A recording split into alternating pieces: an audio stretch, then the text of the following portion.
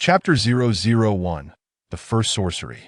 It could be said that no one yearned for a corpse more than Ethan Fan at this moment. He needed a body fresh, robust, and recently deceased. Ethan was a novice sorcerer in a society where practitioners of the arcane arts were regarded as dark and malevolent beings.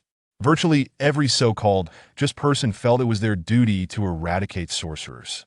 Indeed, sorcerers were sinister and frightening, often consorting with grotesque animals and the dead.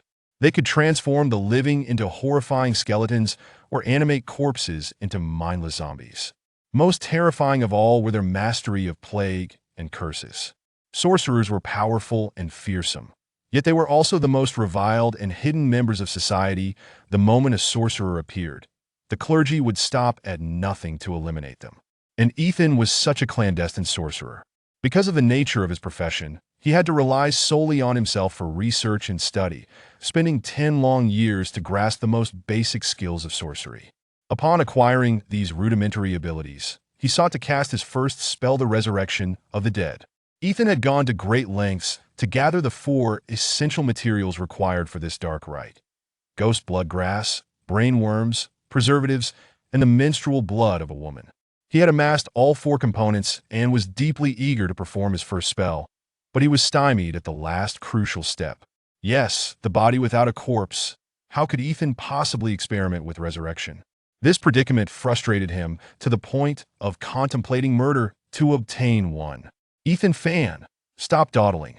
If you don't hurry, you won't reach Finlois City in time. A woman's irritated voice echoed in his ears. Ethan was entranced, gazing at a wooden coffin intended for transporting a corpse, his thoughts straying to how a man might look at a coffin containing the dead with as much fervor as he might gaze upon a beautiful woman. Daisy, have you already finished your meal? Ethan quickly averted his gaze, forcing a smile at the elegantly dressed woman before him. There's a funeral happening. How could I possibly have any appetite? Daisy glanced disdainfully at the funeral procession and then tossed her chestnut curls over her shoulder as she made her way to her carriage. Ethan's eyes lingered on her shapely silhouette, moving from the rounded curves concealed beneath her blush-colored gown to her half-transparent lace-clad thighs, leading him to remark, "Yet her body is undoubtedly more delightful than any corpse." Daisy was the prized jewel of the Fei family, one of the 4 great families of the empire, renowned as a paragon of beauty in the kingdom. It was rumored that the young prince harbored affections for this naturally stunning woman, planning to make her his queen upon her graduation from the Sorcerer Academy. As for Ethan, it would be inappropriate to position him as a young master of the Fei family or one of the accomplished youths of the kingdom. He was merely a foster son within the Fei family, barely managing to qualify as a half-master. He might have a few maids and attendants, perhaps even some hound-like attendants to tease respectable women on the street, but only those of fine standing. In the hierarchy of the Fei family, his status was exceedingly low. He was essentially a superfluous guest, far removed from the likes of Miss Daisy. The reason for Ethan and Daisy's presence in this small town was primarily due to him acting as her male attendant, accompanying her to the Sorcerer Academy. Daisy, blessed with a beauty that could stir up primal desires in many men, also possessed an exceptional talent for fire control. She had caught the attention of the Academy's elder sorcerers, who welcomed her as a student. This was a remarkable honor in the kingdom, and much of Daisy's status as the family's jewel stemmed from her entry into the Academy. Ethan lacked the innate capabilities of a sorcerer. Realizing early on that he possessed no such gifts, he secretly devoted himself to the study of sorcery. Yet, even after 10 years, he had yet to successfully cast a single spell. After ensuring Daisy's safe arrival at the Academy, he intended to wander to other kingdoms, hoping to meet a truly wicked sorcerer to apprentice under, learning some dark craft to avoid leading a pitiful existence. As Ethan and Daisy had now traveled halfway to their destination, he frequently scanned the roadsides for any corpses abandoned due to the ravages of war. Unfortunately, the ones he encountered were either disfigured by wild animals or emaciated off no utility for resurrection. What Ethan yearned for was a sturdy man's corpse. Once Daisy had settled into her carriage, Ethan mounted his black horse. After exchanging a few words with the coachman, they set off, pulled by elegant white royal steeds. Ethan, while escorting her, bore no real power of his own. The true protection for the illustrious lady was provided by a Sky Knight and 3 of Daisy's attendants. 4 commoners. An ordinary knight already held significant status. When such a figure entered a town with over 10,000 inhabitants, the mayor would treat him with utmost respect, inviting him to be a guest. A golden knight, however, ranked even higher, a presence before whom even the mayor would offer reverence. With a Sky Knight present in the town, the mayor was trembling with anxiety, eager to tend to someone of far greater status like Daisy. However, she only planned to make a brief stop before continuing on her journey after lunch, leaving no time for the mayor to extend his hospitality. "Are you saying you don't intend to return to your family?" Daisy poked her head out of the carriage, addressing Ethan, recalling their earlier conversation during lunch. "Indeed, I wish to venture about, perhaps to encounter some extraordinary adventure and return to the capital in glory," Ethan replied. "What kind of adventure could you possibly find? You spend all your time in the library, and even lost to that person from the Rand's Kingdom at the Triennial Scholarly Exchange. Do you really think you can achieve something great with nothing but theoretical knowledge?" Daisy rolled her eyes. "Miss, I suggest when criticizing others, you first examine your own circumstances," Ethan responded with a sly grin. As Daisy leaned out from the carriage's sheer curtain, she turned to look ahead after hearing Ethan's teasing laugh, only to find a branch stretching out from the roadside. She barely ducked in time to avoid a collision with the ancient tree's intrusive limb. Ding, ding, ding. Though her reaction was swift, the branch still grazed her hair, dislodging a delicate hairpin that fell to the ground. Seeing the precious hairpin drop, Ethan dismounted to retrieve it, noticing that Daisy hadn't realized it was missing. He stealthily pocketed it, feeling a spark of joy. This pin was worth quite a sum. The cost of materials for resurrecting a corpse was thus regained.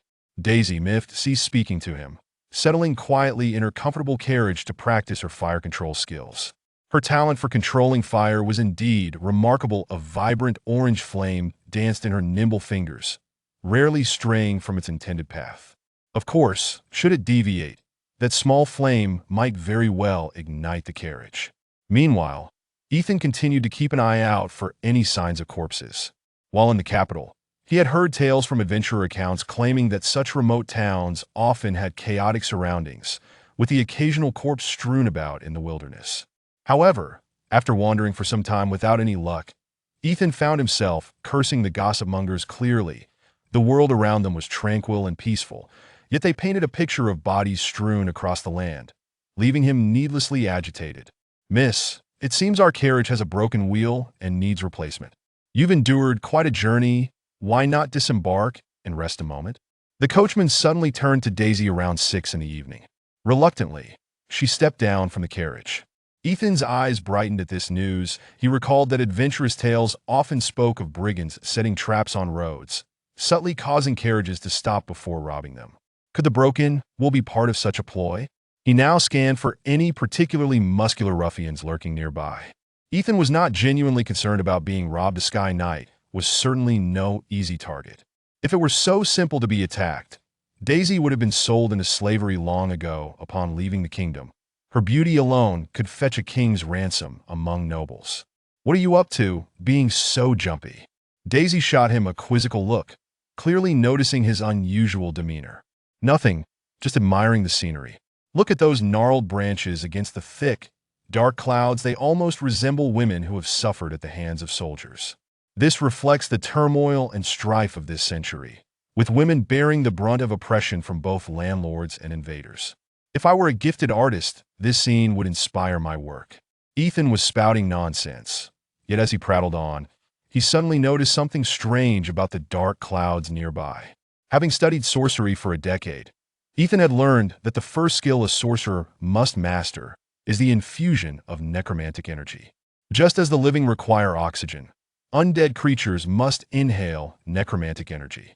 For a sorcerer to sustain the undead, sufficient necromantic energy must be available.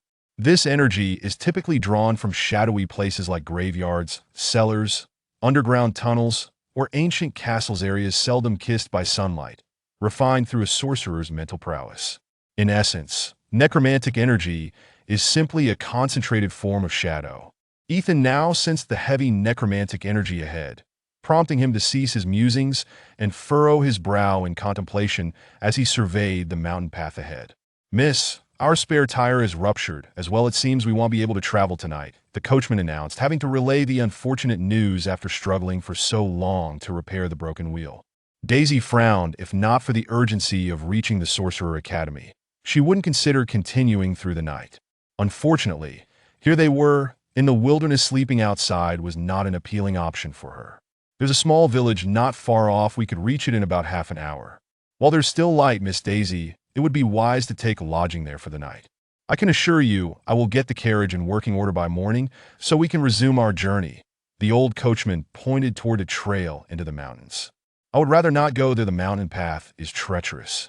"Daisy, perhaps you could manage a night in the carriage," Ethan swiftly interjected, wary of the heavy necromantic energy that might indicate unsavory things lurking in the vicinity. Daisy shot him a disapproving glance, clearly displeased with his familiarity in addressing her by her given name. "There are many bandits about. Staying in the village for one night is safer. They should have clean and comfortable rooms." The Sky Knight, Daisy's protector, remarked. He was referred to as the Left Knight by Daisy. Reluctantly, Daisy agreed to the idea of resting in the village, not wishing to sleep outdoors. Ethan, initially intent on protesting, found himself at a loss for a valid reason to argue. After all, he couldn't simply explain that he was a sorcerer who sensed an unusually oppressive atmosphere. With no other choice, Ethan accompanied Daisy towards the village, hoping that it was merely a burial site nearby and that nothing truly terrifying would emerge. Chapter 002.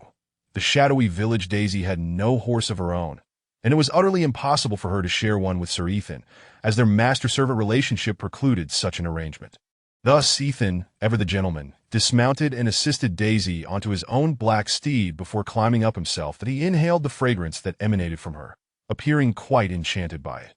"Do not come too close," Daisy, sensing the lewd intentions of the man behind her, spoke in a frosty tone.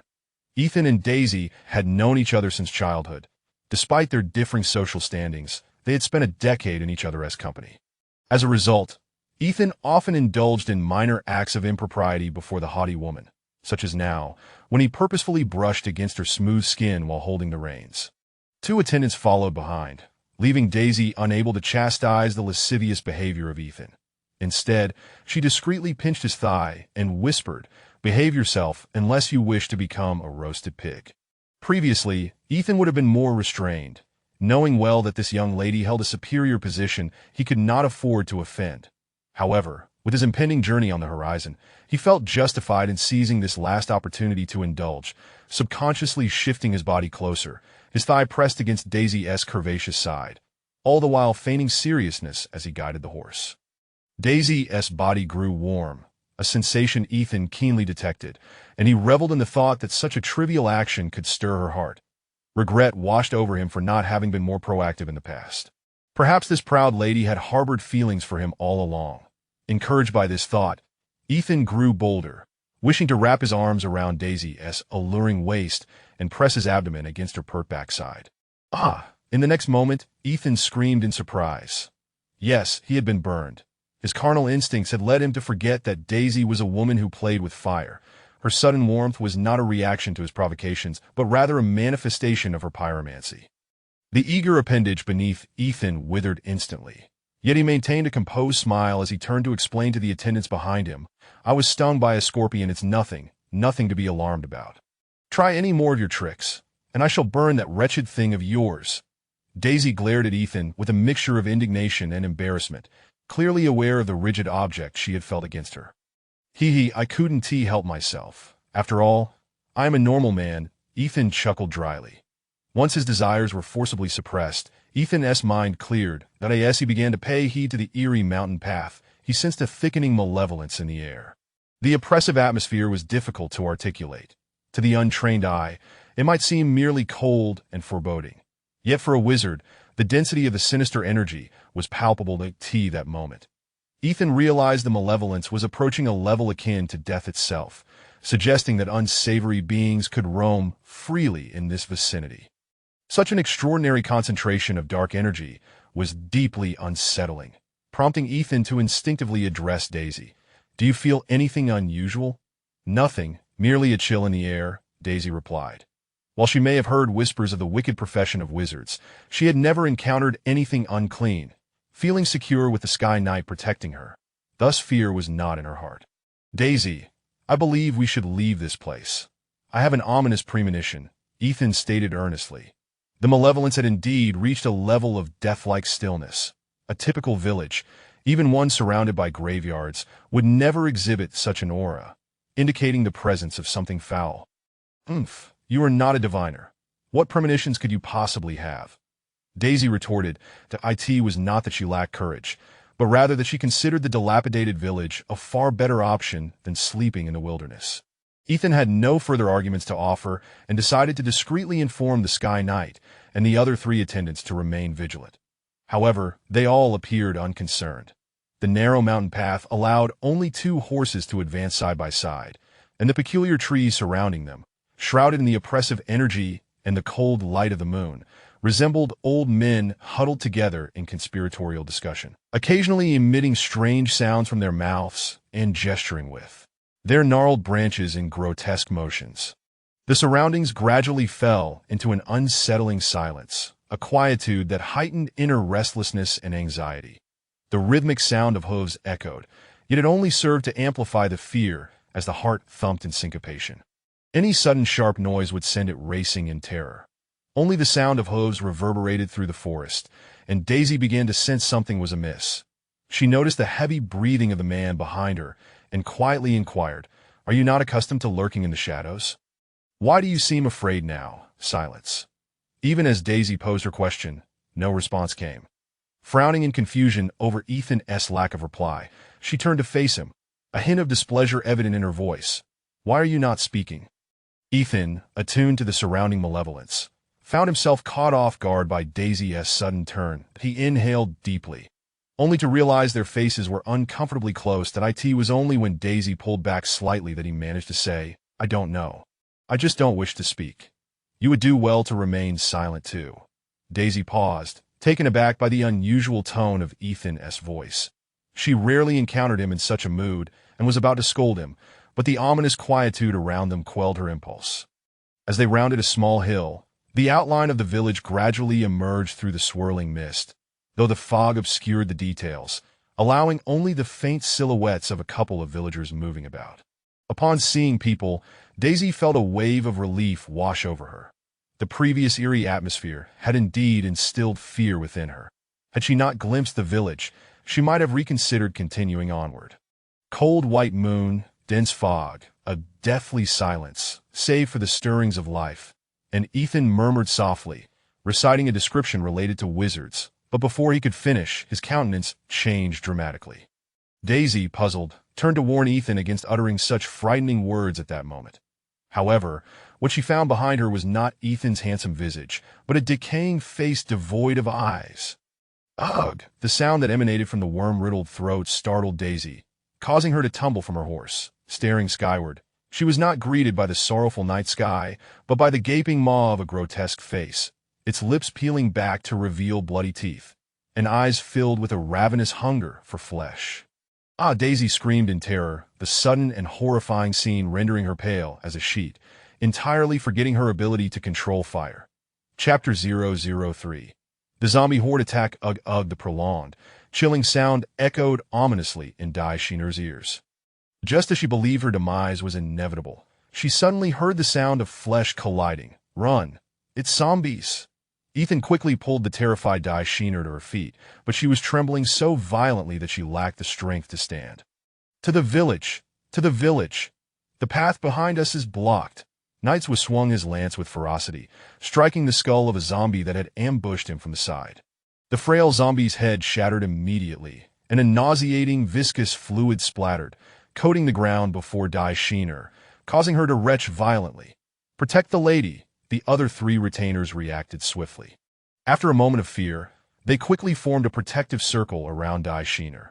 However, in that fleeting instant, even more zombies surged forth from the shadows, their decaying bodies blocking the retreat down the mountain path. Zombies were undeniably the most repulsive of creatures. Upon seeing those terrifying, grotesque faces rushing toward them, The three retainers lost all desire to fight and only wished to escape this nightmarish place. The retreat was completely obstructed by 10 zombies, their faces grotesquely falling away, and the three retainers could only retreat with Sheener and Ethan towards the village. Upon sighting the village, Nightzoe immediately charged through the wooden gate, hoping to usher everyone to safety within its confines. "Dante, go in!" Ethan shouted urgently, but it was too late. A dozen agile zombies leapt out from the side, forcing the 6 of them directly into the village. Almost immediately, a tide of corpses began to crawl out from the pitch-black wooden houses, their green eyes twinkling like distant stars. "How can there be so many?" One of the retainers exclaimed in terror, the pale moonlight casting an eerie glow upon the village. The sight of Chapter 004. The hairpin piercing the heart. What to do? What now? Ethan Van rushed down the stairs, his heart in turmoil, that he knew it wouldn't be long before the horde of zombies would shatter the barrel, at which point countless undead would pour in. Ethan Van was a wizard who dealt with the undead, but he was merely a novice, and the only spell he had attempted, reanimation of corpses, had yet to be mastered. Moreover, even if he had perfected this necromantic skill, it would be of little use now. After more than a month without encountering a single corpse, now I face 100 animated ones all at once. What a nightmare. Must I truly feed these grotesque, repugnant creatures? Ethan leaned weakly against the wine rack. Bang bang. A cacophony of zombies crashing against the cellar door reverberated through the underground wine cellar, causing the entire space to tremble. Dust and wood shavings fell from the ceiling, landing on Ethan, whose body shook in rhythm with the quaking cellar. If it comes to it, I shall perish alongside you. Even in death, I shall die with honor." Ethan glanced at the wine racks in the cellar. If he were to pour out the wine and ignite it, he could at least incinerate those foolish enough to charge down. However, Ethan was unwilling to accept such a fate. With his noble lineage, dying amidst such a horde of zombies would be an absolute disgrace. Ethan was not a native of this land. He hailed from the kingdom of Jean, the sole heir to its throne at the tender age of 6. His kingdom fell, reducing him to slavery. After enduring 4 years of servitude, he was finally rescued by an aunt from the Fey AI family, who took him in as a half-master of their household. With the noble blood of Jean coursing through his veins, Ethan had never resigned himself to being a mere dependent. Upon realizing his lack of innate talent, he resolutely chose to pursue the forbidden arts of the various kingdoms, namely wizardry. Determined to achieve greatness, he spent a decade not only mastering sorcery, but also voraciously absorbing knowledge, becoming one of the few young scholars in the realm. Yet, just as he prepared to embark on his grand adventures, he found himself trapped in this dark wine cellar, awaiting a gruesome fate at the hands of flesh-eating zombies. How could Ethan not feel indignant? The sound of the zombies' relentless battering echoed in Ethan's mind. Fear, anger, resentment, and bitterness engulfed him, conjuring a whirlwind of memories and illusions. Yet, amid this turmoil, despair never manifested in his eyes. Finally, Ethan stood resolute, his fists trembling as he clenched them tightly. "So what if I have fallen? As long as I do not perish," he declared with unwavering conviction. Indeed, he had conceived a final plan, albeit one never attempted by anyone before. Ethan opened the small satchel he carried, which contained the materials needed for his first spell. These included ghostly blood grass, brain worms, preservatives, and a vial of menstrual blood. What purpose did he have in preparing these materials? Naturally, it was to cast his inaugural spell, reanimation of corpses. Reanimating the dead was the first spell Ethan had sought to master, but the process was exceedingly complex, and he could not be certain he could complete it in such a brief span. He dared not linger. He hastily applied the ghostly blood grass to his body. This unique plant could activate the muscles of corpses that a wizard would channel their mental energy into the grass, melding it within the corpse to achieve the goal of animation. If a true wizard were to witness Ethan's act of applying ghostly blood grass to himself, they would surely be doubled over in laughter. Next, Ethan seized the brain worm, meant to brainwash the corpse, rendering it devoid of consciousness and transforming it into a puppet entirely under the wizard's control. Gazing at the writhing, semi-transparent black worm, Ethan clenched his fists tightly, crushing the precious creature he had procured at great cost, before swiftly applying the prepared preservatives evenly across his body. Bang! Bang! Bang! The sound of zombies battering the cellar door felt as if it were pounding against Ethan's heart, and cold sweat streamed down his brow. Ugh, ugh, the terrifying wails of the zombies echoed in his ears, escalating his anxiety. Trembling, he retrieved the final material for reanimation, a small vial of menstrual blood. This vial, sourced from X, was the most challenging component for him to acquire. This moment, the image of the beautiful woman flashed in his mind. Ethan shook off the distracting thoughts. It was time for the final step, yet he found himself ensnared in contemplation. Last, he steeled his resolve to cast the spell. With careful yet anxious precision, he dripped the viscous blood onto the region of his heart. If I fail, it will be a permanent farewell. Even if I succeed. A bittersweet expression crossed Ethan's face. He lay flat on the ground, ensuring the thick blood remained at the center of his chest, gazing up at the pitch-black ceiling, his eyes filled with uncertainty.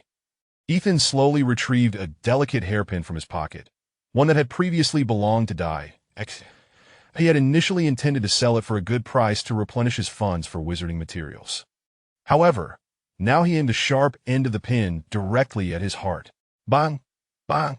Two more violent tremors shook the cellar, as though the entire underground structure were on the brink of collapse. At last, a powerful zombie shattered the barrel, and crimson liquid poured down the stairs. Almost simultaneously, a dozen zombies clambered down, lunging toward Ethan's position.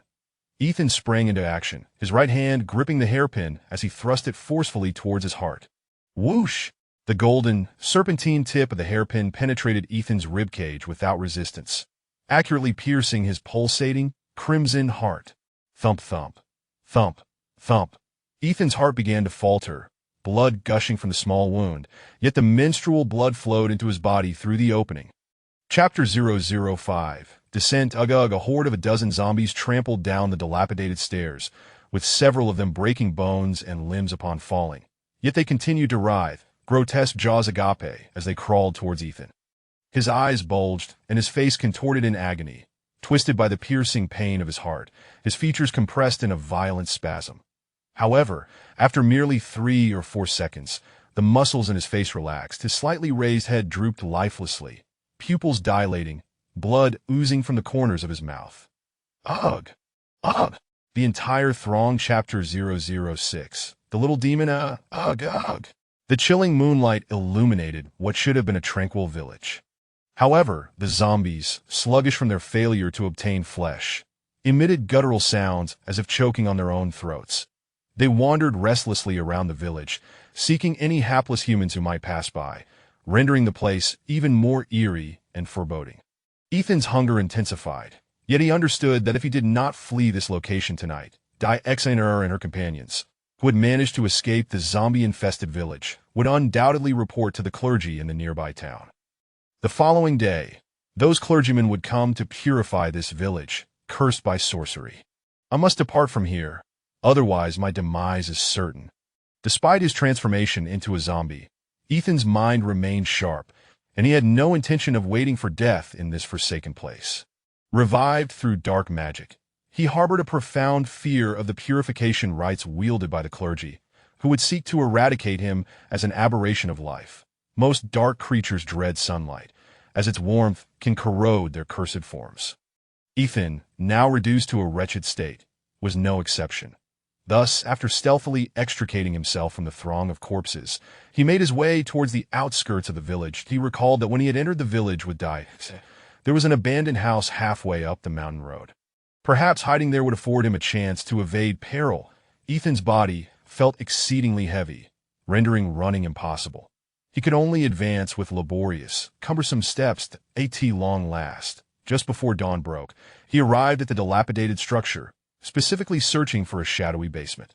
Fortunately, he discovered a concealed pull ring in the crumbling corner of the house, and with great effort, managed to pry it open. Having been resurrected, Ethan's body had become rigid, and regaining his former agility would likely require numerous refinements through sorcery. He closed the basement door behind him and, after a strenuous struggle, concealed himself in the wine cellar. Just as he allowed himself a moment of respite, a series of chattering sounds reached his ears, accompanied by a chilling breeze that swept past him. Were he an ordinary human, he would have been terrified beyond measure. However, he was a sorcerer who had diligently studied dark magic for a decade and had perused the vast library of the capital, amassing a wealth of knowledge. The peculiar murmuring voices that occasionally whispered in his ear and the bizarre sounds emanating from the wine cellar belonged to the restless spirits that I in the realm of dark beings. These spirits were referred to as little demons, a lowly form of undead that could do no more than frighten and cause minor disturbances, posing no real threat to life, even less so than skeletal undead. The presence of these little demons indicated a heavy accumulation of dark energy. Even when he was human, Ethan had gradually acclimatized to this chilling, oppressive atmosphere after 10 years of practicing sorcery. Now, as a resurrected entity, he found himself even more enamored by the dense aura of darkness, akin to being intoxicated by the fragrance of a captivating woman. Listen to me. If you wish to avoid being purified during the day, cease your mischief immediately. If even one clergyman or priest is drawn here, we shall all meet our end. Ethan knew that these dim-witted little demons were prone to causing trouble, and for the sake of his own survival, he sought to intimidate these oblivious creatures with the authority of a higher dark being. These little demons, being spirits, were fundamentally different from Ethan. They lacked corporeal forms. Although they too could be purged by priests and clergymen, they showed no fear of a dark being that could not even physically touch them. The tiny, greenish faces of the demons continued their antics, undeterred, drifting through the abandoned house and chattering incessantly, with some even contemplating a jaunt outside before dawn. I certainly do not wish to be killed by your foolishness. Ethan had initially considered allowing these little creatures to remain, as he had intruded upon their territory. However, their utter lack of awareness regarding danger compelled him to eliminate them to prevent them from attracting the attention of the clergy. The underground wine cellar, long untouched and marred by past violence, was saturated with dark energy. Ethan knew that by employing sorcery to siphon away this energy, the little demons reliant on the oppressive atmosphere for survival would swiftly dissipate.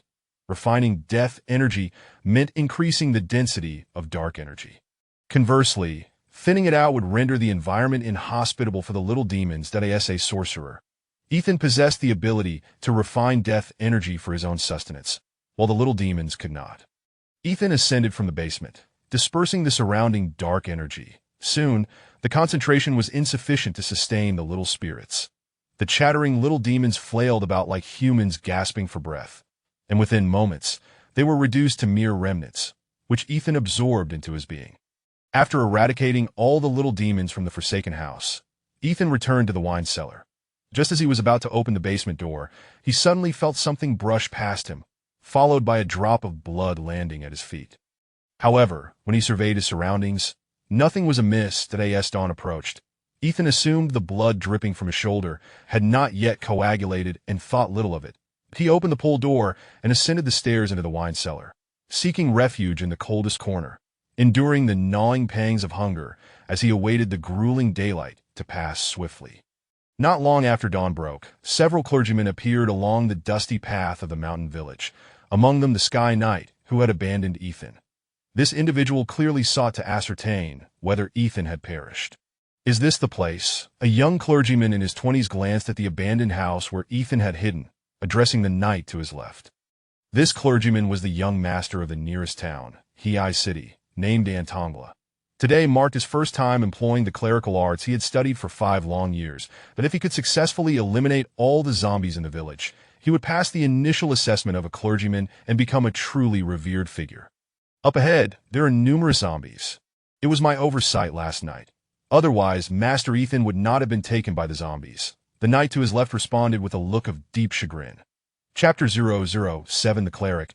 Are you suggesting there are nearly 100? Interjected another middle-aged cleric adorned with a pointed hat. This middle-aged cleric was none other than the chief cleric of Hei City. The emergence of a cursed village within his jurisdiction was an undeniable disgrace. Upon learning that the distinguished Miss Dazner had been harmed by a zombie, this chief cleric set forth at dawn the next day to eradicate the undead. However, he was also puzzled. Given the medals worn by this knight of the left, he should have been more than capable of vanquishing those zombies on his own. Why then, had he fled in such a disheveled manner? Indeed, there are that many. I fear there is also a particularly powerful sorcerer lurking there, which is why I escorted the lady away immediately. The knight of the left replied, his eyes darting about as he spoke. Having been reduced to a creature of darkness, Ethan's hearing had sharpened considerably. Even while hiding in the cellar, he could overhear their conversation from 50 meters away, including the knight's words. What a scoundrel, spouting nonsense. Ethan muttered to himself. He dared not make a sound. The extermination of dark creatures had always been the sacred duty of every cleric. They would not concern themselves with whether Ethan retained any semblance of consciousness. There is a palpable aura of death emanating from that dilapidated house. It likely harbors some unsavory entities. A young cleric suddenly remarked that Ethan's heart raced violently. Though he couldn't ascertain whether his heart still beat, he felt an electric tension coursing through him. If he were alive, his heart would undoubtedly be pounding. "Master, let us first investigate the village." A woman's voice reached Ethan's ears just as he was preparing to take a desperate gamble. The three clerics and the knight of the left then mounted their steeds and rode towards the mountain village that a cold sweat broke out on Ethan's brow as he thought to himself. No matter how unattractive that woman may be, I must embrace her and kiss her fervently. Her voice is nothing short of celestial. Yet, as he envisioned kissing the woman, a gruesome image suddenly surged in his mind. No, he had not been fantasizing about kissing her.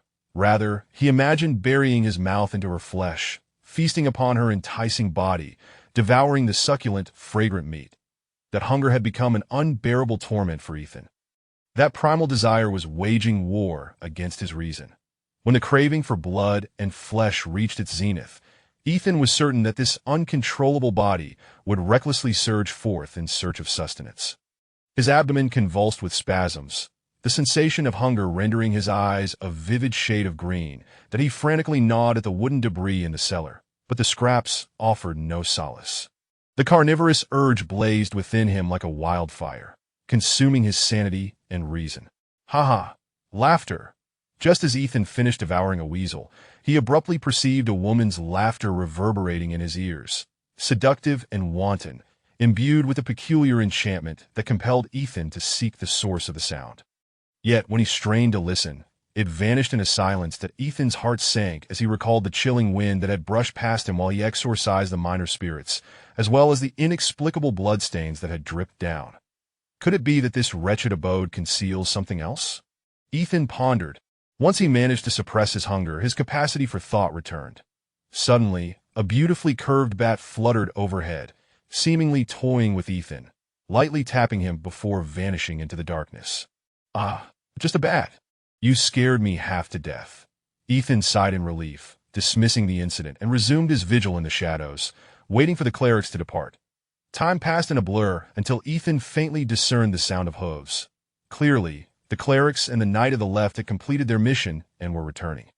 Surely they annihilated that decrepit house as well. If anything remains hidden, these filthy beings can easily rise again. At that moment, the voice of the older cleric with the pointed hat reached Ethan's ears. Ethan's body trembled as he frantically searched for another exit from the cellar, but found none. Without hesitation, he resolved to escape the house, even if it meant braving the scorching sunlight. Otherwise, he would surely face purification. Ethan clawed his way through the cellar door, leaping into the sunlit room. However, the blinding light momentarily robbed him of his sight. In that instant, he quickly released the deathly aura he had absorbed, enabling himself to move beneath the sun's rays. What an intense aura of death! The voice of the older cleric echoed from outside the house, and the next moment, the rotting wooden door was kicked open. Ethan! The knight of the left spotted the familiar face at once, nearly collapsing in terror. Light! The elder cleric reacted swiftly, exponentially increasing the intensity of the light just as Ethan leapt through the window. The deathly aura surrounding Ethan was almost instantly dispelled, and he nearly turned to ash in the searing sunlight. Ugh! Ethan jumped back into the abandoned house, his body scorched and charred. Had he hesitated even a moment longer? "Are you Ethan Von Fay, heir of the Fay family?" The elder cleric did not immediately attempt to purify Ethan, but instinctively inquired. Ethan curled into a dark corner, emitting low, guttural sounds, cursing the knight of the left, though the necromantic magic that had revived him had rendered him incapable of speech. Miss Dazener instructed us to bring his body back. The female cleric gazed at the terrified figure of Ethan, seemingly reluctant. After all, aside from his paler complexion, he appeared strikingly human, hardly resembling a creature of filth. He has succumbed to darkness. But alas, poor child, let me relieve your suffering, for only then will your soul find redemption. The elder cleric wore a benevolent expression, which Ethan viewed with utmost revulsion. Leave him to me. The young Antana stepped forward. Earlier, in the village of the undead, he had failed to purify the source of the curse due to fear, and now he sought to restore his honor by dealing with this inexplicable resurrection. Antana glanced at the cowering figure of the zombie in the dark corner, and a smug smile crept upon his lips as he noted the creature's palpable fear. But he then closed his eyes and began to chant the purification spell.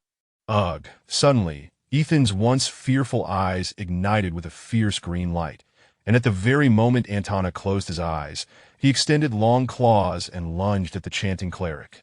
Chapter 008. The eerie giggle the night, and the two clergy members were taken aback, their astonishment mounting as they beheld the once timid Ethan Fan, now transformed into a dark creature, displaying an unexpected cunning that rendered them momentarily complacent. They had anticipated an easy confrontation, never suspecting that this grotesque corpse possessed such remarkable intelligence. Yet in the next instant, their astonishment deepened as they witnessed Antora, who they believed to be at Ethan's mercy, being held captive rather than slain. One of Ethan's hands gripped the fragile Antora tightly, while the other brandished its claws menacingly against her throat. It was indeed a hostage situation. The two clergy and the left knight widened their eyes in disbelief. They could never have imagined that a zombie would resort to such a tactic. But now, this very creature had captured Antora, emitting guttural sounds that seemed to command them to retreat. He possesses awareness. The elder clergy, having dealt with these dark beings for many years, recalled encounters with astute zombies, commonly referred to as living dead among the clergy. This type of living dead was fundamentally different from ordinary zombies. They were endowed with consciousness and intelligence, and they could undergo transformation and evolution by consuming death energy. Ethan grinned, having willingly descended into the repulsive state of a living dead creature to survive. He was resolute in not allowing these clergy to purify him so easily. He had to resort to any means necessary. Teacher, please save me. Antora was on the verge of wetting herself, for the being restraining her was a dark, flesh-eating corpse, and the strange odor emanating from its mouth made her hesitant to breathe. This living dead cannot be allowed to escape. Otherwise, it will wreak havoc. The elder clergy hesitated, knowing that the most perilous aspect of living dead was their potential for transformation and evolution. If they did not eliminate the creature at this early stage, it would only become more challenging to vanquish later. The left knight's eyes darted with determination. Upon hearing the elder's warning, he suddenly raised his knightly spear. With a swift motion, he slid forward, appearing before Antora, and thrust the spear directly into her body. Suddenly, the knight's action was so abrupt that none present, including Ethan, could foresee such a move. Sure. The spear's formidable power pierced through Antora's abdomen, continuing its trajectory into Ethan's own body, creating a gaping wound in his abdomen from which blood erupted, splattering both Ethan and Antora onto the left knight.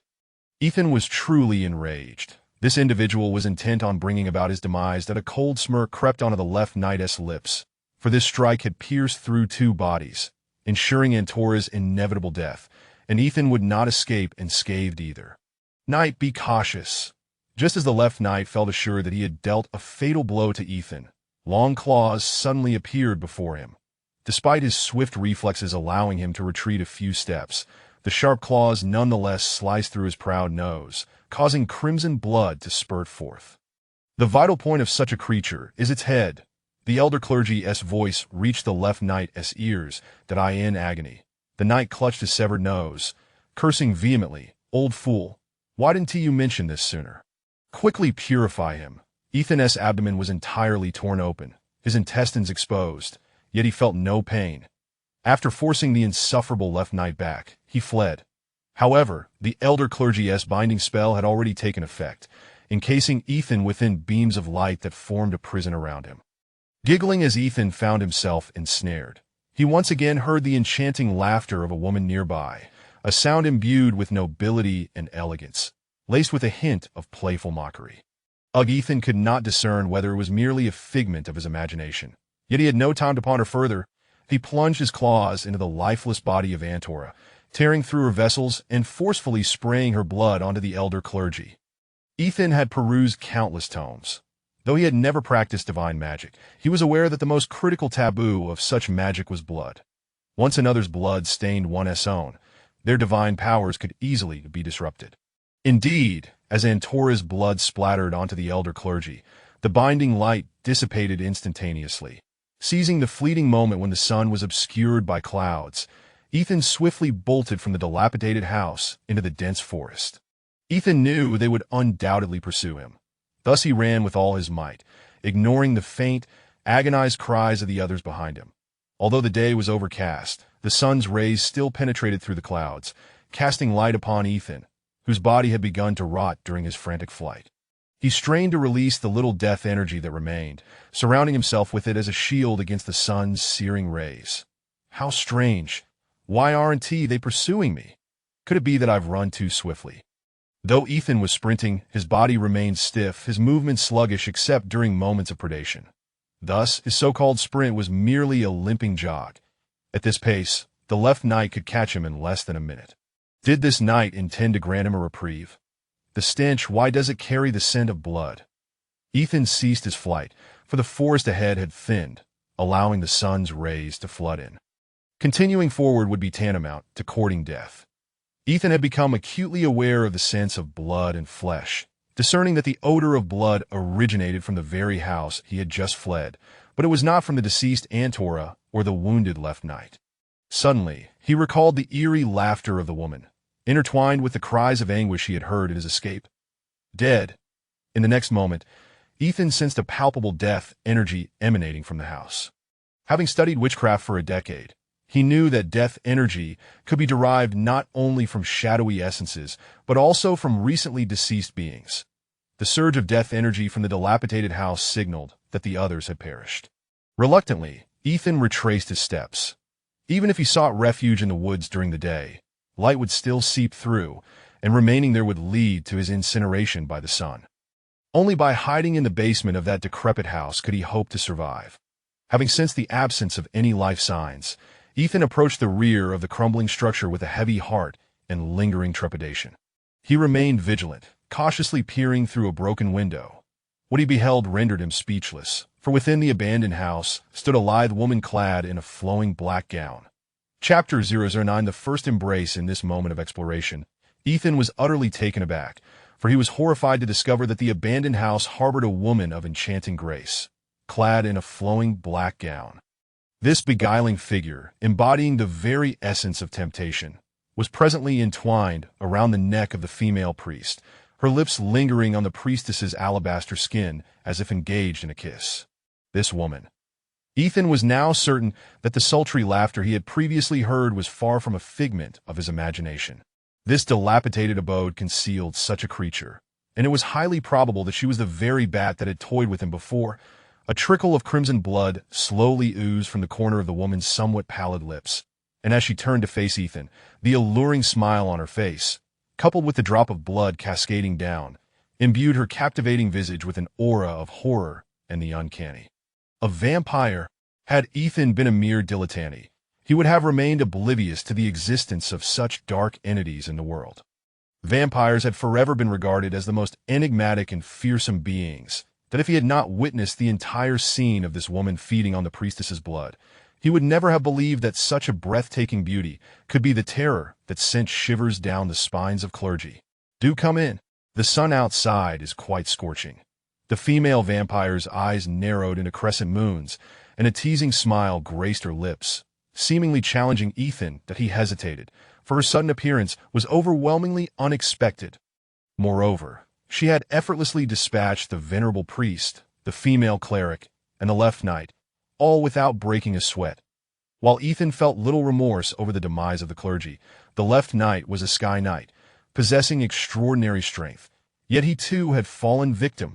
After a tumultuous internal struggle, Ethan ultimately succumbed to the allure of the sheltering darkness, for the sun's rays outside threatened to consume him entirely, that he understood that if this vampire wished to end his life, she could do so with the ease of a mere flick of her finger. The atmosphere within the room was thick with the scent of death, granting Ethan a certain sense of ease, yet the presence of this voluptuous yet cold-hearted vampire rendered him profoundly uncomfortable. Originally, I was quite content hiding here, but you have summoned these clergy. In light of your unintentional provision of a delectable morsel, I shall overlook the matter. The vampire spoke in a tone of superiority, though it could not mask the innate seduction in her voice. Ethan knew that vampires were a higher form of dark beings, capable of extinguishing a resurrected life like his with the slightest motion. Thus, he had no intention of resisting. Although uncertain whether the bloodkin could comprehend the language of the undead, he still voiced, "Had you desired to kill me, you could have done so before I took refuge here." Haha, what a clever zombie. The female vampire laughed wickedly, stepping within mere inches of him, her gaze locked onto his. "Little one, I am well aware of your lineage. The blood coursing through your veins excites me in ways I cannot explain." Ethan took no offense at her term of endearment, for vampires were nearly immortal. Despite the fade of a vibrant 18-year-old, it was entirely possible she had lived for a century and 80 years. Had the kingdom of Jean not fallen, you would have been the heir to a prosperous realm of 1,000,000 souls. Alas, the kingdom lies in ruins, and the once proud future monarch has been reduced to this pitiable state. She lamented, the seductive undertone of her words seeming deliberately crafted to evoke memories of sorrow and indignation within Ethan. Unmoved, Ethan reflected that the kingdom of Jean had perished when he was merely 6 years old. He had only received the education befitting a young prince before being relegated to the status of a lowly slave, eventually becoming a half-master under another's roof. The pride he once held had been tempered during those 4 years of servitude. Do not be surprised. Every vampire is well versed in the affairs of the world. And allow me to mention, I am acquainted with Meng Chenna, a woman of such grace and envy. The vampire continued to chuckle, her lascivious smile igniting Ethan's most primal desires. "I do not recall," Ethan replied, though he was being untruthful. His earliest memories were undoubtedly filled with thoughts of this woman, for Meng Chenna was his mother. Though her stunning visage had gradually faded in his mind, the warmth of her ever-loving smile was a sensation he could never forget.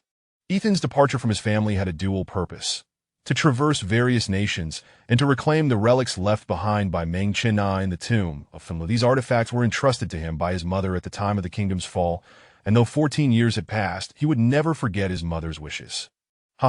She was a good wife, yet not an adequate mother. "My dear Ethan, allow me to embrace you for the first time.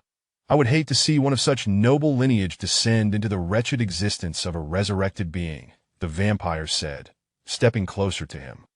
The intoxicating scent enveloped Ethan, stirring the lifeless blood within him, for the allure of this vampire was undeniably fatal. Had he been a normal man, he would have recklessly thrown himself upon her, succumbing to his most primal urges. First embrace. As Ethan emerged from the haze of her fragrant allure and soft embrace, he recalled the term she had uttered.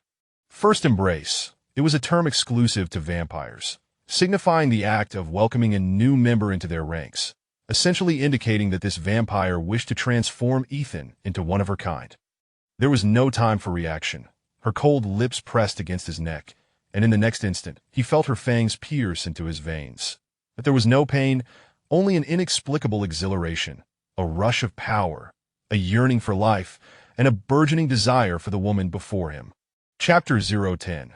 The female vampire. Ethan found himself enveloped by the enchanting female vampire. Despite being devoid of primal male desires, he experienced an overwhelming surge of longing. His hands clasped around her voluptuous waist, pressing her soft, ample bosom against his chest. As the vampire feasted upon his blood, he incessantly caressed her alluring form, traversing her smooth, curvaceous back down to her soft, pert derriere. Ethan left no sensual area of the vampiress body untouched, even pressing her flat, immaculate abdomen against the firm bulge of his own arousal. Having faced death once, many of Ethan's sensations had dulled, yet he was undeniably certain that this female vampire possessed the most exquisite and dangerously seductive figure he had ever encountered. Engaged in a fervent flirtation, his bold advances left even the vampire momentarily flustered. Typically, to transform someone into a vampire, one must first drain their blood, then offer their own in return. Upon death, the individual would resurrect as a vampire. However, though this beguiling female vampire was powerful, she was a novice in the art of the embrace, having only ever fed on the blood of women due to her personal aversions. Thus, Ethan's blood was the first male blood she had ever tasted, an intoxicating elixir that ignited her desires. Vampires, inherently creatures of lust, craved both blood and physical intimacy. Male blood acted as an aphrodisiac for female vampires, and coupled with Ethan's audacious groping, it rendered this outwardly promiscuous, yet inwardly frigid vampire ablaze with a fervor that made her wish to shed her garments and indulge in reckless abandon with him. Having consumed merely half of Ethan's blood, she found herself struggling to maintain control. In that moment of triumph, Ethan seized the opportunity, sinking his teeth into her wrist, rupturing her vein, and began to drink deeply from her. Ethan had researched the embrace process, having stumbled upon it in a tome that he understood that a vampire's lust would amplify significantly when feeding on the blood of the opposite sex, which prompted his earlier indiscretions. Blood, the essence of life and power, fueled his insatiable thirst, causing him to lose track of how much he had consumed until the enraged vampire forcefully pushed him away. Reluctantly, he detached himself, lewdly licking the remnants of crimson liquid from his lips. To his astonishment, after feasting on her blood, a miraculous event unfolded. The wound in his abdomen, once pierced by the left knight, began to heal at an astonishing rate. His insides, entrails, bloodied intestines, fat, muscle, and skin restored themselves within mere minutes, leaving no scar behind. You bastard, the vampire seethed, pointing an accusatory finger at Ethan upon realizing her blood had been siphoned. Her fury was justified. She had never intended to transform Ethan into a vampire. He possessed the blood of the kingdom of Jean, inheriting half of her mother's lineage, making him the quintessential blood donor for vampires. Her sole intention was to drain his noble blood to mend her own injuries. Yet, she had underestimated his cunning, as he had discerned the secret of the embrace and exploited her vulnerability to incite her lust. The embrace required the vampire to offer their own primal blood back to the recipient. The vampire's blood was immensely precious. She could never allow it to be given to another. However, that wretched man had exploited her moment of weakness, draining half of her invaluable blood at the peak of her desire. This meant that Ethan and the vampire had exchanged half of their primal blood. The loss of half her primal blood was grievous enough, but compounded with the fact that the blood Ethan had consumed was now mingled with her own, her essence had been tainted. Although Ethan's blood had healed her injuries, the contamination of her primal blood had effectively halved her power. How could she contend with her pursuers now? How could she maintain her standing within the vampire clan? You shall perish. The vampire, consumed by a mix of rage and humiliation, struck Ethan with her delicate palm. Crack! Ethan's neck twisted sharply, and in an instant his vitality ebbed away, leaving him lifeless on the ground. Reclaiming the blood was impossible. Her half had already intermingled with his primal essence, and attempting to regain it would only dilute her bloodline further. The vampire glared at the lifeless body with a gaze full of hatred, wishing she could consume him whole, yet she knew that this individual who had undergone the embrace could not truly die. In approximately 10 days, he would resurrect and become a vampire. Curse you, I shall remember this. In utter despair, the hapless female vampire took flight, tears glistening in her eyes as she soared into the blazing sunlight, retreating toward the distant woods. Not long after her departure, 2 elegantly adorned men appeared, wielding golden spears and draped in opulent cloaks, exuding an air of superiority. Upon discovering the pile of corpses, they exchanged knowing glances, deducing that the powerful female vampire was responsible. After her, we must not let her escape, or the consequences will be dire. The 2 men, garbed in sanctified robes, shared a determined look, disregarding the chaotic remains, and took flight in pursuit. Once they had departed, Ethan tilted his head and rose, cursing the direction in which the vampire had fled before meticulously examining his own body, but he was acutely aware that he was still in the transformative stage of becoming a vampire, a phase marked by extreme vulnerability. He required a substantial intake of blood, as well as a cold, stable coffin to rest within for a period of time. Without hesitation, he began to drain the blood from the corpses around him. The female vampire had only fed on the blood of that female priest, Andorra, while the blood of the old priest and the left knight should suffice for Ethan's metamorphosis into a vampire. Now, he needed only to sleep. Chapter 011. The Slumber Before Transformation. While draining the blood of the left knight, Ethan Van inadvertently discovered that this individual was in possession of 2 letters. The first letter was a missive from Daisy, instructing its return to the Fae AI family, an account of her harrowing ordeal the previous night, alongside the notification of Ethan Van's demise. Without hesitation, Ethan Van tore the letter to shreds, for he firmly believed that he would indeed return to the capital alive. Thus, the news of his death could not be allowed to reach them. The second letter incited a profound fury within Ethan Van.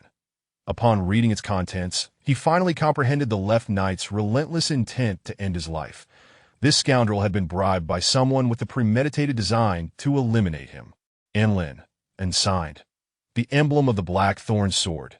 Ethan Van was determined to uncover who in the capital sought his demise. However, this letter was somewhat covert, leaving him with only the clues of Enlin and the Blackthorn sword emblem. Enlin was a place where the nobility of the capital indulged in reckless abandon, a locale Ethan Van had only heard of but never visited. It was evident that the individual who had hired the left knight to take his life hailed from there, or was a noble who frequently reveled in its pleasures. Given that nearly every powerful noble frequented this establishment, Ethan Van realized that utilizing this clue to identify his would-be employer would prove exceedingly difficult. As for the Blackthorn sword emblem, Ethan Van had never encountered it before and could only speculate that it served as a mark or symbol of that employer. Across various nations, there exists an abundance of distinct insignias. In the kingdom of Fenelon, the myriad of emblems was beyond count. Although the Blackthorn sword emblem provided Ethan Van with a lead, locating the organization behind it would undoubtedly present its own challenges. After obliterating both letters, Ethan Van silently vowed to remember this enmity. Just as he began to formulate his next steps, an overwhelming wave of fatigue washed over him. This fatigue was likely a precursor to his transformation into a vampire. As it was still daylight, he could not venture to seek out a crypt. Yet the heavy drowsiness besieged his mind, leaving him with no choice but to lie in that dilapidated dwelling, atop several corpses, awaiting his next awakening. Nearly 2 days had elapsed, and the clergy and left knight had yet to return. Daisy, in her concern, dispatched individuals to the zombie-infested village in search of them. Come nightfall, 3 golden knights and several young clergy members returned, bearing several corpses.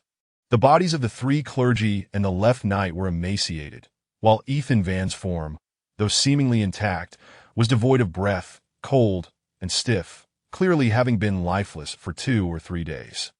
Upon seeing Ethan Van's corpse before her, Daisy fainted once more. After several priests cast awakening spells upon her, she regained consciousness, but her beautiful eyes were swollen and red, tears swiftly dampening her long eyelashes. Initially, the clergy suggested cremating Ethan Van, but Daisy vehemently opposed the idea. When she discovered that Ethan Van had taken his own life using her hairpin, she was inconsolable, cursing and weeping over his remains, behaving in a manner unbefitting a lady of her stature. Preserve him in a stone coffin, enter him in the small town's graveyard, and when I return from the Sorcerers' Academy next year, I shall take him back to the family. Regardless of her lamentations, Daisy knew this detestable individual could not be revived. After a week of emotional turmoil, Daisy finally composed herself and instructed her subordinates to handle Ethan Van's final arrangements. Though Ethan Van lay in slumber, he could hear the words spoken near him. Were he able to command his body, he would surely rise and bestow kisses upon Daisy's cherubic cheeks. After a week of listening to her confessions, curses, and tears, Ethan Van was finally graced with the most exquisite of sentiments. Initially, he had feared that Daisy might dispatch someone to return his corpse to the family. Such an action would likely expose his transformation into a vampire. The process of becoming a vampire is fraught with vulnerability. Fortunately, the most experienced elder clergy member in the small town had been slain by the female vampire. Had he still been alive, he would undoubtedly have detected Ethan Van's metamorphosis. With a mere incantation, The clergy could have sealed Ethan Van's fate irrevocably. Daisy had ordered that Ethan Van be placed in an ice coffin designed for preserving corpses, directly interring it within the small town's graveyard. Thus, with the stone coffin and a burial site, Ethan Van had secured a tranquil resting place, allowing him to undergo his transformation into a vampire without any hindrance. At that point, he would truly be resurrected.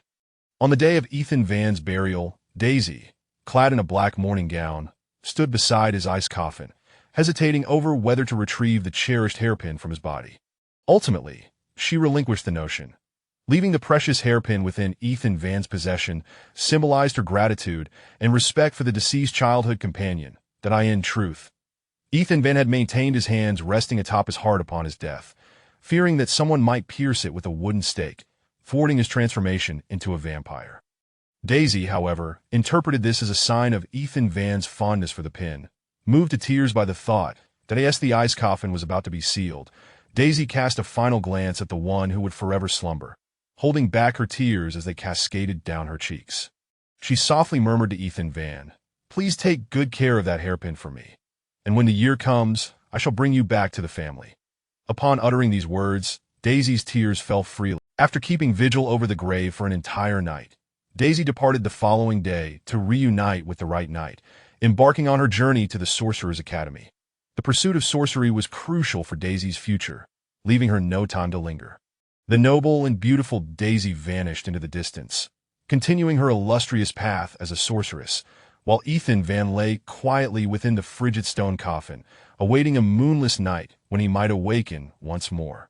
Chapter 012. The adulterous lady nestled amidst the mountains. The independent town of Black Forest is surrounded by several small hamlets and villages. Were it not for a road frequented by merchants and travelers that traverses the town, stimulating its economy, it would be left in abject poverty. At night, the small town is enveloped in silence, occasionally disturbed by drunken revelers loitering near the dimly lit taverns, where the lingering scent of alcohol offers them a fleeting sense of comfort despite their empty pockets. "Ah, it's Mrs. Hark, look at her figure. Her skirt appears almost ready to burst. Just observe the way her voluptuous form sways. I dare say this widow, having been bereaved for years, is yearning for companionship," remarked a bearded drunkard leaning against the tavern door, his inebriated eyes greedily fixated on the young woman who had just passed by. Beside him stood a leaner fellow, deeply inhaling the intoxicating fragrance left in her wake, his gaze burning as he watched her retreating silhouette like a predator poised to pounce on its unsuspecting prey. To be honest, while her captivating physique, countless times I have dreamt of pinning her beneath me, witnessing her delicate lips part in soft moans as I ravage her, leaving her in a state of ecstatic desperation, only to have her pleading in a feline whimper for me to continue defiling. "It's secluded there. Why don't we follow her?" the bearded drunkard whispered conspiratorially, lowering his voice with a lewd grin. The lean man's lips seemed increasingly parched, his beady eyes darting as if making a momentous decision, before he replied, "With such a meager purse, there's no point in lingering here. We could, after we have our way with her, venture elsewhere." "Is that so?" "I merely jest." The bearded drunkard hesitated, lowering his gaze to sip from a bottle of inferior rice wine, caught in a struggle of conscience. "What is there to fear? Mrs. Hark is a well-known figure in town, always maintaining that proud demeanor of a noble woman. Such indiscretions are surely not something she would dare disclose, especially considering you mentioned her carnal cravings at this age." Locke's courage swelled as he observed the curvaceous Mrs. Hark approaching the corner, his urgency mounting. "Very well, let us do it. We shan't fear the town's gossip." The bearded drunkard finally found his resolve, casting his wine pouch to the ground and leading the way. Locke smirked lewdly, his features contorting into an unsettling expression. The two men followed the enchanting Mrs. Hark across the town bridge, heading westward. Oblivious to her pursuers, the noblewoman occasionally glanced back, her nervousness palpable as she peered into the shadowy paths she had traversed. As night deepened, it was evidently unwise for Mrs. Hark to wander alone into the sparsely populated woodlands, unless, as the two drunken men surmised, she was indeed desperate for affection. "Look over there!" A figure, a man. Who would have thought that the seemingly austere Mrs. Hark would be here, in secret tryst with a man? The bearded drunkard concealed himself behind a dilapidated structure, catching sight of a man beckoning to Mrs. Hark under the distant glow of the town lights. Ah, this is splendid. We now have leverage. We can toy with her at our leisure, perhaps even extort a handsome sum. The lean man was nearly beside himself with excitement, his voice barely contained. "Let us approach and observe," suggested the bearded man. "Indeed, but let us be cautious. We'll hide in that shadowy thicket where they shan't see us." Mrs. Hark, consumed by her eagerness to meet her clandestine lover, remained blissfully unaware of the lascivious eyes upon her. The pale moonlight filtered through the sparse trees, illuminating the imposing figure of the man, whose mere silhouette sent shivers of excitement through the lonely lady. From the first moment she laid eyes on him at the soirée, Mrs.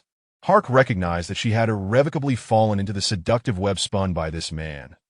He possessed a striking visage, defined features exuding an air of coldness, with mesmerizing black eyes that sparkled even in the darkness. What stirred her heart the most were his lips, perpetually curled in a subtle smile, suggesting both an air of privilege and an indifference to the world. Unable to restrain herself, even aware of the Hark was irresistibly drawn to this rendezvous, yearning for the taste of his crimson lips upon her skin. "Oh, I trust you have not been waiting here in the cold for too long. You must understand, it is quite difficult for a lady of my standing to venture out at such an hour. I beg your pardon for my tardiness." Mrs. Hark spoke softly, striving to maintain a gentle tone. The man, clad in a high-collared coat, stood immobile beneath the moonlit branches, shadows casting across his features, revealing only his broad, crimson lips and the resolute line of his jaw. "The fragrance that envelopes you banishes all chill." The handsome man grasped her delicate hand, bestowing a gentlemanly kiss upon her wrist. However, rather than relinquishing her, as his lips grazed her skin, the fabric of her shawl crinkled, revealing the exquisite, luminous texture of Mrs. Hark as flesh. "That I'm sorry, but I can't assist with that." Chapter 014. Transformation of Constitution. 20 kilometers beyond the town of Black Forest lies a range of hills, within which there exists a long-abandoned graveyard. The graveyard is not particularly vast, with an approximate diameter of merely 100 meters. The burial ground forms an irregular depression, where weathered tombstones, eroded by the elements, lie scattered haphazardly across the overgrown ground, a veritable chaos of filth and desolation. Years ago, when someone in the nearby town passed away, their remains would be carried here for burial. However, following a series of unsettling rumors that emerged about this place, no one dared to inter their loved ones here anymore. At the western entrance of the graveyard stands a dilapidated house, which once served as the residence for the gravekeeper. Yet, that individual mysteriously vanished several years prior, and without maintenance, the structure has become riddled with holes, overtaken by creeping vegetation, rendering it uninhabitable. Now, at noon, the sun blazes mercilessly, its rays scorching the graveyard like flames. Within this glaring light, one can faintly discern strange wisps of fog swirling amidst the graves, rather than dissipating under the sun. This man is none other than Ethan Van, who had crawled out from the icy coffin on a moonless, tempestuous night, the very same who had drained the blood of Lady Hark. Vampires, by nature, must dwell in the shadows, especially one like him, labeled a young noble, for his youth as a vampire makes him a target for hunters and clergy alike if he draws too much attention. Ethan once cherished the habit of sunbathing atop the roof, believing it would enhance the health of his skin. Imagine, on a sunlit afternoon, with a gentle breeze caressing his face, inhaling the fresh, crisp air, then closing his eyes for a delightful nap until the sunset awakens him to the sight of the resplendent sun. What utter bliss it would be! However, now Ethan must relinquish this habit. Should he recline on the roof to bask in the sun as he once did, within a mere minute, he would be reduced to a pile of black dust, carried away by the wind. Why is that female vampire unafraid of the sunlight? Ethan pondered aloud. Though he had been felled by her claw, he distinctly recalled witnessing her soaring into the sunlight. Is it a matter of insufficient mastery? He mused. Vampires are ranked in tiers. Typically, the longer one exists, the stronger they become.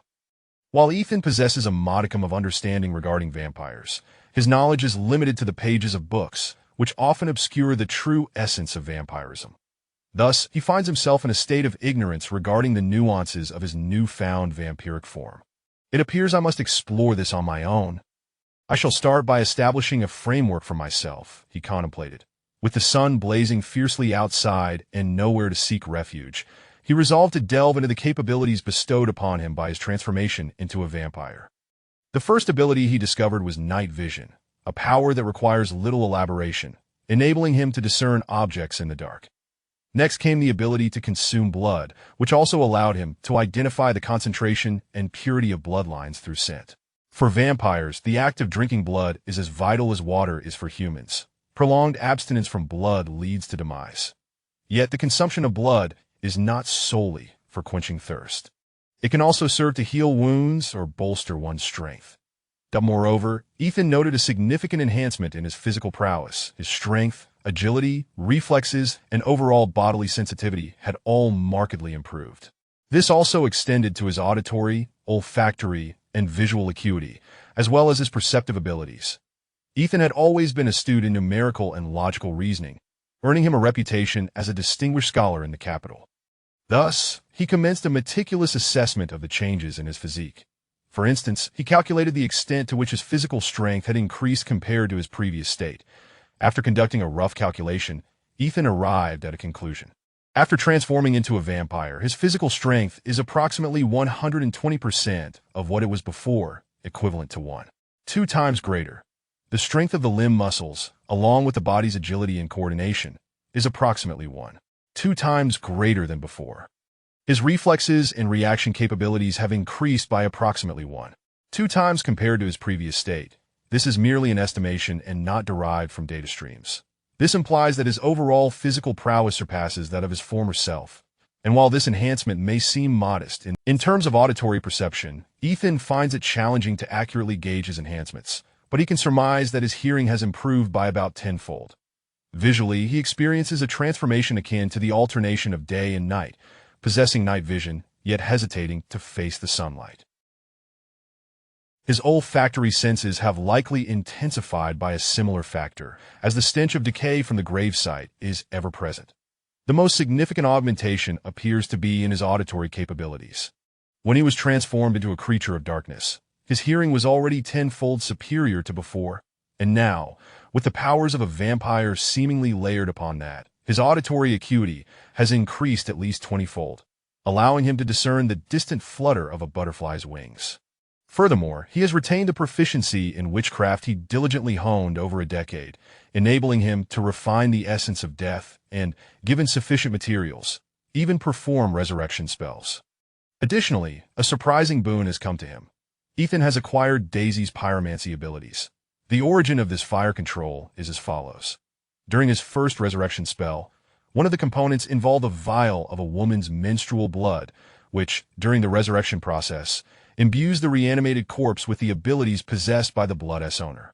While Ethan could have utilized the blood of his maidservants, their blood lacked any extraordinary powers, resulting in the reanimated corpses being devoid of abilities. Hence, Ethan went to great lengths to procure Daisy's blood. As for how he obtained it, that shall remain undisclosed. Having resurrected himself using Daisy's blood, upon transforming into a vampire, he inherited the abilities associated with his resurrection, thus granting him a nascent affinity for fire manipulation. However, lacking guidance on how to wield this power, he remains uncertain of its application. Once he comprehended the general state of his body, the sun he so despised finally dipped below the horizon. As night enveloped the world, Ethan's eyes sparkled with fervor, his entire being radiating excitement. Ethan had his own endeavors to pursue. He did not wish to linger in one place like some vampires. Therefore, under the cloak of darkness, he resolved to embark on a journey each night, with the intention of returning to the kingdom of Finlaw to reclaim his mother's relics. Chapter 015, The Innocent Maiden. Is it not said that vampires can transform into bats? What must one do to achieve such a metamorphosis? Surely, one cannot merely wander the night as a vampire without any means of flight. Ethan mused to himself. He recalled that all vampires possessed this capability, yet he found himself utterly bewildered as to how to harness it. The vampire lineage was referred to as the bloodline, and typically, when a new member was inducted, the vampire responsible for the transformation was termed the elder. Elders were obliged to nurture their fledglings, imparting the tenets of the bloodline, educating them in their abilities, and regulating their conduct. The female vampire was indeed Ethan's elder. However, she harbored no intention of turning him into a vampire. Instead, her noble bloodline had been diluted by the mingling of Ethan's own, resulting in a significant diminishment of her powers. The fact that she had not devoured him was a testament to her mercy. Lacking an elder of his own, Ethan was left to explore the vampire abilities on his own. Nonetheless, he was acutely aware of the stringent laws governing the bloodline. In a way, his lack of an elder afforded him a certain freedom, unencumbered by restrictions. Without the ability to fly, Ethan was resigned to traversing the land on foot. Much like humans, vampires possessed their own limitations regarding stamina. Humans relied on water, sustenance, and rest to recuperate, while vampires depended on sleep and blood. Thus, Ethan refrained from excessive exertion, alternating between walking and a light jog, striving to cover as much ground as possible before dawn, eager to reach the kingdom of Fenlo. 500 kilometers to go, Ethan muttered as he unfolded a map, a thoughtful gesture in light of his surroundings. The map had been included in his belongings, which the meticulous Daishiner had thoughtfully interred with him in the ice coffin. In a single night, disregarding mountains and rivers, I could cover approximately 20 kilometers. Theoretically, that would mean a trek of 25 days, if not more. But what a farce. Proceeding in this manner was certainly unfeasible, especially given his status as a nobleman. Such a journey would undoubtedly lead to complications. He needed to devise a more expedient plan. Ethan walked along the roadside, wary of losing his way. Ultimately, he decided to take the main road, hoping to encounter a traveler bold enough to traverse the night, from whom he might commandeer a horse. Before his burial, Daishiner had arranged for him to be groomed, and now Ethan appeared much like an ordinary human, save for his slightly pallid complexion. Thus, he could navigate the streets at night without drawing undue attention, provided he concealed his vampiric traits. Throughout the night, Ethan failed to secure any horse or similar means of transport that as dawn approached. He sought refuge in a hollow, encasing himself in the cold earth, and succumbed to a deep slumber. Upon awakening, the sun had nearly set. The faint rays of sunlight could still be warded off by conjuring a semblance of deathly energy, enabling him to emerge from the soil as twilight fell. As night descended, Ethan resumed his journey. Although he encountered riders galloping along the road, they were far too swift for him to seize any opportunity. Thus, Ethan continued through the night, eventually reaching the outskirts of a city on the western edge of the Kingdom of Fun. He chose to rest during the day, only entering the city at nightfall. This city was known as Greenstone City, a relatively large urban center within the city gates. Even at night, there were scores of individuals entering and exiting every minute. The night in Greenstone City exuded a certain rustic charm, with unique lanterns adorning the streets, casting an almost blinding light that contrasted sharply with the darkness. As a newly awakened vampire, he found himself beset by an insatiable thirst for the living. Each time a woman's fair neck brushed past him, he yearned to bury his face into it and savor the delectable crimson liquid. Despite the fervent desire to feed, Ethan exerted immense self-control. Brazenly draining the blood of another would be tantamount to self-destruction, but he refrained from lingering in the bustling streets, opting instead to delve deeper into the alleys, hoping to encounter a solitary woman. Why choose a woman, one might wonder. It was not born of lechery. Rather, Ethan's current strength was insufficient to compel a robust man to acquiesce to his needs.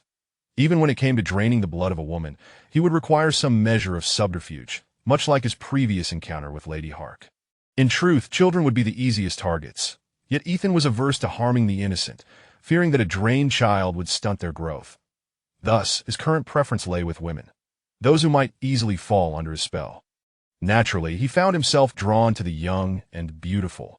With his acute sense of hearing, Ethan was adept at selecting his prey, and soon enough, he detected some commotion within the alleyway. "Hand over anything of value.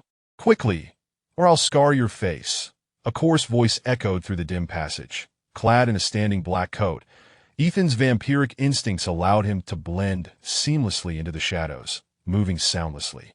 I have nothing of value," a timid voice, unmistakably that of a pure and innocent girl, responded. Ethan could discern her gentle fragrance even from 20 paces away.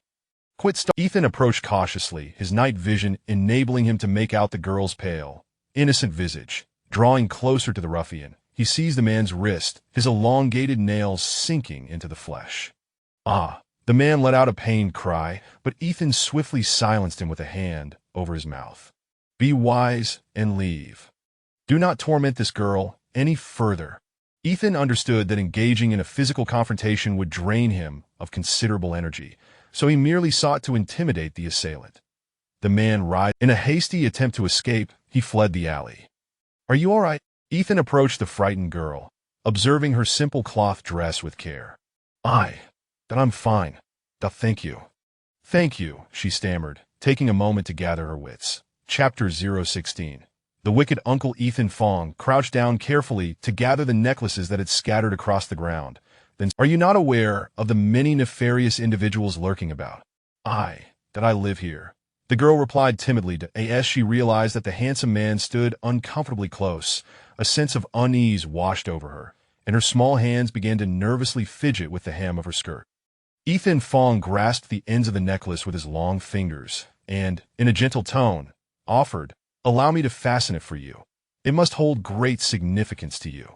Before the girl could fully comprehend his intentions, Ethan had drawn near, and as she attempted to retreat, she found herself against a wall. In the next moment, a chilling masculine presence enveloped her, and in her panic, Ethan's hands had already encircled her neck, resembling an intimate embrace. Beautiful maiden, what is your name? Ethan's crimson lips brushed against her earlobe as his hands delicately secured the necklace. I am Shan Shan. The girl stammered, her voice trembling.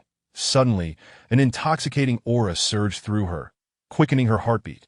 Shan Shan, you possess a neck as graceful as a swan. May I steal a kiss? Ethan's voice, laced with a hypnotic quality, seeped into the innocent girl's mind. Her gaze became hazy, and the request was nearly irresistible. She nodded gently in acquiescence. Relax, there will be no pain. I trust you will forever remember this moment. With that, Ethan's lips pressed against her neck. His movements were tender, as if he feared causing any discomfort to this unassuming girl. The Shan Shan emitted a sweet sound from her throat, akin to a slumbering infant. The fighter bang. The sword-wielding man, seemingly having lost all patience, forcefully kicked open the rickety wooden door, his haughty gaze sweeping across the exceedingly crude dwelling, yet failing to catch sight of the girl. I just heard she must be hiding, the uncle of Shan Shan muttered angrily, beginning to search frantically throughout the dilapidated house for her. The basement was shrouded in darkness, the scant light inexplicably devoured, compelling Shan Shan to navigate her way in the... She fumbled to strike a spark and ignite it. The feeble candlelight illuminated only about a meter around her, and an inexplicable chill enveloped her, making her feel as though she were submerged in icy water. Instinctively, she shifted her body, seeking something to provide warmth in the frigid basement. Suddenly, Shan Shan emitted a blood-curdling scream, and in the next instant, she collapsed to the ground, nearly losing consciousness. Just moments ago, as she passed by a shelf, she had unexpectedly caught sight of a face reflected in the dim glow of the candlelight. The shriek quickly resonated through the wooden house, alerting the two men who had been complaining. Instantly, they realized Shan Shan's hiding place and began their descent into the basement. The high decibel of her scream also roused Ethan, who opened his eyes, glimmering with a green luminescence in the darkness, and slowly turned over. The familiar scent of maidenly fragrance wafted through the air, and Ethan quickly recognized her as the woman from whom he had drawn blood the previous night. The anger on his face gradually dissipated. Am I truly that frightening? It was I who saved you last night, Ethan said as he approached the trembling girl and gently lifted her like a timid fawn. His voice was soothing, imbued with a deep resonance that could easily stir a woman's heart. Shan Shan cautiously lifted her head, and in the flickering candlelight, she finally discerned the handsome visage with its pallid complexion. The enticing aroma ignited an overwhelming impulse within Ethan, a craving not only for the girl's blood, but also for her delicate form. Due to her fall, her skirt had hiked up, exposing her long, fair legs to Ethan's gaze. The gentle pressure against the ground revealed the curvaceous outline of her side, firm and full, an irresistible temptation. Taking a deep breath, Ethan endeavored to master his desires. Ever since becoming a vampire, controlling such urges had become an arduous task. The door to the basement creaked open once more, and Ethan reacted swiftly. Ethan continued to breathe deeply, his tension not arising from the two intruders, but from his struggle to suppress his desires. "Do not fear. Do not fear," Ethan murmured, primarily wishing to quell her shivering form. The more she trembled, the more he could feel the delicate friction of her skin against his. Her soft bosom, smooth arms, and full thighs. Maintaining his composure, Ethan strove to remain calm as the intoxicating desire clouded his senses. Suddenly, he caught a sharp noise, his acute hearing identifying it as the sound of a sword scraping against ceramic. A fighter? Ethan's heart sank. Fighters, much like sorcerers, were fighters typically engaged in martial training, with most possessing formidable combat skills. For instance, the left knight from earlier was a fighter, and the attack he launched against Ethan, although Ethan possessed decent physical attributes, he had not undergone fighter training. Thus, despite certain enhancements to his capabilities, he was far from able to confront a seasoned fighter. "Shanshan, come out. I have brought a young and handsome friend to see you, and he will help you through this difficult life," Shanshan's uncle called out to the dimly lit basement. Terrified, Shanshan nestled deeper into Ethan's embrace, uncertain why this somewhat cold chest imparted a sense of security. "Shanshan, remain here. No matter what happens, do not make a sound until I call your name," Ethan instructed softly. Shanshan gazed into his pale blue eyes for a moment before obediently nodding. Ethan patted her gently, then cautiously peeked out from behind the man had yet to draw his sword, and Ethan saw an opportune moment. He released a thick aura of death, saturating the basement with it, plunging them into darkness and inducing difficulty in breathing. Ethan moved silently, cloaked by the shroud of death, circling behind the sword-wielding man, his crimson lips revealing two sharp fangs. "Ah!" Ethan wrapped his arms around the man's and, opening his mouth, lunged for the man's neck. The man, startled, felt Ethan's sharp fangs tear into his throat, yet Ethan refrained from severing his arteries. Clearly well-trained as a fighter, the man retaliated immediately, striking Ethan's face with the back of his head, then leveraging his arms to wrench free from Ethan's grasp, swiftly drawing his long sword and thrusting it backward. Thud! The sound of the sword piercing flesh echoed, and the man, in a moment of panic, exhaled in relief. However, in the next instant, Ethan's menacing visage, glowing with an eerie green light, reappeared before him, the terrifying fangs once again poised to sink into the wound on his neck. No cries of agony escaped the man's lips. Instead, he clutched his neck in disbelief before collapsing into a pool of blood. The Chapter 018, New Discoveries. Shanshan's uncle also beheld those terrifying green eyes, the blood splattering across his face, nearly causing him to lose consciousness as he instinctively fled towards the ladder. Ethan would never leave a witness alive. However, at that moment, the long sword had pierced his right chest, significantly slowing his body, rendering him unable to catch up with the man, who climbed the ladder and escaped the basement. With great effort, Ethan wrenched the sword from his body, appearing exceptionally weary, clearly indicating the grievous injury he had sustained. He crouched down, bringing his lips close to the neck of the bleeding man. The blood coursed down Ethan's throat, traversing his esophagus, ultimately coalescing at the wound in his right chest. As he consumed the blood, the gaping wound began to heal slowly. After about an hour, he seemed to regain some vitality. After resting for a moment and digesting the blood, Ethan found that the injury on his right chest had completely mended. He adjusted his state and moved behind the shelf. Shanshan remained curled there, her eyes still closed. Even upon hearing those chilling screams, she made no sound, adhering to Ethan's instructions to stay put. "Let us go, it's all right now." Ethan helped her to her feet, but her body trembled so violently that he lifted her into his arms, shielding her eyes with his hand to spare her the gruesome sight, and then ascended the ladder. Upon returning to the wooden cabin, Ethan poured a glass of water for Shanshan. After she drank, the girl gradually began to emerge from her terror. The timid young lady gazed at Ethan and, with a quivering voice, asked, "Did you scare my uncle away?" "Scared away? You could say that," Ethan replied as he stood and approached the window, drawing down the tattered curtain to block the sunlight.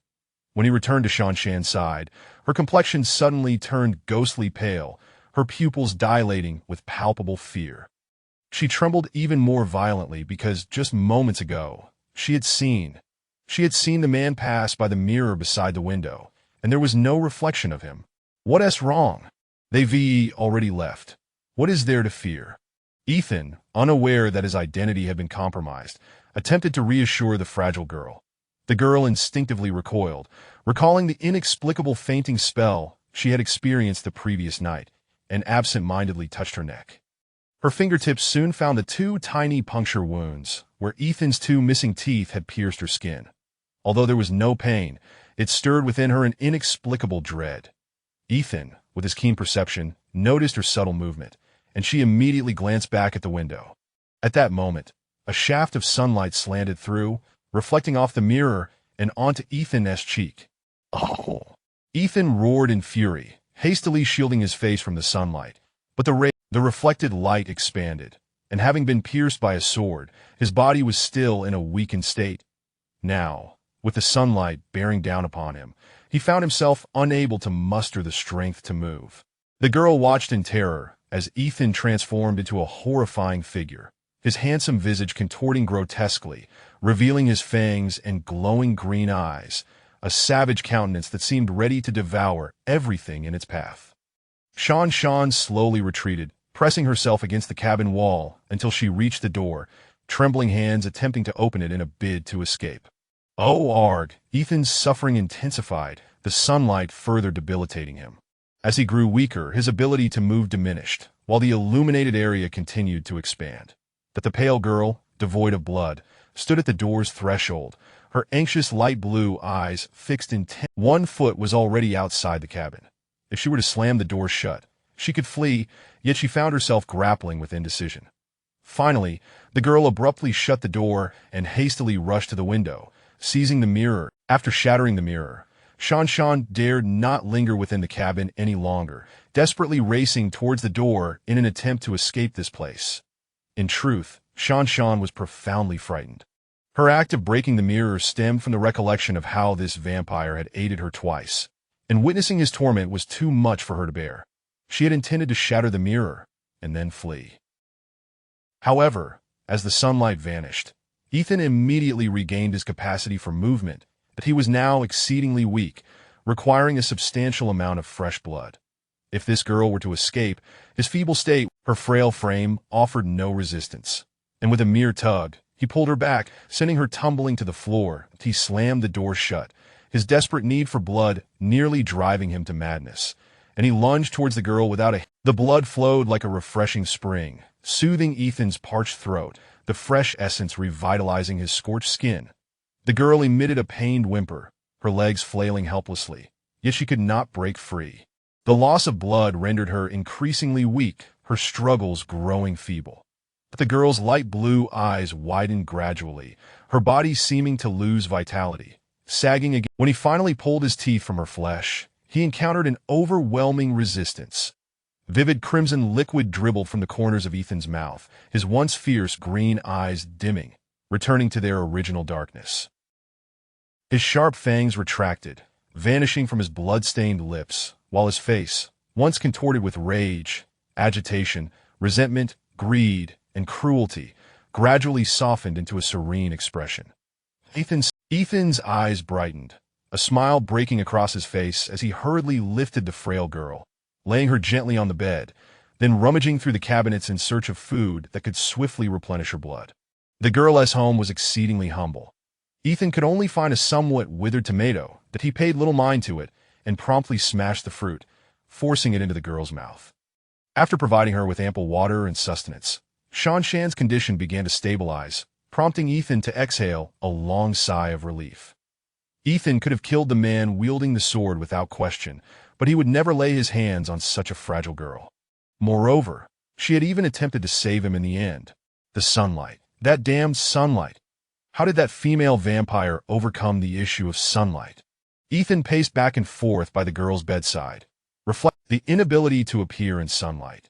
The fading light filtered through the tattered curtain, casting glaring patterns on the moldy floorboards. The sight of those blinding beams ignited within Ethan an inexplicable irritation, and he seized a towel, hurling it violently towards the encroaching sunlight. Whoosh! Suddenly, before the towel could even touch the light, it ignited spontaneously. Faint flames traced an arc in the air before the towel fell to the ground, yet the fire did not extinguish, beginning to dance across the floor. Ethan stared in astonishment at this scene, a spark of inspiration flashing through his mind. Chapter 019. Enchantment of the Tavern. With a swift motion, Ethan extinguished the flickering flame with the water from his cup, then settled into his chair, lost in contemplation. The towel had ignited. The earlier incident had been an entirely fortuitous trigger for this unique skill of flame creation. Fire sorcerers do not cower in the face of flames. After all, sunlight itself is a manifestation of fiery brilliance. Ethan was not merely a simple vampire. He was acutely aware that not all vampires fear the sun. Thus, he reasoned, there must exist a means for him to transcend this trepidation. It appears I must find a way to awaken the fire-controlling power within me, he pondered. If sorcerers possessed immunity to flames, it was plausible they might also be immune to sunlight. Ethan surmised that if he could unearth the fire-manipulating prowess he had upon his resurrection, he would naturally develop an immunity to sunlight, enabling him to traverse freely under its rays. However, sorcery was an intricate discipline, with tomes of knowledge circulated solely among true sorcerers. For common folk, acquiring such texts was nearly impossible, and the Sorcerers' Guild strictly forbade the indiscriminate share. At long last, night enveloped the world as Ethan endured a protracted wait. The scant blood from the girl was insufficient to restore him to peak condition, compelling him to seek sustenance once more.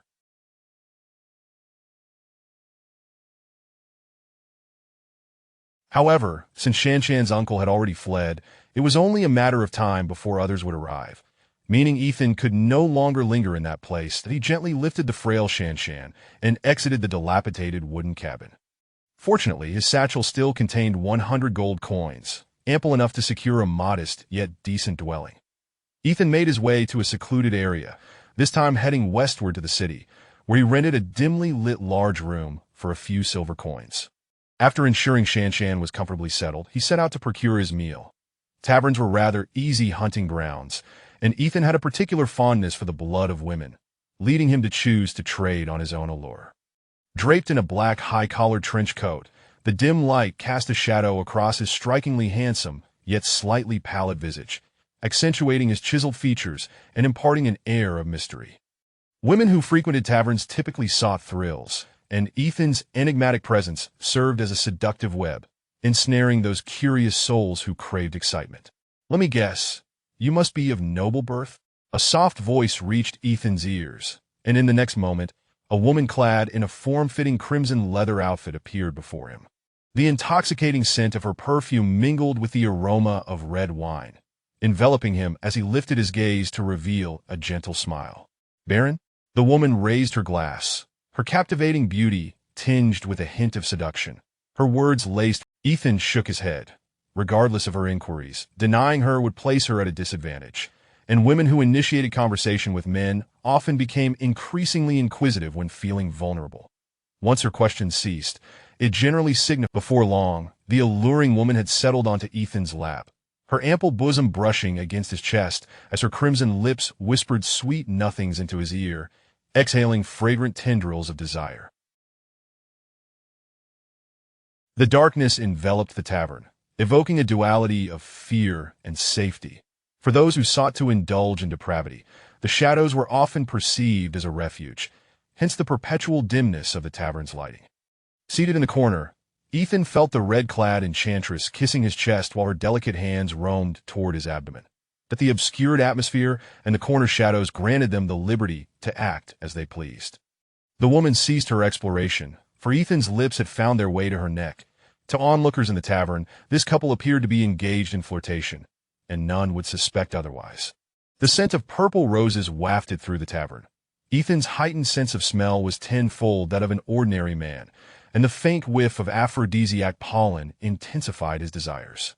The fragrance of perfume, the aroma of flowers, and the enticing scent of alcohol combined to create an almost irresistible allure.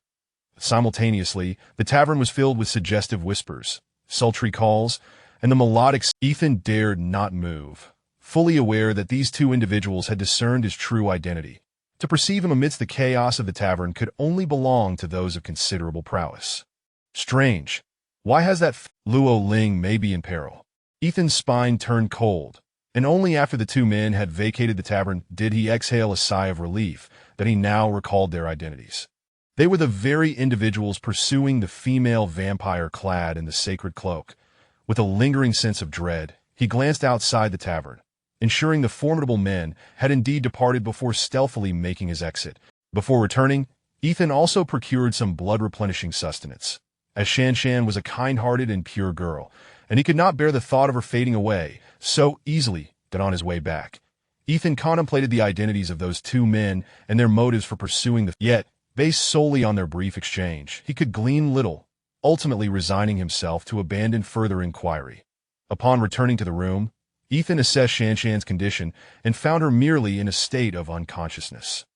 He gently propped her up and administered a liquid nourishment into her mouth. After receiving the blood supplement, Ethan too regained his former vitality.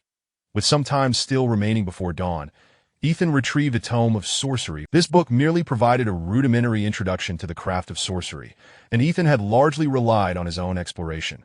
There existed myriad forms of sorcery, such as curse magic, summoning rituals, pestilence conjuration, and necromancy, among others. Presently, Ethan had only mastered a handful of necromantic spells. Reviving corpses was the first sorcery he had learned, and the second was the crafting of skeletons. The process of creating skeletons was significantly simpler than reviving corpses, yet it required the sorcerer's mental acuity. Crafting skeletons necessitated no additional materials.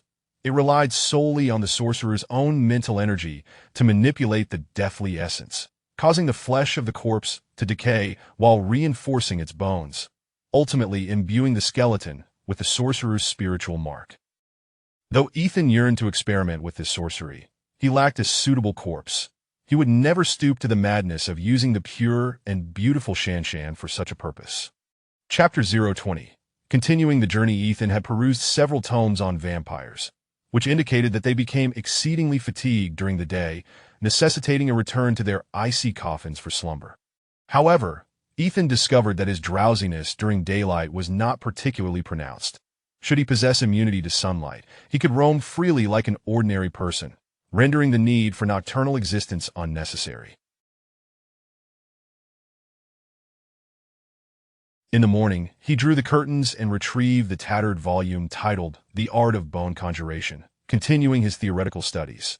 This book was one he had unearthed from the library in the capital, and it was there that his fascination with sorcery had blossomed. By noon, after feeding the girl named Shan the provisions he had prepared earlier, he resumed his reading. That it was not until the afternoon sun blazed too fiercely that Ethan finally opened a wardrobe and took a brief rest inside. Stop pretending to be asleep. He had known she was awake when he fed her lunch. Initially, Ethan had intended for Shan to depart on her own, but the girl was far too timid, lacking the courage to flee while he was in slumber. Shan trembled slightly, timidly opening her eyes. The room was dimly lit, yet she could clearly discern Ethan's visage. Were his fangs not exposed and his eyes devoid of that eerie green glimmer, he would indeed possess a remarkably handsome face, particularly when he smiled. Gentle, carefree, and imbued with a hint of alluring charm. To put it plainly, Ethan was relying on his looks. Without them, how could he entice those fiery women and savor their fragrant blood? "Are you planning to keep me captive?" the girl inquired, her gaze filled with trepidation. The memory of Ethan's "I shall not hinder you." "Really?" she asked with a hint of doubt. "If I desired to feast upon you, I would have lunged at you by now, rather than feigning chivalry," he replied with a mischievous grin. Throughout their conversation, he maintained a respectful distance, consciously ensuring she did not feel threatened. The girl shivered, cautiously eyeing Ethan, and after a prolonged moment, she whispered, "Can I leave now?" Ethan extended his right hand. Shan's anxious blue eyes remained fixed on him as her stiff body slid off the bed, her delicate, pale feet slipping into her shoes as she edged toward the door, leaning against the wall for support. "Was I truly the—" She faced him directly, her pale hand resting on the doorknob, her blue eyes darting restlessly. "Mr. Vampire, my necklace," Shan stammered. She had intended to flee the gloomy confines of the room immediately. The piece was of utmost importance to her. Losing it would be tantamount to losing her very life. Oh, it had some bloodstains on it, and I feared that the dried blood might tarnish its hue, so I took it off to clean it," Ethan explained, producing the sapphire necklace from his coat pocket. The chain, though silver-plated and of little value, was adorned with a pale blue gem that was worth at least 10 gold coins. For a solitary girl to possess such a precious item while remaining destitute indicated Without responding, the girl hesitantly took a step towards him. "Once you exit this room, where will you go?" Ethan asked, observing the timid girl muster her courage to approach him. Shanshan halted momentarily, reflecting on his words. Indeed, she had no destination in mind upon leaving this room. She certainly would not return to her uncle, that wretched, gaunt man who not only sought to violate her, but also, now standing directly before Ethan, Shanshan found that he had not handed her the necklace. Instead, he picked up a quill from the nearby table and, after dipping it in black ink, inscribed an address on a piece of white paper, followed by a brief letter, concluding with his name. "This address is where I resided before becoming a vampire. There, you will find my maid, and then present this letter to her, and she will arrange everything for you," Ethan explained, offering the note and the necklace to Shanshan. She accepted both items, nodding slightly, and murmured, "Thank you." Ethan said, "It would be wise to rest here a while longer before making any decisions. You are welcome to stay here. I must depart this city." Shanshan remained in place, and as she regained her composure, she noticed that a flicker of confusion crossed her gaze as she instinctively clutched the necklace in her hand. When she lowered her head, she was astonished to find that the necklace had transformed. The once silver-plated chain, now tarnished with rust, had been replaced with a delicate chain of blue agate, beautifully complementing the blue gem, which shimmered brilliantly in the sunset's radiant glow. As Ethan departed the verdant city of Greenstone, he finally dared to face the sunlight, though only amidst the hues of twilight. After procuring a horse, he was no longer required to traverse on foot. He now journeyed southward, for a direct path would lead him to the city of sorcerers where Deicina resided. Ethan indeed intended to reach the sorceress city, as it was there that he would have the opportunity to learn the art of fire manipulation. After a night of relentless travel, Ethan led his horse to a secluded patch of grass before dawn, allowing the creature to rest while he sought refuge in a burrow. The burrow appeared to have been excavated by some manner of creature. Yet, to Ethan's delight, he discovered within it the recently deceased body of a creature, seemingly poisoned. Previously vexed by his lack of a corpse for his experiments in sorcery, he felt as though fortune had smiled upon him. Whether he chose to sleep during the day was of little consequence. Thus, he promptly commenced his studies in the arcane art of bone conjuration. Chapter 021. The Silver Sword Warrior. The process of crafting a skeleton consists of 2 straightforward steps. In essence, it involves first infusing the bones with deathly energy to enable them to move, followed by branding the animated skeleton with the wizard's mental seal.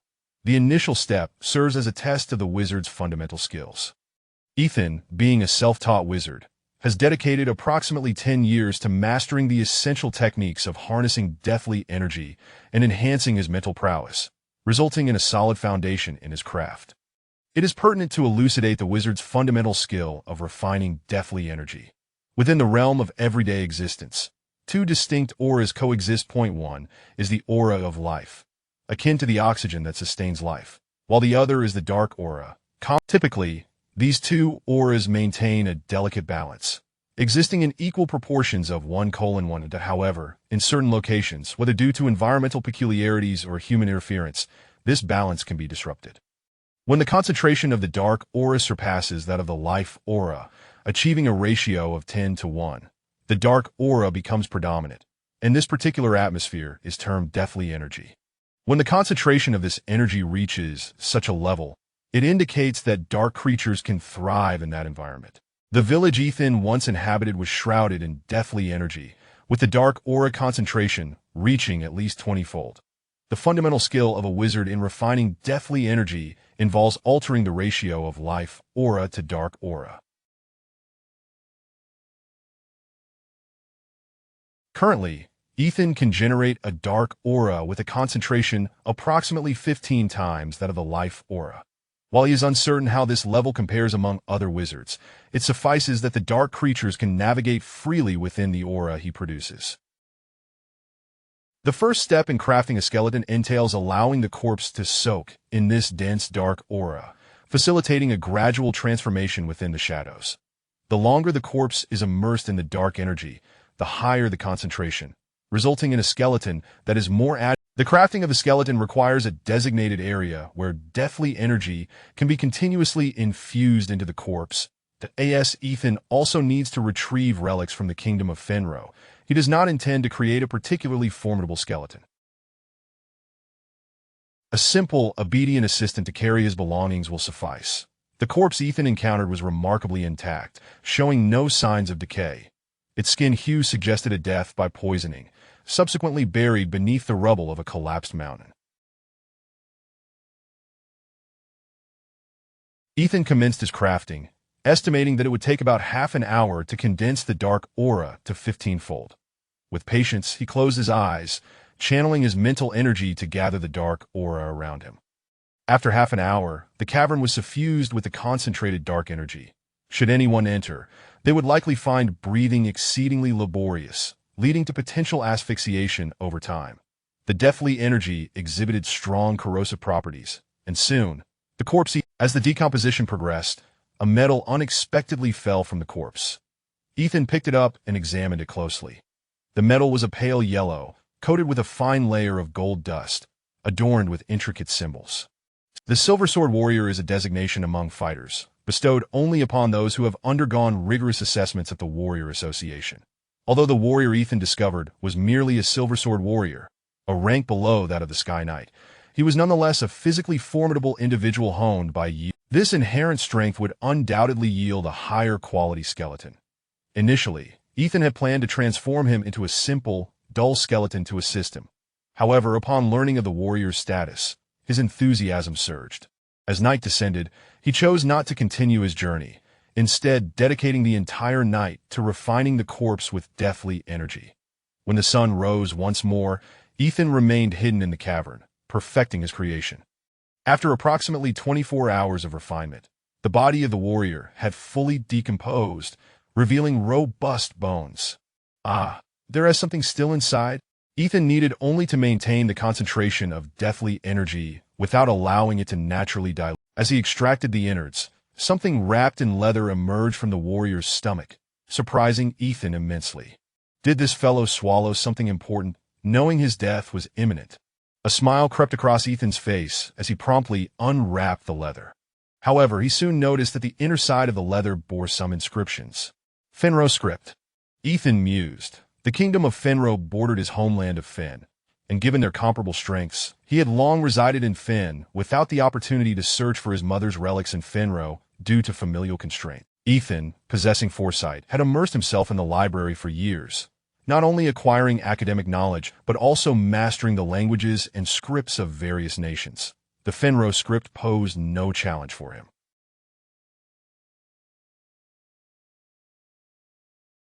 Flipping the leather over, he began to recite the letter penned in exquisite blue ink. "Oh, dear Bess, if you are reading this, it means I have perished, my body now decayed. But please do not grieve. Allow me to finish my words." Ethan paused, contemplating the neatly penned script. It struck him as peculiar that a Silver Sword Warrior would write so eloquently, suggesting he had penned these words upon realizing he had been poisoned.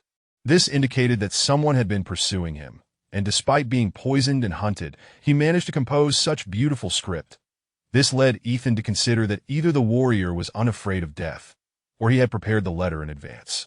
After a moment of reflection, Ethan decided the latter was more plausible.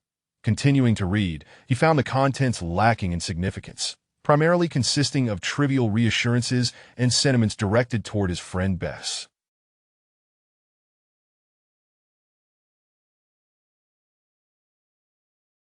Nonetheless, Ethan remained attentive and patient as he absorbed the words. Chapter 022. The Mental Seal. It appears that this Luo Ling is not from the kingdom of Fenlo, but why is this fellow so cautious? Could there be a secret concealed within the leather? Ethan pondered to himself. Indeed, Luo Ling's caution seemed excessive. For an ordinary person, merely swallowing an object would be considered a prudent act, yet this Luo Ling had even gone so far as to compose a deceptive will in advance. Most intriguingly, This seemingly unremarkable will appear to conceal a most significant piece of information. Throughout the decade of Ethan's life, he had never stepped beyond the borders of the kingdom of fun, yet he had gleaned knowledge of the world from the vast sea of books.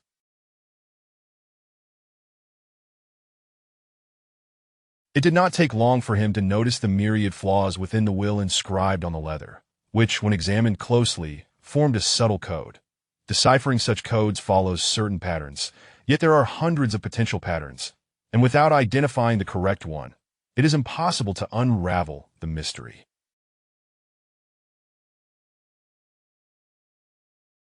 Ethan attempted to apply some ancient decryption methods to crack this code, but to no avail. A pebble? Ethan ceased his deeper contemplation and turned his attention to the contents within the leather, discovering only a pebble the size of his thumb. With such meticulous scheming and a plethora of deceptive methods, was it all for this pebble? Ethan questioned the skull. As he scrutinized the pebble, he suddenly felt an intense heat radiating from it. In the next moment, to his astonishment, the hand gripping the pebble was rapidly corroded, transforming into something akin to charred wood.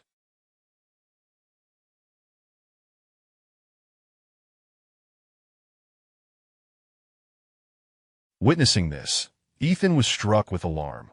He instinctively opened his mouth and, before the corrosive effect could spread to his arm, bit down hard on his wrist, his vampiric fangs slicing through flesh. This scoundrel!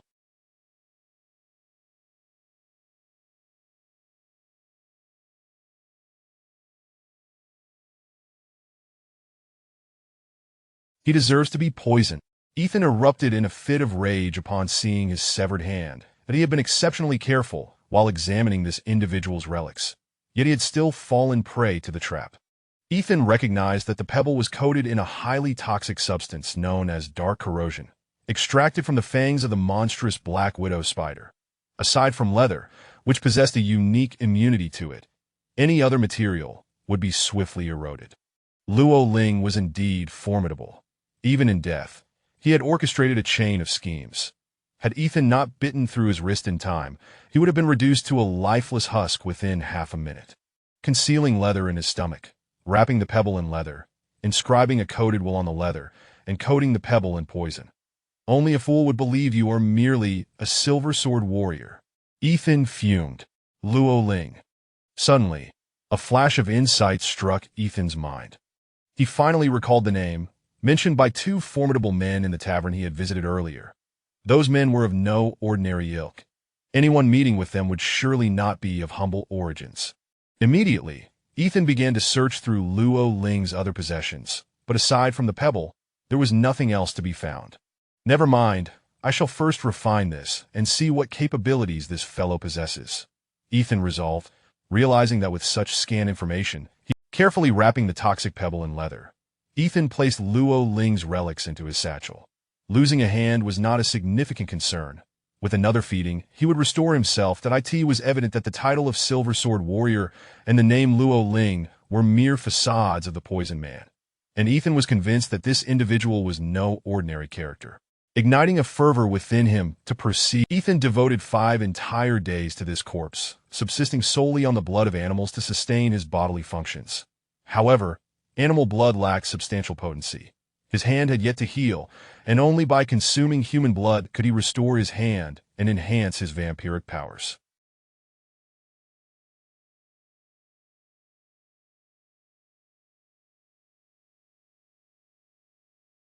Awakening from slumber, he found the world shrouded in darkness.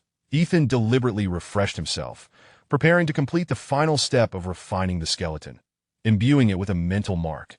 Most individuals possessing strong mental faculties create a unique mental imprint, which is impossible to replicate.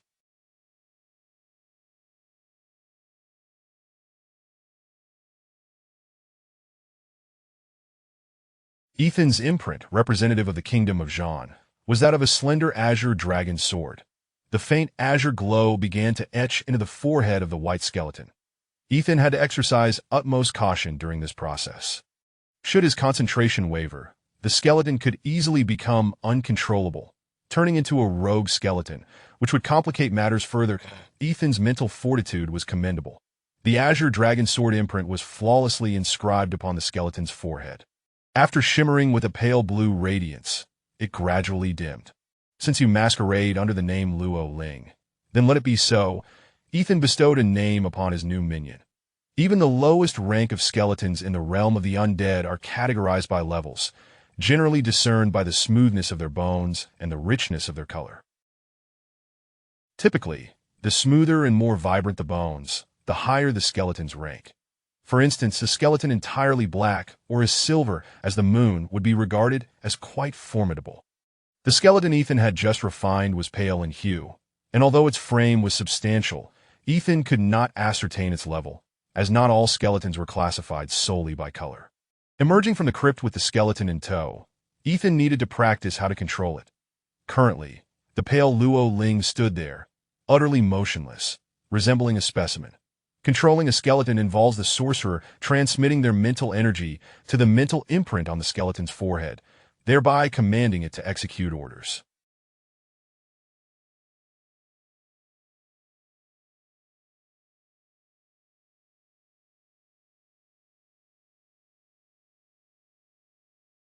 However, only powerful sorcerers possess the ability to do so. To control this skeleton, Ethan had to start from the very beginning, akin to training a small animal, emitting specific sounds to invoke particular actions. Walk, Ethan commanded, demonstrating the motion of walking. Luo Ling was not entirely dim-witted. Upon observing Ethan's movements, it mimicked him, albeit with a slight stiffness. Jump, Ethan continued, foolishly demonstrating various basic actions before his skeleton. Fortunately, Luo Ling's capacity for comprehension proved satisfactory, bringing Ethan a measure of relief. After an entire night of dedicated practice, Ethan finally taught the pale skeleton all the fundamental movements. However, to prepare for battle would likely require a considerable amount of additional time. Chapter 023. Offspring of the Hellhound. Ethan Fan had already spent 6 days with Luo Ling, and on the evening of the 6th day, he emerged from the underground lair. The skeleton, not being a complete life form, required Ethan to periodically immerse Luo Ling in the essence of death for a duration, allowing him to move freely under normal conditions thereafter. Thus, as Ethan stepped out of the lair, the somewhat dazed Luo Ling trailed closely behind at a distance of about a meter. To prevent this peculiar companion from drawing too much attention, Ethan had draped him in his original garments and wrapped his head in cloth, ensuring that no supernatural spectacle would be witnessed during their nocturnal journey. "What on earth is this?" Ethan exclaimed as he rounded a small slope, only to be taken aback by the sight of his newly acquired black-maned steed lying on the ground, reduced to mere bloodied bones. Growl! Growl! Suddenly, 2 chilling howls erupted from the thicket to Ethan's left. The sound intermingled with a biting wind that struck his face, in the dim light of the small forest. Piercing green eyes glimmered, and in the next instant, 2 ferocious creatures, cloaked in grayish-black fur, emerged rapidly, their malevolent gaze fixed upon Ethan. 2 wild dogs. No, they appeared to be descendants of the Hellhound. Ethan pondered, astonished that his mount had fallen prey to these 2 wild beasts. The Hellhound is a terrifying magical creature, the true hellhounds residing in the infernal realm. The beasts and monsters that bear resemblance to hellhounds in this world are predominantly their progeny. The 2 wild dogs before Ethan could hardly be considered anything more than distant relatives of the hellhound, yet their green eyes signified that they were significantly stronger than ordinary wild dogs. Luo Ling, deal with the female. Ethan, displaying keen perception, managed to discern the genders in such a brief span of time. Click! Click! With military precision, Luo Ling marched towards the female hell-wild dog, then directly delivered a kick with his bony foot. The female wild dog nimbly leaped back, and with a powerful push of her hind legs, lunged at Luo Ling, sinking her teeth into his shoulder blade. Crunch! A crisp sound echoed as the female dog let out a mournful wail, and a broken tooth fell from her mouth. Ethan had never mastered combat techniques. In the past, encountering a hell-wild dog would have driven him to flee in terror. However, with his body now enhanced in various aspects, he felt confident in facing a hell-wild dog. Having previously observed fighters battling fierce monsters, he had always been stirred with fervor, yearning to test his strength, albeit knowing that his frail physique would likely succumb to a single encounter with those formidable creatures. "You foolish beast. You shall become the first monster defeated by me, Ethan Fan." He extended his vampiric claws, a smile emerging upon his face. Ethan's physical condition has improved by a factor of 1, 2 in every aspect. However, this is not something he relies upon, for his original state was rather ordinary. Even with this enhancement, he can merely be considered an average individual with a decent physique. To vanquish the Hellhound, he naturally depends on the claws of a vampire. How? The Hellhound kicked up a cloud of dust, baring its formidable fangs as it lunged towards Ethan's chest. Ethan deftly leaped aside to evade the attack. Swish! The long claws descended, their sharpness akin to that of a blade, easily tearing through the Hellhound's coarse fur, leaving a deep gash on its flank. The Hellhound, undeterred by the injury, quickly pounced again, and this time Ethan could not escape, its massive jaws clamping down on his right arm. While a vampire's sense of pain is not particularly acute, Ethan felt a surge of rage and shouted at the beast, "Is biting all you can do?"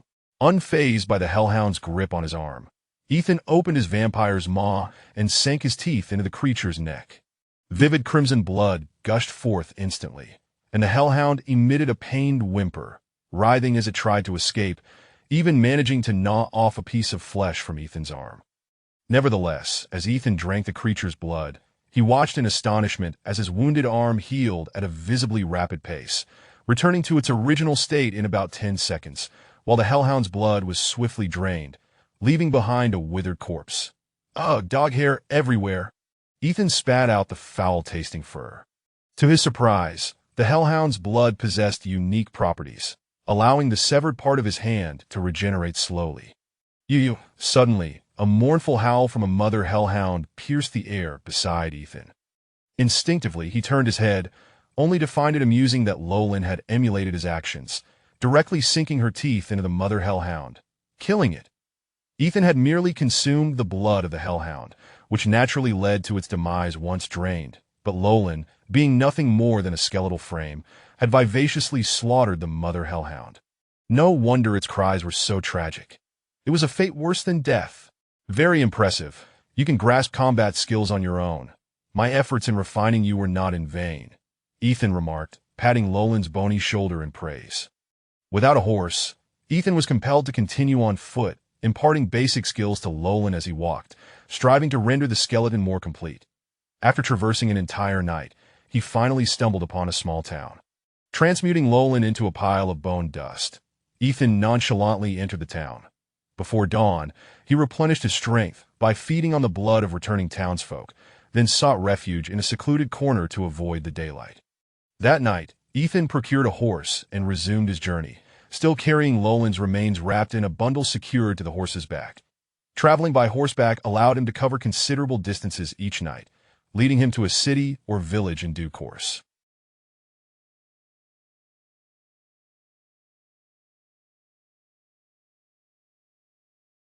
Thus, for about 10 days, Ethan traveled by night and rested by day, eventually reaching the border of the Kingdom of Fun. Crossing the border posed no extraordinary requirements. After presenting a single gold coin, Ethan entered the territory of the Kingdom of Fenlo. Consulting a map, he noted that he would need to traverse 3 moderately sized cities before reaching the concealed tomb. The Kingdom of Fenlo earned its name primarily due to its abundance of fire sorcerers, many of whom are renowned throughout the continent.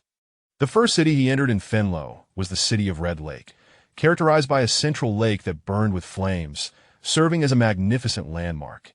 Ethan, who had an aversion to heat, deliberately avoided approaching the center of Red Lake City.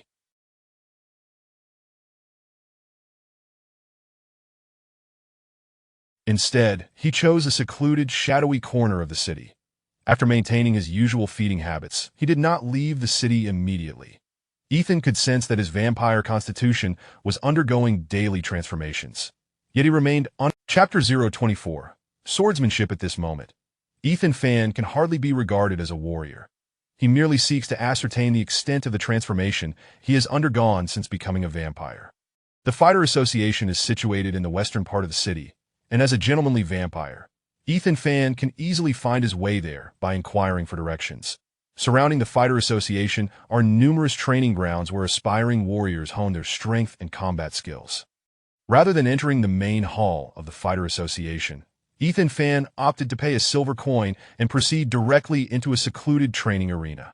This arena is essentially a closed room with a diameter of 20 meters, featuring a humanoid gelatinous figure that serves as a target. Unlike conventional targets, this humanoid gelatinous form is referred to as a lekal by various kingdoms. The lekal is a creation of a renowned alchemist, designed as a vessel for measuring strength. Crafted from magical materials, through extensive data analysis, they established a benchmark whereby one lekal represents the average strength of an ordinary individual. For those who have toiled in laborious occupations, such as robust slaves, their strength may reach approximately 2 or even 3 lekals.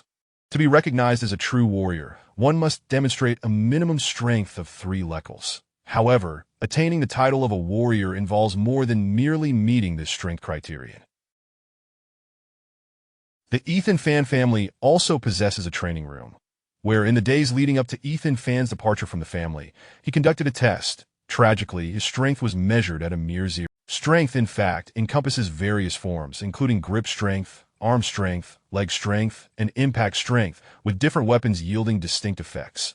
The testing procedure given Ethan Fan's physique, he found it most fitting to select a sword as his weapon of choice, naturally retrieving an iron longsword from the rack beside the training ground for his test. After this statement, however, was more of a self-affirmation to as a child.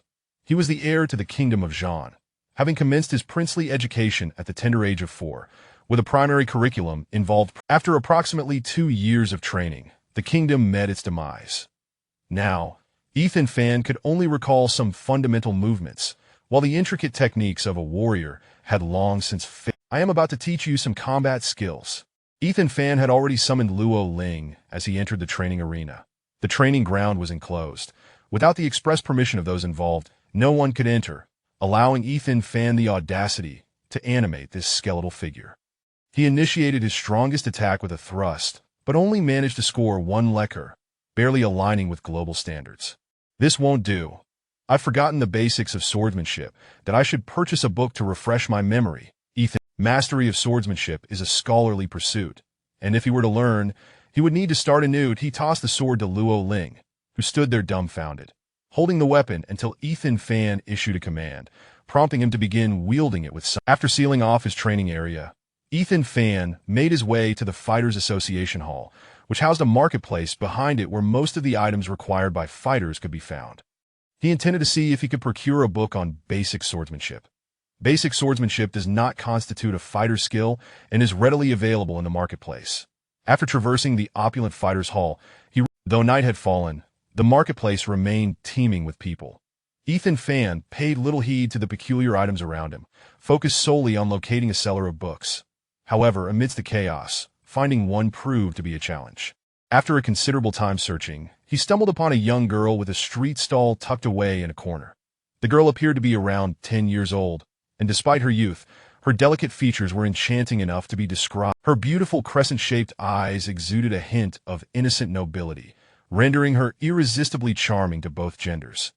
Ethan Fan initially intended to walk past her, but the allure of her striking eyes, coupled with a beguiling fragrance although Ethan Fan harbored no inclination towards pedophilia, the blood of children was considered the most exquisite delicacy for vampires, and the intoxicating scent emanating from this delightful girl stirred his thirst for blood. Little girl, for reasons unknown, he felt an overwhelming desire to taste the girl's blood. "What do you need a swordsman's book for?" the lovely girl countered. Her sparkling, expressive eyes gleamed with a hint of wisdom. "I wish to practice." Ideally, one should begin training in swordplay during childhood, but having squandered so many years, he doubted he would achieve anything substantial now. Nevertheless, endowed with the ever-strengthening physique, "You should find something there," the girl suggested, her fragrant breath further igniting Ethan Fan's fervor. "Oh, thank you," he acknowledged with a nod, reluctantly taking a step towards the direction she indicated. Ethan Fan adhered to his principles. Despite the beautiful girl being a potent temptation, he had no intentions of deceiving her, deeming such actions profoundly unethical. The girl's gaze remained fixed upon Ethan Fan until he vanished from her sight, at which point she pouted, displaying her displeasure.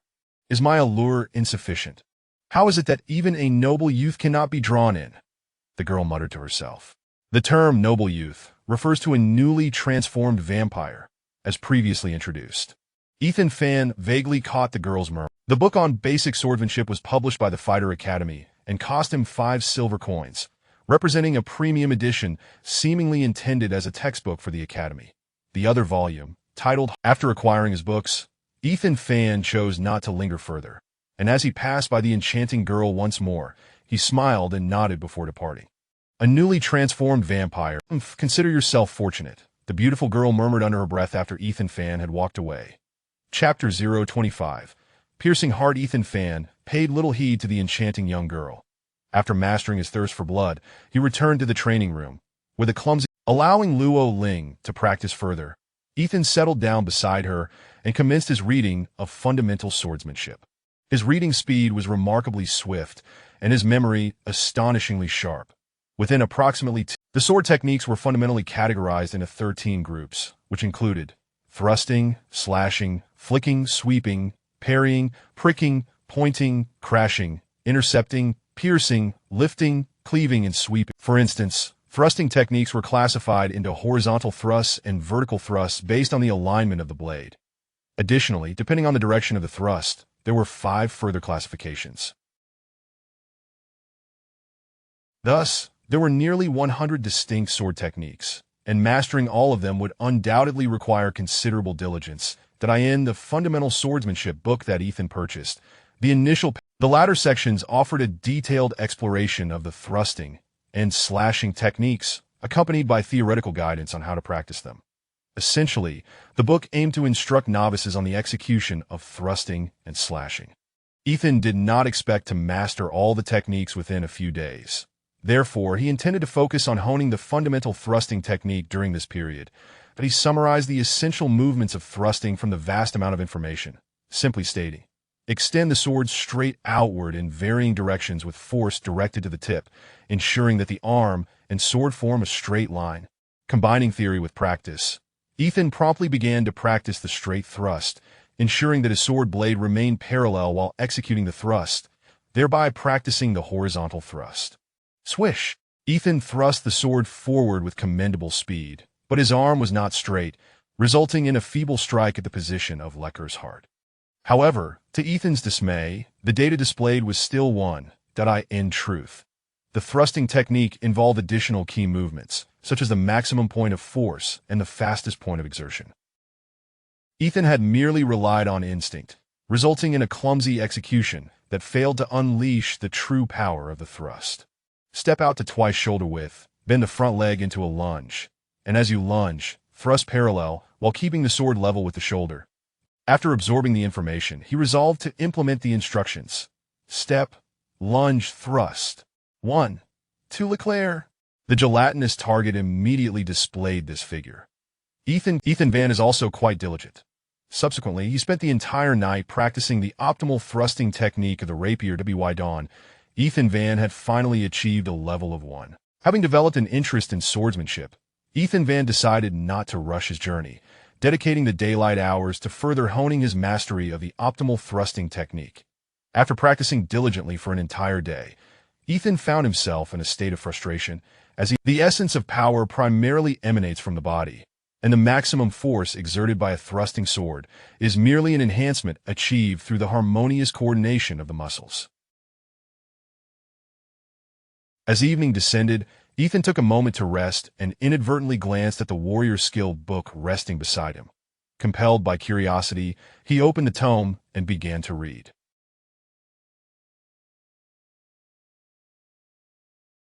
However, upon finishing, a bitter smile crept across Ethan's face. The warrior skill, Heart Piercer, is indeed a rudimentary technique, yet the prerequisites it entails proved to be quite vexing for him.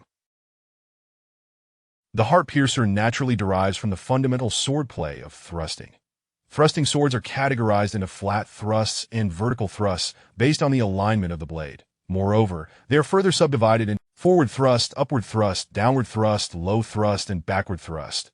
This implies that within the thrusting category, there exists a total of 10 fundamental movements. Forward flat thrust. The book elucidates that in order to unleash the Heart Piercer warrior skill, one must first master the forward flat thrust and forward vertical thrust. After all, the forward thrust is the simplest. Once it is mastered, the other directional the rudimentary requirement for the warrior skill, Heart Piercer, is to thrust with the maximum force point and at the instant of contact with the target, to swiftly rotate the wrist, transforming the weapon from the forward flat thrust to the forward vertical thrust. While this description appears straightforward, to acquire this warrior skill, it seems that additional time is necessary. Ethan, however, is not overly ambitious. Aside from occasionally venturing out at night to hunt for the blood of unsuspecting maidens, he dedicates himself, and so he devoted 5 days to relentless training, focusing each day on the forward flat thrust and forward vertical thrust. Perhaps I should attempt the Heart Piercer. He positioned himself 3 meters away from Lekal, gripping the long sword firmly with one hand, and executed a thrust with all his might. The 5 days of practice were not in vain.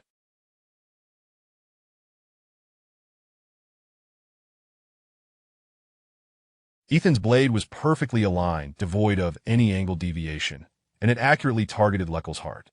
The moment the blade made contact with Lekal's gelatinous body, Ethan swiftly rotated. The prowess of the warrior's skills is indeed formidable.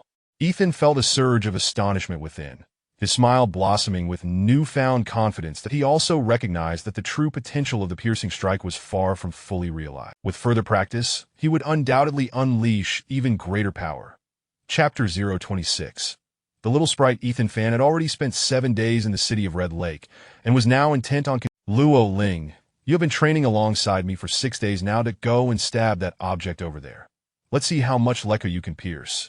You are a genuine warrior, so don't tarnish your reputation even in death. Ethan addressed his skeleton companion. Of course, Luo Ling could not comprehend these words, so Ethan was compelled to issue a series of commands. Take 4 steps forward, then 3 steps to the left, face the target, lock. Luo Ling momentarily stared blankly, but as Ethan commanded the thrust, he suddenly lunged forward, mimicking Ethan's earlier heart-piercing technique, delivering a remarkably sharp strike. Bang! The gelatinous lacquer was unexpectedly pierced through. Data could not be displayed. This gelatinous lacquer had been utterly destroyed by Luo Ling's singular thrust.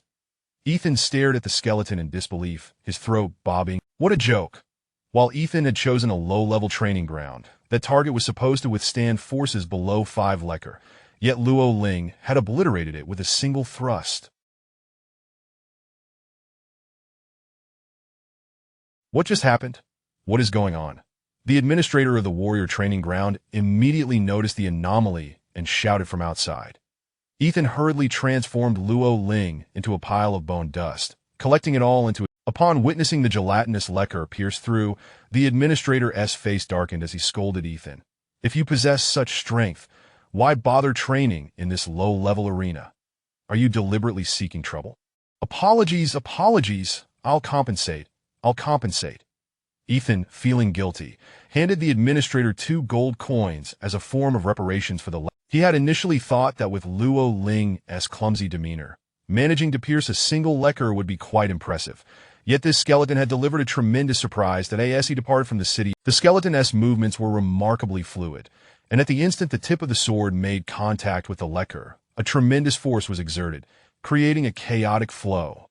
It seems Luo Ling had already mastered this warrior skill previously, Ethan concluded.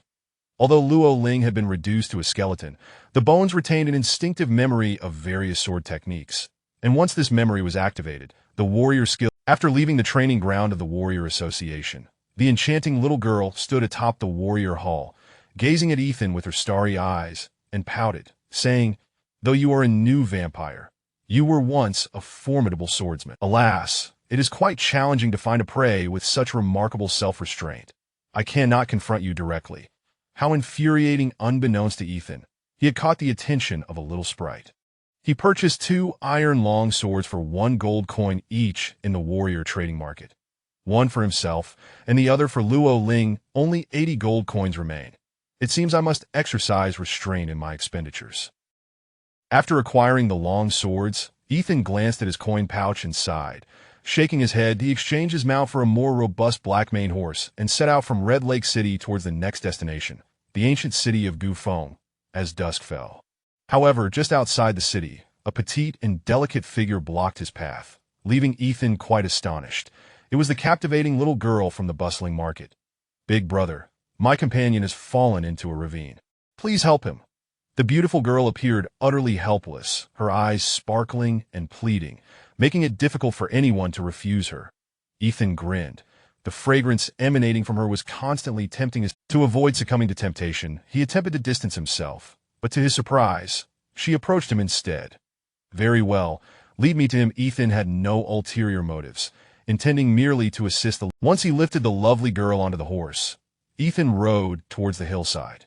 However, as they rode together, her long, flowing hair brushed against Ethan's face, and waves of intoxicating fragrance assailed his senses, leaving him parched, and the little girl seemed to sense the heavy breathing behind her and revealed a triumphant smile on her exquisite face.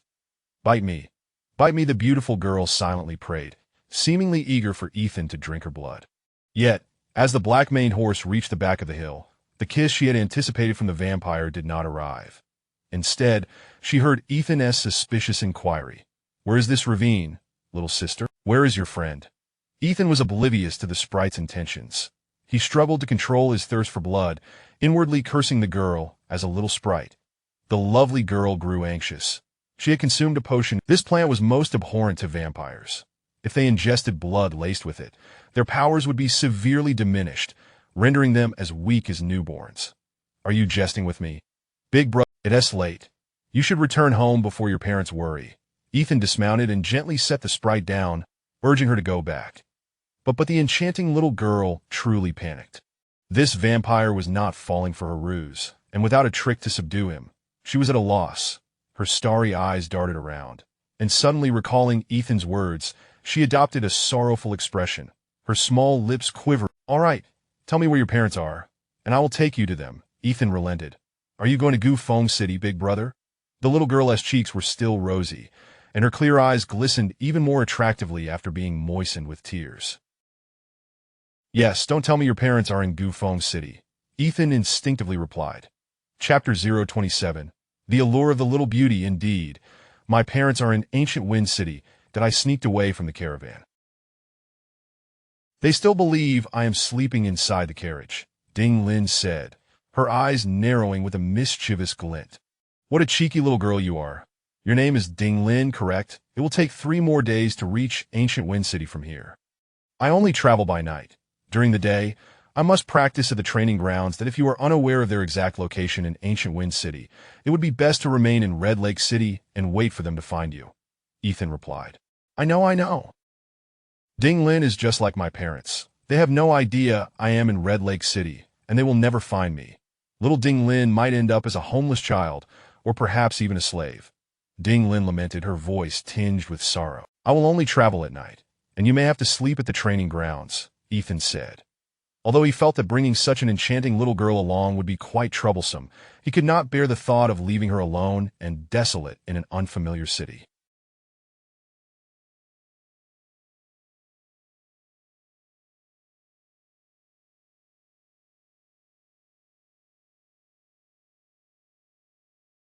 Upon seeing Ethan nod in agreement, little Ding Lin's face lit up with a radiant smile, and she swiftly leapt onto the horse, brimming with excitement.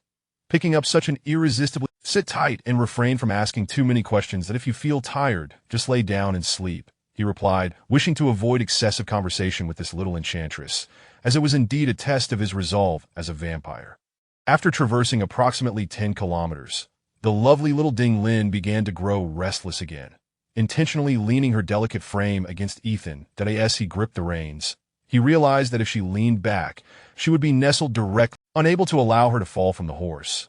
He could only press his arm against her, which felt akin to cradling the soft little girl in his embrace, the intoxicating scent that stirred his thirst for blood ever present. Ethan silently lamented, the sensation akin to having a naked beauty posing provocatively before him, yet he was denied the pleasure of indulging in her allure, leaving him utterly frustrated. Throughout the night, he fought to maintain his composure, and just before dawn, they finally reached a small town. After renting a room for her to stay in, Ethan ventured outside to hunt. Following a satisfying meal of a middle-aged woman's blood, his inner cravings began to ease somewhat. As the sun was about to rise, he hurried to the Humble Fighters Association and rented a secluded training ground. Luo Ling, now appearing somewhat frail, prompted Ethan to begin refining the dark energy, allowing Luo Ling to soak in the deathly aura for a time to enhance the flexibility and strength of her bones. The dark energy he concentrated for half an hour, achieving a 15-fold potency, would last approximately 2 hours, granting him time to practice his swordsmanship. Ethan, avoiding haste, focused on the precise techniques of the thrusting sword, integrating these into the heart-piercing thrust.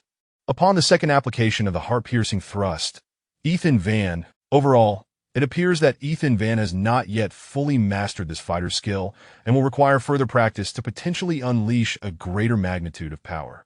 Why do I feel that my physical growth has been rather... However, after having ingested the blood of numerous individuals, his vampiric constitution seemed to stagnate, leaving him in a state of perplexity. Is it possible that I need to consume the blood? He remembered vividly how, upon drinking the blood of that swordsman, he had felt a clear augmentation in his overall capabilities. Perhaps consuming the blood of a fighter could facilitate my transformation at a quicker pace, he conjectured. Yet, to partake in the blood of a fighter was no simple feat. While Ethan contemplated how to amplify his vampiric traits in the training grounds, the adorable Ding Lin lay on her bed, appearing rather despondent.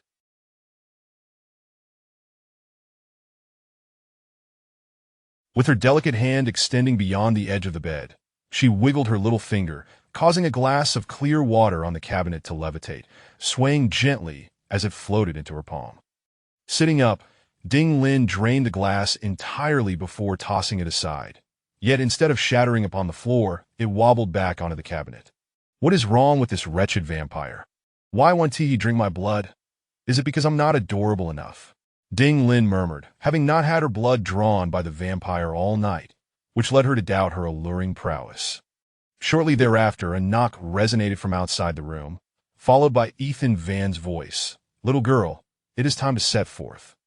Ding Lin pouted, feeling a surge of competitive spirit as Ethan, "My name is Ding Lin, and you may refer to me as Little Beauty." She exited the room, expressing her dissatisfaction to Ethan Van. "Very well, Little Beauty, it is time to..." Mounting their steeds, the two resumed their journey. Despite being merely a 10-year-old girl, Ding Lin leaned against Ethan, relying on him for support. On one hand, to entice him, and on the other because she simply enjoyed being held. Ethan Van, where... Chapter 028, A Minor Trouble. Not really, I do not fancy residing in a tomb. The Ding Lin, I must remind you to refrain from trusting strangers so easily that if your brother Ethan Fan were a vampire who feasts on the blood of little girls, you would be in grave danger. Ethan Fan jested. Giggle, I don't believe that. If my brother were a vampire, he would have drained Ding Lin's blood long ago. Little Ding Lin replied with a charming laugh. Ethan Fan, however, wore a wry smile as he patted the girl's head, feeling somewhat helpless. There are kind-hearted vampires. Your brother is a benevolent one. A kind-hearted vampire? Ding Lin tilted her head, displaying an innocent expression.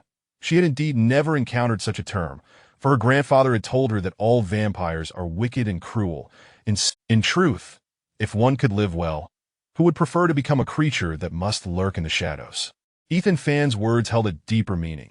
Ding Lin turned her gaze, her enchanting eyes scrutinizing Ethan Fan's somewhat. Then, as if grasping a hint of understanding, she nodded slightly before turning away, choosing not to inquire further. 2 days later, Ethan Fan arrived in ancient Wine City with the scheming little Ding Lin.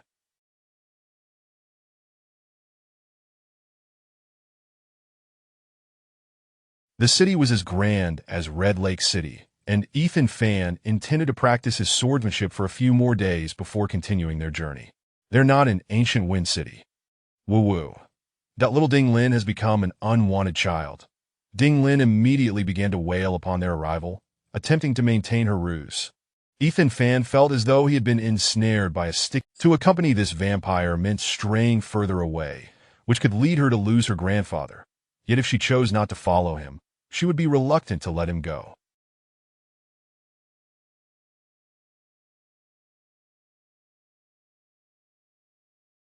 Ultimately, the little girl steeled her resolve and decided to stick with the vampire, believing that her omnipotent grandfather would surely find her. Little Beauty, You truly bring me trouble. It is quite inconvenient for me to... If I were to find myself lacking blood, I might be compelled to drink yours, Ethan Fan remarked, although he had a fondness for the enchanting little girl. Her company was indeed troublesome. But I only know Brother Ethan Fan. Are you really going to abandon little Ding Lin? She might be sold to a noble's mansion, where those wicked nobles have a penchant for tormenting little girls. Little Ding Lin does not wish to live such a life. Ding Lin's beautiful eyes shimmered with tears, presenting a pitiful sight. Ethan Fan felt a pang of embarrassment, reflecting on how precocious this little girl was, already aware of some noble's vile predilections. However, it was true that Ding Lin was a little beauty. If she were to catch the eye of someone with nefarious intentions, she could indeed face a tragic fate. What are your parents' names? Surely they have noticed your absence and will post notices in various associations. She has no daddy or mommy, the little girl cried. Then why did you say your parents were in ancient Wind City? Ethan Fan felt increasingly exasperated. It seemed rather difficult to rid himself of this little girl. I escaped from a wicked adoptive father at the trading grounds and spotted Brother Ethan Fan.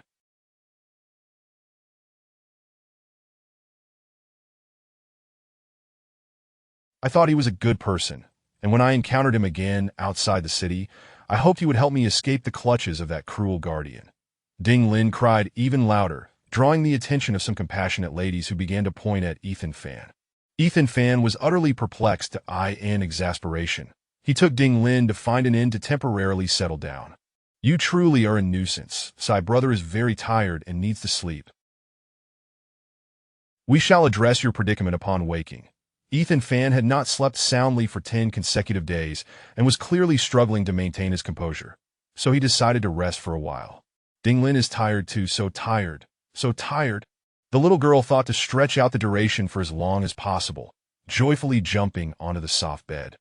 Ding Lin was indeed weary. Having traveled at night and unable to sleep during the day, she snatched the blanket as she lay down. Ding Lin, I must earnestly inform you that you are not permitted to open the black curtains or the door.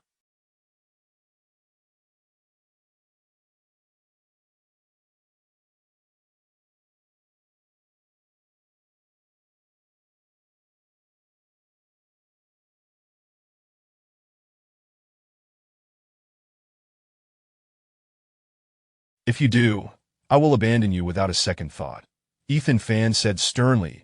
As dawn approached, he made sure to close all the windows in the room and cover any openings with black fabric to block out the light. I won't. I dislike sunlight too. Ding Lin quickly shook her head, obediently lying on the bed and yawning. Ethan Fan gazed at the little beauty's adorable demeanor. A smile gracing his face, he refrained from claiming the soft bed, instead retreating to the wardrobe. A vampire can sleep lying down, standing, or even upside down. Ethan Fan was concerned about losing control and succumbing to the temptation of drinking Ding Lin's blood, so he felt it prudent to confine himself within the wardrobe. Upon awakening, Ethan Fan felt significantly rejuvenated, even sensing a subtle enhancement in his spiritual energy. Thus, he endeavored to condense his death energy, ensuring to do so in a small room. After half an hour, Ethan Fan was astonished to discover that he had increased the concentration of his dark energy to 17 times that it had taken him 10 years to refine it to a 15-fold concentration. And yet, an increase in the concentration of death energy greatly benefits the nourishment of those undead beings, allowing skeleton Luo Ling to grow more rapidly. After dispelling all the death energy, Ethan Fan instructed the inn's servant to prepare some food. Vampires cannot consume food as they lack a digestive system. These provisions were solely for Ding Lin. Ding Lin had also developed a habit of being active at night. As darkness fell, the charming little girl awoke, her adorable appearance making Ethan Fan yearn to plant a few kisses on her rosy cheeks. Brother is going outside. You must stay in the room and refrain from running about, that if you wander off, no one will be there to care for you, Ethan Fan admonished. Having had sufficient rest, Ethan Fan himself felt hungry and needed to replenish his energy with blood. Such a sanguine act, however, was not something he wished little Ding Lin to witness. Brother said he is a vampire. Does that mean he will go out to drink people's blood? The clever little sprite in Chapter 029. The swift blade, indeed, it is rather frightening, so you should remain obediently in your room. Ethan remarked with a smile, seemingly unfazed. For a girl of her tender age, the allure of a vampire was nearly fatal. Even those vampires who had lived for centuries could hardly resist her charm. Yet Ethan, the noble son, had refrained from tasting her blood throughout their time together, leaving Ding Lin perplexed. Ethan sighed softly, for he too yearned to partake of her blood, but I have a younger sister, just a year my junior. She was as adorable and affectionate as you. He spoke with a slight heaviness in his tone. This memory harked back to his life before the age of 6, when he recalled having a sister. However, after the fall of the kingdom of Jean, she had become a slave, and many years had passed since they had last seen each other, leaving her fate uncertain. Vampires are often drawn to their kin, drawn to consume their blood. Little Ding Lin noticed the sorrow that flickered in Ethan's eyes and timidly inquired. Ethan's gloom lifted, and he approached the charming girl, lifting her into his arms as he smiled. Brother and I, much like you, are unwanted. Even if I had family, I would never feast upon their blood. Why not?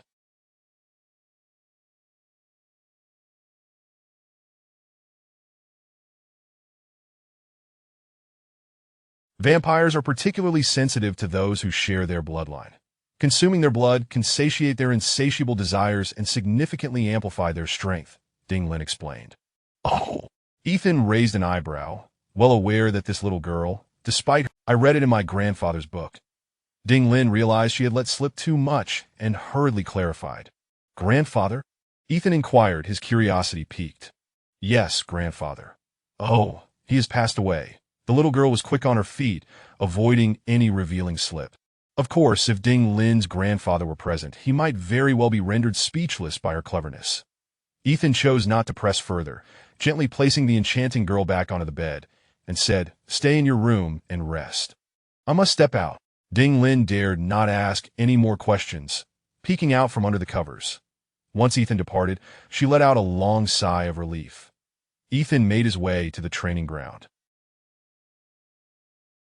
After renting a space, he spent some time revisiting the two basic thrusting techniques. The horizontal and vertical thrusts were merely a matter of wrist movement. However, he realized that his execution of these techniques still lacked finesse. He maintained his maximum point of exertion as he executed the horizontal thrust, with a step and a lunge. His movements were fluid to the moment of the lunge.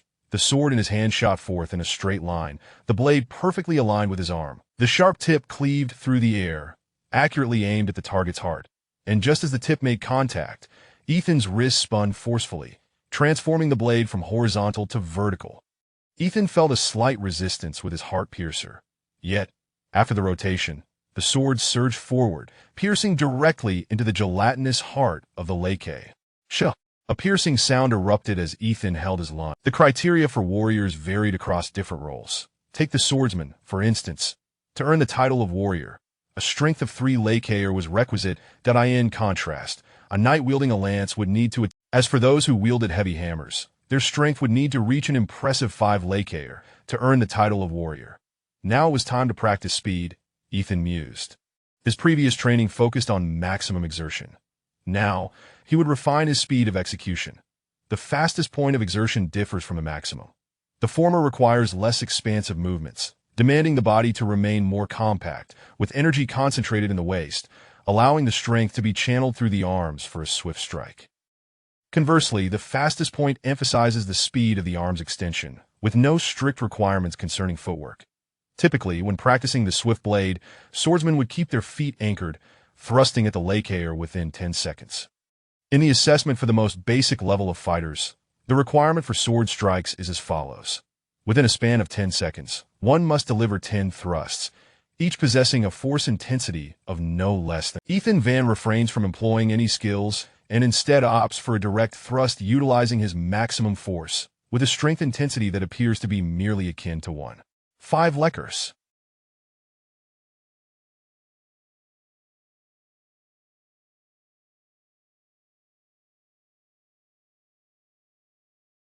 Utilizing this method to thrust a sword requires merely a second. However, the subsequent actions of sheathing the sword, repositioning, establishing stance, locking onto the target, and executing another thrust necessitate at least 3 seconds.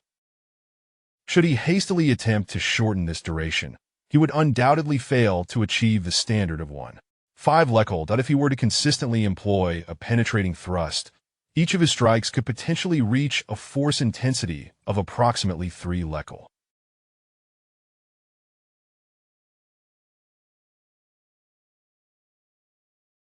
Nevertheless, Ethan must meticulously adjust his distance, calculate his footwork, aim at the designated attack point, and swiftly transition the maximum point of force from a horizontal thrust to a vertical one, penetrating the bullseye. This entire sequence demands no less than 5 seconds. The front of the Leckle serves to assess force intensity, while the rear is designed to evaluate speed. Within the gelatinous Leckle lies a tactile hourglass, which activates automatically upon striking the heart of the Leckle. The upper chamber entirely empties into the lower chamber precisely 10 seconds later, at which point the Leckle ceases its calculations. Ethan positioned himself 2 meters from the gelatinous target, taking a small step forward to allow for the contraction of his arm. He inhaled deeply, grounding his stance, and with a sudden motion, thrust his right arm forward, retracting it at remarkable speed, before executing a vertical thrust with utmost swiftness. Whoosh, whoosh, whoosh, whoosh, whoosh, ding. This sound signified the completion of the hourglass. Ethan executed a total of 6 thrusts. Although each strike exhibited some deviation, they nevertheless landed within a 10-centimeter radius of the gelatinous Leckle's heart. The Leckle swiftly compiled the force intensity data for each of Ethan's strikes. 1. 4 lekker in. 3 lekker in. 3 lekker in. The disparity is truly significant. Ethan Fan lamented as he gazed at the disheartening figures. Nevertheless, Ethan Fan remained undeterred. Once his vampire physique was enhanced and he mastered the fundamental sword techniques, his prowess as a swordsman would undoubtedly escalate rapidly. Chapter 030. The Elder of Telekinesis. As the clock struck midnight, Ethan Van had already managed to execute 7 sword thrusts within a mere 10 seconds to elevate his prowess further. Mere practice would no longer. Thus, he chose to abandon the training grounds and ventured forth in search of prey. Ethan made his way to the tavern, for it was in such a chaotic environment that he found it easier to achieve his goals. At this hour, the streets of Gu Feng City were sparsely populated, with the cold night breeze sweeping through the desolate avenues, stirring up minute particles of dust that rendered the streetlights even dimmer. The surrounding silence was unsettling, and the occasional fleeting shadows that darted by were swiftly engulfed by darkness. The street that connected the Fighter Academy to the tavern. Yet upon observing the emptiness of the thoroughfare, Ethan halted, unwilling to proceed further. The stillness was profound. Even with Ethan's extraordinary hearing, he found it challenging to detect any sounds, the eerie atmosphere prompting him to heighten his vigilance. Suddenly, a metallic scraping sound pierced the silence, and Ethan quickly discerned its source. He hastily sidestepped, concealing himself in a recessed wall, shrouded by the shadows. Clang, clang, clang. The sharp clanging of weapons. Instantly, the stony ground beneath him caved in. The armored figure maintained a half-kneeling position, dust swirling around him, soon to be dispersed by a fierce gust of wind. Overestimating oneself. A haunting voice resonated from the depths of the street's darkness, and before the man, an elderly figure materialized seemingly out of thin air. Dressed in simple attire, he could easily be mistaken for an ordinary old man amidst the bustling streets. Concealed in the shadows, Ethan's heart raced with trepidation, yet he dared not make a sound, fearful of attracting the attention. The man gradually rose to his feet, his long sword slicing through the air, leaving behind a faint azure luminescence in its wake. Fighting aura. Ethan's astonishment deepened. Individuals capable of manifesting such a phenomenon were The fighting aura was a hallmark of a fighter who had honed their skills to perfection, with the auras of elite fighters possessing the potential to unleash devastating damage. The man was already in motion, his speed rendering him nearly invisible to Ethan, who only caught sight of the azure luminescence arching across the street. In the next instant, a fierce gale swept through the 20-meter-wide thoroughfare. Whoosh! The howling wind battered the surrounding shops, shattering signs and decorations, leaving the street in utter disarray. Boom! The once tranquil street erupted with a thunderous roar as a powerful sword strike generated a blinding fighting aura, scattering like myriad blades, obliterating the nearby walls and structures into fragments. Ethan's eyes widened. Though he could not comprehend the intricacies of their battle, he was determined to absorb every detail. Telekinesis master. As the haze dissipated from the street, Ethan was struck with further astonishment upon realizing that, without wings yet suspended aloft, there were but two kinds of beings capable of such feats: wind mages and telekinesis masters. Ethan deduced that the elder was a telekinesis master because he was directing a massive horse-drawn carriage, stationed on the street, towards the armored man, with merely a flick of his fingers. This carriage, laden with stones, weighed at least 10 tons, and the old man effortlessly lifted it, sending it hurtling towards the elite swordsman. Witnessing such a breathtaking spectacle at such close range sent tumultuous waves through Ethan's heart. The stone-laden carriage could crush a multitude of people, let alone collide with someone in midair. The carriage, laden with heavy stones, rushed towards the man. Yet he swung his sword with astonishing speed, the dazzling fighting aura dazzling to behold, its piercing brilliance flashing in rapid succession as he shattered a dozen large stones in mere seconds. The fragments and dust exploded outward, rendering the once pristine street riddled with craters. A moving stone carriage, suspended in the air, was utterly disintegrated by the man's swift swordsmanship. Such unparalleled skill left Ethan at a loss for words. The battle did not pause for Ethan's astonishment. As the man reduced the carriage and stones to dust, another telekinetic maneuver unfolded before Ethan's eyes, one he could hardly decipher.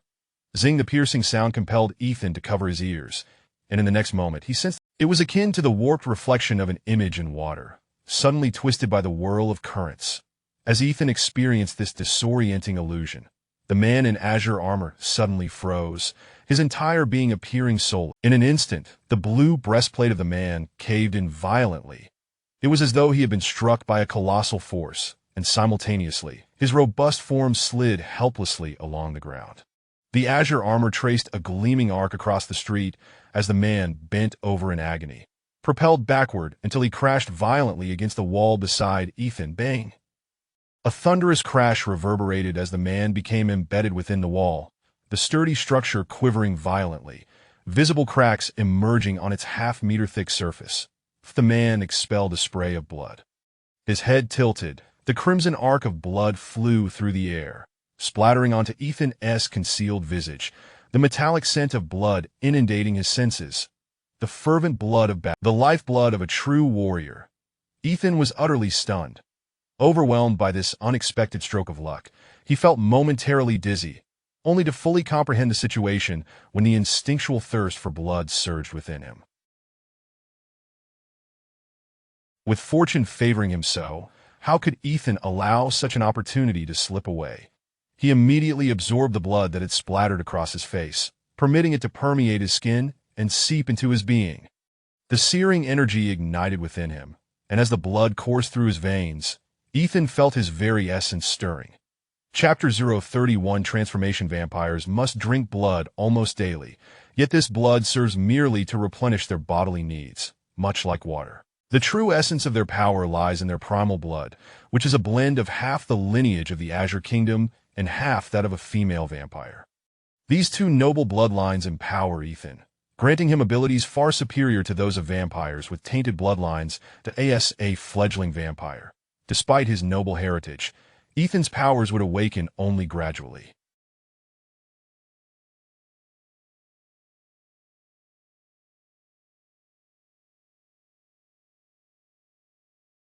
The catalyst for this awakening, however, is the extraordinary blood of the powerful. While a vampire's body is cold, Ethan now felt a tempestuous boiling within him, as the blood of the formidable coursed through every part of his being, filling him with an overwhelming sense of strength. Simultaneously, this blood stimulated Ethan's primal essence, evoking an instinctive awareness that some latent power was stirring to life within him. This moment of fervent awakening, the fierce battle. After the man tore himself from the wall, he leapt to a great height, alighting upon the rooftop with the grace of a swan, before vanishing in an instant. The eerie silence in the vicinity was a testament to the ferocity. As their confrontation shifted to another area, they faded from Ethan's view that he found himself too absorbed in his own tumultuous sensations to heed their battle. A conflagration raged inside him, akin to flames igniting from within. Ethan recognized that a transformation was unfolding within his vampire essence. Gritting his teeth as he struggled to take a step forward, he yearned to find a secluded place, a sanctuary to complete his metamorphosis. Ton blad d'inscription. Despite the agony he endured, a fleeting glance caught his attention.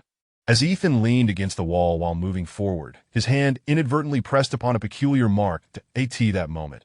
He recalled the earlier incident when the man crashed against the wall, his arm colliding precisely at this marked location. The seal on the inner side of the armored right arm. A conclusion emerged swiftly, yet the searing pain in his body rendered deep contemplation impossible. Ethan understood that if he did not find a quiet place soon, he would be forced to succumb to his transformation on the streets. Thus, he dared not linger, stumbling towards the inn. Ding Lin opened the door quickly. Upon his arduous return to Ding Lin, still half asleep, was startled awake by his frantic knocking. Rubbing her bleary eyes, she opened the door for him.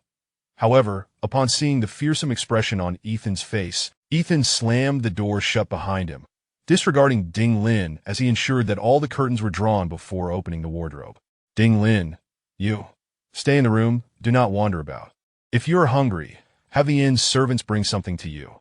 Under no circumstances should you allow them into the room, and absolutely do not open the curtains. Do you understand? Although Ethan felt dizzy, he persevered against the pain and fatigue, instructing Ding Lin earnestly. Seeing the fierce demeanor of Ethan, Ding Lin nodded gravely. Once inside the wardrobe, Ethan unleashed a wave of deathly energy. Even in slumber, this energy could facilitate subtle metamorphosis for a vampire, akin to fresh air for dark beings, enveloping them in comfort. The burning sensation spread throughout his body, and Ethan felt as though his very marrow was ablaze. Yet, as he succumbed to the deep sleep of a vampire, the pain gradually subsided, and when he fell into complete unconsciousness, the moon hung at a slant, and after awakening to the commotion caused by Ethan, Ding Lin found herself unable to return to sleep. The adorable girl drew back the curtains and, if I were to open the wardrobe now and plunge a sandalwood stake into his heart, he would undoubtedly perish, Ding Lin muttered to herself. Yet, my brother seems to be a genuinely kind vampire. Despite their brief time together, newborn vampires possess poor restraint. Yet Ding Lin noted that Ethan never attempted to drink her blood, recalling his mention of a lost sister, which stirred a pang of sadness within her. My brother must have become a vampire in search of his sister. Ultimately, she bit her lip and tossed the stake out the window, closing it and drawing the curtains tightly to block the sunlight. Ding Lin waited until dawn before departing the inn. Having chosen not to slay the vampire, she resolved to return to her grandfather. That Ethan, this noble scion, devoid of any elder to guide him, remained oblivious to the utilization of his vampire abilities and the changes wrought by his transformation. As the powerful warrior's blood permeated him, Ethan endured a brief agony before sinking into slumber, the experience reminiscent of his initial transformation into a vampire, shrouded in darkness. When he finally awakened, after a considerable duration, memories began to resurface within Ethan's mind, slowly flooding back. He cautiously opened the wardrobe, dissipating the deathly energy that might draw attention. Standing in the pitch-black room, Ethan, even with his eyes closed, initiated a circulation of his primal blood, an unprecedented occurrence since his transformation into a vampire. This circulation invigorated. In the blink of an eye, he materialized by the door, his black cloak billowing with his movement before settling softly as he came to a halt. Ethan clenched his fists, feeling a surge of power coursing through him. His eyes sparkled like stars, radiating a confidence and wisdom that pierced through the shadows of the room. Chapter 032. The vampire hunter Ethan Fan's lips curled into a smile as he floated in the aftermath of his transformation. His vampiric constitution had undergone a profound metamorphosis, the extent of which he could only truly comprehend upon re-entering the training grounds. Ding Lin. A frown creased his brow once more as uncertainty gnawed at him. He was unsure how long he had been dormant. Despite Ding Lin's mature demeanor, she was merely 10 years old, and the thought of her venturing out alone was fraught with peril. Ethan stepped out of his room and approached the innkeeper at the counter, inquiring, "Have you seen a young girl, approximately 10 years old, with long, light blue curls, ebony eyes, and a fair complexion?" "Oh, you must be referring to that little beauty. She left alone early 3 days ago. I even offered to assist her, but she declined," a maid replied. Ding Lin's striking appearance and cherubic features made her an easy target for Ethan. Returned to his room, collected his belongings, paid his dues, and departed the inn. Mounting his black stallion and heading towards the marketplace, he sensed that Ding Lin was being deceptive. Yet she was merely a child, and with her captivating visage, she would undoubtedly attract the attention of ill-intentioned individuals in this unfamiliar city. Vampires possess an acute sensitivity to scent, and having spent considerable time with Ding Lin, Ethan was able to track her aroma. Fortunately, she had not strayed far and remained within the confines of the ancient city. Ethan's olfactory tracking extended to a maximum range of 5 kilometers as he rode into the bustling urban center of the ancient city. He picked up on Ding Lin's scent. Anxiety tightened within him as he feared for the little girl's safety. His path led him westward, towards the lower-class districts, beyond which lay the slave quarters. Upon reaching the slave quarters, Ethan's expression darkened considerably. The kingdom had fallen when he was merely 6 years old, leading to 4 harrowing. The slave quarters were rife with filth, the acrid stench of burnt grease hanging heavily in the air, shrouding the night sky in a noxious veil, and saturating the atmosphere with a nauseating odor. As he navigated the streets where children were sold into bondage, witnessing the emaciated young slaves confined within cages, Ethan's countenance grew increasingly grim, his grip on the reins tightening with mounting fury. He was drawing closer. Ding Lin was merely 500 meters away, her scent unmistakably clear. With a resounding crash, Ethan rode through the haphazardly strewn debris of the street. In a blur of motion, he surged into a dilapidated building, where he immediately spotted an overweight slave master mercilessly beating a young girl. That a chill coursed through him as he stood frozen behind the slave master. His pupils morphed from black to a ferocious green. Memories long buried surged forth. Images of darkened rooms, sturdy cages, the sounds of anguished cries, bloodied whips, a sneering slave master. A guttural scream erupted from Ethan's throat as his nails elongated into vicious talons. The corpulent slave master, having summoned henchmen to assist him in training the newly captured girl, was startled into a jump by the eerie sound that pierced the air behind him. With a hiss, Ethan bared his fangs, sinking them into the slave master's neck and tearing away a chunk of flesh from his corpulent throat.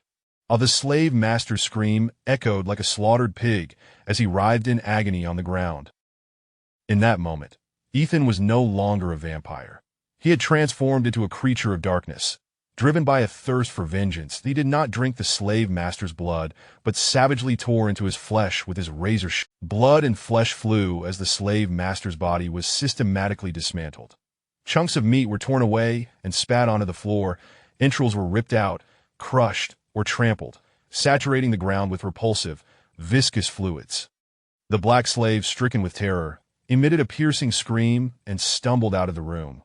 Within a mere minute, the rotund slave master was utterly dismembered, his hands, toes, scalp, and torso lying in a grotesque heap, mingled with bile, blood, and gastric juices.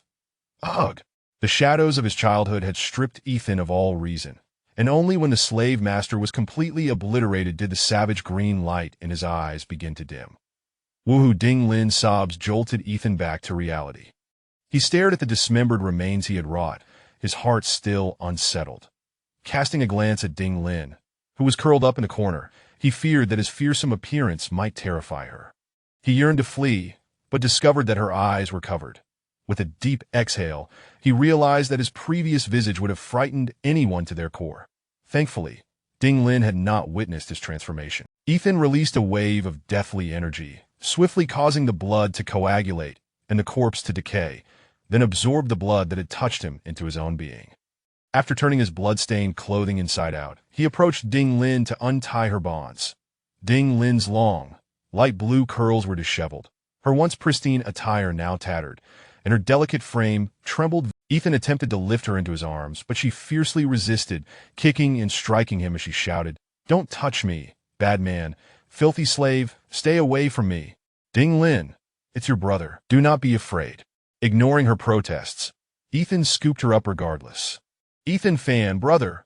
Wu, upon hearing his voice, Ding Lin's cries intensified, revealing the immense injustice she had. Once the blindfold was lifted, Ding Lin caught sight of Ethan's pale, handsome face and instinctively nestled into his embrace, erupting into genuine tears, no longer feigning distress.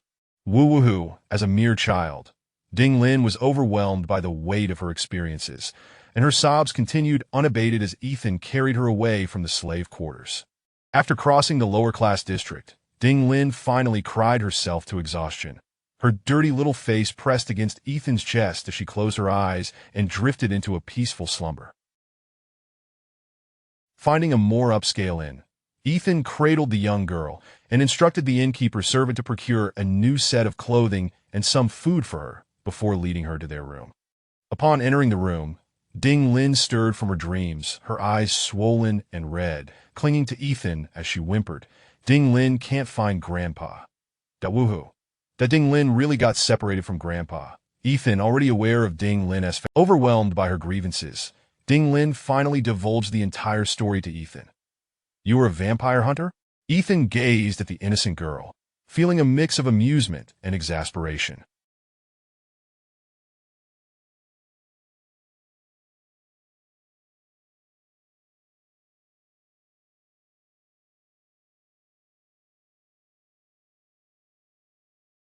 Chapter 033.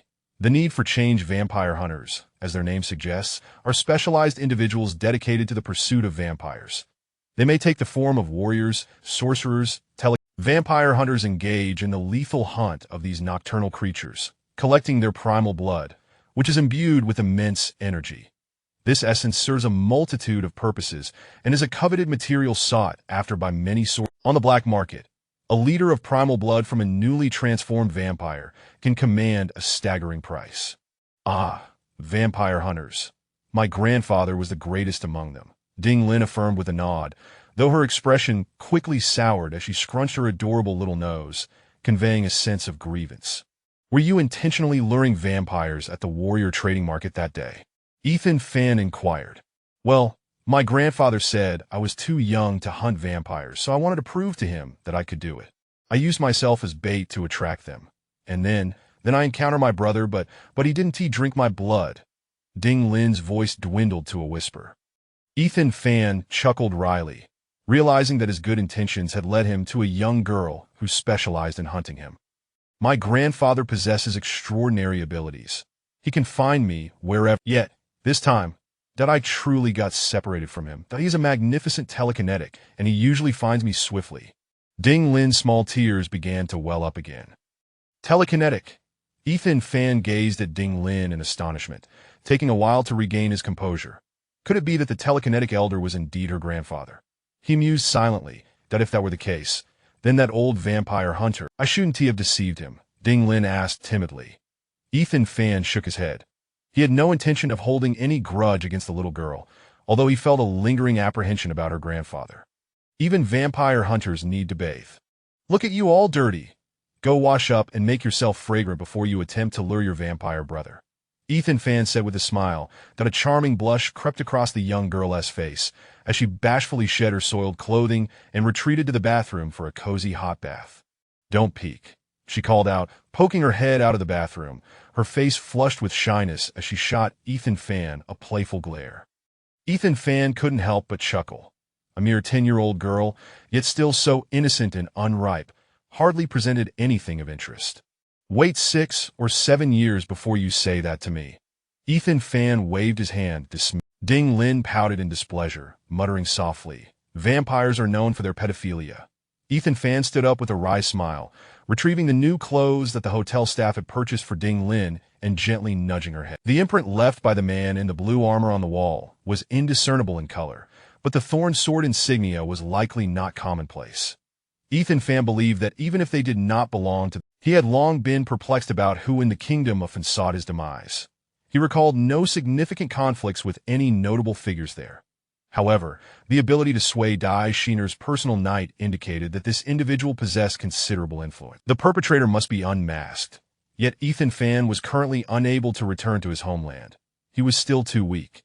Should that murderer discover that he had survived, they would undoubtedly send more assassins after him. Furthermore, returning to his family would require him to find a way to withstand sunlight. Otherwise, lurking by night would easily draw suspicion. This little girl was likely more knowledgeable about vampires than he was. She could provide him with valuable information, even instructing him on how to conceal his own vampiric identity. There shouldn't be any.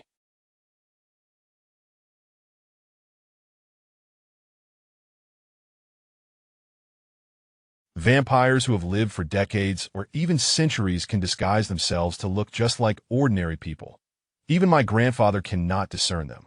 But right. They are exceptionally sensitive to all dark beings, Ding Lin explained.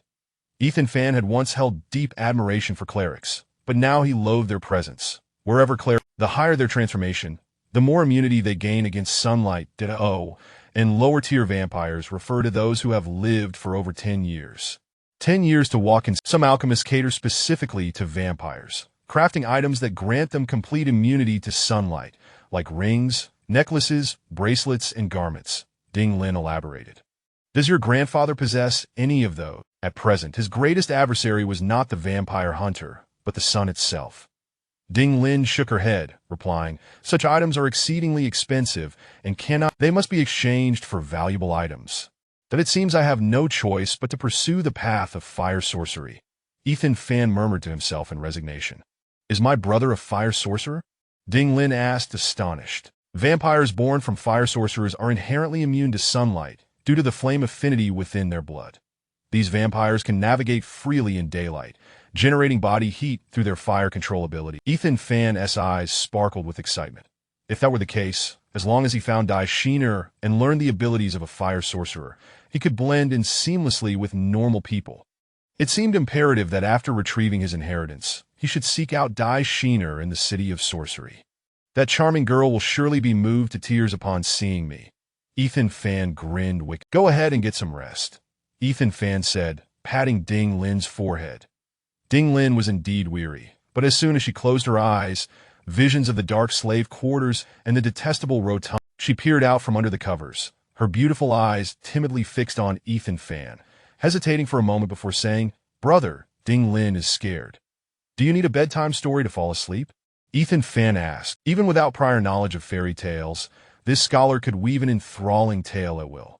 Blushing, Ding Lin shook her head and shifted her position, saying, When I'm scared, my grandfather always holds me until I fall asleep. All right, but you mustn't breathe in my direction. Just because I don't drink your blood doesn't mean I wouldn't want to. If you blow your breath toward me, I might lose control, Ethan Fan warned. If my brother drinks my blood, he might. As he cradled little Ding Lin in bed, Ethan Fan relished a long-lost sensation of relaxation. Yet the maiden's pure fragrance and pristine blood continually assaulted his once calm heart. As the moon began to dip in the west. Once on the floor, Ethan Fan began to gather his belongings, quietly preparing to leave the room. Ethan Fan was not naive. The telekinetic elder was in this very city, and he surmised that it would not be long before he remaining by her side. Even if Ding Lin harbored fond feelings for him, Ethan Fan could not guarantee that the old vampire hunter would show him mercy. Thus, departing seemed the wisest course. Ethan Fan had initially intended to practice his swordsmanship in the ancient Wind City, but ultimately abandoned the idea, deciding to perfect the 5 thorn swords when he reached the next city. Once again, he traveled through the night. It would take 5 or 6 days to reach the final city of Chihua from ancient Wind City, even on horseback. Chihua City is situated on the western border of the Kingdom of Fun. With Chihua, this mountain marks the desolate frontier of the Kingdom of Fun. Ethan Fan had once been perplexed as to why his mother would send him to such a remote location to retrieve her legacy. However, as his experiences accumulated, he began to realize that the relics his mother had meticulously set aside for him were undoubtedly of great significance. Meng China had not imposed strict requirements on when Ethan Fan should retrieve them. Thus, once he could leave his family, he journeyed thousands of miles to reclaim his mother's belongings. Moreover, Ethan Fan was confident that his mother's legacy would bring about the change he yearned for. He had never resigned himself to being a mere lodger in someone else's home. He craved this transformation. Chapter 034. Blackwing's Ethan Fan. Chihuahua City was exceedingly remote, its desolation palpable, and Ethan Fan found it difficult even to locate a clean vessel for his thirst. As he rode through the vacant streets of the city, he resolved to suppress his cravings for blood and instead head directly to Chihuahua Mountain to retrieve his mother's relics. Chihuahua Mountain appeared to be an ordinary mountain. However, an inexplicable dark mist perpetually enveloped its slopes, rendering it shrouded in mystery that on moonless nights, the solitary peak, such mountainous terrain, typically harbored some form of malevolent creature. When Ethan was still human, he might have felt a twinge of trepidation in the presence of such a foreboding mountain. But now, as a creature, what surprised Ethan, however, was the presence of a middle-aged guardian of the mountain amidst its eerie ambience. That as he passed by the base of the mountain, the man ignoring the hirsute sentinel, Ethan ascended the steep, treacherous path. Though labeled a mountain trail, there was hardly a path to speak of. It required climbing or utilizing the tall trees to aid his ascent. Once enveloped by the forest, Ethan quickly sensed an increase in the density of the ominous aura surrounding him. The strange howls reverberating through the woods echoed like the sharp laugh. Clad in black, Ethan swiftly traversed the gentle slopes below, reaching the mountainside as the moon hung low in the west.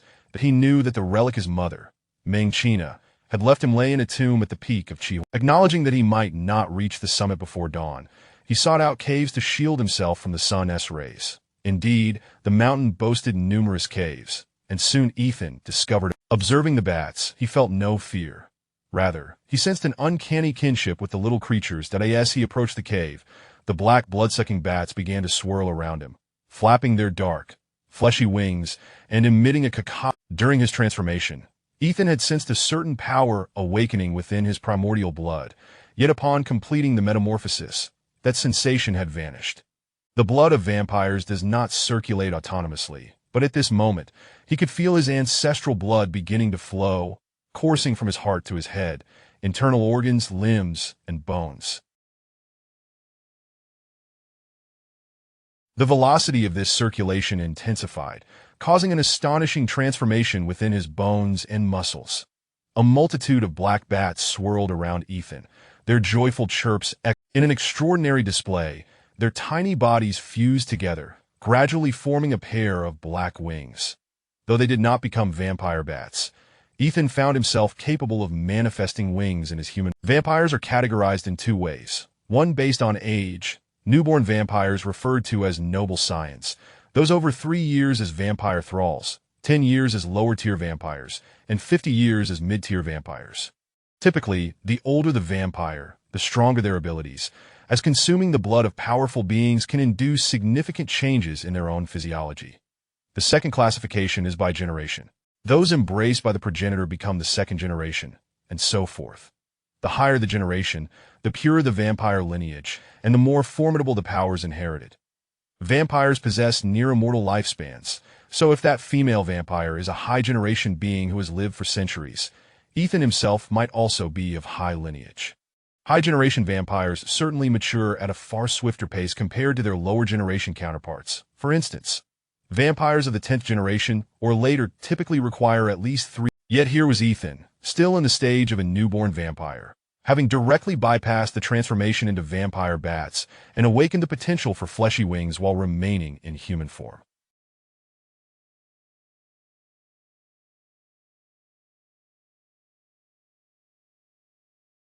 The only explanation was that the female vampire must indeed be of a high generation, and though Ethan was a generation lower, he too had become a high-generation vampire. Otherwise, my growth wouldn't be this rapid. Ethan mused to himself. From Ding Lin's words, he discerned that he was indeed quite special compared to ordinary newborn vampires. Although the black bat wings appeared somewhat unsightly, however, it was not long before he found himself cursing.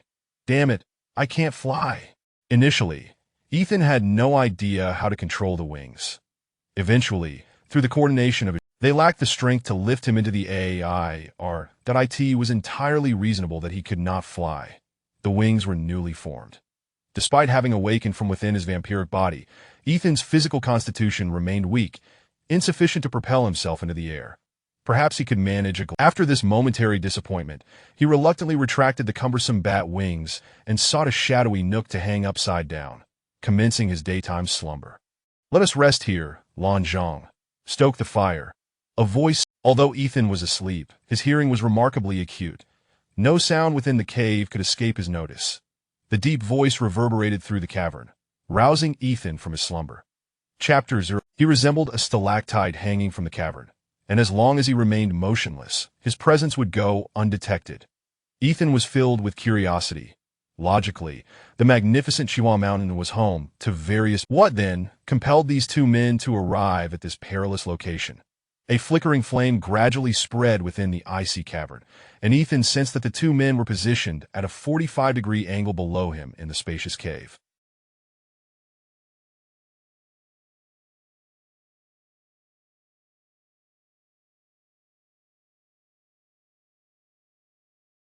Seizing the opportunity while they tended to the fire, he cautiously opened his eyes. "This should be the place, right, Lan Zhang? Are you certain that old man isn't following us?" the previously speaking man inquired again. "Absolutely not. I led him through several cities to completely shake him off," replied the man known as Lan Zhang. Ethan immediately grasped this information and, through the dim light of the cavern, observed the man clad in blue armor.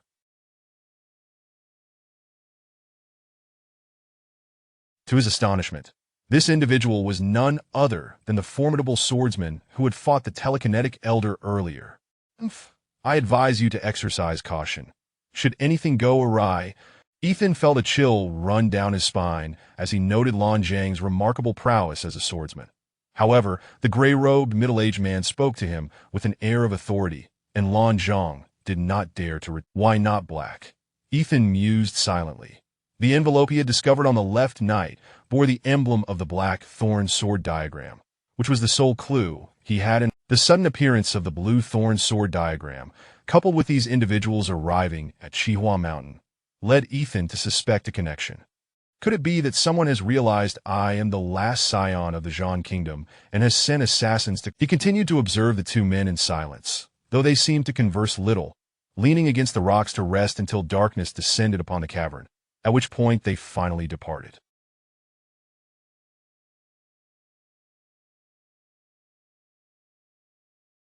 Ethan did not follow immediately.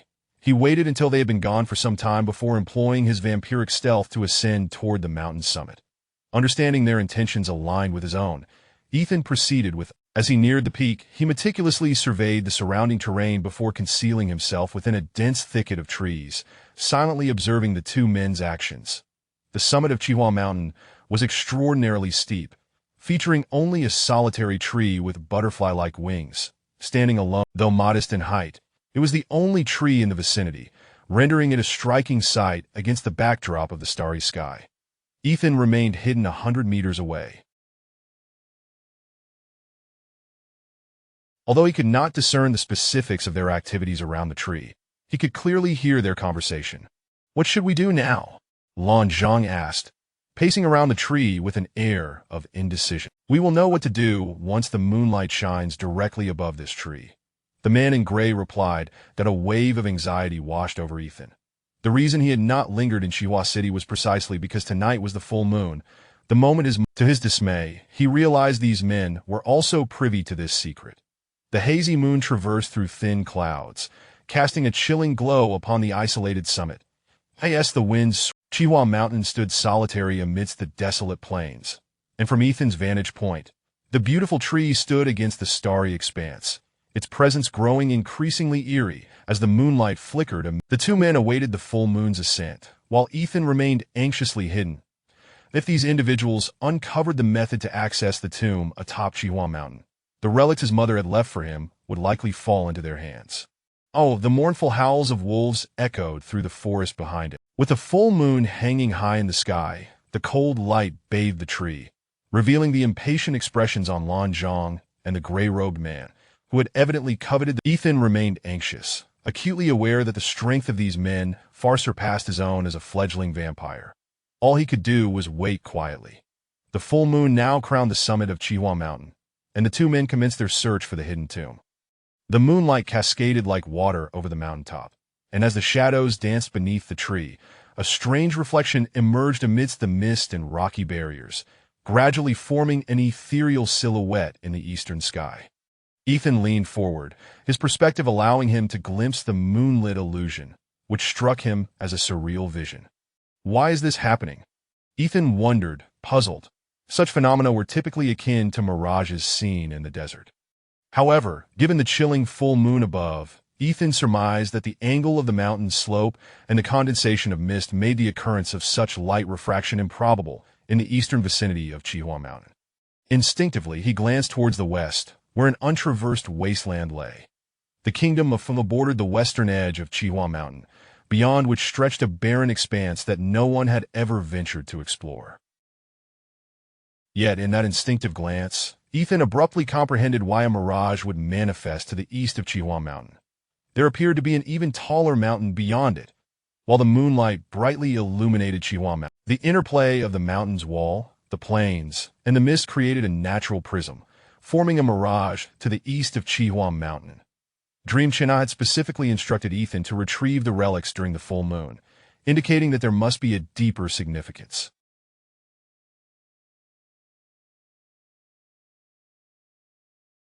Ethan firmly believed that the ethereal moonlit illusion produced by the distant mountains was no mere coincidence. Thus, he began to scrutinize the nature of the apparition. The image hung suspended in the air beyond Chihua Mountain, and from Ethan's vantage point, he could only discern its overall outline, which stirred a sense of familiarity within him, as though he had encountered it not long ago. "It has appeared!" Lan Zhang suddenly exclaimed, completely ignoring the moonlit vision to the east of Chihua Mountain, as they focused intently on their search for the relics. Ethan's concentration wavered at the exclamation, and when he turned his gaze back, he was astonished to find a translucent rock manifesting atop Chihua Mountain. Chapter 036. The blue figure, somewhat dissatisfied, cast a glance at other locations. Initially a subconscious act of discontent, but in that fleeting moment, he suddenly noticed two scarlet gray. The blue figure involuntarily retreated a few steps, for those were undeniably the eyes of a terrifying creature, brimming with ferocity. A whoa, a soul-shaking wolf howl, a werewolf! The gray figure was equally paralyzed with shock, having never anticipated that a creature of such formidable power would appear just as they were about to seize the treasure. Ethan felt the werewolf dart past him, and in the next instant the beast, its body cloaked in rich brown fur and brimming with explosive muscles, materialized before the open expanse. From Ethan's vantage point, it appeared as though the werewolf stood against the backdrop of the night sky, its mouth agape, as if it sought to swallow the full moon whole. As the werewolf's roar echoed, a fierce wind kicked up, causing the surrounding foliage atop the mountain to sway violently. Fractured branches and debris began to surge, swirling dust enveloping the area, forming. The biting, sanguine wind sliced across Ethan's face like a blade, and the thicket around him transformed from dense to sparse. The wolf's howl reverberated through the night. Chaos reigned all around. Even the purest of hearts, though the full moon and the werewolf, a legend oft-spoken by many, had manifested before his eyes. Witnessing the werewolf's powerful physique left Ethan profoundly shaken. The frenzied werewolf remained oblivious to Ethan's presence, its gaze fixed intently on the two men, filled with rage and animosity, its heaving chest and twitching claws poised. "We must exercise utmost caution." The gray figure swiftly assessed the creature's might at that moment. The blue figure had already drawn his long sword, the weapon adorned with the emblem of the hundred-eyed phoenix, glimmering with an eager brilliance. The werewolf's powerful hind legs sank deeply into the rock, its exaggerated muscles tensed as if ready to tear itself free. Whoosh! The werewolf suddenly lunged, its agile body propelling forth like a cannonball. The blue figure was hurled backward, sliding 10 meters before regaining his footing. After a brief spell of muscular paralysis, he immediately sprang into action, leaping from the side of the werewolf. He soared to a height of 10 meters, executing a rapid flip mid-air, resembling a circular saw, and in the moment of landing, his long sword was drawn with startling ferocity, unleashing a dazzling strike. Boom! The ground quaked violently as the rotation. Despite the werewolf's swift evasion, upon striking the rock, the entire mountaintop trembled, and the resilient stones shattered into countless fragments that shot into the air. The debris flew like arrows, piercing distant tree trunks. Yet when these attacks struck the werewolf, concealed at a distance, Ethan felt a chill of dread. The werewolf's fur was more resilient than the steel armor worn by warriors, and even a direct strike would scarcely inflict damage.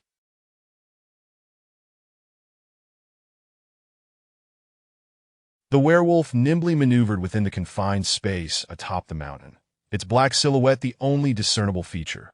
The blue figure's speed paled in comparison to this agile and formidable beast, and soon he found himself disoriented, unable to land a single potent blow against the werewolf. "Incompetent fool!"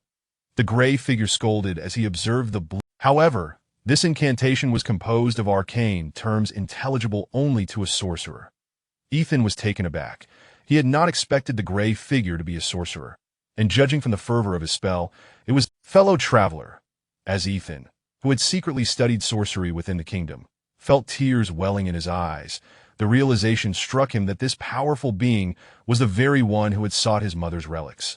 And the more formidable he proved to be, the graver Ethan's expression became. As the incantation was uttered, a thick aura of death emanated from the gray figure, the essence swirling above his head like a black hole, deepening and expanding from 1 meter in diameter to 5. Surrounding the dark void were blood-red runes and totems, radiating an otherworldly luminance tinged with a sense of dread. Strange, purplish-red arcs of electricity slithered through the black void like serpents, scorched. Should a living being venture too close to this black hole, they would likely be suffocated instantly. Even in death, the oppressive miasma would likely transform their corpses into mindless zombies. Chapter 037. The dark serpent. Ethan Fan was utterly astonished. From the anguished wail alone, he could ascertain that the summoned undead creature was undoubtedly of level 6 or higher. Ethan, having self-taught himself in the arcane arts, had gleaned knowledge from various tomes regarding the classification of undead beings. Despite Luo Ling's commendable physique, a skeleton remained a skeleton, fundamentally differing from more advanced undead entities. Were he to summon little Luo Ling now, she would surely quiver in terror, burrowing under the pitch-black night sky. A beastly claw finally emerged from the ominous void, and in an instant, it seemed as though all was swallowed by darkness. A terrifying, shadowy aura enveloped the summit of Chihua Mountain, dense black clouds pressing downwards, almost within reach. Roar! The thunderous sound reverberated once more, as the black void, pulsating with violet lightning, began to constrict. Ethan could scarcely perceive how that undead creature manifested, yet he understood that it was now darting about on the narrow mountaintop, where visibility was virtually non-existent. Oh, in the face of the threat, yet, within that howl, one could detect a hint of trepidation towards the creature. Dark Serpent. When Ethan utilized his sorcery to filter the deathly miasma surrounding him, he was horrified to discover a being of staggering power materializing atop the narrow peak, an infamous creature from the realm of the undead, the Dark Serpent. Its jet-black, glistening bones exuded toxic black mist, while its sharp dual claws resembled enormous blades. Its bone wings, adorned with tiny, hook-like. The dark serpent's length was a mere 3 meters, yet its robust, bony tail measured half that length. As the serpent swayed, its bony tail clanged against the rocky summit, producing a resonant sound, the sharp tip a harbinger of war, plague, and malevolence. The super undead, dark serpent. The shock reverberated within Ethan, rendering him speechless. He rummaged through his memories of this formidable undead being. A true necromancer. Ethan's gaze burned with intensity as he fixated on the man clad in a gray robe. Were it not for this individual coveting his mother's relic, Ethan would have undoubtedly held him in high esteem. Oh, even a creature, its once commanding roar now lacked its earlier dominance, evidently subdued by the serpent's imposing presence. If you two imbeciles cannot deal with this werewolf, I shall send you both to hell. The gray-clad figure spoke with a chilling tone, clearly addressing the blue-clad individual and the dark serpent. In this world, being sent to hell did not imply death. Rather, it meant being cast into a horrific realm inhabited by monsters, a vast prison where the werewolf's blood-red eyes brimmed with an indomitable spirit. Under such circumstances, where the odds were stacked against him, any creature of high intelligence would typically flee. Yet this bloodthirsty werewolf stood his ground, filled with resentment. Through the darkness, he caught a glimpse of a long scar on the werewolf's arm, a scar he recognized from the middle-aged guardian he had encountered upon ascending Chihua Mountain. Upon closer inspection, Ethan noted that the scar on the werewolf's arm mirrored that of the mountain guardians. This revelation further solidified his belief that the werewolf was indeed protecting Chihua Mountain, and the sole object worthy of such a high-level guardian was the relic left by his mother. Could it be that this middle-aged man, transformed into a wolf, was arranged by his mother to safeguard it? Ethan felt a profound sense of confusion that in his recollection. His mother, she never involved herself in politics or disputes, embodying a gentle and graceful demeanor, her beauty leaving an indelible impression on Ethan's mind. Yet how could such an ethereal woman command a werewolf to guard her relic? Furthermore, even if his mother held the title of queen, how could the treasure she bequeathed attract formidable entities like the blue and gray figures? As Ethan's mind swirled with questions, the powerful, steel-boned dark serpent was engaged in a frenzied battle with the werewolf at the cliff's edge of each collision between the two monsters unleashed explosive destructive force, the solitary mountain of Chihua appearing on the verge of collapse under their might. Though the blue figure was clearly inferior when compared to the brown, his gleaming, dazzling sword had already left several long gashes on the werewolf's iron-like body. The werewolf possessed the most potent self-healing ability among all magical creatures. Unlike the regenerative powers of vampires, werewolves could restore themselves without any external sustenance. Often, in combat with a werewolf, the damage inflicted by stronger adversaries paled in comparison to the werewolf's healing speed. However, the venomous spikes on the dark serpent's claws and tail evidently countered the werewolf's formidable ability. The gray figure refrained from joining the fray. At this moment, the high-ranking sorcerer was wholly engrossed in deciphering the inscriptions illuminated by the moonlight. Ancient and arcane language flowed from his lips as his mental energy coalesced into a peculiar spiritual hiding at a distance. Ethan felt an urgent anxiety that if the werewolf could not withstand them, the relic would inevitably fall into their hands. After all the effort to reach this point, how could Ethan bear to watch the treasure slip away? Keek laughed. Ethan, with his acute hearing, was certain that this laughter belonged to his charming and intimate vampire elder. Chapter 038. Encounter with the female vampire Ethan Van, with habitual vigilance, scandalous, a fragrance, a scent intoxicating to the very core. Once more, Ethan inhaled that somewhat familiar aroma, and he could now be entirely certain that the female vampire was indeed nearby. The voice of... In a moment of astonishment, Ethan turned, only to behold her stunning visage illuminated by the darkness. This face could drive any man to madness. Her jasmine-red eyes always sparkled with an irresistible allure. Flowing long hair the color of purple roses, fragrant and elegantly coiled, allowed a few strands to cascade down, accentuating her voluptuous curves. The vampire's nose was exquisitely sensual, and merely a glance at it compelled one to kiss.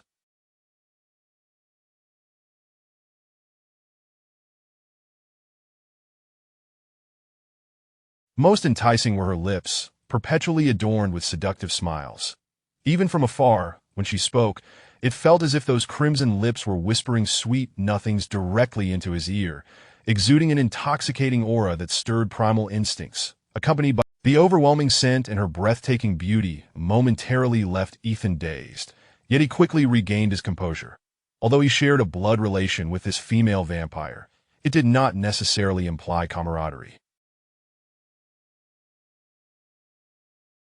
Moreover, her presence here was evidently to covet his mother's legacy. "Fear not, I shall not slay you. After all, you are now my kin, and we are family." Her voice carried a hint of playful seduction.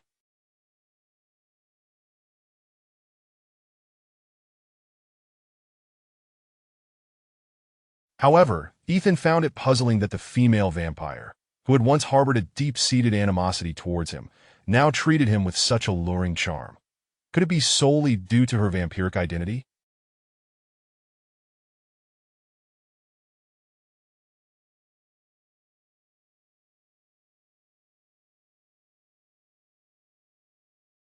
Suddenly, a thunderous crash resounded as a werewolf plummeted from a height of several dozen meters. crashing violently onto the ridge before Ethan and the female vampire, the sound of shattering bones following close behind. In a brief span, the werewolf, bloodied from the relentless attacks of the dark serpent and the swordsman, now lay merely 20 meters away from Ethan, its body marked with viscous blood and gruesome, deep gashes that were nothing short of horrifying.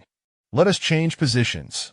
The female vampire, clearly aware of the encroaching battle, grasped Ethan's arm with one hand. Before he could fully comprehend the situation, she swiftly propelled him, and he felt as if the world were spinning around him, the scenery blurring past at an alarming rate.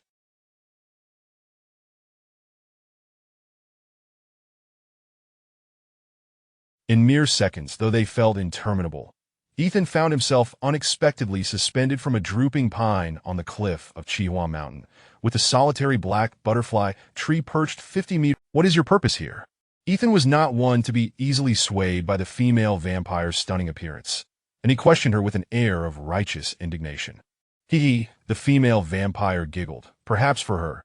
Even in anger, her expression remained enchantingly mischievous. Little imp, we can strike a deal. I will assist you in obtaining the items left to you by Meng Chen Na, and in return, you will open that Pandora's box and give me one of its contents. What say you? What Pandora's box? Ethan inquired, perplexed.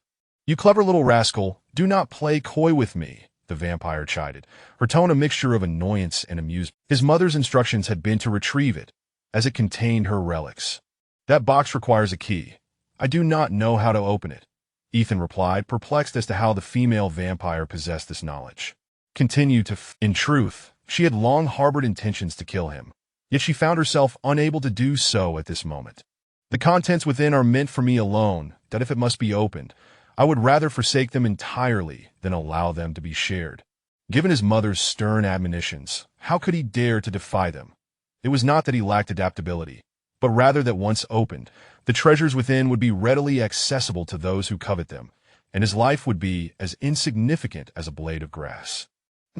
You truly understand nothing.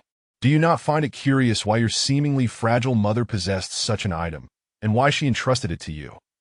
The female vampire's laughter was both alluring and startling in its swiftness.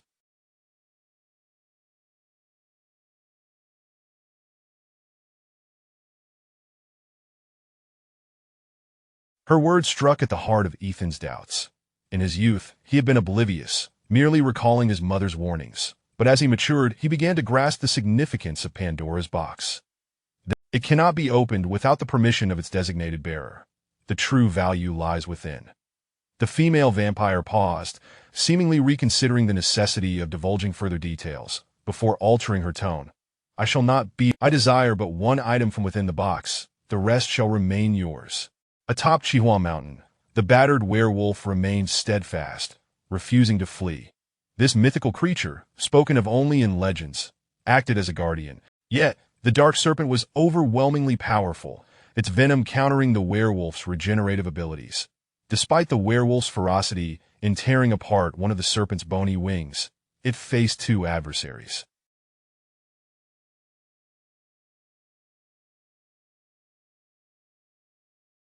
The formidable swordsman, Lan Zhang, retained his full fighting prowess.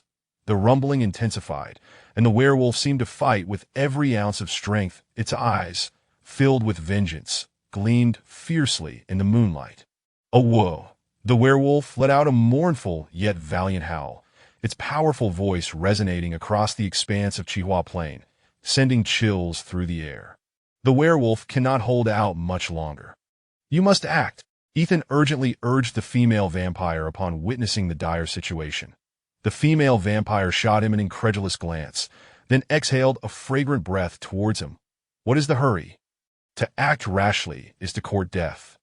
Ethan froze at her words, pondering if there were others concealed upon this mountain, that a bitter smile crept onto his face as he thought.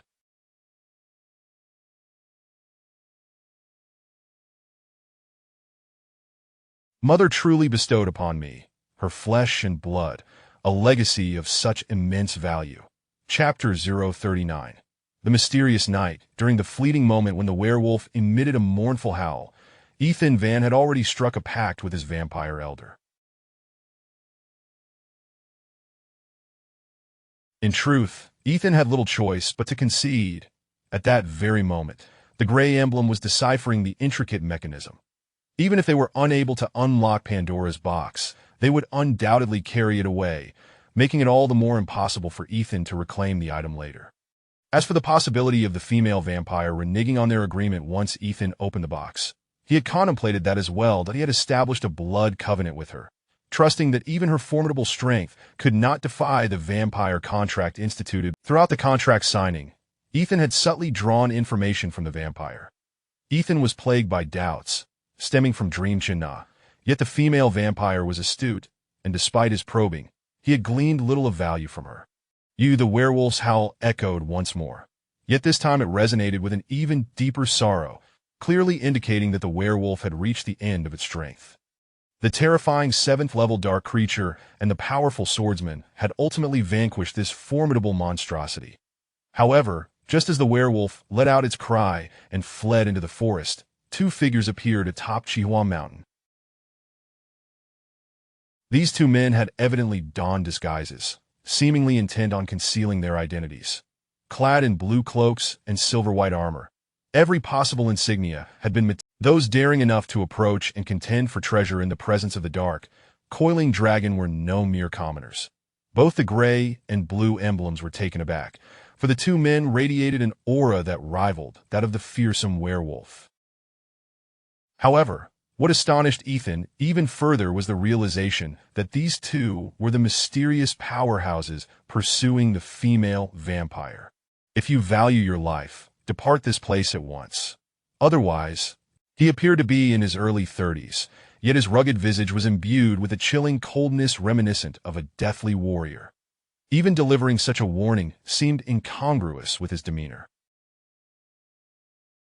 The blue and gray emblems braced themselves for confrontation.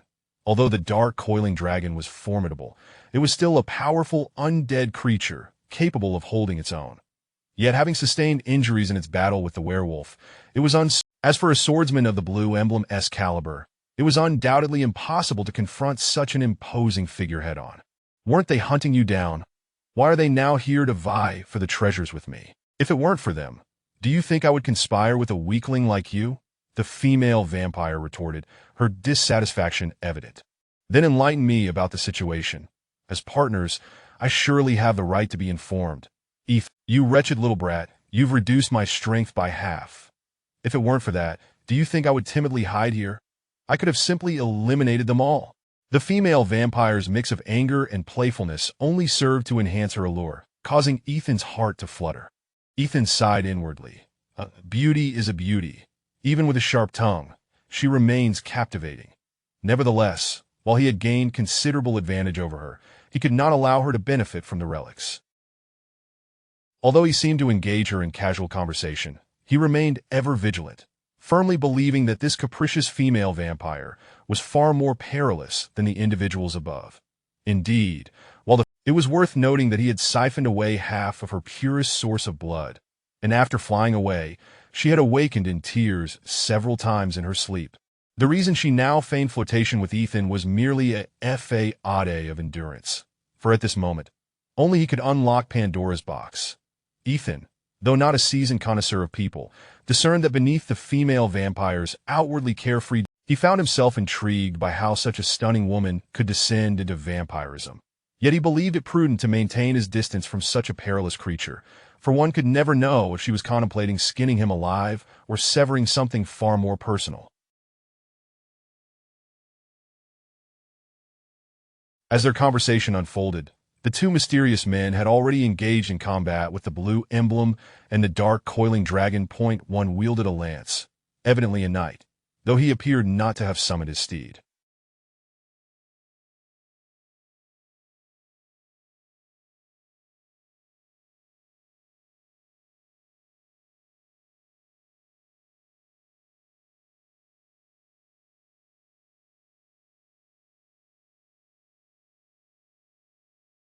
Knights of such caliber would possess mounts of extraordinary quality, incapable of scaling the slopes of Chihua Mountain. The sole explanation for the other enigmatic figure wielded a sword. Yet it was not the typical long sword or rapier favored by most swordsmen, but rather a knight's heavy sword, signifying that he too was a knight, albeit without a mount at his side.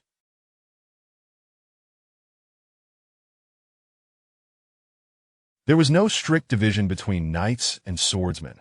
Wielding a sword granted one the title of swordsman, while mounting a horse conferred the title of knight, albeit with varying assessments in the Fighters' Association. The knight with the lance launched his attacks with remarkable precision. Even the blunt weapon, when released, could likely leave an imprint upon the rock.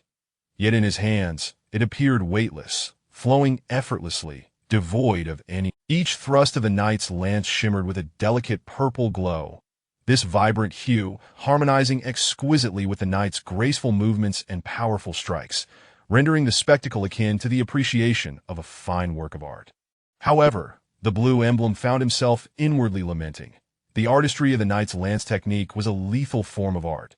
Despite the knight's elegance, there was a palpable murderous intent interwoven within, and the slightest misstep, it propelled itself to a height of 20 meters using its powerful legs. The dark coiling dragon was enraged, provoked by the knight wielding the heavy sword. It circled in the night sky, its form obscuring the luminous moon. As it arched its neck back, its fearsome maw gaped wide, a swirling mass of murky dark energy coiling within its throat.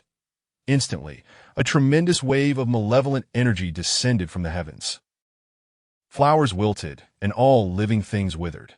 In that moment, every plant seemed to lose its vitality, shriveling under the weight of this malevolence. Chapter 040. The decisive strike against the dark serpent. This sinister energy was aimed squarely at the knight wielding the sword, who had long since sensed that the dark serpent had locked onto him. Yet, in the face of such a formidable creature, the man exhibited no signs of retreat. Indeed, his stance, as evidenced by the powerful push-off from his right leg, suggested an eagerness to engage as anticipated. The sword-bearing knight leapt into the air, his aquamarine cloak billowing amidst the chaos. The knight's pale violet aura reached the pinnacle of a swordsman's prowess, and the force of his heavy blade cleaved through the liquid energy, forcefully parting the noxious mass. Filthy dark creature. The knight's momentum did not wane. Instead, he nimbly ascended to a higher vantage point above the dark serpent, and with a fierce thrust, he stomped down upon the serpent's bony, grotesque visage. This single step not only shattered the dark serpent's skull, but also misaligned its neck. Yet the knight's assault did not cease. His body twisted in a somersault as he ascended once more, his sharp sword carving a celestial halo that mirrored the full moon. The violet glow of the moonlight descended like a shooting star, igniting in a fiery blaze as it met the air with tremendous friction, wrapping around the heavy, sharp blade, and with the force of thunder, it came crashing down amidst the chaotic winds. Crack! Another bone-cracking sound resounded, sharper this time. From his vantage point, Ethan observed the magnificent spectacle of the formidable knight cleaving the dark serpent in twain from above. The sheer ferocity of the knight's swordsmanship and the audacity of his strike sent Ethan's proud blood surging within him. The skills exhibited by this enigmatic warrior were the true embodiment of supreme swordsmanship. Thud, thud, thud, thud. Even the hellish dark serpent, despite its immense power, was reduced to a heap of. The prowess of these two mysterious men surpassed his wildest imaginings. Even if he were to unveil Pandora's box, he doubted he could escape their clutches. Had he not resorted to cowardly tactics, his fate would have been far more tragic than that of the dark serpent. Nevertheless, even in his cowardice, Blue Chapter bore nearly no unscathed skin, his blue armor having been rendered worthless. Surely, if she were capable of contending with them, she would not need to hide. Clearly, these two mysterious men held the upper hand. Should Blue Chapter and Gray Chapter choose to surrender, Pandora's box would swiftly become their possession. Can you glide? The female vampire did not answer Ethan directly. Instead, she cast a glance at his back and posed the question. I can. Ethan nodded, puzzled by her intent. The female vampire fell silent, her focus fixated on the unfolding events atop Chihuahua Mountain.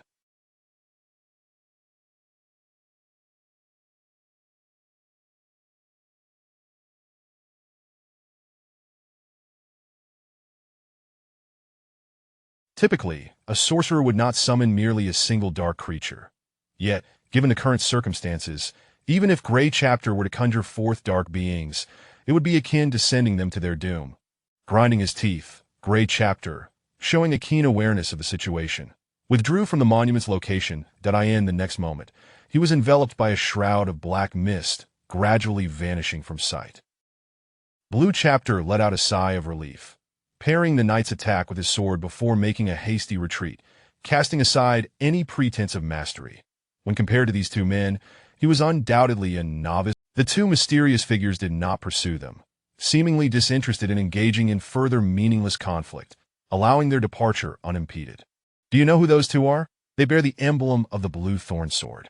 Once Blue Chapter and Gray Chapter had vanished, Ethan inquired of the female vamp. They are likely part of a faction that has received word of the situation, she replied dismissively. Ethan furrowed his brow, pondering the origins of this information.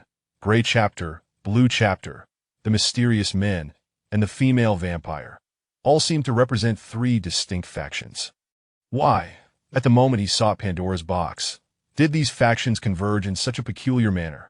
What confounded Ethan the most was the female vampire herself. Initially pursued by those two mysterious men, his unfortunate transformation into a vampire was merely an accident, and aside from that, he had no ties to these three. Yet, inexplicably, they had all converged here, vying for Pandora's box. Had they even a tenth of your cleverness, I would have been captured long ago, the female vampire suddenly remarked. Ethan was at a loss for her meaning, merely gazing at the scene atop the mountain. To gain a clearer view, he shifted his position, only to be struck with astonishment as he witnessed the mysterious knight effortlessly unraveling the riddle of the monument. How is this possible? Ethan nearly exclaimed. The mechanism inscribed upon the monument was something he alone knew how to decipher swiftly. Gray Chapter had previously spent considerable time attempting to solve it, yet had failed. However, this enigmatic knight appeared to possess an innate understanding of the solution. Pandora's box, a highly coveted artifact comprised of 121 small meteorite plates, intricately connected by various mithril wires, twisted soft gold. Pandora's box was an exceedingly rare item. While it was not singular, each one possessed a unique method of opening. Should one attempt to forcibly breach it, the corrosive liquid within would Chapter 041, The Perilous Glide. Shall we take it back or destroy it? Queried the armed man, holding the exquisite magical box, addressing the swordsman beside him. Destroy it. That object is lost, and its secrets must never be revealed to anyone, replied the swordsman. Suddenly, the vampire's mesmerizing, beautiful eyes erupted with a brilliant light. As Ethan pondered the motives of these two men in their quest to obliterate the treasure, the female vampire. In the next moment, the red trench coat unexpectedly unfurled, mysteriously outlining the silhouette of the female vampire, even conjuring the illusion of her from behind. It bore an uncanny resemblance to the female vampire. There she is, we cannot let her escape, or the consequences will be dire. The swordsman immediately recognized the vampire gliding down from Chihua Mountain. Her scarlet cloak, he quickly leapt onto the jutting rocks of Chihua Mountain, and despite lacking wings, he navigated effortlessly between the steep, treacherous cliffs in pursuit of the figure resembling the female vampire. The rocky precipices felt as stable as solid ground beneath his feet. The armed knight, clutching Pandora's box, found himself slightly delayed by the weight of the peculiar artifact and the retraction of his spear, taking precious moments. However, this brief hesitation became a stroke of fortune for the female vampire.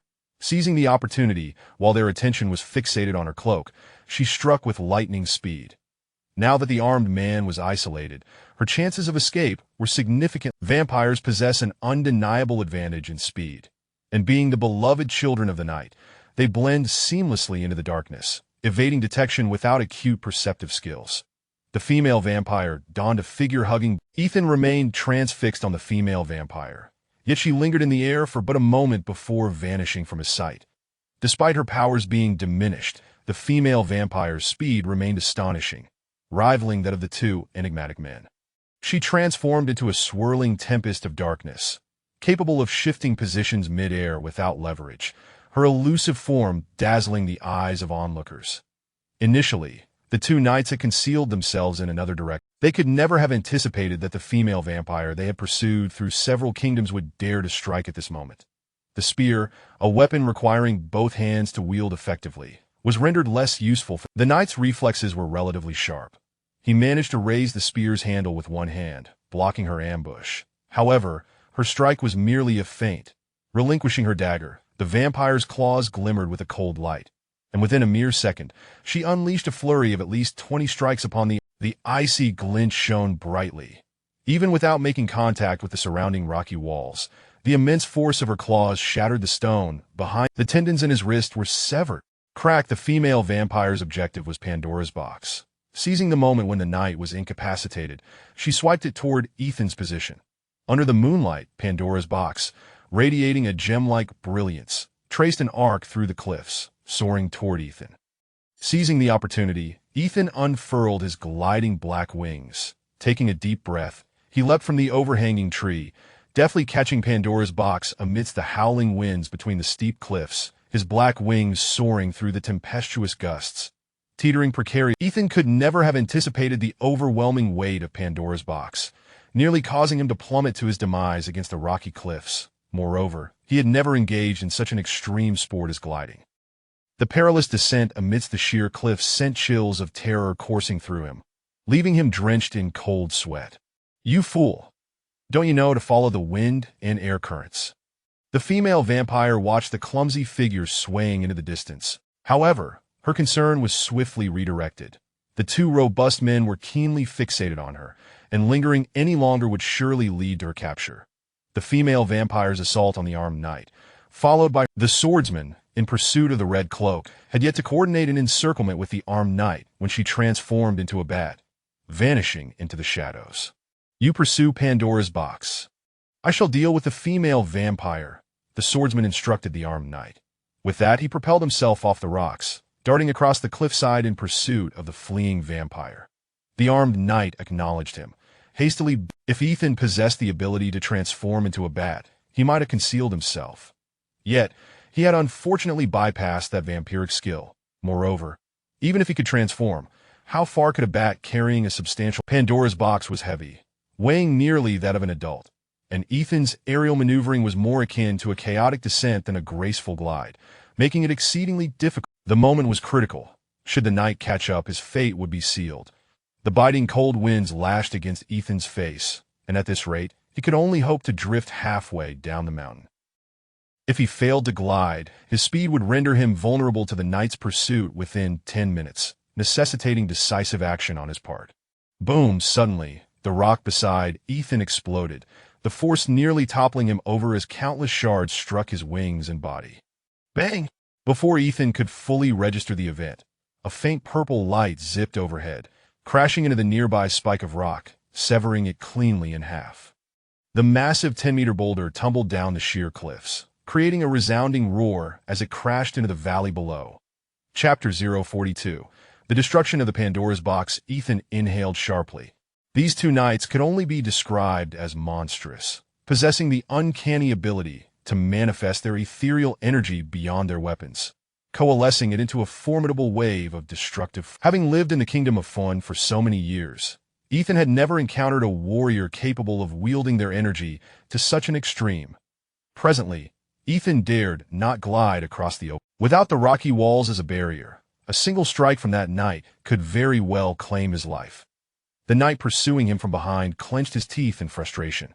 He had discerned that Ethan was a fledgling vamp, yet this knight lacked a steed, and in this rugged terrain, despite his superior speed, he could not catch up to Ethan, who possessed wings that was now the dead of night, and the ominous aura. The mist swirling through the mountains hampered the knight's visibility, and had it not been for his exceptional tracking abilities, he might have already lost the cunning fledgling vampire. However, he was certain that the creature had not relinquished the Pandora's box. Merely a tattered parcel. Umph. Even if it lightens his load, he shan't escape. The knight with the lance scoffed, choosing not to waste time on the shabby bundle, and instead continued his relentless pursuit. Ethan clutched the Pandora's box tightly, glancing back in trepidation to find the knight rapidly closing in. He dared not pause for a moment, fervently flapping his wings in an attempt to increase his speed. The tattered parcel lay quietly nestled in a crevice of the rocks, the moonlight filtering through the sparse branches above, casting a silvery glow upon the leather wrapping. That moment. Creak, creak! A stiff sound emanated from the parcel, which was suddenly ruptured by a bony protrusion that I in the next instant. The leather was completely torn apart, and the scattered bones and ashes began to assemble themselves. Emerging from the package was none other than Ethan's loyal aide, Loring. The pale, skeletal figure clumsily rose, his crimson eyes scanning the surroundings with a bewildered expression. Awkwardly, he grasped the ruptured parcel and began to shuffle into the intricate forest, gradually disappearing into the ethereal mist of the mountains. While little Loring ambled comfortably into the woods, his master found himself in dire straits. The lance-wielding knight's relentless pursuit had nearly obliterated the steep ridge, leaving Ethan battered and bruised, with even his wings torn open by a long gash. Internally lamenting his plight, at this rate, the knight would surely overtake him. Loring, carry on. Ensure that you deliver the contents within to your master. Realizing he had reached a dead end, Ethan hoisted the Pandora's box and hurled the precious artifact down the ridge. The knight behind him distinctly heard Ethan's declaration, his heart filled with dread. Could it be that Loring had betrayed him? Impossible, utterly impossible. Certes would never entertain thoughts of treachery. It must be that wretched boy attempting to rattle his resolve. After discarding the Pandora's box, Ethan immediately summoned the shadows, hoping to create an obstacle for the knight. Aware of the box's significance, the knight watched as the fledgling vampire fled in another direction, but did not chase him. Instead, he leapt forward, pursuing the Pandora's box, tumbling down into the valley. Naturally, the Pandora's box would not be damaged by such a fall. However, the knight's foremost concern was that the vampire had accomplices waiting below. The Pandora's box absolutely could not fall into the hands of another. The knight understood the gravity of the situation and solely focused on retrieving the Pandora's box. As the box rolled down, the impact failed to mar its In fact, it continued to tumble down to the valley's base, ultimately landing in a pool of water, granting Ethan precious moments to escape. By the time the knight retrieved the Pandora's box from the depths of the pool, 5 minutes had elapsed. In that time, it would be impossible to pursue the fledgling vampire, and since the box was a source of calamity, the knight resolved to destroy it on the spot. He placed the exquisitely crafted box upon the ground, gripped his lance tightly, and summoned a peculiar energy that coalesced around him, directing it to the tip of his lance. Though the Pandora's box was forged from the most resilient materials, it could not withstand such a terrifying force. This overwhelming power would instantly activate the box's mechanisms, releasing the potent corrosive solution within, annihilating everything contained inside, and simultaneously, a thick cloud of corrosive acid wafted from the broken box, instantly dissolving its contents and even creating a bottomless pit in the ground. Nevertheless, he meticulously examined the remnants of the box, ensuring that no items remained. After confirming that only fragments and parts of the box were left, the knight departed the valley, lance in hand. That was a close call. He glanced nervously at his own damaged wings, forcing a grim smile.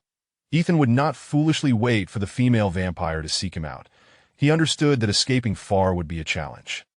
Thus, he promptly sought refuge in the back cave where he had previously hidden, intending to evade the female vampire there. Chapter 043. The Guardian of the Werewolf. Little brat, are you thinking? This voice was so beguiling that it left him weak in the knees, yet it sent shivers down his spine. How could I? I am here waiting for you. Ethan immediately wore a smile. I am your vampire elder. You could flee to the ends of the earth, and I would still find you. The female vampire smiled, though her complexion was exceedingly pale, clearly indicating that evading the knight wielding the heavy sword had cost her dearly. Pandora's box has already been destroyed by that gun knight. Ethan shrugged helplessly, signaling that their efforts had been in vain. What destroyed? The vampire's expression shifted. In the end, I had no choice but to toss the box into the valley. Otherwise, I would have perished myself. Ethan explained. Although he had not witnessed the destruction of Pandora's box, I refused to believe it.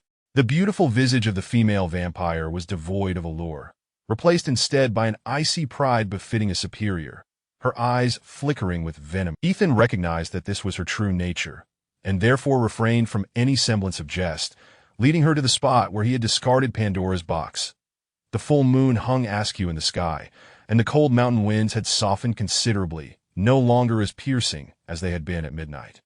At this moment, Chihua Mountain appeared particularly tranquil, devoid of the sounds of insects or the roars of beasts. The cave was not far from the valley. It did not take long for them to arrive. The female vampire effortlessly lifted Ethan, soaring along the steep ridgeline before swiftly reaching the valley's base. That location. Ethan pointed towards the water pool at the valley's bottom and spoke to the female vampire. She approached the pool and quickly noticed the shards of Pandora's box scattered across the ground. The material of Pandora's box was extraordinarily unique. While its components were not irreplaceable, they were certainly not easily replicated. Observing the fragments and the cavities left by the corrosive solution, the female vampire's expression darkened further, her chest heaving as she seemed to struggle to contain her escalating emotions.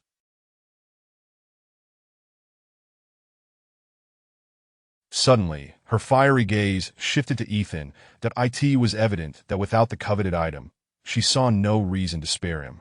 "You cannot kill me. We have a blood pact." Ethan stumbled back. "My decision to spare you is contingent upon your assistance in locating this place. Now that the item is destroyed, you hold no value for me." The female vampire sought an outlet for her rage, reckoning old grievances alongside new ones with Ethan. You have been following me all this time?" "A vampire elder is always well aware of the whereabouts of her descendants," she remarked coldly. "You cannot kill me. If you do, you will face the repercussions of the blood covenant. Ethan, however, you failed to assist me in opening the box." The female vampire's voice dripped with frost. "You have twisted the agreement to your advantage. Yet you did not foresee that you would not. You have stolen half of my source blood, weakening my power by half. How am I to face my many enemies now? I could consume you whole. Even if it does not restore me, it would suffice for revenge." The vampire's fang. Suddenly, a pitiful howl echoed through the valley. Just as the female vampire was about to sink her teeth into Ethan's neck, a bloodied figure burst forth from the mountain crevice. A powerful and agile form leaping. Rage twisted the vampire's face. Her body swayed, and amidst tendrils of dark mist and bat-like vapor, she transformed into a lithe pink bat, escaping from beneath the werewolf's robust frame, only to revert to her original form 10 meters away. "Do you truly believe you can protect him?" Such ignorance! The pale, bloodless face of the female vampire betrayed an arrogant fury. Whoa! The werewolf, injured from his battle with the dark serpent, let out a howl that lacked its former vigor. Ethan was taken aback. Could this werewolf indeed be the guardian left by his mother, willing to sacrifice itself for him in this moment? The female vampire moved with a speed that surpassed even the werewolf's, capable of shifting positions 3 or 4 times in the blink of an eye.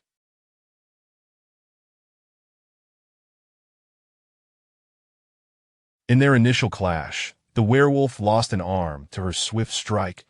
A howl of agony escaped him, his hot blood spraying forth, painting the dark night with vivid. Despite her weakened state, the vampire remained stronger than the injured werewolf, her form flickering ominously around him. Each time her sharp claws grazed his tough hide, a deep gash appeared, bleeding profusely. Standing beneath the towering werewolf, the delicate female vampire effortlessly lifted him, her strength defying all expectations. Bang! With a violent toss, she hurled the werewolf against a nearby rock, his massive body crashing into it, creating a deep crater in the stone. Blood gushed forth, and despite the werewolf's tenacity, he was no match for the vampire, who had him pinned beneath a pile of rubble, his body convulsing as he struggled to rise, but to no avail. "It is your turn now." Chapter 044. Taken as a pet, Ethan stood motionless, as if he found no purpose in fleeing. Even in her weakened state, the female vampire could easily take his life. Yet, as she approached, Ethan felt a peculiar calmness wash over him. Whether it stemmed from a profound understanding of life and death or self-assuredness, only he could discern. The chilling aura, redolent of death, drew nearer. Ethan cast a glance at the uncertain fate of the werewolf before fixing his gaze upon the female vampire, his eyes devoid of fear and brimming in. "Slaying me holds no significance for you," Ethan stated with unflinching serenity. "First, you shall not lay a hand upon my body. Second, you shall not drain my blood. Third, I detest deceitful beings like you." The vampire's fang. The moonlight cast a cold, pallid glow over the secluded valley, illuminating the vivid crimson stains upon the ground. The lithe vampire resembled a woman offering solace, encircling Ethan's neck with her arms. "You are the first male whose blood I have tasted." Her tone bore no hint of seduction, but rather an imperious detachment, akin to that of a regal empress. "Since I am to perish, might you share your name with me?" Ethan stood rigid, not out of reluctance to move, but because he was utterly immobilized. Yet, in the face of impending death, he appeared to have reached a state of acceptance, teasing the vampire instead. The vampire, taken aback by Ethan's composure, leaned closer, just as during their first embrace, Ethan wrapped his arms around the vampire's supple waist. This time, however, he did not indulge in any inappropriate liberties, but rather held her as one would bid farewell to a lover. "It is you, Elia. Forgive me." Ethan felt his lifeblood being siphoned away by the vampire. Yet even as he maintained consciousness, he whispered softly into her ear. The act of feeding froze the vampire momentarily. In the next instant, she forcefully pushed Ethan away, her face contorted with rage as she glared at him, emitting a piercing cry. What have you done?" Her abrupt withdrawal was not merely a reaction to his words, but rather this coagulation was a punishment imposed by the bloodline covenant. "I have done nothing but open Pandora's box ahead of time." Ethan spread his hands in a gesture of mock innocence towards the fuming vampire.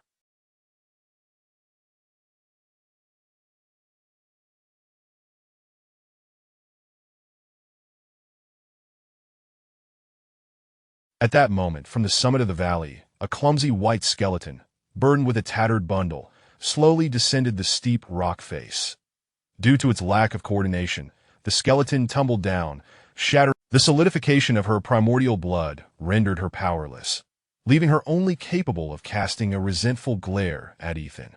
I mentioned that the box was destroyed, yet before it met its fate, I had already opened. While gliding through the air, Ethan repeatedly admonished himself to remain calm, determined to utilize the incantation his mother had imparted to him in order to swiftly open Pandora's box.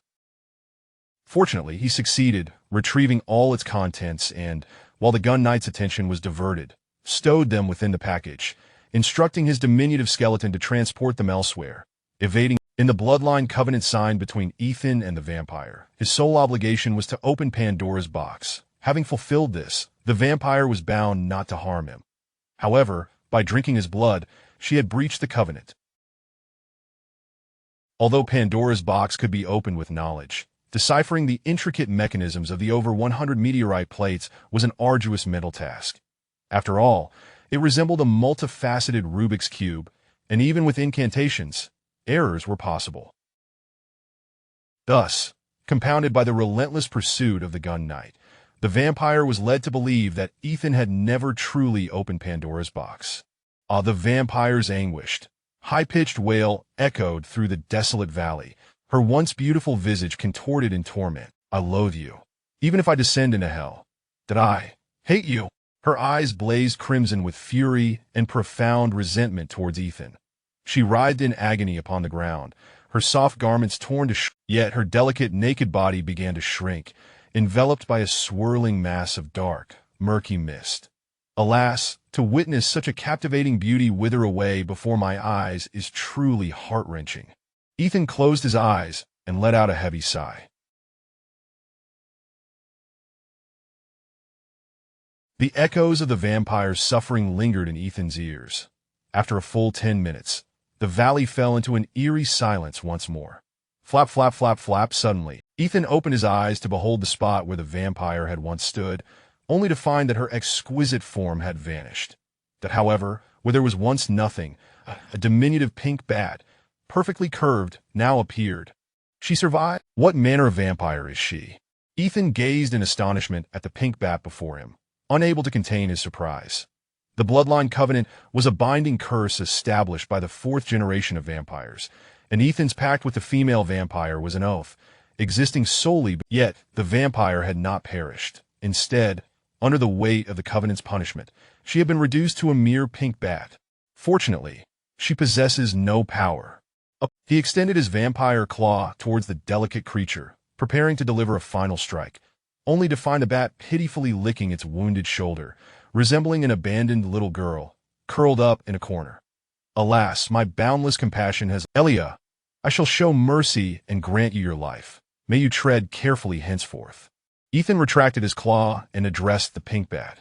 Chirp, chirp, the pink bat flapped. It appears you have lost even your memories. Ethan chuckled lightly. Yes, a vampire. Any bat would naturally gravitate towards him. That a nefarious thought filled Ethan's mind. Since Elia had no recollection, if he instilled within her a sense of loyalty from a young age, upon her restoration to vampiric form, she would be entirely beholden to him. Ethan was well aware of the vampire's prowess. Even in a diminished state, she had dared to ambush two formidable knights. Once restored to her full strength, accompanied by such a stunning beauty, Ethan could... Chapter 045, Dream Channa's Message. Haha, I have obtained the item, and added to that a pet brimming with potential. What a windfall. Ethan laughed heartily. After his laughter subsided, it took him a moment to note. However, the creature was no longer a werewolf. Pinned beneath the rocks, bloodied and battered, lay a hirsute middle-aged man, the very same guardian he had encountered earlier.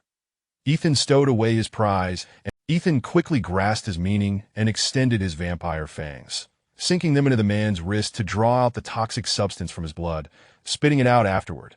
The venom of the dart. Once the toxin was removed, the near-lifeless man seemed to revive, his injuries visibly healing at an astonishing Chapter 046. The Forbidden Tome of the Azure Dragon. Ha ha! Suddenly, an overwhelming joy surged within Ethan, compelling him to erupt into a cacophony of raucous laughter. What could possibly elicit such exuberance from Ethan? The answer lay in the remarkable tome he now held in his hands, an ancient manuscript long thought lost to the continent. This tome, known as the Forbidden Tome of the Azure Dragon, was a sacred text bestowed only upon the sovereign of the Azure Kingdom, a singular compendium that could neither be copied nor glimpsed by the unworthy. It was a unique scripture accessible solely to the royal bloodline of the Azure realm. To possess a tome of such repute, its worth would undoubtedly exceed 100,000 gold coins, and a long-lost volume like this, regardless of its content, could fetch millions in the realm of literary antiquities. The Forbidden Tome of the Azure Dragon encapsulated the pinnacle of martial arts derived from millennia of Azure history, a coveted treasure that countless warriors had long desired to pry into. Truly, it was priceless. As the sole heir of the Azure Kingdom, Ethan, upon reaching adulthood, had the rightful claim to this extraordinary tome. However, following the kingdom's demise, he had relinquished all hope of ever acquiring it, only to unexpectedly the tumultuous emotions within him were beyond verbal articulation. His hand trembled as it grasped the tome, his proud azure lineage seeming to boil with renewed vigor. Ethan's gaze radiated an unwavering determination to be by diligently mastering the foundational techniques and skills outlined within this tome. He was resolute that one day he too could wield absolute power, vanquishing even the formidable 7th-level Dark Serpent, perhaps even transcending the realm of that enigmatic knight. During the ages of 4 to 6, Ethan had dedicated himself to the arduous study of swordsmanship for 2 years, laying the groundwork for the Azure Dragon techniques contained within the tome.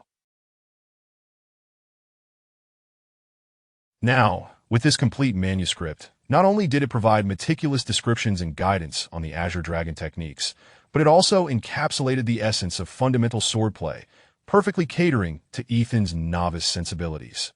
Typically, those endowed with warrior talent and royal blood possess physiques that set them apart from the ordinary. To achieve greatness, one must engage in relentless training during their formative years to elevate their physique. Although Ethan indeed bore the warrior blood of the Azure Kingdom, a decade spent in servitude had left him languishing, devoid of the rigorous practice necessary to transform his physique. At the age of 20, he feared that no amount of effort would enable him to attain success within the martial domain. Ethan had long since abandoned the path of a warrior. Nevertheless, the transformative nature of his vampiric lineage rekindled hopes of achieving martial prowess. With the acquisition of this long-lost tome, it felt as though fate had bestowed upon him a second chance on the path of a warrior. Perhaps it was only now that he comprehended the profound metamorphosis accompanying his resurrection from the clutches of death. The tumult within him refused to ebb, and Ethan began to envision a resplendent journey ahead. After a significant pause, he gradually regained his composure and turned his attention to the second item. Stimulated by the allure of the forbidden tome, Ethan's anticipation for the next object grew. Yet confusion washed over him when he beheld a seemingly ordinary, thumb-sized octagonal gem wrapped in a thin membrane of paper. What is this? After an extensive period of scrutiny, he remained perplexed, unable to unearth any hidden significance. Even probing it with his mental faculties yielded no valuable insights. It appeared to be merely an exquisite gem devoid of any remarkable qualities. Perhaps it's merely a symbol. However, upon closer inspection, he discovered a small hole in the delicate gem, perfectly sized for a chain to pass. Through it, he tore away a slender thread from the wrapping, threaded it through the gem's aperture, and secured it with a knot, adorning himself with this symbolic jewel. Yet, as he donned the necklace, an unusual force coursed through his neck and surged into his mind. A chill enveloped him, yet soon Ethan sensed an upheaval within his mental realm, as if it were being assailed.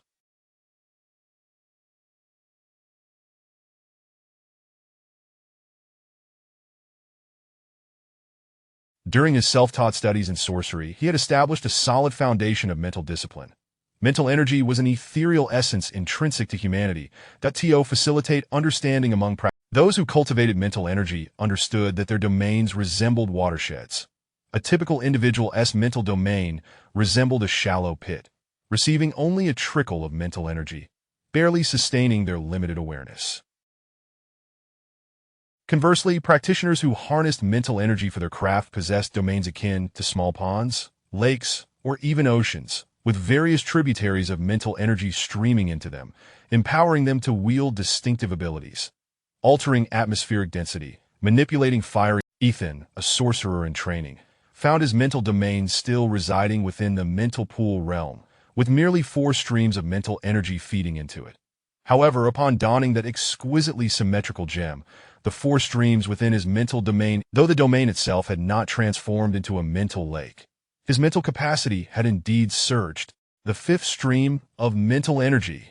When Ethan closed his eyes to sense his mental domain, he was astonished to discover the previous 4 streams had already doubled the size of his mental pool. And now with the addition of this new stream, Ethan's mental domain expanded yet again. It had taken Ethan nearly a decade to establish a connection between his 3 streams and his mental domain. Recently, due to his vampiric transformation, he had acquired a 4th stream. Yet, under the influence of this peculiar gem, he gained yet another stream, a true reservoir for replenishing his mental energy when depleted. Chapter 047. Source of affliction. Ethan Fan's mind was now awash not with mental energy, but with an exhilarating joy akin to the delight of a pie falling from the sky.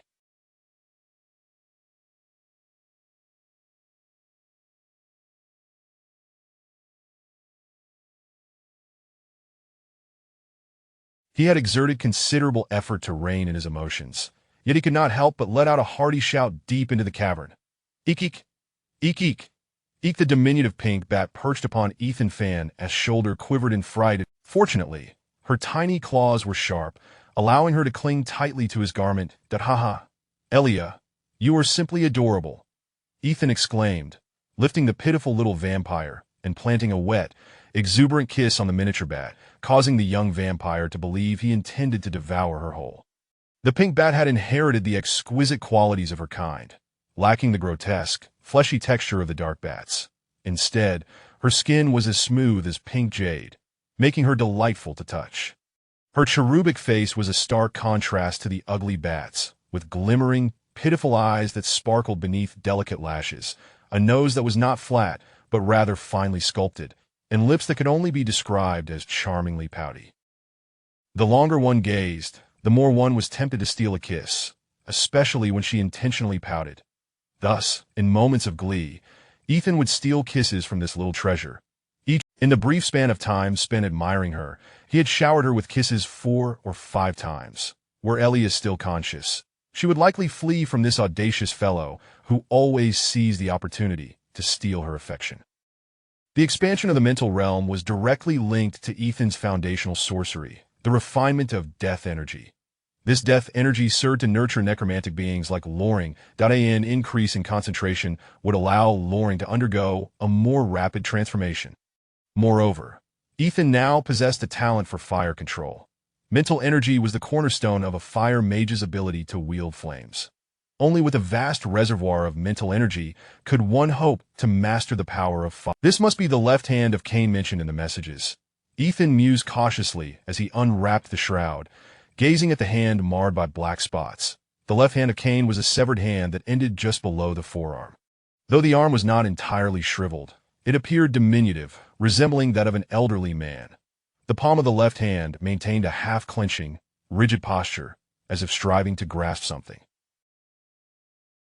Its palm lines were strikingly clear, etched as if by a knife, with long fingers adorned by unyielding, coarse hairs. The nails of the left hand were approximately 2 to 3 centimeters long. Ethan scrutinized the left hand of Cain, but discovered no peculiar traits. However, from Meng Qianna's message, he understood that many had come seeking this very artifact.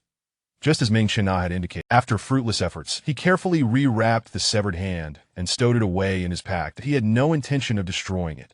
Given the fervent interest from so many powerful beings, the left hand of Cain undoubtedly held significant importance, potentially concealing some form of absolute power. Ethan did not believe that possessing such a mysterious object would invite calamity. After all, something of such importance surely had its grand utility. True. Whoosh. After securing the item, Ethan heard the sound of labored breathing. Instinctively, he turned around to find the burly middle-aged man, now awake. Apart from his disheveled attire, his body bore no trace of the severe injuries from before. In a mere half-day, his grievous wounds had miraculously healed. Ethan was astounded by the werewolf's formidable regenerative abilities, and the thought that he too had acquired such powers stirred a wave of exhilaration. "Uncle," Ethan approached him, testing the waters with this peculiar address. The hirsute man sluggishly rose, only to suddenly kneel before Ethan, exuding an aura of unwavering loyalty. "Master, this servant is a descendant." "Are you referring to my mother as the master?" Ethan surmised, having already formed a hypothesis, thus not appearing overly surprised. Internally, he was secretly delighted. He had gained yet another formidable ally to counter the dark Wyrm, making this quest for the relic truly rewarding. "Indeed, this servant dares not speak the master's name directly," replied the werewolf with a resonant tone. "Why have you become my mother-esque servant?" Ethan inquired. Meng Qianna had left him with numerous questions, and the acquisition of the relic had only served to deepen his curiosity. To uncover the truth of Meng Qianna's past, Ethan realized he could only glean insights from this werewolf that 24 years ago, the master saved our Dark Knight werewolf clan, and this servant vowed eternal loyalty and gratitude. The werewolf declared, "Did my mother rescue the Dark Knight werewolf clan herself, or did she have assistance from my father?" Ethan pressed, recognizing the significance of his inquiry, for in his recollection, his mother— "This servant does not know," the werewolf admitted. "Then tell me everything you know about my mother," Ethan insisted. "This servant has not been in the master's service for long. Most of the time, after her passing, I came to Chihuahua Mountain. Becoming a guardian of the mountain, this servant knows little of the master's affairs. But the master instructed—" Ethan queried the werewolf further about Meng Qianna, but the middle-aged man possessed no additional knowledge, not even about the circumstances surrounding Meng Qianna's rescue of the Dark Knight werewolves. He appeared utterly oblivious, as if his mind had been wiped clean. Ethan had conducted some research on the werewolf clan. The Dark Knight werewolves were a notably powerful, yet nearly extinct subspecies. Even when not transformed into their wolf forms during the full moon, they retained remarkable strength, characterized as a solitary, yet fearsome breed known as werewolf berserkers. Unable to extract any information regarding Meng Qianna's past from Bartan, as night descended, the full moon hung in the eastern sky. When darkness completely enveloped the land, the silvery moonlight cast its gentle glow upon Chihuahua Mountain. Ethan stood atop the mountain, his black cloak billowing in the evening breeze. The pink jade-like bat rested upon his shoulder, mirroring her master's gaze towards the moon, her crystalline eyes imbued with human emotion. Behind Ethan stood Bartan, once the ancient adversary of vampires. He had now become the servant of Ethan, the vampire. However, he would not follow Ethan. City of Sorcerers. Ethan gazed eastward, then unfurled his dark wings, gliding directly down from the pinnacle of Chihua Mountain. The handsome, romantic, and mysterious vampire spread his cloak and wings simultaneously, soaring through the moonlit night sky. Ethan's gliding ability had improved. At this moment, he could soar directly from the mountain's summit to its base, seamlessly passing over Chihua City and reaching the base and beyond. Yet if he were to glance back towards the east, he would undoubtedly notice the moonlight cascading in splendid silver strands. These beams of light flowed like silvery rivers across the horizon, traversing the summit of Chihua Mountain, illuminating the inscription where Pandora's box was stored. The breathtaking radiance coalesced upon this inscription, then reflected onto the stone. Upon closer inspection, one would discern that this moonlit image bore an uncanny resemblance to a miniature version of Chihua Mountain.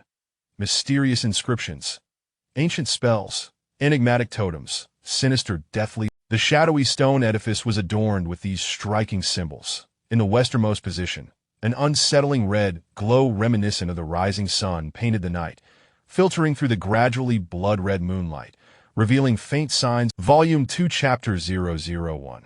The essence of swordsmanship. Ethan Fan currently finds himself situated in the western reaches of human society, while the City of Sorcerers lies to the east of his location in Chihua City. To reach this unique city of sorcery, he must traverse the entirety of the burning Luo Kingdom to its eastern borders and subsequently cross the Li Kingdom. Should he choose to travel on horseback, making nocturnal journeys, it would take no less than a month and a half to potentially arrive at the City of Sorcerers. Ethan Fan adheres to a stringent schedule. He spends his days lingering in cities or towns, honing his swordsmanship and magical skills, and at night he resumes his journey. However, fueled by the heightened emotions bestowed upon him by the Zhanlong Forbidden Tome, the rudimentary training facilities no longer suffice to meet Ethan's burgeoning needs. Thus, he has opted to rent a more advanced training room, eager to gauge the extent of his transformation and the enhancement of his abilities across various dimensions.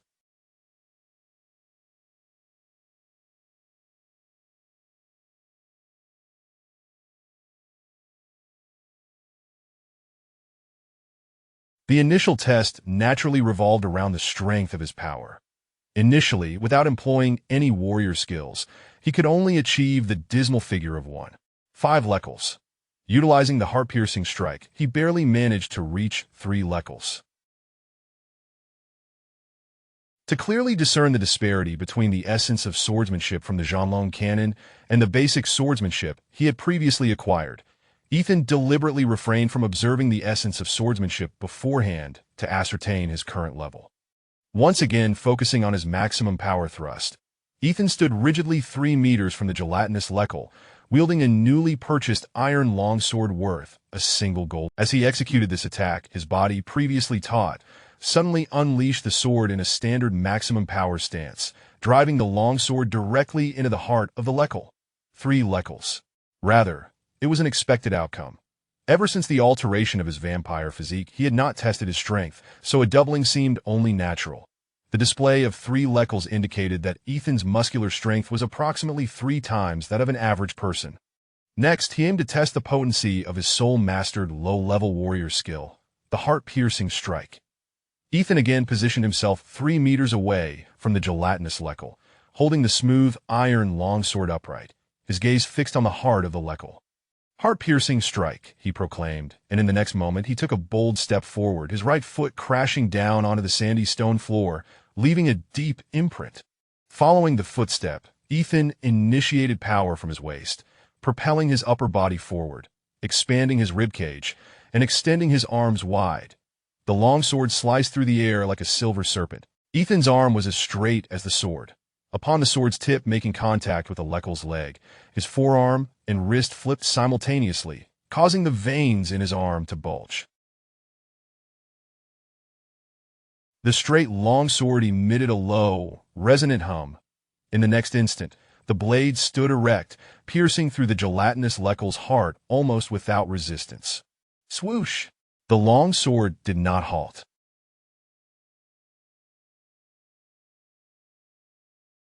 Ethan slid forward with momentum, and the blade, propelled by this movement, completely penetrated the heart of the gelatinous lekel. The training room While a complete penetration did not signify that his strength reached 10 lecals, the ability to penetrate certainly implied substantial force. 5 lecals. The lecal immediately reported this figure. A mere low-level warrior skill has increased my power by 2 lecals. If I were to master the warrior skills within the Zhanlong canon, wouldn't my strength multiply several times under normal circumstances? Ethan mused aloud as he regarded the data. The maximum power thrust is achieved through the coordination of the body, eliciting the greatest muscular force, and is not classified as a warrior skill. Thus, the 3 lecals from Ethan's maximum power thrust represents his normal striking capability. After conducting both tests, Ethan opened the Zhanlong canon to begin his study. The Zhanlong canon is a comprehensive warrior text, even delineating essential swordsmanship tailored. Ethan understood that, with his current expertise limited to thrusting techniques, it was improbable for him to grasp any skills within the Zhanlong canon immediately. Hence, he humbly commenced his studies with the foundational essence of swordsmanship. The essence of swordsmanship and the ordinary basic swordsmanship describe the same techniques, still comprising 13 groups: thrusting, hacking, lifting, slicing, parrying, hooking, pointing, crashing, intercepting, penetrating. While the subdivisions of these techniques remain unchanged, the descriptions and methods of practice differ significantly. Taking the thrusting technique, which Ethan had somewhat mastered, the essence of swordsmanship in the Zhanlong canon provides a unique description of the maximum power thrust.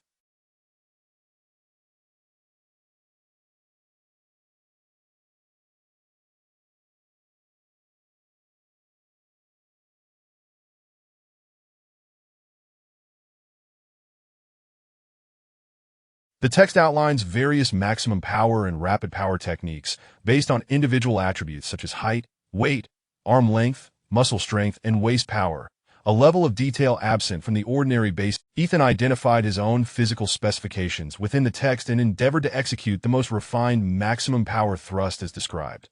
The key considerations for the essence of the maximum power thrust remain footwork, leg positioning, center of gravity, waist flexibility, shoulder movement, arm extension, and wrist strength, with the book offering in-depth guidance on how to coordinate these elements. The maximum power thrust in the essence of swordsmanship does not simply involve stepping twice the width of one's shoulders. Rather, it entails a stride that allows the waist to exert full force, with a lunge forming a... Following the descriptions in the book, Ethan first executed a specimen movement, freezing his posture in this standard form to cultivate a sense of how to fully unleash his muscular capacity. Subsequently, Ethan gradually transitioned from a standing position into the complete maximum power thrust stance, striving to achieve precision in executing this powerful technique. Although it was merely a simple movement, ensuring that the coordination of footwork, Ethan did not rush. He dedicated an entire day to practicing this essence of the maximum power thrust without respite. Chapter 002. Sword Training as Evening Descended. Ethan sensed that he had become somewhat adept at harnessing his maximum power, and he resolved to test the fruits of his practice.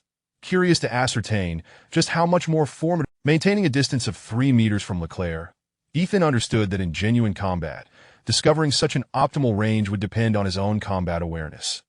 Thus, eager to evaluate his progress, Ethan positioned himself optimally, inhaling deeply before executing the customary pre-strike posture that every swordsman adopts, standing with his sword held. Inhalation signifies the gathering of energy, while exhalation denotes the release of force. Ethan drew in a long breath, intent on unleashing his full power at the moment of exhalation. His stride was expansive, propelling him forward with a notable leap that spanned nearly 2.5 shoulder widths. This stride was what Ethan deemed most suitable for unleashing his full corporeal strength. Once his foot landed accurately, he forcefully drove his calf downwards. Bang! The heavy boot struck the ground with the force of a stone, causing a slight tremor to ripple through the solid stone surface of the training ground. The power from his lower body was fully unleashed, and almost immediately, Ethan's waist began to generate force, allowing his upper body to extend completely. He pivoted his shoulders sharply, his contracted arms springing straight, forming a perfect line with the blade of his sword. The combined strength of his waist and shoulders propelled Ethan's arm muscles to their full potential, and with a final surge of force from his wrist, the long sword shot forward like lightning, almost instantly reaching Leclerc's heart. Swish! Ethan did not lurch forward with the momentum. Instead, he remained perfectly still, embodying the essence of maximum power, with half the sword embedded within Leclerc's body. The reverberating hum of the blade echoed throughout the training room. For Leclerc, previously, Ethan's horizontal strike could only achieve a power level of approximately 3 Leclerc. Yet under the guidance of the essence swordsmanship, it had remarkably surged by a full Leclerc.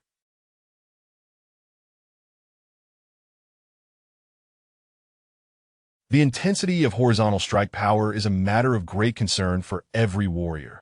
For regardless of the potency of their skills, a deficient horizontal strike power renders it exceedingly difficult to unleash their full. The minimum requirement for a novice swordsman's horizontal strike power is merely 3 Leclerc, and now Ethan had surpassed that by a whole Leclerc.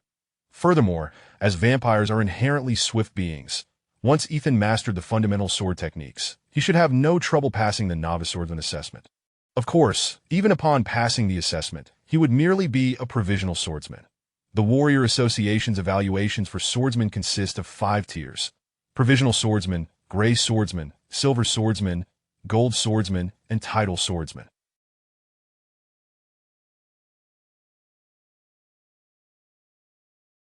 Ethan's intent was to master the 13 fundamental sword techniques within the forthcoming month and a half before his journey to the city of sorcerers, ensuring that he could meet the minimum standards to pass the novice. The requirements for the novice swordsman assessment are fourfold. Firstly, the horizontal strike power must reach 3 Leclerc. Secondly, within a span of 10 seconds, execute 10 attacks, each possessing a force intensity exceeding 2. Thirdly, conduct a series of assessments on 13 fundamental sword techniques through random group movements. Fourthly, defeat a level 1 creature, using their blood as proof. Ethan Van has also tested his speed with the sword. Without any reference to the essence of swordsmanship, he is capable of delivering 10 thrusts within a mere 10 seconds, each reaching a remarkable velocity of 2.6 Leclerc. Hunting a first-tier creature poses. Thus, Ethan has only yet to fully master the third set of 13 fundamental sword techniques, while the rest have already met the standards of a proficient swordsman. Elia. How many times must my master remind you? As a token of gratitude for the gifts bestowed upon you, you must perform a seductive dance for him before dining. Ethan lifted the pink bat with one hand and addressed the little creature. His cravings for blood have diminished considerably since their inception. Now, he requires sustenance only every 2 to 3 days to maintain his bodily functions. Elia, being a vampire, hence, after feeding, Ethan typically offers her a small quantity of blood, gently coaxing and instructing this fallen beauty during the feeding process. Chirp, chirp, the pink bat emitted a sound of. Ethan engaged in this merely for amusement, to tease the charming creature. Once the performance concluded, the little bat perched on the neck of a woman whom Ethan had rendered unconscious. Elia adhered to the principle of consuming exclusively female blood, and fortunately, Ethan also preferred targeting women. Thus, these two vampire companions share a mutual affinity that during this fortnight, he has roughly acquired the techniques of thrusting, slashing, lifting, and wiping from the 13 sets of sword techniques outlined in the Zhanlong Forbidden Tome. The power unleashed when executing a thrust, Ethan's horizontal striking force can reach an impressive 4 Leclercs, whereas a slashing strike can attain a striking force intensity of 4.5 Leclercs, approaching the strength of the rudimentary warrior skill known. In fact, during the assessment of horizontal striking force intensity for warriors, the majority of swordsmen utilize the most potent techniques such as slashing, sweeping, and cleaving strikes as their benchmark for measuring striking force intensity. Squeak, squeak, squeak. Chapter 003. The Wuzen Way Station. Ethan Van unfurled the map, gesturing first towards the location of the Kingdom of Finn, and then towards the city of sorcerers. He turned to Elia and inquired, "Shall we return home?" At this juncture, Ethan found himself at the intersection between the Kingdom of Finn and the city of sorcerers.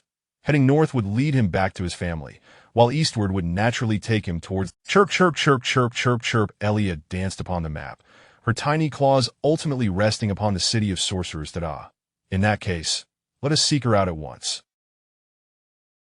Her blood should be quite delectable, Ethan mused, stroking Elia's wings, a wicked grin spreading across his face. Chirp, chirp, chirp. Elia enthusiastically chimed in with her master. Her blood is mine to savor alone, Ethan retorted, lifting Elia with a roughness that belied her delicate nature. The poor little bat emitted a few plaintive squeaks, resigning herself to perch obediently upon his shoulder, her beautiful eyes timidly scanning their surroundings. Ethan was convinced that the assassin targeting him would inevitably be found, and he suspected a connection between the black thorn spear diagram and the blue thorn spear diagram. Such individuals had set their sights on him, and he was determined to unravel the mystery. He even surmised that these nefarious characters might be linked to the downfall of the kingdom of Jean. In truth, Ethan himself recognized that locating Dazen was of utmost urgency. His presence in the... However, his eagerness to learn fire control techniques from Dazen did not necessarily imply that the noble lady was inclined to meet him, as she had witnessed the despicable Ethan being laid to rest with her own eyes. After approximately 10 days, Ethan finally crossed the border of the kingdom of Fenro. Although Fenro was renowned as the homeland of fire sorcerers, Ethan knew that mastering fire control capabilities would be exceedingly difficult. The boundary between Fenro and the kingdom of Li was delineated by a long, narrow forest known as Wuzhen. This forest had long been a source of wealth for both nations, and in the absence of clearly defined borders, Wuzhen itself lacked roads. It was traversable only by a river, compelling travelers to navigate by boat down the waterway to reach the western territory of Li. However, both Li and Fenro had recently been embroiled in turmoil, and during his passage, Ethan encountered obstacles. Several border soldiers brazenly demanded 5 gold coins from him. Ethan had already incurred considerable expenses on his journey and was left with only 50 gold coins. Thus, that 5 gold coins was far from a trifling sum. Consequently, he made the decisive choice to forego the boat and traverse Wuzhen directly. In fact, many individuals employed this method. Due to the river being dominated by officials from both nations, numerous merchants unable to bear the various taxes risked crossing Wuzhen. This approach allowed them to save a substantial amount of money. Astutely, some had established way stations along the fringes of Wuzhen, catering to those illegal border crossers.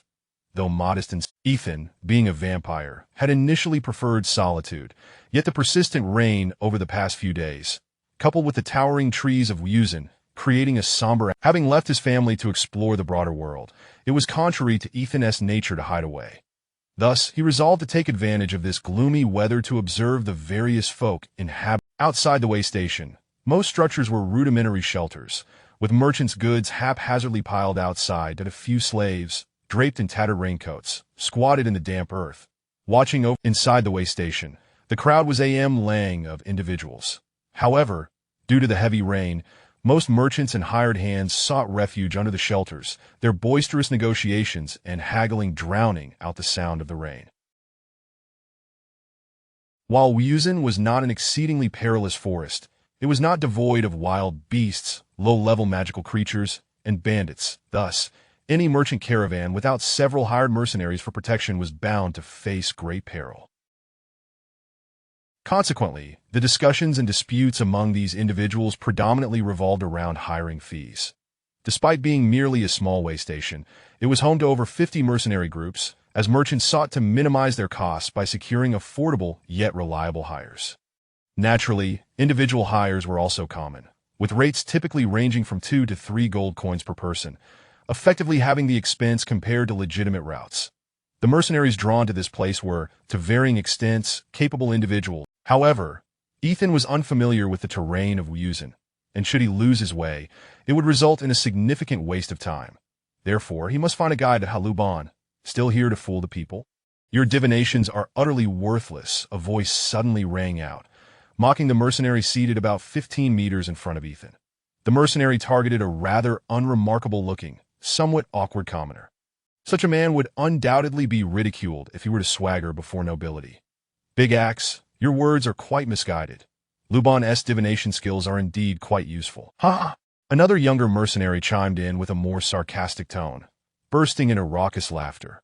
Upon hearing the amusing commentary from the mercenary, Ethan couldn't help but chuckle, instinctively glancing at the... Luban's face turned ashen, seemingly on the verge of an explosion. Ethan had anticipated a lively spectacle, yet Luban remarkably managed to suppress his anger. The two mercenaries, noticing Luban's unusual restraint today, found their taunts had lost their charm and departed. "Friend, since fate has brought us together, would you mind taking a seat and listening to a few words from me?" Luban's eyes lit up as he caught sight of Ethan passing by, and he feigned a serious demeanor. Ethan chuckled inwardly at the audacity of this charlatan attempting to deceive him. Chapter 004. Divination. Divination and prophecy, while subtly distinct, serve different purposes. Divination seeks to discern fortune from misfortune, providing direction and aiding in decision. It allows those who traverse the world to mitigate unforeseen risks with the guidance of a diviner. Ordinary merchants often spend a coin or two on divination before embarking on their journeys, seeking a measure of psychological comfort. However, there exist true diviners capable of accurately foretelling fate, and such practitioners cannot be swayed by mere coins that in an environment rife with charlatans. Many self-proclaimed diviners lack any genuine talent, having barely scratched the surface of divination, instead relying on deception to mislead others. Prophecy, on the other hand, represents a more advanced mystical ability, granting insights into future occurrences. For instance, Dream Chana foresaw, over a decade ago, that Ethan. Nevertheless, the future glimpsed through prophecy can also possess inaccuracies. Even when entirely precise, as Dream Chana remarked, the nature of prophecy. Ethan Fan, taken aback, was surprised not by Luban's knowledge of his distant origins, but rather by the fact that this street urchin could discern the deep impressions of reins on his hands, indicating his lengthy journey on horseback. "I suspect you are a fallen." Ethan Fan reaffirmed Luban's perceptive abilities. Given his own intelligence, he could hardly believe that such deductions stemmed from divination. Nobility and commoners are fundamentally different. Nobles, their demeanor, let alone their grace, starkly contrasts with that of uneducated commoners. Despite his 4 years of servitude, Ethan Fan spent the remainder of his time among the elite, and regardless of his flaws, he exuded the essence. The fact that Luban could make such a judgment in a short span demonstrated a keen insight, and his comment about Ethan's fallen status was rather straightforward. If not for his misfortune, Ethan would have simply paid 5 coins for a boat ride, rather than resorting to this. Although such logical reasoning may seem rudimentary, its manifestation in this common fellow was indeed remarkable, causing Ethan to feel a sense of surprise. Had Ethan been a dull-witted fallen noble, he might have easily. Yet our Ethan was a learned scholar, capable of unraveling the intricate logic of Pandora's box in a short time, rendering him impervious to such street-level scams. Observing Ethan's apparent disinterest, even a fallen noble would possess some funds, and failing to retain him might yield no profit for the day. Wait, just a minute. Give me a minute, and I assure you I can discern what you need most." Luban implored. Ethan paused briefly, suddenly sensing a wave of mental energy emanating from Luban. This energy, though not overwhelmingly potent, clearly surpassed that of an ordinary individual. Were it not since divination is fundamentally rooted in mental prowess, Luban's extraordinary faculties indicated that he was indeed a novice diviner. "You seek a guide to lead you. It must be so. There can be no mistake," Luban exclaimed, abruptly rising. "I do indeed require a guide." Ethan replied that Luban's expression transformed, and he appeared almost comically entranced by his own divinatory prowess, as if he had unearthed a great treasure. "I need to traverse Wusun. If you can assist me as a guide, I shall offer you 2 coins. Ethan proposed 0.2 coins was the standard fare for an escort, and though Ethan was reluctant to part with the sum, he felt a flicker of curiosity towards this novice diviner. Due to his notorious reputation, he frequently traversed the borders between the kingdom of Finloa and the kingdom of Li, swindling unsuspecting travelers. Very well. Luban, nearly destitute, had been living a life of trickery. Although he had amassed a modest fortune over the years, he had squandered it all on a dubious tome of divinatory secrets in the black market. The prospect of earning what mercenaries would charge for escorting someone through Wusun was undeniably appealing, and the rain showed no signs of abating, and Ethan, indifferent to the downpour, donned his raincoat and, having sold his horse, proceeded alongside Luban into the depths of Wusun. The outskirts of Wusun were overgrown with lush vegetation, shrouded in moisture and mist, making it difficult for sunlight to penetrate, a stark contrast to Ethan's first daylight venture outdoors in months. The oppressive ambience of the forest was palpable, with a density ratio of approximately 3:1, insufficient for the survival of dark creatures, yet it could harbor mutated beasts. It was a reflexive question. Many nobles, even if lacking in martial skills, would carry a sword to project an air of authority. "Not quite," Ethan replied absently, Luban sensed an air of mystery about this noble. It was not a perception born of divination, but rather the instinct of a streetwise individual who had long navigated the diverse strata of society. Since you are a diviner, Chapter 005, Soldier Interception, Luban perceived that this young, handsome nobleman was the sole individual who acknowledged his divination skills. Upon hearing that the noble sought his counsel, he instantly became invigorated. Hurriedly, Ethan stood nearby, observing with keen interest as Luban deftly manipulated the cards. The divination cards comprised only 3 suits: the star card, the moon card, and the sun card. During the initial divination, the star, moon, and sun cards all appeared face down, a significance known solely to the diviner. The reverse star, moon, and sun indicate that these celestial bodies are obscured, signifying a period of overcast weather. Stars hid. Suddenly, as if struck by inspiration, he confidently replied, 2 days. Ethan sensed a distinct mental vibration emanating from Luban. It appeared that this forecast stemmed from his genuine divination. Luban hesitated, yet steeled himself to proceed with the divination, this time producing a coin. One side depicted an angel, while the other displayed a demon. Clearly a coin of fortune and misfortune, though its authenticity. Luban tossed the coin into the air, and as it fell, he caught it against his arm. Did I in that moment? Ethan once again detected the faint mental energy emanating from Luban. Demon. Luban slowly revealed his hand. He understood that his divination skills were not particularly reliable, yet the appearance of the demon side was undeniably foreboding.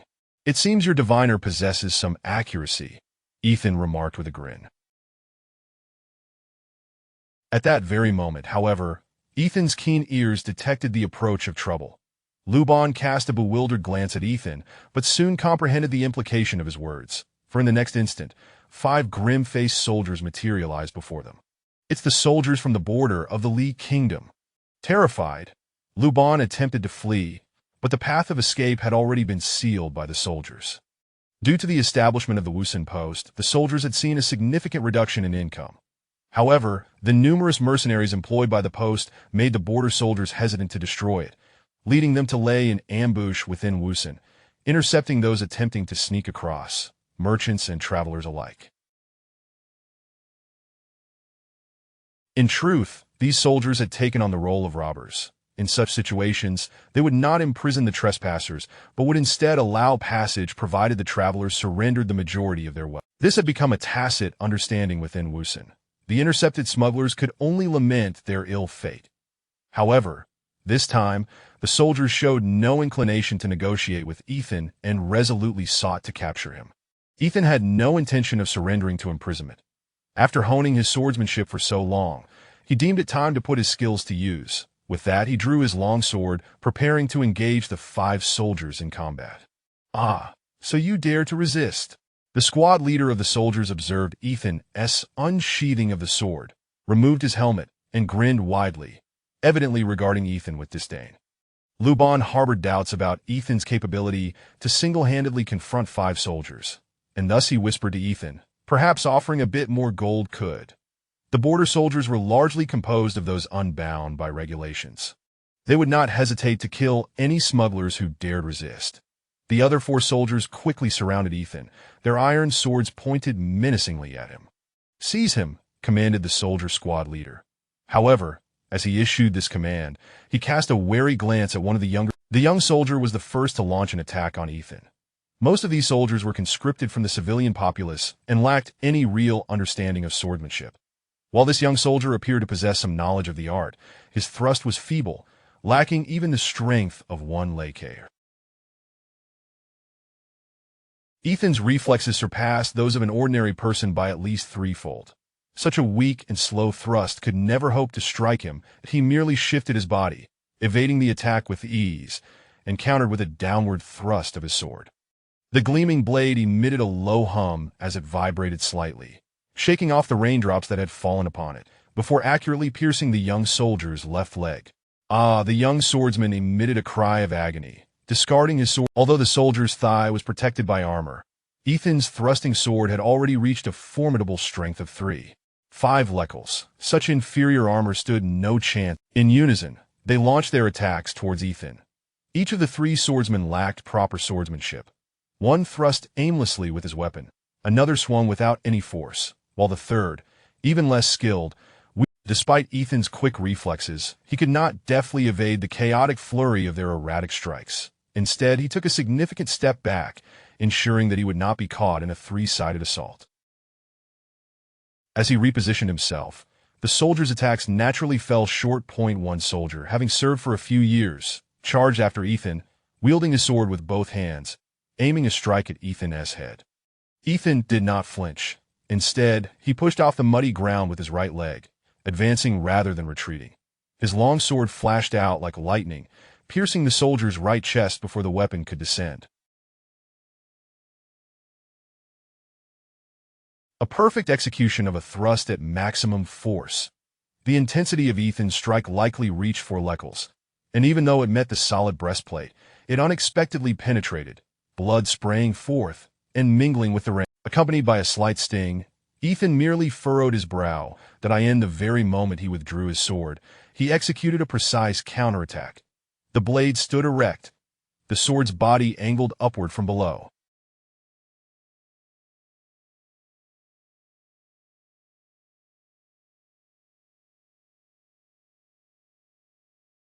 As Ethan stepped back, the strength of his arm surged towards the forefront of the blade.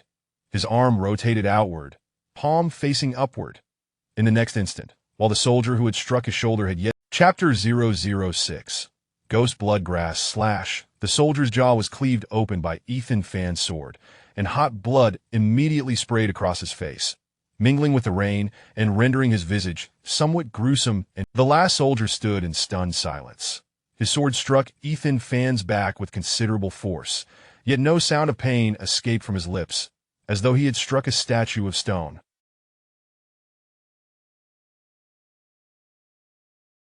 Just as Ethan Fan had completed his flourish with the sword, a burning sensation coursed through his back, making him aware that he had indeed been ambushed by that last soldier.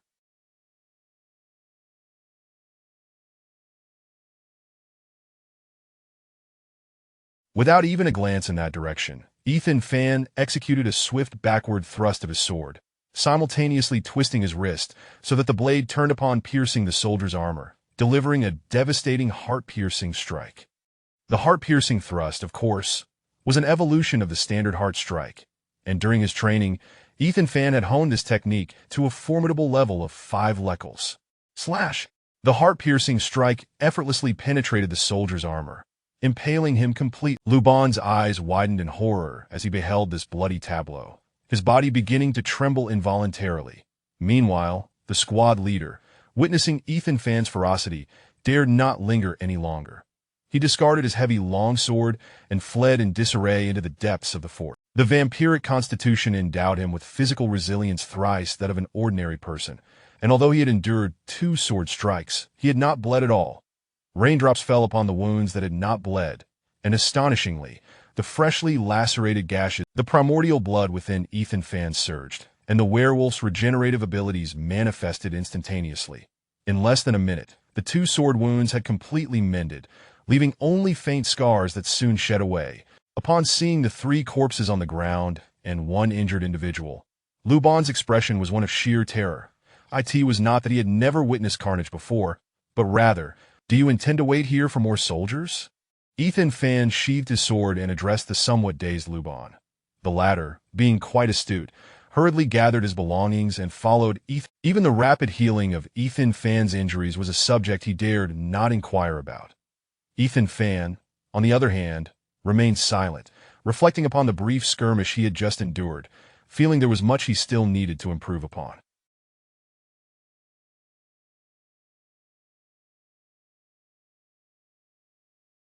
His strength, physical durability, and speed far surpassed those soldiers, and with his training in swordsmanship, he ought to have emerged unscathed if he had handled the situation more adeptly. Yet, he had still been struck twice. Had he not been a vampire, he would have sustained grievous injuries and lost the ability to continue his journey. Thus, Ethan Fan recognized a plethora of flaws in his combat approach and resolved to engage in earnest self-reflection. In truth, Ethan Fan understood that what he lacked was combat experience, and he had privately resolved to seek out trouble along the way, believing that such encounters would allow him to accumulate invaluable battle wisdom.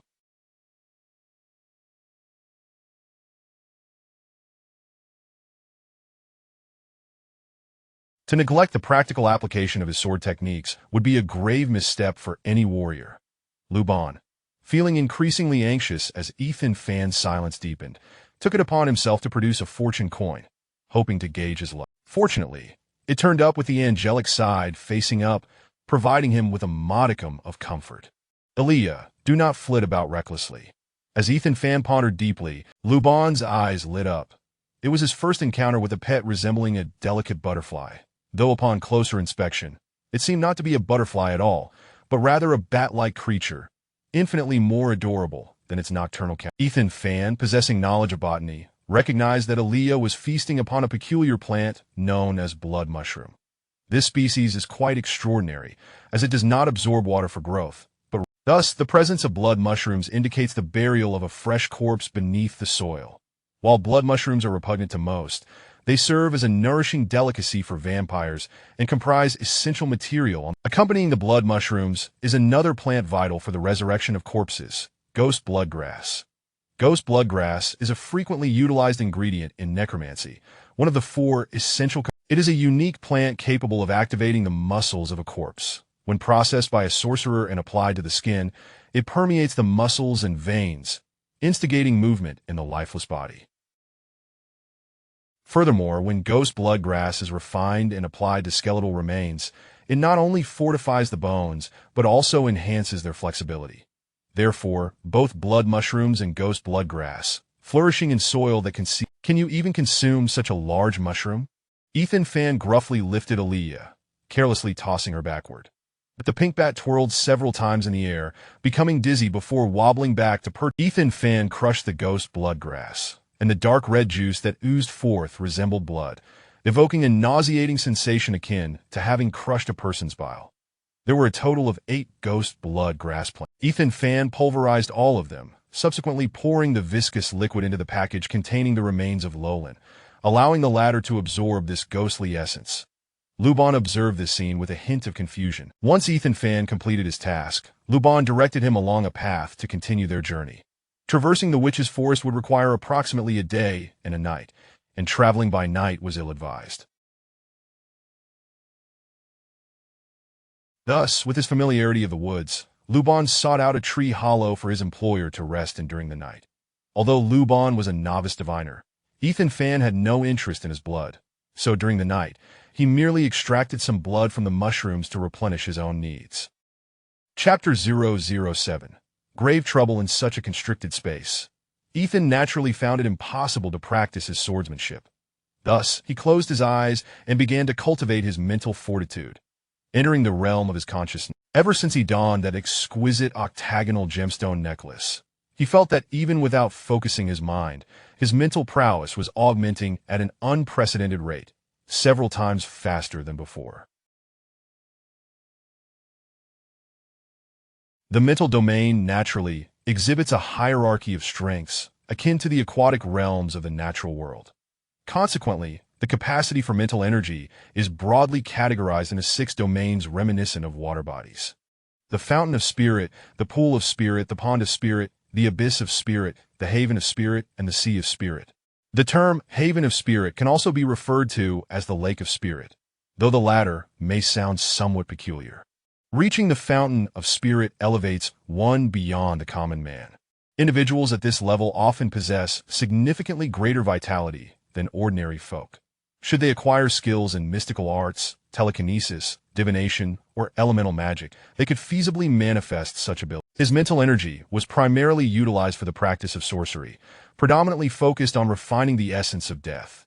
The higher the concentration of this essence, the more arduous the refining process became. However, with the enhancement of his mental capacity, Ethan could effortlessly distill a concentration of death essence 25 times greater than normal. Such a potent essence could suffocate an ordinary person, while dark creatures thrived in its presence. Indeed, if Ethan were to concentrate this essence around his body, he could traverse even under the glaring sun without issue.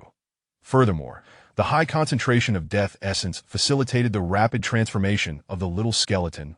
In the realm of darkness, skeletons are classified as low-tier beings. Yet with continuous refinement in such concentrated death essence, coupled with certain specialized sorceries, it was entirely plausible for the little skeleton to evolve into a Search diligently. That scoundrel has slain the commander's son. If we fail to apprehend him, we are all doomed. Suddenly, an enraged roar echoed nearby. Ethan possessed remarkable hearing. Even from 100 meters away, he discerned the shout. The cacophony grew increasingly nearer, awakening Luban from his stupor. Upon hearing the commotion among the soldiers as he traversed the thicket, he was instantly jolted awake. The commander's son? Could it be that Ethan pondered that in truth, he had not killed the young soldier. Rather, the injury rendered him unable to walk, eventually leading to his demise at the hands of wild beasts. Lacking any evidence of the commander's son's body, the retreating squad, in a fit of rage, the highest-ranking officer at the border dispatched a considerable number of soldiers for a thorough search of the area. Curse it! I intended to avoid trouble, yet I inadvertently stirred up a great mess. That fool pretended to be an ordinary soldier for no reason. Ethan cursed. He could have leveraged his acute hearing to ascertain the soldier's distribution, but the rain disrupted his senses, and the forest was nearly encircled by soldiers. With at least the prospect of escape seemed exceedingly bleak. It's over. It's over. Luban's face turned pale with fear. As a commoner, he had never witnessed such a scenario of being besieged by 200 or 300 soldiers. He began to regret his greed for those 2 gold coins. Elia, scout ahead and see which direction lacks soldiers. Ethan, too, felt a surge of urgency. With 200 to 300 soldiers nearby, it was likely that the officer had committed even more forces to. The little pink bat flapped its wings, soaring into the rain-soaked sky, becoming Ethan's reconnaissance angel.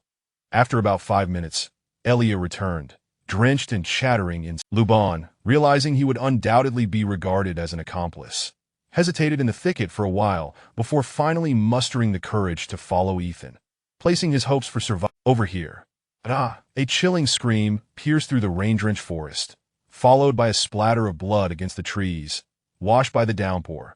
As the scream echoed, the soldiers immediately honed in on that direction, their footsteps, roars, and the clashing of metal mingling with the sound of the rain, creating a cacophony that reverberated through the forest. Elia, how could you lead us astray? After we escape, be wary of your rear. Ethan chastised the little bat flying ahead. They had scarcely traveled 100 meters when they encountered a soldier, and the ensuing chaos triggered a chain reaction, resulting in a pursuit by 200 to 300 soldiers. Elia let out a few plaintive cries, glancing back at her tiny rear, seemingly aware of the impending peril. Elia, you fool! If you lead us astray again, I shall let a few hideous Ethan scolded the little bat. Utilizing his acute hearing, Ethan discerned that at least 3 soldiers lay ahead within a 50-meter radius, yet the dim-witted bat continued to fly in that direction.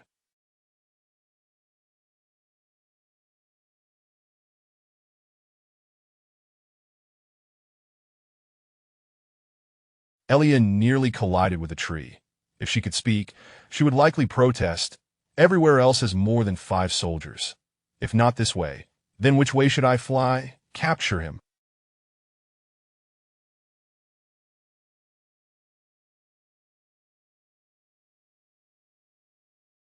The 3 soldiers quickly spotted the approaching figure of the villain, and with a hint of panic, they raised their swords and charged at Ethan.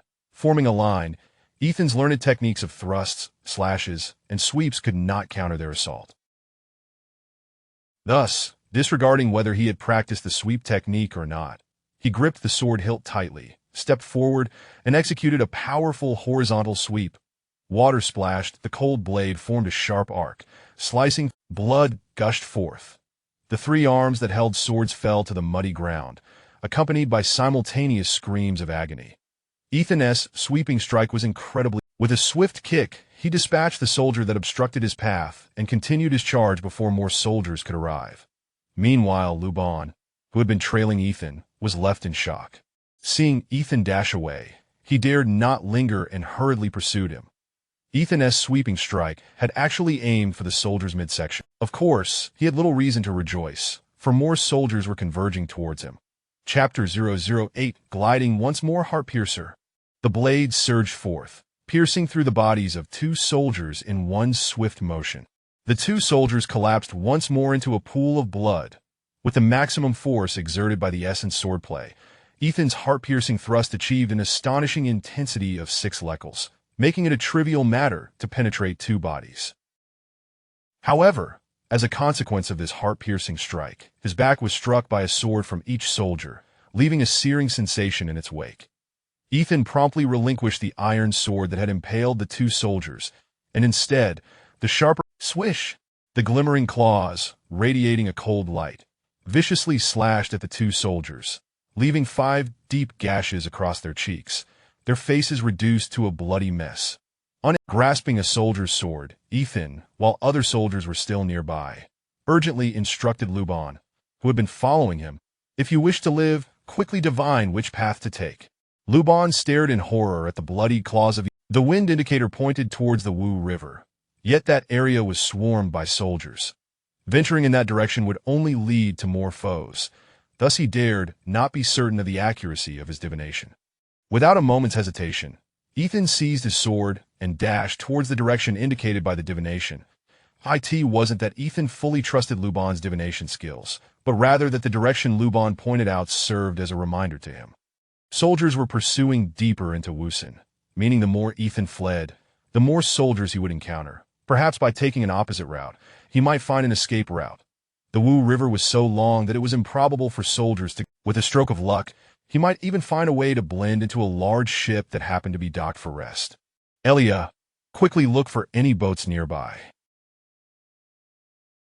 If you can't find one, stay here and bear children with the noble bat, Ethan exclaimed as he tossed Elia into the air.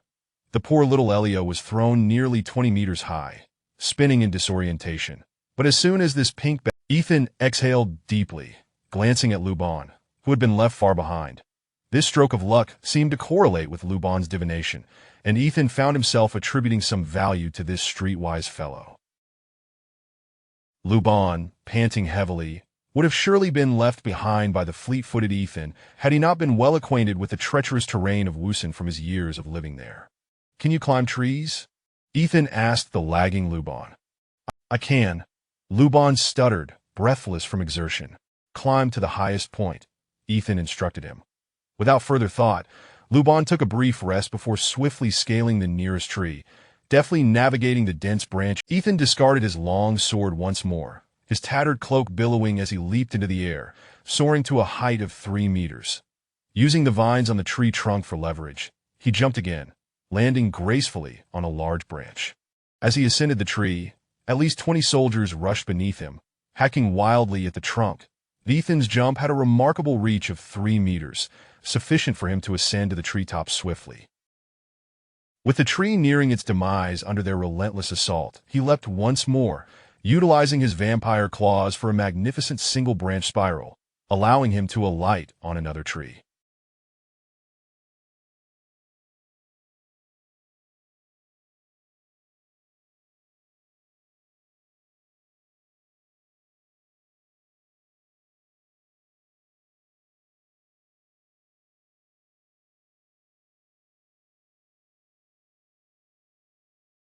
Luban, displaying some cleverness, leveraged his childhood tree-climbing skills to reach the same tree as Ethan, his eyes wide with fear as he gazed down at the furious soldiers below. "Hold on tight." As realization dawned upon him, he was astonished to discover that this nobleman possessed a pair of black bat wings. Gliding, under the faint light of dawn, the black wings swept across the skies above Wusun, accompanied by a shrill scream, soaring over the heads of the soldiers stationed along the banks of the Wu River. "Elia, conjure a mist," Ethan commanded the pink bat.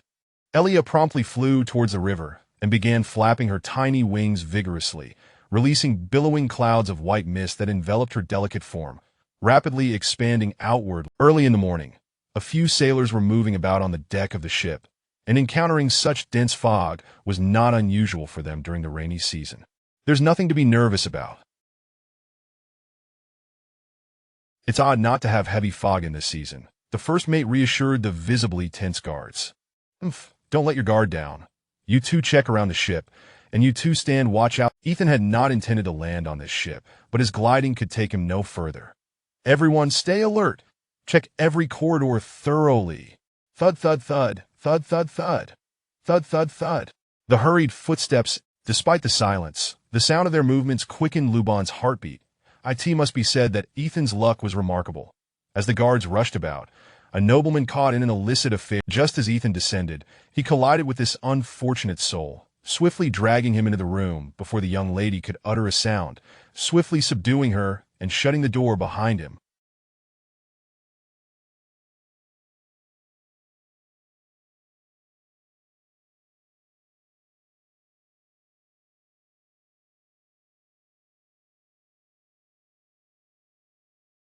Chapter 009.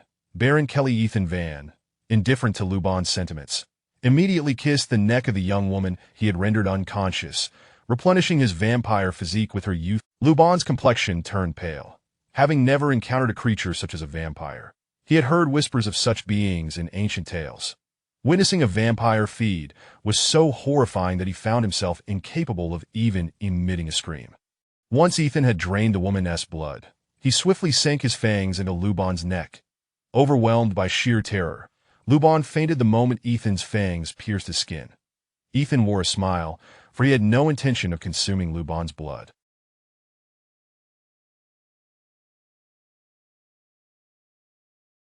It was merely a warning for Luban to keep his vampire identity a secret. After Luban had fainted from fright, Ethan quickly revived him. Although this youth had mingled among the common folk, he had never experienced such an ordeal. Ethan deceitfully claimed that his fangs were poisonous, causing Luban to obediently comply, too frightened to harbor any rebellious thoughts. Rest assured, I am only interested in the blood of fragrant women. As long as you do not defy my wishes, you shall not meet your demise. Ethan threatened once more. Luban nodded vigorously, terrified, his fear evident as he— The ship was a luxurious one, and Ethan quickly discerned from the vessel's insignia that it belonged to the kingdom, with most aboard being members of the upper class. By evening, the rain had ceased, and the aristocrats, fond of ambience, had commanded their servants and chefs to set up a buffet on the spacious deck, creating a small banquet under the gentle breeze. Luban, starved, rushed to the food and began to devour it wildly. Ethan knew this behavior would easily attract attention, so he approached Luban to advise him to be more refined.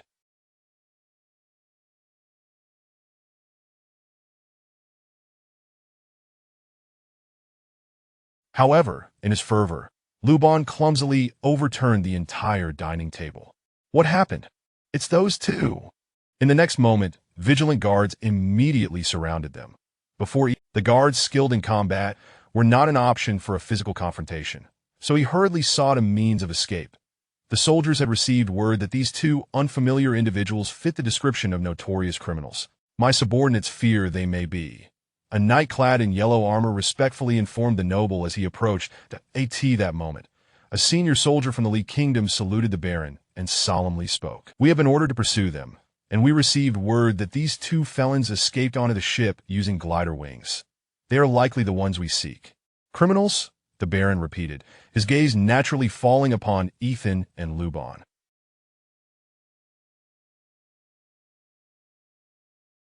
The next instant, the young Baron's face displayed astonishment. You are not. The Baron suddenly pointed at Ethan, his expression momentarily dazed, as if struggling to recall Ethan's name. Ethan scrutinized the noble youth, whose look of surprise surpassed his own. The audacious young man was adorned in an exquisite noble robe, his trousers embellished with ornaments and agate. His light yellow, luxurious curls gleamed, perfectly framing his— I never expected to encounter you here. The noble youth stared at Ethan for at least 10 seconds before suddenly slapping his forehead and exclaiming, So it is Baron Kelly. What a pleasure. During those they are likely villains who slipped aboard amidst the fog. The senior soldier whispered discreetly. Nonsense. This gentleman is a paragon of scholarship from the Kingdom of Fun. How could he possibly be a trespassing criminal? Baron Kelly rebuked. The soldiers from the Lee Kingdom were left dumbfounded. How did these two suddenly transform from criminals to scholars of the Kingdom of Fun? Ethan, of course, recognized Baron Kelly. As the prince's mother was the sister of the King of Fun, he had visited the Kingdom of Fun 2 years prior to participate in a scholarly exchange between the Royal Lion Kingdom and the Kingdom of Fun. During that exchange, Ethan, representing the young scholars, had been left speechless by the prince's arguments, ultimately conceding defeat, which was a source of embarrassment for his country. This incident was mentioned at the beginning of the story during a conversation between Daishiner and Ethan. At this moment, the Baron Kelly before Ethan was a trusted aide to the Prince of Wisdom. Although the prince had exhibited an assertive demeanor on foreign soil, he later expressed respect for Ethan's intellect. Naturally, as the prince's aide, Baron Kelly would treat Ethan with courtesy, that in truth. Baron Kelly suspected that the inexplicably present Ethan was indeed the criminal they sought. However, even if he were a criminal, he was a talent the prince sought to recruit. Thus he promptly interrupted the guard's inquiries. "Scholar Ethan Van, I hear you have been away from the Kingdom of Fun for some time. You must have traveled before attending the quinquennial 10 Nations Academic Exchange Conference.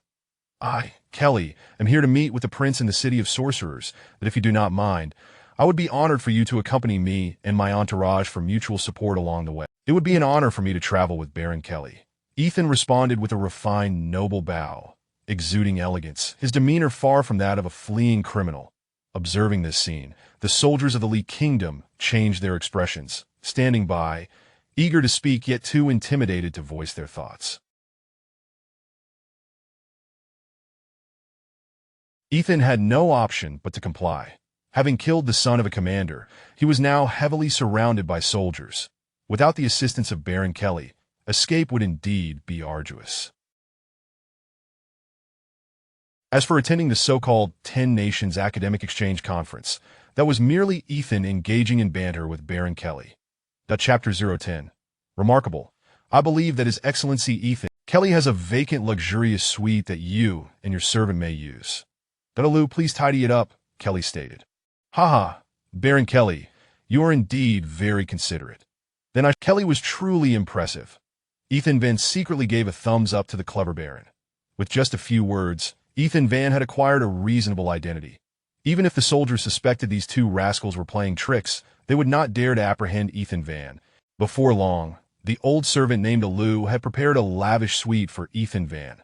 After exchanging a few pleasantries with Ethan, Kelly instructed Lou to escort him. As a commoner, Luban had never experienced such aristocratic treatment.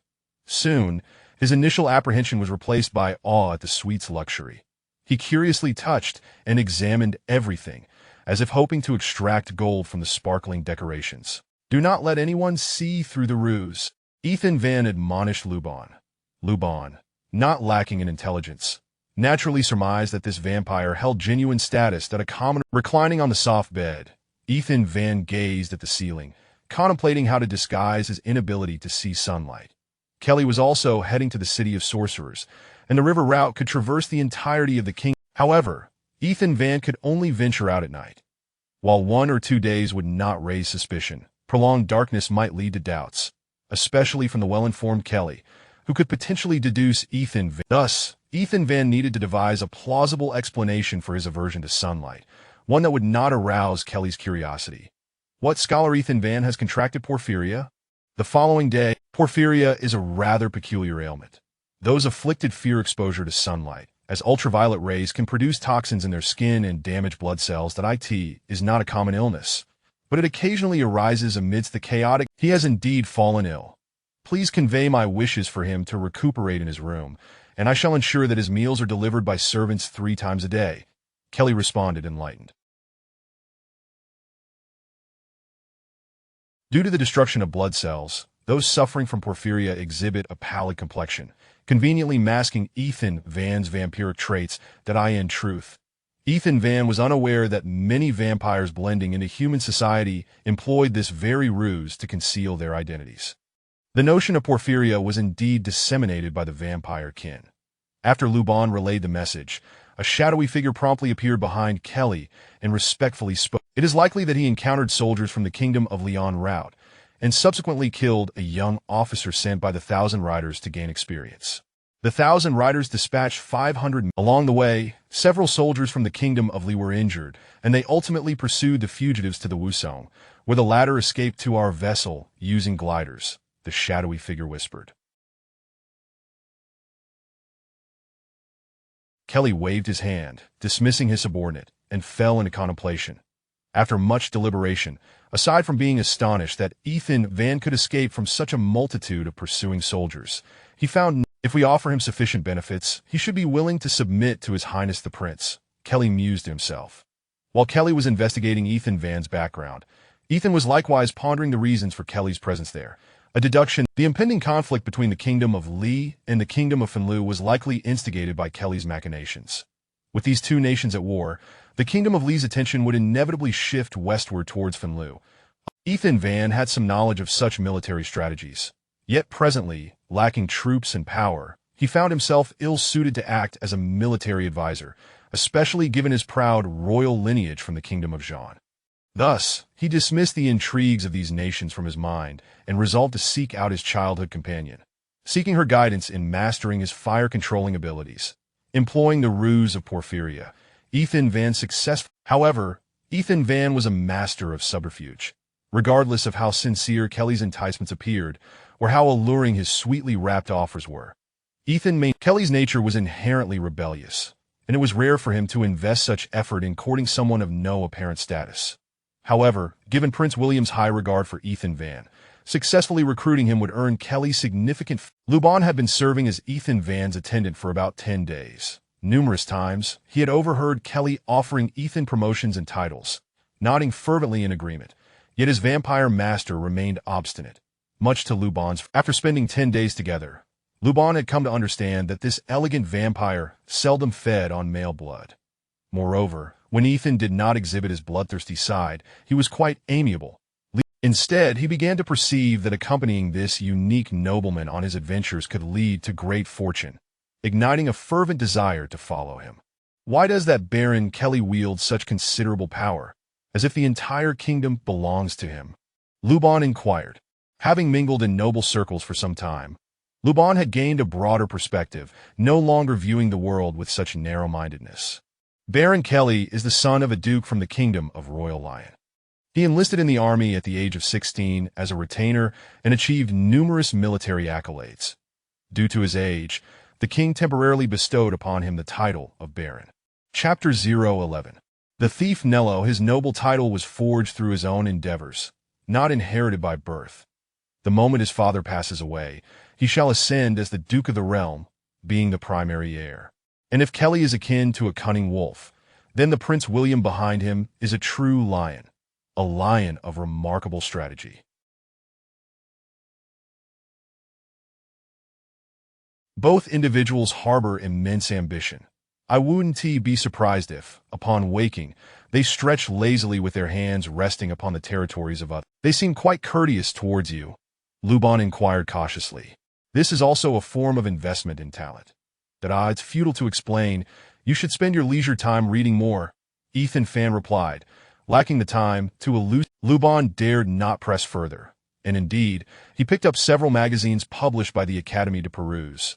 For a commoner like Luban, being literate in the universal language of the river east of the Wu River is not referred to as such, but is known as the broader Ligua River, abbreviated as Lijiang, a beautiful place indeed. Lijiang was once home to the port of the Ligua Kingdom. On the 15th day, the vessel finally docked at this kingdom's port, allowing the crew and passengers a moment to regroup. It seemed that Kelly had previously engaged in some dubious dealings in the kingdom of Finlu. The night market of the Ligua Kingdom is renowned for its classical elegance, winding paths, and markets aglow with lights resembling stars. Indeed, a scholar once quipped that the visitor fees collected by the Ligua Kingdom were sufficient to cover their military expenditures for the year. While this statement was laced with jest, it nonetheless underscored the astonishing daily influx of visitors to this realm.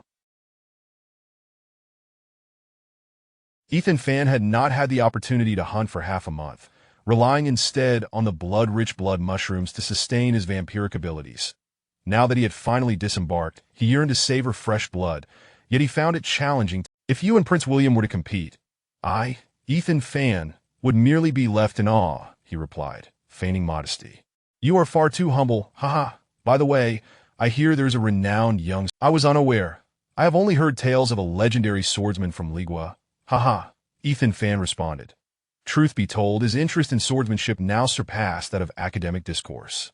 You must be referring to the king of Ligua's swordsmanship instructor, Carmen. He is indeed an extraordinary swordsman. If it weren't for the circumstances of this journey, I would genuinely wish to meet him. It is said that this old swordsman has a penchant for donning white attire. And what is more amusing is that his hair is also silver, thus earning him the title, the White Phantom Swordsman, Kelly remarked. The ranks of swordsmen are as follows: apprentice swordsman, gray swordsman, silver swordsman, golden swordsman, and title swordsman. The title swordsman represents the highest honor bestowed by the Fighter Association, indicating recognition from authorities such as monarchs, elders, and presidents. Once a title is conferred, it becomes exclusive to that swordsman. For instance, Carmen, whom Kelly mentioned, is a title swordsman, known by the moniker of White Phantom, a title that belongs solely to him. Hence, those with exclusive titles are all of the highest order. Indeed, a figure clad in white like fresh snow, as they conversed, a sudden commotion erupted from the crowd. Ethan Fan's smile vanished as his attention shifted to the chaotic scene ahead, where a cloud of black, murky gas suddenly... This obscuring vapor was not the lifeless miasma of death, but rather a disorienting smoke employed by assassins and thieves to cover their escape, inciting panic among the masses that Kelly's four guards reacted. Yet, in the next moment, a frail figure burst forth from the smoke. The figure moved with astonishing speed, reaching Ethan Fan and Kelly's location in the blink of an eye. Ethan Fan barely had time to react, as the blurred black figure collided with... Though the impact was considerable, Ethan Fan sustained no injuries. As he rose, his palm landed upon a pearl the size of a yellow bean, shimmering with iridescent hues. "Ethan Fan, are you all right?" Ethan Fan grasped the pearl, dusted it off, and casually pocketed it, waving his hand dismissively. "I'm fine, merely knocked a bit." Just as Kelly was about to speak, this newcomer had hair, eyebrows, and a beard as white as snow, and even his long sword gleamed white. Boy, in which direction did that assailant flee? The figure, appearing almost as if teleporting, stood before Ethan Fan. Ethan Fan was momentarily taken aback. Only moments ago, he had been discussing the White Phantom Swordsman, Carmen, and now here he was before him. However, Carmen was not entirely pristine. After the renowned White Phantom Swordsman departed, Ethan Fan and Kelly exchanged glances, a perfect example of speak of the devil, and he shall appear. Yet, moments ago, they had lauded the White Phantom Swordsman for his remarkable prowess and elegance, only to witness him now in a state of disarray. It seemed one ought not to extol him too much. To provoke a title swordsman like Carmen into such a frenzy, it must surely be the infamous thief, Nello, who has been frequently sighted across the 10 kingdoms. Who would have thought we would encounter this elusive phantom of a thief here? Kelly remarked with a wry smile. Ethan Fan could only manage a bitter smile. The iridescent pearl he had just pocketed was not some serendipitous treasure. However, Ethan Fan found it curious that a thief would don an accessory adorned with such a colorful pearl. Chapter 012 Commanding Luo Ling, the notorious thief, Niel Luo, emerged unexpectedly 5 years ago, a figure as elusive. This thief adheres to a strict code of ethics, only targeting treasures of supreme value and refraining from pilfering artifacts belonging to kingdoms. Over the past 5 years, the vaults of the 10 neighboring nations have been visited by this cunning rogue, yet the myriad of skilled warriors from these realms have been utterly powerless against him. It is said that few have even caught a glimpse of Niel Luo, and the thief's gender remains a mystery. The 10 nations have united to issue a celestial-level bounty, and any individual providing clues leading to Niel Luo's capture can expect a reward of 1,000 gold coins. Should someone inadvertently provide information on a suspect, a staggering sum of 100,000 gold coins awaits. Of course, if anyone possesses the audacity to directly apprehend Niel Luo. Well, if such a person exists, it is likely that the monarch will soon issue a lockdown order, and once that occurs, leaving will be quite a challenge. Ethan Fan remarked. Kelly smacked his forehead. Your foresight is commendable, my lord. Let us depart at once. As Ethan had predicted, shortly after their exit from the city, the lockdown was enforced. Not only were the main roads and waterways sealed, but even the minor paths and relay stations were barricaded. This commotion suggests that the vessel had been detained by Li Nation's troops, and it would likely undergo an exhaustive inspection before being released. That'd be why the late hours of the night. The soldiers from Lee Nation had thoroughly scrutinized. In Ethan's view, such inspections were largely futile. Most of the soldiers lacked any real skill, and even if Luo were hiding aboard, it was improbable that they would detect him. Upon returning to the ship, Ethan retrieved the iridescent pearl dropped by Luo, scrutinizing it once more, yet he found no distinguishing features. It remained merely an ordinary. It was clear that practicing swordplay in his quarters was impractical, so with nothing else to occupy his time, Ethan summoned Luo Ling, intending to refine this entity using death energy and ghostly bloodgrass, hoping to facilitate a swift evolution. Ah! What is this? Luban exclaimed upon returning from the kitchen with a stolen morsel, only to discover an unexpected skeleton in the room, causing him to drop the steak he had brought back. Though this was not Luban's first encounter with such a creature, having seen terrifying skeletons roaming in the depths of Wusun during his childhood, being so close now induced a profound fear. What is there to be frightened of? It is merely a collection of bones. Ethan chastised the trembling street urchin. That I merely meant, master. That you are a vampire, of course. You are unafraid of... I am just... Luban stuttered. Be off with you.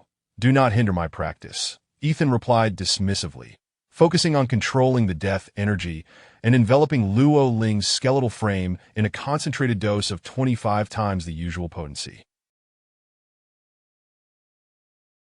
During his travels, Ethan had been honing his swordsmanship in the training room while simultaneously summoning Luo Ling to instill death energy into the diminutive skeleton that I in life.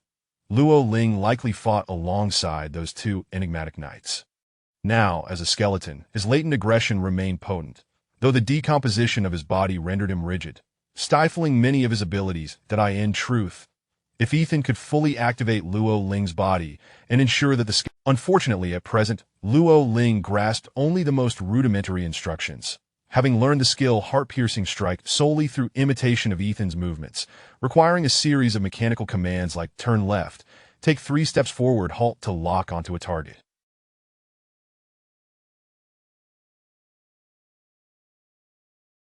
Commanding a skeleton to attack is a complex endeavor, which is why Ethan refrained from summoning Luo Ling in formal combat to direct a blank slate skeleton to strike. One must issue a sequence of basic commands. These foundational commands naturally begin with the process of imitation, mimicking walking, turning, jumping, running, raising arms, and delivering strikes. Fortunately, Luo Ling had proven to be a diligent pupil. Of course, the ability to wield a sword does not guarantee the capacity to generate offensive actions. Typically, directing a skeleton to attack involves 2 steps, approaching the target and each of these steps encompasses numerous fundamental movements. The first step, approaching the target, can be executed in 2 ways. The rudimentary method involves issuing mechanical commands like turn left, turn right, take a few steps forward to achieve. The alternative method allows the skeleton to discern the target independently. The master describes the target's appearance, and the skeleton utilizes the memories imparted by the master to seek out the described target, autonomously choosing to walk, run, or charge towards it.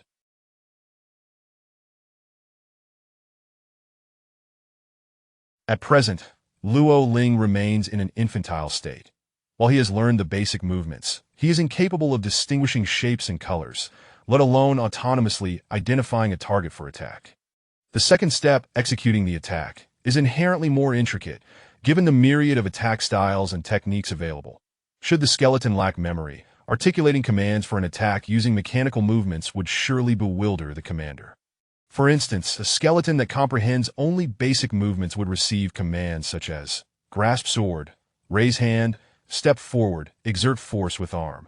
Ethan's sword training commenced from the very basics, and as he practiced, Luo Ling would mimic his actions. Hence, when Ethan instructs Luo Ling to perform specific sword techniques, it need not be overly complicated. He can simply say thrust, and Luo Ling will comply. Since Luo Ling has mastered the heart-piercing strike through imitation, Ethan need only utter the command heart-piercing strike, and Luo Ling will instinctively execute the skill. Thus, Ethan felt a twinge of guilt. Luo Ling's lack of memory led to his inability to comprehend Ethan's commands, necessitating the imitation of Ethan's sword techniques. However, once Ethan instills this action into Luo Ling's memory, the little skeleton's swordsmanship may... Chapter 013. The city of sorcerers in the capital of the powerful kingdom of Li.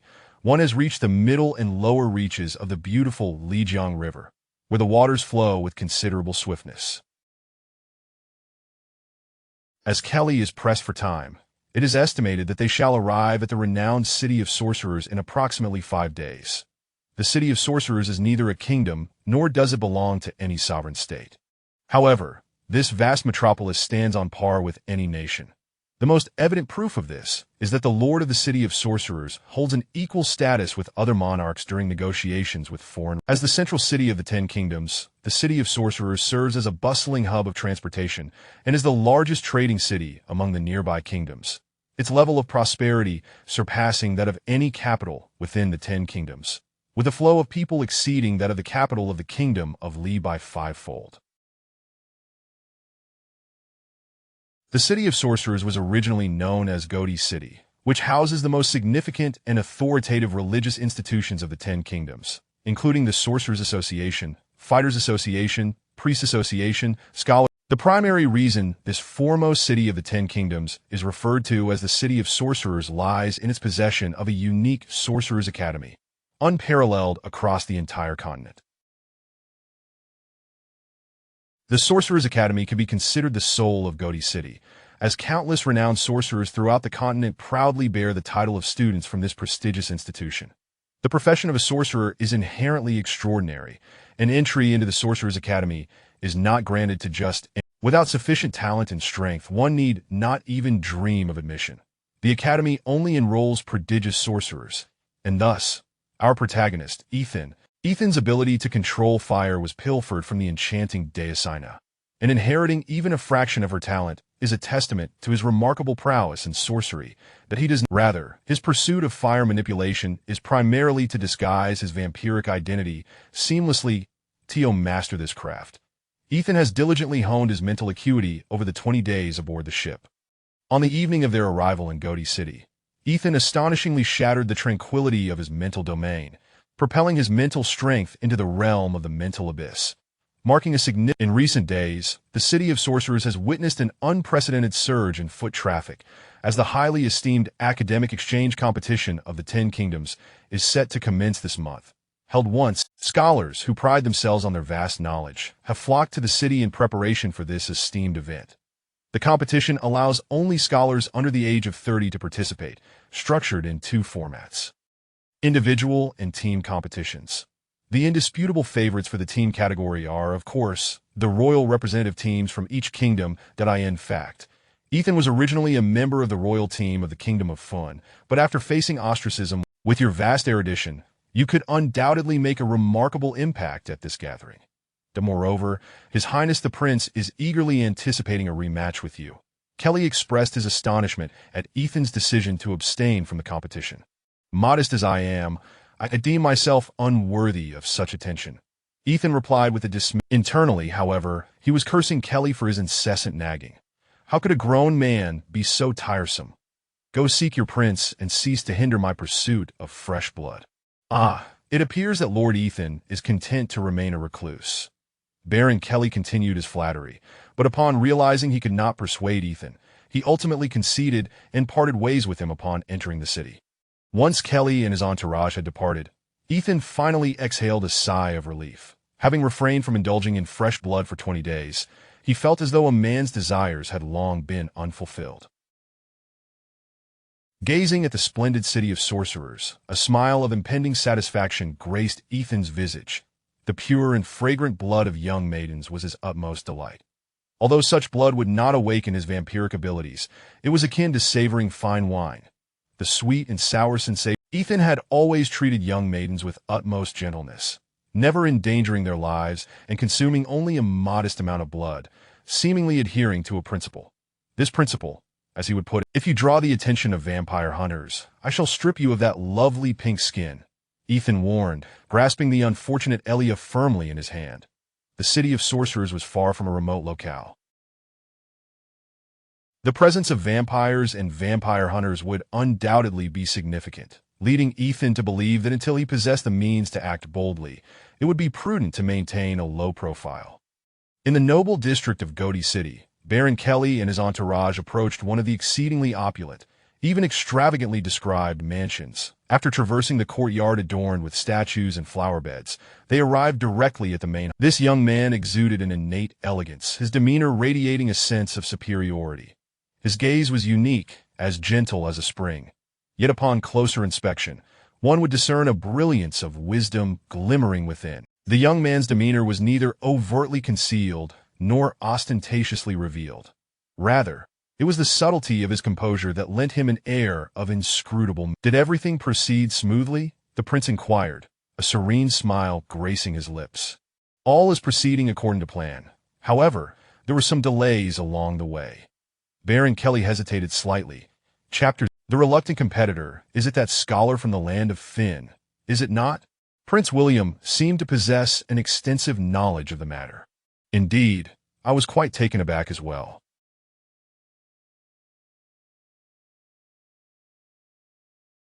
For the past 20 days, Baron Kelly has been eager to solicit him. Baron Kelly remarked. Is he here to compete? The prince interrupted, his inquiry cutting through Kelly's words. Not at all.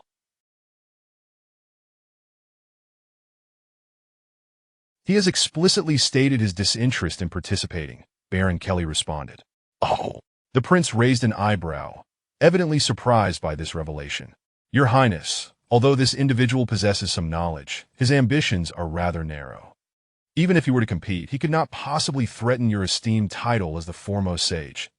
Kelly, you still lack insight, the prince retorted dismissively, his tone tinged with reproach rather than appreciation. From my perspective, this Ethan fan, Baron Kelly's expression shifted noticeably, and after a brief pause, he responded, You do overestimate this powerless individual, do you not? That is precisely why your understanding falls short. You are entirely unable to perceive the essence of Ethan fan. Take this upcoming scholarly exchange competition as an example. Should he choose to participate, he would undoubtedly pose one of the greatest obstacles to my victory, of course. Without him, I am rather curious to observe how he intends to establish himself in this ruthless world, devoid of any advantages, the prince replied. When Ethan fan ventured out to hunt, Luban had already secured a rather secluded inn, one that was not easily bathed in sunlight. After residing in a luxurious suite for over 20 days, Luban found himself ill at ease moving to a standard room. Master, why do you not continue your dealings with that Kelly? Staying with him would ensure— Is there any necessity for that? Ethan fan scoffed. Why is it unnecessary? That Kelly is likely currently leaning close to his master, inquiring whether he should have me eliminated, Ethan fan stated. Ah! Luban was taken aback, utterly bewildered by the machinations and strategies of the upper echelons, and he voiced his concern. Are we not in grave danger then? Not at all. That Prince William is under the impression that the world will eventually be his alone, viewing others merely as stepping stones. Before his wings are fully spread, he requires some stepping stones. Ethan fan replied. Luban gazed at Ethan fan in confusion, unable to grasp the meaning behind his words. However, he surmised it was merely another matter of political maneuvering, and thus refrained from further inquiry. Master, since you know so much— Besides, true scholarship cannot be measured by competition, Ethan fan declared with an air of lofty superiority. What a pity that I heard that the first prize is the legendary Jean Long sword from the long-lost kingdom of Jean, a treasure of immeasurable worth. If one were to acquire it, they would never have to worry again, Luban sighed. I have no desire for— Wait, what did you say the first prize was? Ethan fan's words faltered, and he abruptly seized the slight Luban, his expression one of astonishment. That Jean Long sword from the kingdom of Jean, which perished over a decade ago. What of it? Luban replied, perplexed. Master, what are you doing? Pack your things. We are entering the competition. Ah, master, master. What a jest, the first prize being the Jean Long sword. Even if he had to resort to theft, Ethan fan was determined to reclaim what was rightfully his. The Jean Long sword, a national treasure that had been passed down for millennia, fell into the hands of others 16 years ago when its kingdom was shattered, and it had remained silent for all this time. Yet now, this extraordinary artifact had resurfaced, and to think it was to be awarded to the individual champion of the Ten Kingdoms Academic Exchange Conference. Ethan Fan was resolved. Although the Ten Kingdoms Academic Exchange Conference did not impose stringent entry requirements, it was not an event for just anyone to enter. First and foremost, participants were required to hold at least the title of apprentice from the Scholars Guild. The Scholars Guild held authority in the academic realm, akin to the Fighters Association for warriors, bestowing various titles upon those who delve into scholarship: apprentice, scholar, and bachelor. Registration naturally took. She was quite a striking figure, and from her attire, she did not seem like one who would engage in such mundane tasks. However, when receiving Ethan Fan, the young woman did not even raise her head. Speaking, once your identity is verified, your academic exchange schedule will be arranged. The young woman yawned. Ethan Fan nodded, taking the form and departing. Had he not recently feasted, the striking young woman might have stirred some desire within him. Wait a moment. Ethan Fan had barely taken a few steps when the young woman suddenly called out to him. What is it? Ethan Fan inquired, perplexed. He knew he was quite handsome, but surely that did not mean women would be constantly vying for his attention. Are you truly a bachelor? The young woman regarded Ethan Fan with evident surprise, followed by a hint of skepticism. I did not expect someone so young to hold the title of bachelor. The bachelors do not register here, but over there. The young woman's cheeks flushed slightly as she indicated a lavish partition at the side of the hall. Ethan Fan, speechless, crumpled the form and tossed it into a nearby wastebasket before striding toward the partition she had pointed out. The young woman watched Ethan Fan's retreating figure for an extended moment, her mind swirling with thoughts and murmurs, seemingly intrigued by this youthful bachelor. Chapter 015. The Force of the Sword. Hey, that person has already gone far. It's time. The girl's cheeks flushed once more, but she quickly composed her expression, glaring at the student before turning away. I'm exhausted. I'm not doing this anymore. She flung her belongings aside, and being a scholar is a significant honor within the Scholars' Mansion, and most scholars belong to specific factions, allowing them to bypass the cumbersome registration process. They merely need to notify the compartment where Ethan Fong currently resided was specifically designated for scholars who preferred solitude. However, due to their solitary nature, these scholars could not evade the initial question-and-answer assessment of the. Of course, scholars enjoyed certain privileges, such as the option to keep their names confidential during the exchange conference and the freedom to choose when to participate in assessments and debates.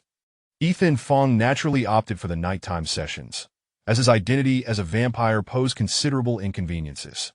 Young master, why do you not disclose your name? Winning the championship would be a matter of great honor. Luban expressed his confusion. Determined to clinch the championship, Ethan Fong knew he needed to prepare thoroughly. However, his preparation was not merely a last-minute endeavor to peruse books. He intended to familiarize himself with the formidable competitors among the participants. The academic exchange conference would span an extensive duration, and while Ethan Fong could choose to attend the initial assessments at night due to his scholarly status, subsequent debates and academic discussions would be scheduled by the Scholars' Mansion. Should the meetings be arranged during the day, Ethan Fong would undoubtedly be unable to attend.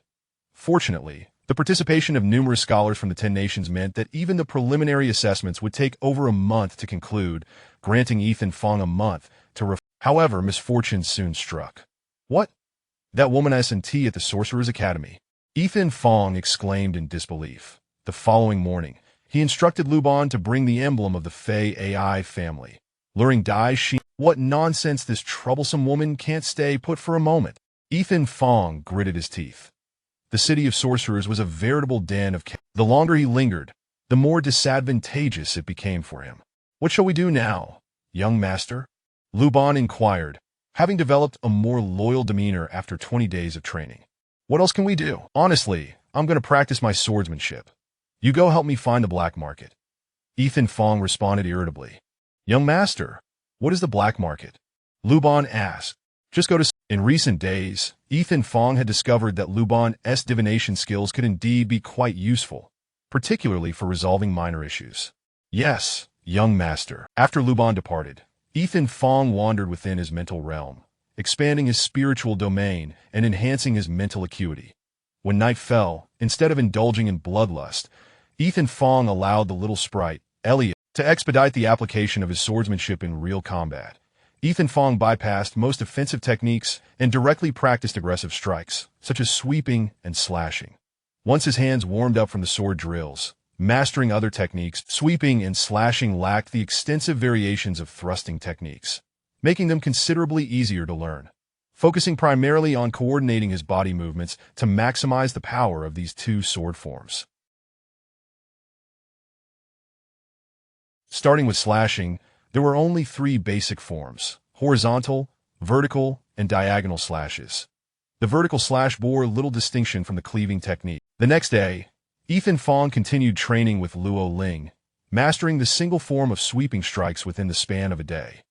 Alright, let us test the results of a day's work, beginning with the slashing technique. The power of the slashing technique far surpassed that of the thrusting style, and as Ethan Fong's newly acquired longsword sliced through Lucas' neck like lightning, Lucas' data was immediately displayed. 6-1 Lecker. This data, throughout the more than 20 days of his journey by boat, he has subsisted on wild mushrooms.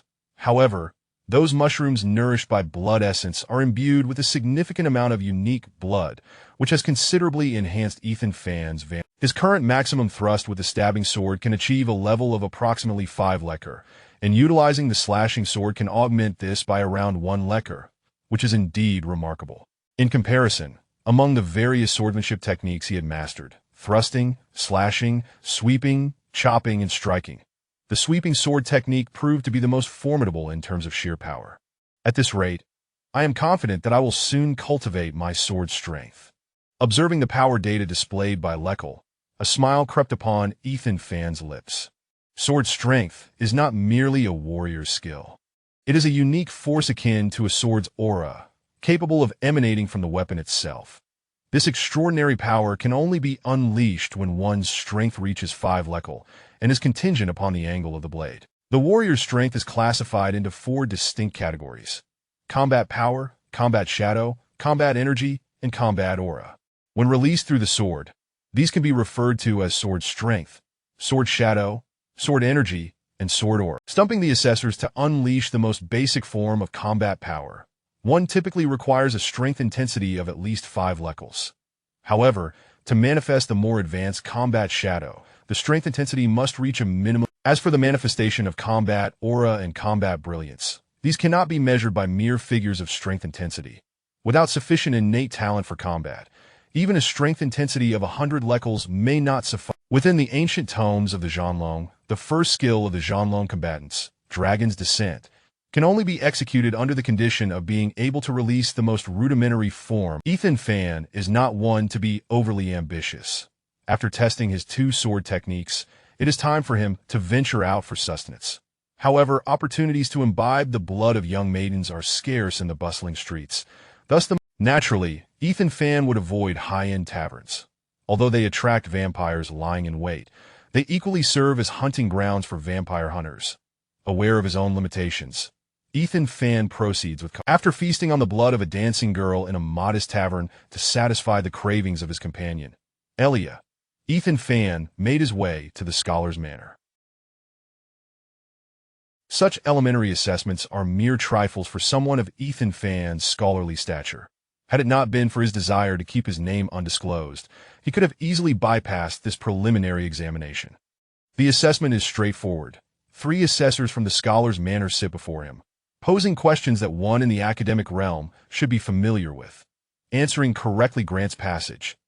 The 3 assessors are relatively youthful, all having the title of Scholar's Manor students, albeit ranked 2 tiers below Ethan Fang, rendering them incapable of truly challenging him. What are the 10 nations of The 10 nations of Twilight are located in the western region of the continent, separated from other kingdoms by the Twilight Mountains. This includes the Kingdom of Fun, where Ethan Fang resides, along with 9 others. The Kingdom of Fenro, the Kingdom of Li, the Kingdom of Imperial Lion, the Kingdom of Birch, the Kingdom of Mo, the Kingdom of Ice, the Kingdom of Exion, the Kingdom of Lu, and the Kingdom of Bai. Not only can Ethan Fang name the 10 nations of Twilight, but he is also well-versed in the names of every nation on the continent, including their capitals and notable cities. Having answered this question with ease, the second assessor posed a more profound inquiry. The previous question was merely an appetizer, one that even a layman could answer. What are your thoughts on the war-torn nations of Finro and Lee? Asked the second assessor. Scholars categorize knowledge into two main domains: strategic studies and magical studies. Geography, economics, history, humanities, military, and logical mathematics fall under strategic. The affluent and eccentric alchemists of the continent are typically well-versed in magical studies, crafting various special items for those with specific roles.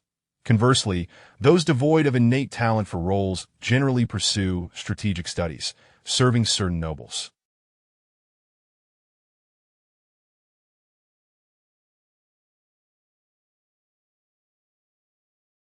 Ethan Fan, however, is an anomaly proficient in both domains. The second assessor's question pertains to the historical aspect of strategic studies. Despite Ethan Fan's lack of fervor for history, addressing such inquiries is childish. The strife between Fenro and Lee has persisted for millennia, with minor skirmishes erupting annually and major conflicts every 3 years, primarily revolving around the vast treasure trove of the Wusun Forest.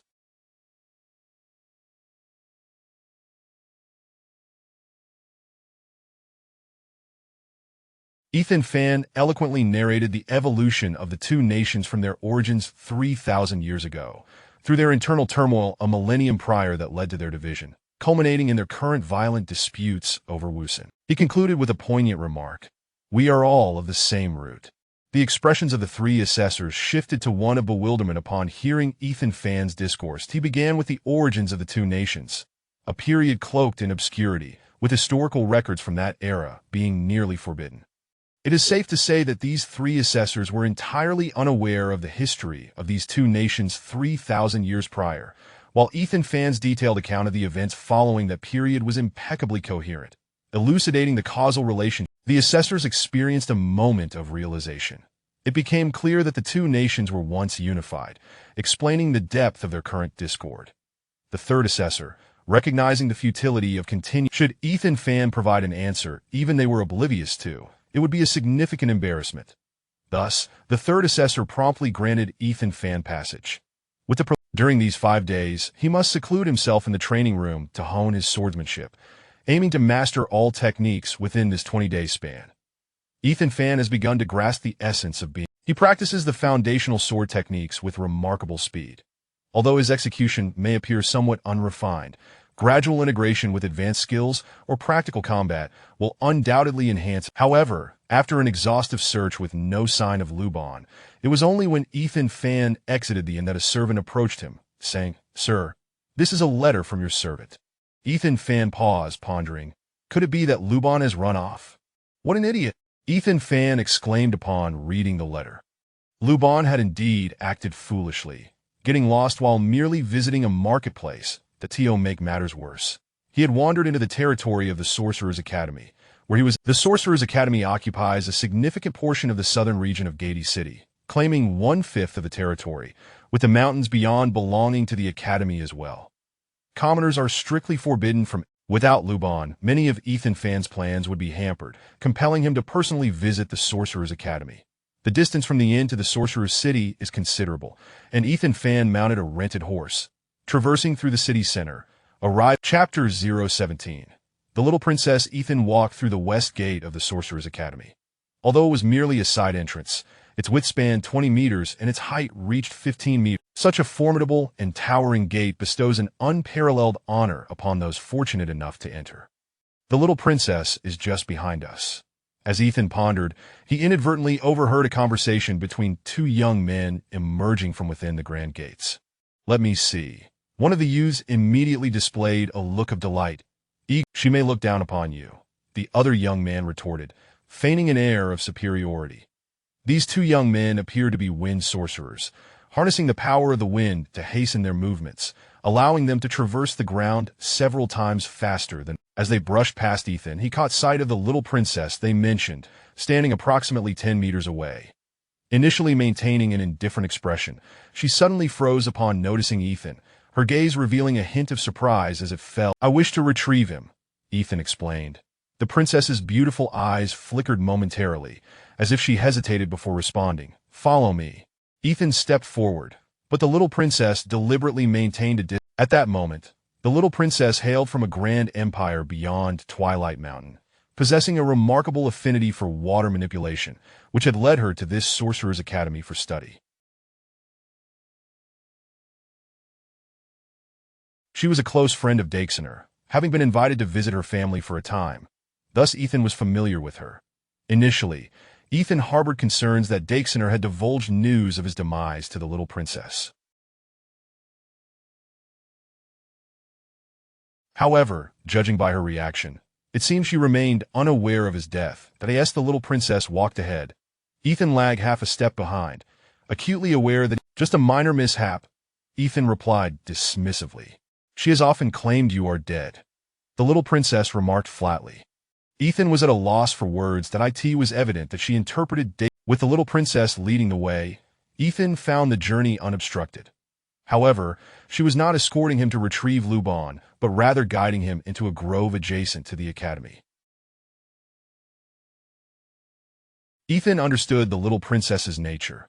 She preferred not to converse in the bustling entrance of the academy, given her sensitive status. Any trivial action could attract unwarranted scrutiny.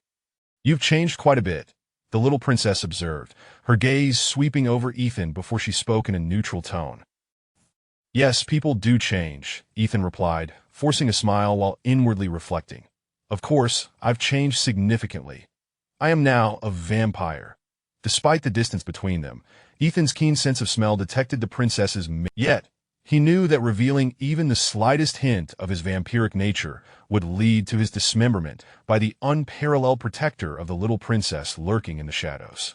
"You are here for the 10 Nations Academic Exchange Conference, aren't you?" The beautiful princess sensed a difference in Ethan's aura, though she could not articulate what that difference was. "I hadn't planned to attend, but the grand prize is the sword of Jeanlon," Ethan stated. "Are you interested in swords?" the little princess inquired. She was aware that aside from his vast knowledge, Ethan possessed little else. He's selling it would fetch quite a sum," Ethan replied. "I wish to surprise her," Ethan said, grinning widely. Indeed, it would be quite the surprise, one that would surely bring tears to that young lady's eyes. But the little princess nodded before gracefully departing from Ethan's view. After observing the well-formed figure of the little princess for a moment, Ethan left the grove and made his way to the location specified in Luban's letter. The Sorcerers' Academy spanned a vast area, and without guidance, it would be exceedingly difficult to locate the designated spot. Moreover, given the Academy's congregation of formidable individuals, Ethan could not guarantee that his vampiric identity would remain undiscovered, so he refrained from wandering aimlessly. At long last, he found a small prison. After disclosing his identity, he was granted entry. Young master, please save me." Upon seeing Ethan, Luban clutched the iron bars, tears and snot running down his face. "He is my servant who wandered into the sacred grounds of the academy by mistake. He harbors no ill intentions," Ethan explained to the academy guard. "Keep a close watch on your subordinates, that if the vice principal had not happened to pass by and spared his life, he would have already become a corpse," the guard replied curtly.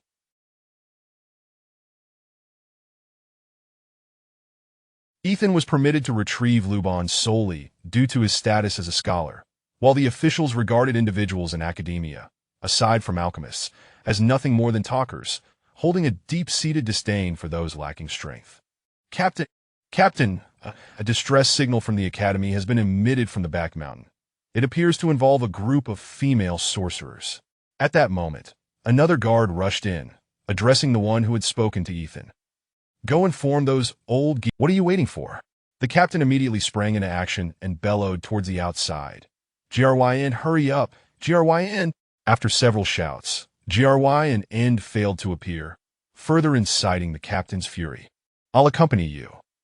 Perhaps I can be of assistance that if anything happens to those students, it will be dire," Ethan offered. Chapter 018. The Burial Value? The captain of the guards regarded Ethan with a skeptical gaze, then glanced at the inferior iron sword at Ethan's waist, clearly perceiving him as nothing more than a feeble noble. "The safety of those students is paramount."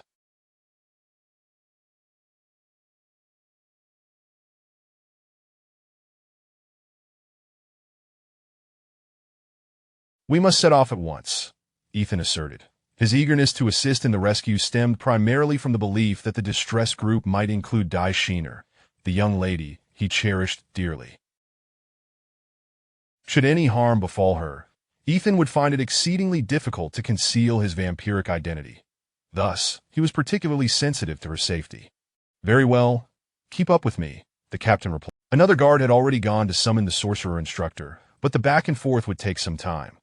The southern route was the closest to the rear mountains. The captain, a man in his mid-30s, was a knight with his own steed. Meanwhile, Ethan temporarily borrowed a horse from another guard, following the captain as they galloped toward Gaudy Mountain. Gaudy Mountain belonged to the Sorcerers' Academy, serving as a training ground for sorcerers and a site for alchemists to gather. Because Gaudy Mountain bordered the heavily sinister Twilight Mountain, its depths were often plagued by magical creatures and dark beings, that if a team ventured into Gaudy Mountain for training and encountered a couple of low-level. However, amidst the thousands of mountains inhabited by these creatures, one could not guarantee that they would not encounter hordes of monsters or higher-level beings, which could pose a true threat to life. Navigating the mountainous woods at night was exceedingly challenging. Had a path not already been established, traversing would have been even more arduous. Possessing the ability to see in the dark, Ethan rode ahead, with the captain following closely behind. This path had been forged over millennia by the countless practitioners of the Sorcerers' Academy. However, as they ventured further into the dense woodland, the trail gradually faded, and it was clear that warhorses could not gallop through such terrain. "Dismount. You must stay close to me," the captain commanded as he leaped from his horse and deftly slid down the steep rocky slope. Ethan, being a vampire, found the nighttime mountain pursuit trivial. With his cloak billowing, he glided smoothly down the nearly vertical rock face. "Elia, go find out where they are." Ethan instructed the small bat perched on his shoulder that he carried this adorable little creature with him at nearly all times. Due to Elia's exquisite appearance, most assumed that the small pink bat on Ethan's shoulder was a unique miniature pet, rarely considering it an unsightly bat. Chirp, chirp, chirp, Elia obediently. Ethan's vampiric physique allowed him to move effortlessly, and although the captain's speed was markedly superior in this rugged terrain, Ethan's agility allowed him to keep pace closely behind. After scaling another mountain, with no other options, the captain acquiesced to Ethan's guidance, and they hurried after Elia toward a valley. Generally, dark creatures in valleys traveled in packs. The oppressive aura of the valley fostered an environment thick with malevolent. Should one walk through the ravines or valleys of Gaudy Mountain at night, they would surely be devoured by those dark beings who harbored a deep-seated animosity toward living creatures. What a bunch of fools! How could they have wandered into this burial valley? As the captain noticed their proximity to the heavily ominous burial valley, he erupted into expletives. The distress signal once more emanated from the abyssal depths of the valley, prompting the captain. He brandished his spear and leapt from the precipice, over 50 meters high. Just before hitting the ground, the captain struck the adjacent rock face with his spear to mitigate the impact of his fall. Although Ethan's physical resilience had increased, he could not withstand the force of a 50-meter drop. Instead, he unfurled his black wings and glided down from the opposite side. If anything were to happen to Daishiner, his future would be bleak indeed. The burial valley twisted and elongated, its floor carpeted with a thick layer of fallen leaves, the moist earth reeking of decay. The stench, a nauseating amalgamation of rotting wood, animal droppings, insect carcasses, and decomposing flesh, was overwhelmingly pungent, making even a deep breath feel like a sharp assault on the senses. This burial valley is chaotic, filled with numerous narrow paths. It's quite likely that some unsavory entities may emerge. Stay closely behind me. Should you lose your way, you may never escape, the captain instructed as he led the way. Ethan, unfazed. It seems likely that some more terrifying creatures are lurking nearby, keeping those ghostly insects and dark beings at bay, that we must exercise utmost caution, the captain remarked. Ethan stifled a laugh, for it was indeed he, the vampire, who was the source of the dread that kept those ghostly insects and dark beings at bay. Being both a magical creature and an undead dark being of a higher caliber, if only the poor captain knew that the true terror was the very entity by his side, his face would surely pale further. There, a horde of repulsive creatures.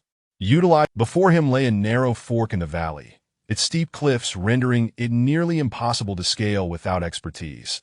The cacophony of distressed voices emanated from the narrow passage, clearly indicating that those unfortunate souls were trapped within. Chapter 019. The Flame of the Earth. Occasionally, one or two dark creatures may hesitate to flaunt their might in the presence of Ethan Van, a formidable being among. However, should a swarm or a commanding leader emerge, it would be unlikely for them to cower before him. Thus, as Ethan approached the narrow passage, the menacing monsters and dark beings paid him no heed. Instead, they lunged frantically towards. Without a breach, even the mightiest would meet a gruesome end. Ethan, however, did not engage in idle conversation with the captain. Being a dark creature himself, he knew the grotesque monsters would not attack him. He deftly maneuvered along the rocky ledge beside the narrow path, weaving through clusters of minor demons. The area was teeming with creatures known as ghost tongues, resembling grotesque monkeys devoid of fur. The ghost tongues bore no faces, only wolf-like maws, perpetually smeared with viscous substances and sanguine blood, which dripped grotesquely when their jaws gaped open, exuding an unbearable stench. These creatures earned their name from their repulsive tongues, which were exceedingly broad and could extend more than 2 meters. The hideous visage of these monsters manifested on their sticky tongues, and as they flicked them out, one could witness the blood-red specter lunging forth, enough to terrify any unprepared soul.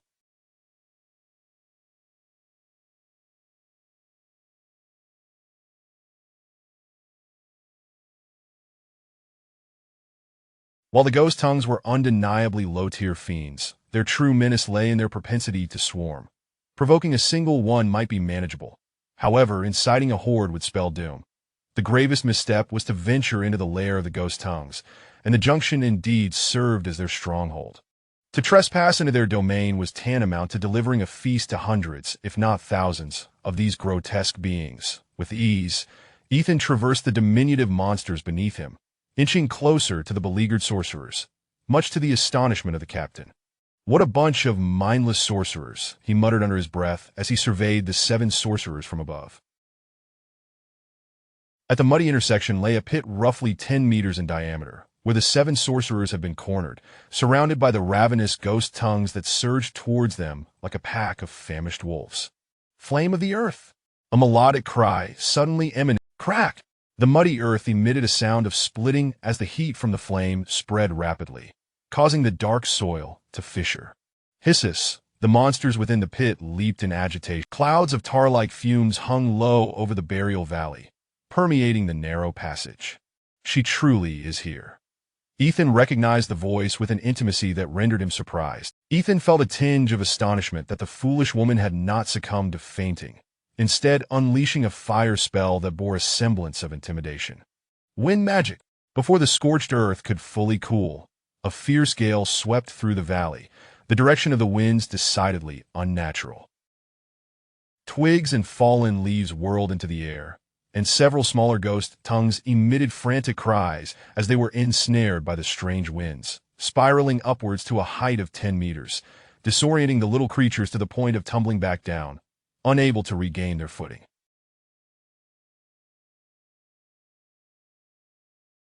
Unscathed by the ghost tongues, Ethan deliberately trod upon the hapless little monsters as he ascended to a higher vantage point. From this position, he could clearly discern the 7 sorcerers 100 meters away, even catching a glimpse of Daisheener's slightly pale visage. Ethan unfurled his black wings, ready to glide, when a thought struck him regarding his vampiric identity. Should Daisheener catch sight of him now, having narrowly escaped the fright of the ghost tongues, she would surely be terrified out of her wits. If she were to harbor any aversion, the other sorcerers might mistake him for a zombie and attack. "Get away, you foul creatures!" The captain of the guards thrust his spear forward. As the spear pierced through one ghost tongue, the resulting energy shattered another's skull.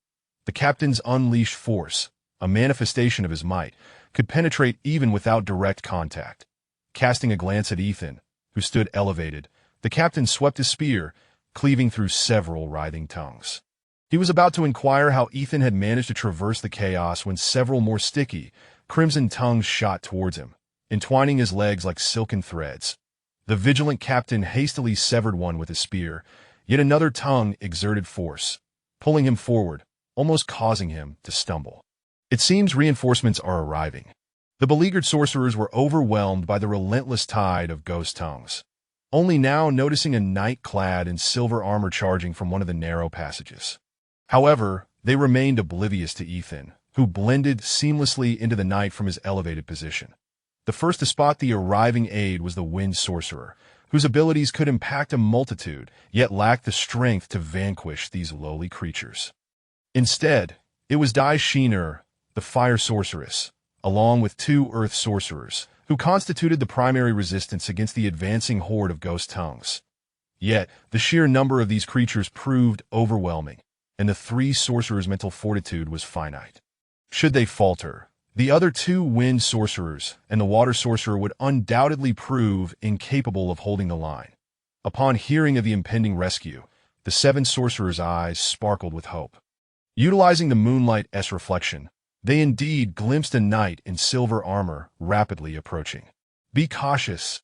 As the sorcerers turned their attention towards the knight, they were abruptly struck by the sight of a sinister creature with black wings, blotting out the moonlight as the oppressive aura of death made it exceedingly difficult for the sorcerers to perceive their surroundings.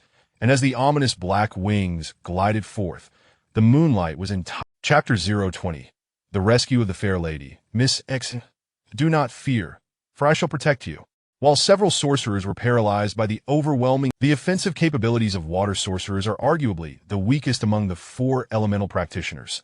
Unless they can solidify water into ice, their spells lack formidable lethality. Yet, this youthful sorcerer had not yet reached that level. He could scarcely defend himself, let alone protect another, and his face was ashen. She hardly registered the young man's words, instead striving to concentrate her mind, hoping to However, just as she was about to cast her spell, a crimson tongue suddenly darted out from her side. This tongue extended at least 4 meters in length, resembling a blood-soaked cloth as it lashed out.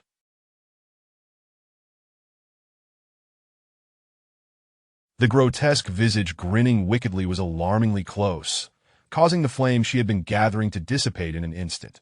Fire magic demands mental focus, and without it, casting a spell was impossible.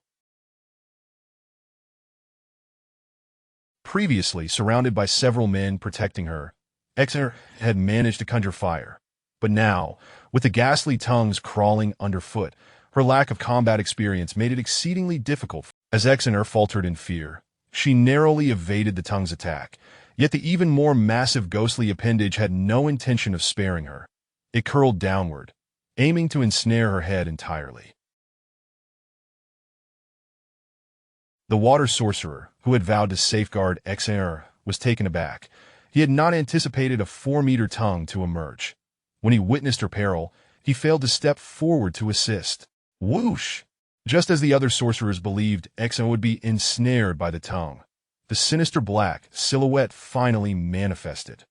In the next moment, a chilling blade of moonlight sliced through the air, swiftly piercing the lengthy, ghostly tongue with precision. The black wings retracted, and the cloak billowed as the figure descended, the shimmering, cold-hued sword pinning the tongue to the muddy ground, while the striking figure knelt elegantly before Exner. Stunned, Exner, aided by the moonlight, could faintly discern the silhouette before her. It was not a terrifying dark creature, but rather a man of athletic build. Her heart raced as this figure, akin to a prince of the night. Ethan could not maintain his kneeling posture indefinitely. Despite its aesthetic appeal, he was surrounded by 3 ghostly tongues. Rising to his feet, he executed a horizontal slash with his iron sword, the force behind it formidable. Utilizing the strength of a vampire, he cleaved through the chaos, the blade striking the nearest large ghostly tongue with devastating impact. Ethan's horizontal slash possessed an intensity of 6 lekel.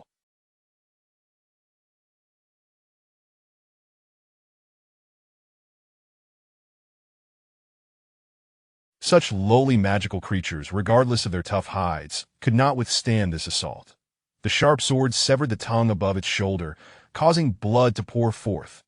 This single strike unleashed an overwhelming. The intimidating presence of the vampire had a profound effect. As Ethan positioned himself among the 7 sorcerers, several ghostly tongues retreated in fear. Once the sorcerers discerned the identity of this human being under the cloak of night, they collectively exhaled in relief, hastening to gather around him. These 7 individuals were sorcerers, given a favorable terrain, armed with their skills. Any one of them could vanquish these repugnant creatures, provided their mental focus was sufficient. However, in this situation of being flanked on 3 sides, once engaged at close quarters, these sorcerers, skilled primarily in ranged attacks, found themselves in a dire predicament. Even the slightest distraction could shatter their hard-won concentration. With Ethan, the formidable swordsman, now in their midst, at the very least, the ghostly tongues would find it difficult to close in on them. Nonetheless, the grotesque corpses, severed limbs, and blood continued to assault the fragile psyches of these sorcerer students. Transformed into a dark being, Ethan no longer recoiled from the scent of blood. His iron sword relentlessly pierced, slashed, and swept through the air, creating a pit of dark crimson in the lowlands. Exiner remained closely behind him, feeling an inexplicably familiar sensation from his silhouette, yet that aura of sinister allure left her feeling equally alienated. She yearned to gaze upon the face of this enigmatic man, yet he seemed deliberately evasive, wielding his weapon with fervor. Although his swordsmanship lacked the grace of true swordsmen, it radiated a ferocity befitting a bloodthirsty warrior. Ethan exuded a raw vitality. However, he secretly lamented his lack of mastery in swordplay. Against such a multitude of monsters, aside from occasional piercing thrusts, his movements were largely improvised, wielding the sword as if it were a spear or a blade. Moreover, Ethan was not invincible.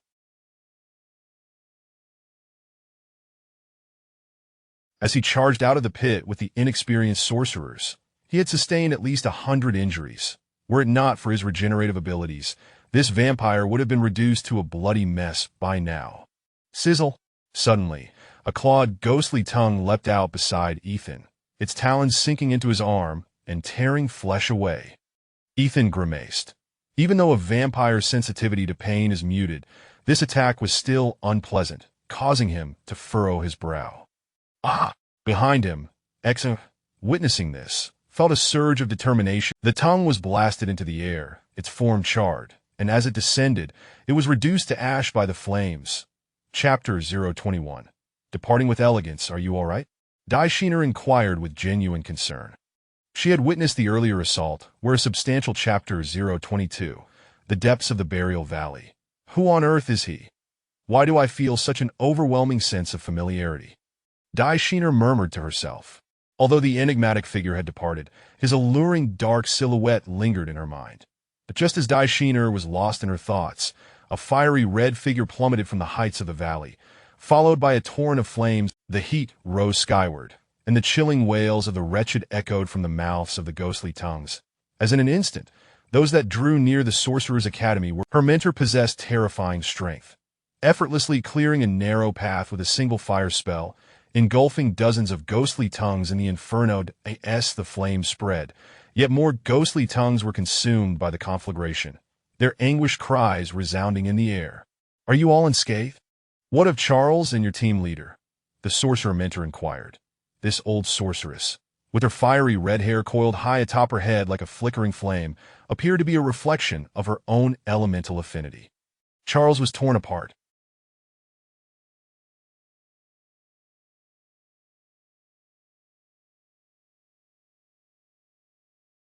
We encountered a dreadful monster, and the teacher advised us to flee.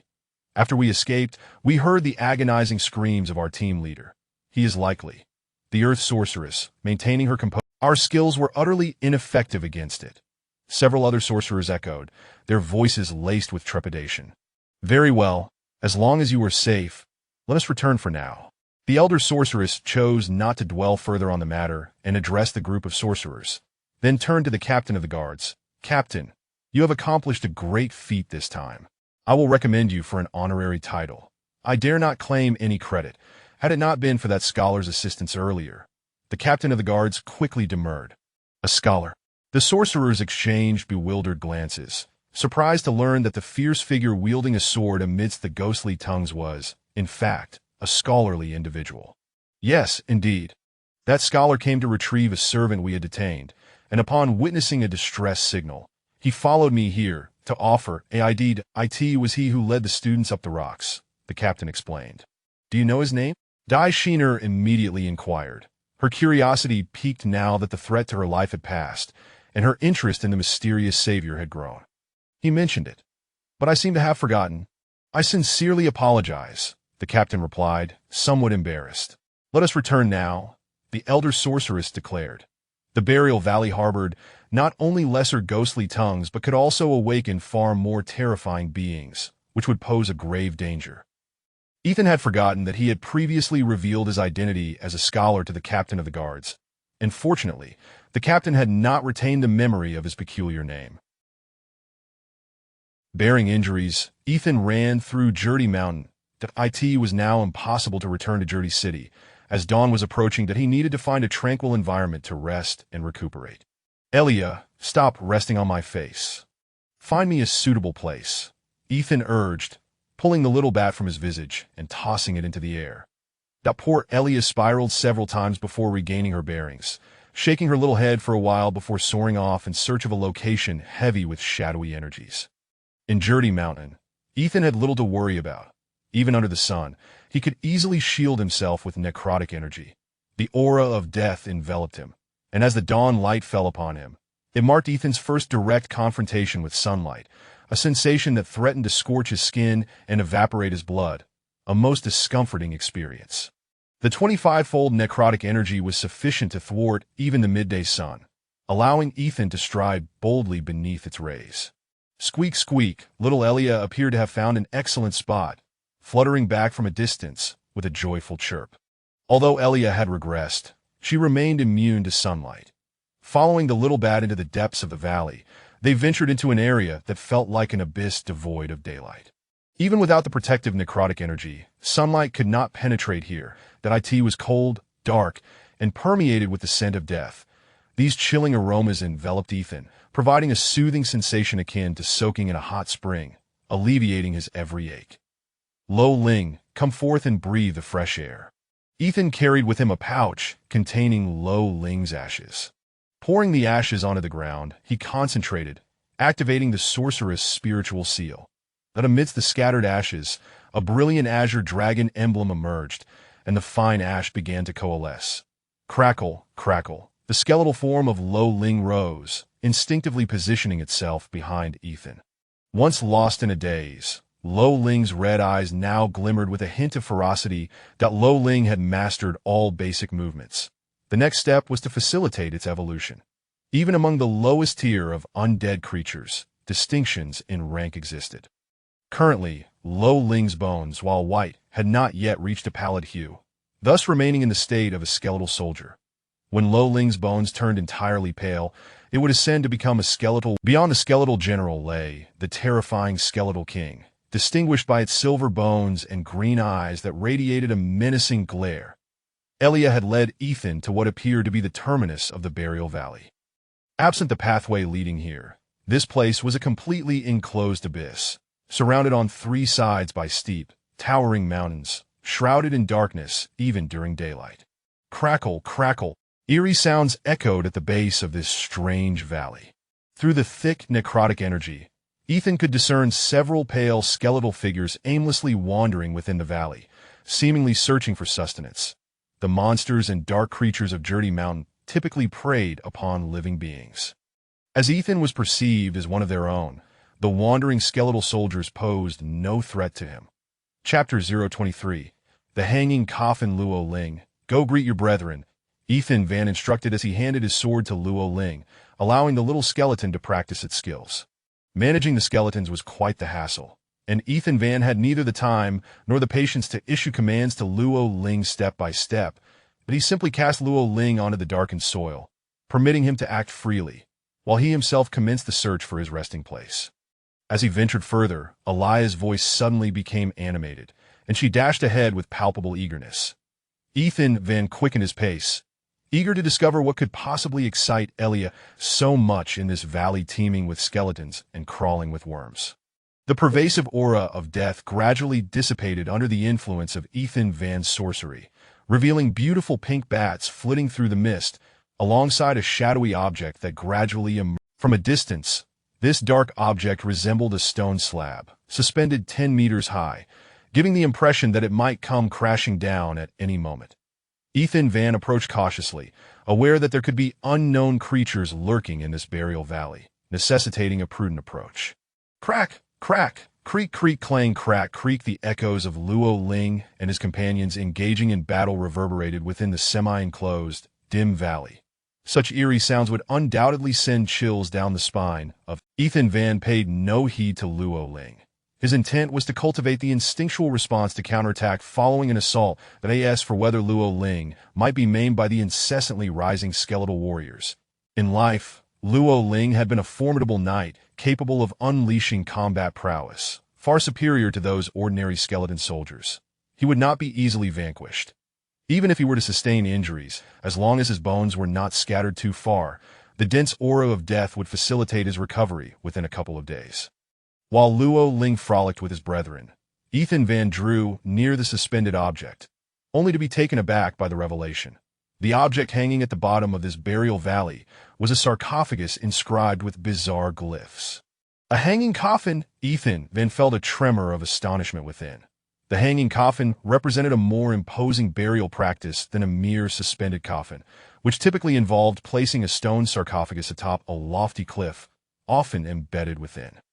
However, the complexity of the hanging coffin was greater, evoking a sense of a WIT was traditionally reserved for bloodthirsty kings and marshals who, fearing the disturbances of vengeful spirits, opted to suspend their coffins in midair, creating an aura of enduring authority. Generally, those with a modicum of knowledge understood that such hanging coffins often contained the remains of ancient corpses, for in an environment saturated with death, any deceased. Yet, little Elia had repeatedly assured Ethan Van that this sarcophagus was absolutely empty, and no formidable entities lurked nearby. Ethan Van curled the corners of his mouth in a faint smile. Should this place be devoid of ownership, such a hanging coffin would be the perfect resting place for a vampire, especially given the comfortable surroundings. It was an ideal abode. Extending his vampire, 4 stone rings adorned the sides of the coffin, through which robust chains passed, suspending the coffin in midair. Contrary to his expectations, the sarcophagus was not hung vertically, but horizontally. Ethan Van had anticipated a significant struggle to lift the stone lid. Yet with a mere tug, the stone cover was effortlessly removed. In that instant, a dense wave of deathly energy surged forth like liquid, striking Ethan Van's face and eliciting an involuntary sigh of pleasure from him. At least 50 times the concentration, Elia had not deceived him. The sarcophagus was indeed empty. Seizing the opportunity before the potent aura could disperse, Ethan Van and Elia swiftly entered the stone coffin and sealed the lid behind them. Inside the sarcophagus was surprisingly spacious, accommodating 2 individuals comfortably. Ethan Van could turn in any direction without issue, and the cold, dark, and deathly atmosphere within was exceptionally pure. Elia seemed to revel in this space, flitting about with excitement and emitting chirps of glee. Elia, cease your flying and accompany your master in slumber. Ethan Van reached out to catch the little creature, but Elia nimbly evaded him. Unconcerned by Elia's antics, Ethan Van closed his eyes and succumbed to a deep, restorative sleep. Before long, Ethan Van fell into an utterly profound slumber that he heard no sounds. His consciousness completely faded, reminiscent of the sleep before his metamorphosis, an eternal rest from which he would not awaken.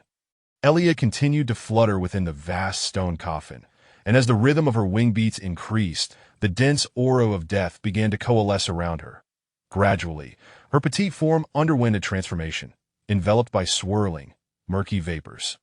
Had Ethan Van been awake, he would have been startled into alertness, for Elia's current state, shrouded in murky energy, marked her transition from bat to human. However, Ethan Van remained oblivious to Elia's transformation, his body drained from the previous battle, akin to a weary soul finally returning to a comfortable bed, surrendering to blissful unconsciousness. The dense, swirling miasma surrounding the pink bat intensified, completely engulfing her, and with her comfortable murmurs, her form began to change.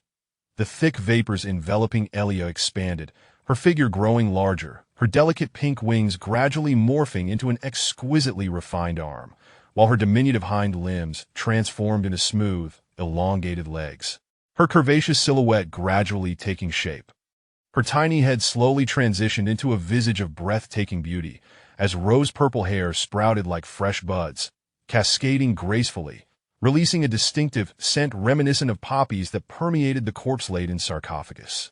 When the murky energy finally dissipated, a flawless body that could drive countless men to madness lay naked beside Ethan Van. The rejuvenated Elia began to gently twist her slender waist, rolling over, her alluring curves pressing against Ethan Van's thigh, full, soft, and elastic. Were Ethan Van to awaken, the sensation would surely be intoxicating. Her long, elegant legs began to move, seemingly seeking greater comfort, and Elia positioned her flawless limbs atop Ethan Van's lap, striking a captivating pose. Chapter 024. The Indelible Shadow. A melodious murmur escaped from Elia's sensuous lips as she slightly turned her body, her delicate skin brushing against Ethan's arm. That although the stone sarcophagus was spacious, the two of them lying together left no room for separation. With a gaze that appeared slightly dazed, Elia seemed inclined to stretch, but found the confined space too restrictive, ultimately resting against Ethan instead. She murmured softly, enveloping Ethan's face with her fragrant breath. Having rolled over, her exquisite curves writhed tantalizingly beneath Ethan's heavy-lidded gaze. That her delicate arms had already ensnared Ethan's neck, while another alabaster hand pressed against his chest, creating an irresistibly enchanting pose.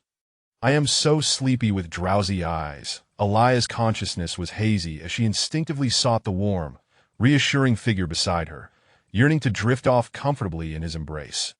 Once nestled, Elia coiled around Ethan like a beautiful serpent, groggily finding a comfortable position before surrendering to slumber in his arms. Within the confines of the sarcophagus, the small, enclosed space held a robust man and a stunningly naked woman pressed closely together, the air thick with fragrance, darkness permeated by a palpable heat of desire. Yet, rather than engaging in anything untoward, they lay peacefully asleep, a most unremarkable sight. Sorcerer Academy. 4 days had elapsed, and finally, Daishiner emerged from the shadows of her earlier dread. Perhaps the encounter with the horde of zombies alongside Ethan had instilled a measure of resilience within her. After 4 days, she had returned to her usual self. These two experiences had illuminated her own frailty and timidity. Had she been able to unleash her fire magic in that village, perhaps Ethan would not have met his demise. That it was precisely this sense of guilt that compelled her, despite her inexplicable fear of Getum Mountain, to venture there for training. Yet, facing life-threatening peril once more had made her acutely aware of her shortcomings. Had the enigmatic man not appeared, she might have perished in the burial valley. Over these past days, aside from dispelling the lingering fear, her thoughts often drifted back to that mysterious figure clad in black. His tall stature, striking visage, and the dark cloak that swirled about him exuded an aura of alluring mystery, imbued with an irresistible charm, his cold demeanor offset by an undeniable masculinity. Night after night, Daishiner envisioned this man descending gracefully from the chilling moonlight, landing softly before her while maintaining a half-kneeling posture, his long coat billowing in the wind, the pink bat mask glimmering with an otherworldly sheen. "Shiner, are you daydreaming again?" A voice broke through Daishiner's reverie, causing her to blink in surprise and glance at the young woman beside her. Yunlan Daishiner returned to reality, having inadvertently recalled the enigmatic man once more. Yunlan was none other than the princess whom Ethan had encountered previously. True to her word, the princess had not divulged the details of Ethan's presence to Daishiner. They shared an unspoken bond, confiding in one another, and Daishiner recounted her encounter with the mysterious man to the princess. Upon hearing Daishiner's description, the princess felt a flicker of suspicion, recalling that when she last saw Ethan, he too had worn a black cloak. The shift in his demeanor was palpable. Beneath that pale, handsome visage lay an unspoken depth of emotion that was hard to ignore. When Daishiner mentioned that the mysterious man was a scholar, the princess's suspicions solidified, though she chose not to share her thoughts with Daishiner. For she too was perplexed. Ethan had always been a scholar with little strength, and she couldn't fathom how he had summoned the courage and power to storm the burial valley and rescue Daishiner from danger. "Are you still thinking about that mysterious man?" the princess inquired. "He gives me a strange feeling." Daishiner admitted candidly that in truth, she felt a faint resemblance between that enigmatic figure and the deceased man, but with Ethan's death being an undeniable truth, she had never dared to conflate the two. "Do you wish to see him again?" The princess, misunderstanding the situation, aimed to mend any perceived rift between Die Sheener and Ethan. "Indeed, but he didn't even leave his name," Die Sheener murmured. "Since he is a scholar, he must be here for the 10 Kingdoms Academic Exchange Conference. Then I am sure you will have the opportunity to find him there," the princess replied with a smile. Die Sheener's expression brightened momentarily, the prospect of encountering that mysterious figure igniting a flicker of hope within her. Yet before the beautiful smile could fully bloom, it faltered, her brow furrowing with concern. The two were in the library, a public space where glances from others were commonplace, and such attention was often disregarded given her natural beauty. However, what irked her most were those who persistently pursued her, attempting to encroach upon her space. At that moment, a young man with a somewhat effeminate appearance approached, wearing an air of self-satisfied arrogance, his gaze fixed on her with an unmistakable greed. "The Miss Die Sheener, I heard you were startled a few days ago. I came to visit you at your residence, but did not find you that I suspected you might be here. And indeed, I have found you," he said, first nodding at the princess with a smile before positioning himself like a gentleman beside Die Sheener, his tone soft and inviting. "Oh, thank you for your concern," Die Sheener replied in a frosty manner. With that, she stood up and walked towards the library exit with the princess. "Miss Die Sheener," the effeminate young man called out from behind, but Die Sheener paid him no heed. Upon leaving the library, she exhaled a sigh of relief and voiced her discontent. "That Ross is utterly bothersome. Indeed, he seems quite enamored with you, having traveled all the way from Fun to see you," the princess teased lightly, seemingly enjoying Die Sheener's discomfort. "Humph, a persistent specter, Sheener. You are nearing the age of marriage. Have you decided whether to wed that young prince or the ever-pressing Ross, who is more socially compatible with your family?" the princess inquired softly. "I don't know," a shadow crossed Die Sheener's eyes. Although she was the daughter of the Die family, enjoying wealth and privilege, her marriage was not her choice to make. As soon as she turned 18, she would have to leave the Sorcerer Academy and return to Fun for a wedding arranged by her family. "Time is fleeting. You have only about 6 months left. If you wish to avoid the path laid out for you by your family, you should devise a plan soon," the princess hinted, subtly nudging Die Sheener. Understanding the underlying message, Die Sheener felt a tinge of bitterness wash over her. With a sigh, she murmured, "Let it be. I will take it one step at a time." With that, Die Sheener walked towards her residence, her heart heavy with melancholic thoughts. Chapter 025. The Gates of Hell. The 50-fold concentration of deathly energy prompted Ethan Fan's primordial blood to circulate anew within his body, each cycle affecting a transformation upon his vampiric form. Bones, organs, muscles, skin. Even in a state of slumber, Ethan Fan could perceive the metamorphosis occurring within him, as if he were gradually transitioning from a state of weakness to one brimming with vitality. Through prolonged observation, he began to comprehend the nature of these changes within a vampire's essence that in their normal state, a vampire's blood does not flow. Rather, it primarily concentrates in the heart and brain, these reservoirs constituting the primordial blood. When a vampire feeds on the blood of others, the foreign blood merely enters the vampire's stomach, where it undergoes a unique absorption process, transforming into energy that is then distributed throughout various bodily functions. Bones, organs, muscles, nerves, and the like, bypassing the bloodstream. Typically, the ordinary blood consumed merely sustains the vampire's bodily functions, invigorating them. Only blood imbued with potent energy, once absorbed in the stomach, is channeled into the bloodstream, facilitating the circulation of the vampire's primordial blood. Each cycle of blood circulation signifies a transformation of the vampire's constitution. After Ethan Fan last consumed the blood of the Blue Chapter, he underwent 2 cycles of blood circulation during his slumber, resulting in a substantial enhancement of his physical capabilities.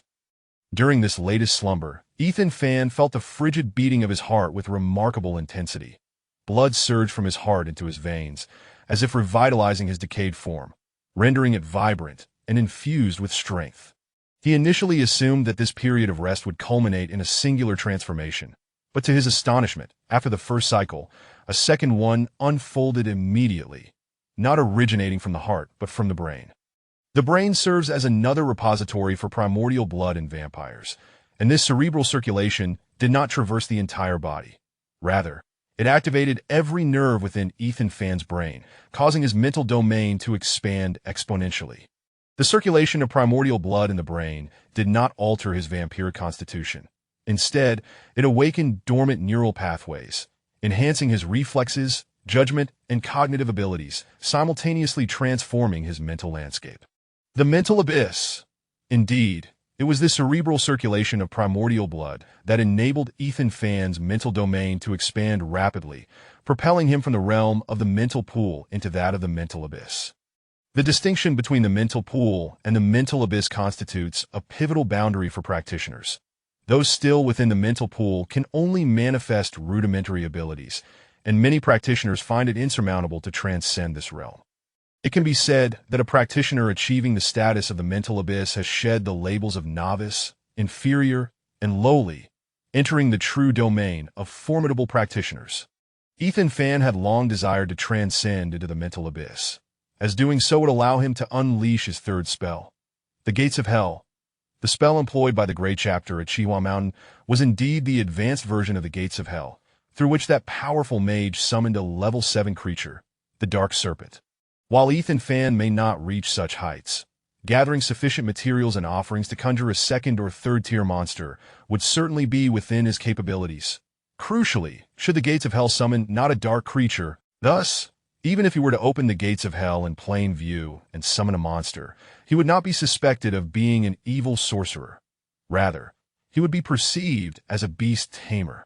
The beast tamer is a specialized role dedicated to hunting and taming monsters, characterized by a sense of justice, distinct from the malevolence associated with sorcerers summoning creatures. This summoning is predicated upon the tamer's own efforts to capture and tame the creature, establishing it as a permanent companion within a designated space, summoned for battle when needed. In stark contrast, a sorcerer's Gates of Hell embodies a malevolent practice, relying solely on the sorcerer's horrific sacrificial prowess to bridge normality with the nether realms, effectively opening the Gates of Hell. This enables the sorcerer to randomly enslave a wandering monster from the depths of hell, compelling it to traverse into the human realm to execute unspeakable deeds. And once the period of enslavement concludes, the creature does not return to hell, continuing to roam the human world. Monsters and dark creatures have perpetually been humanity's adversaries. Despite the overwhelming dominance of the divine clergy, these malevolent entities remain suppressed. Yet, should sorcerers proliferate unchecked, countless monsters and dark beings would surge forth from hell, and when humanity is unable to fully defend itself, the human realm would descend into chaos, resembling a second inferno. Of course, Ethan Fan paid no heed to the calamities befalling the world. His philosophy was one of self-preservation, believing that if one does not act for oneself, one is doomed. He focused solely on augmenting his own power, indifferent to the potential evils unleashed upon the world. Moreover, the continent has long been under the luminous dominion of the divine clergy, and even summoning a mere couple of hellish beings would have an effect akin to spitting in the ocean, utterly inconsequential. The circulations of blood from the heart and brain have wrought changes in both Ethan Fan's constitution and mental domain.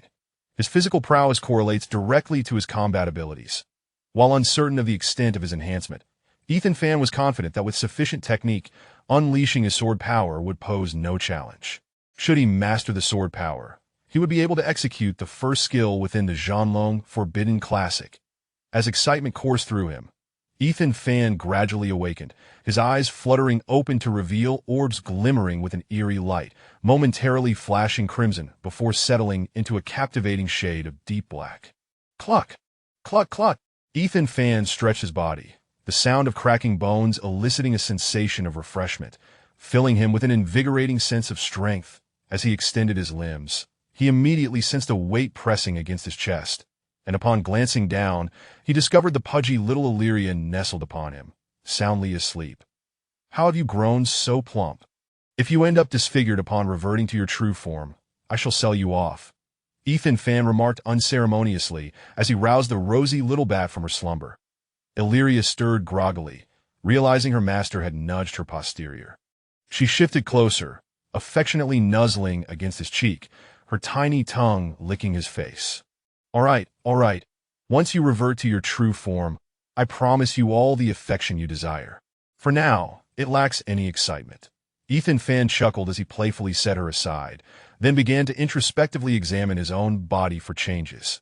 But little did he know, this small creature nestled in his embrace had indeed reverted to her true form just days prior, entangled around him in her unadorned state.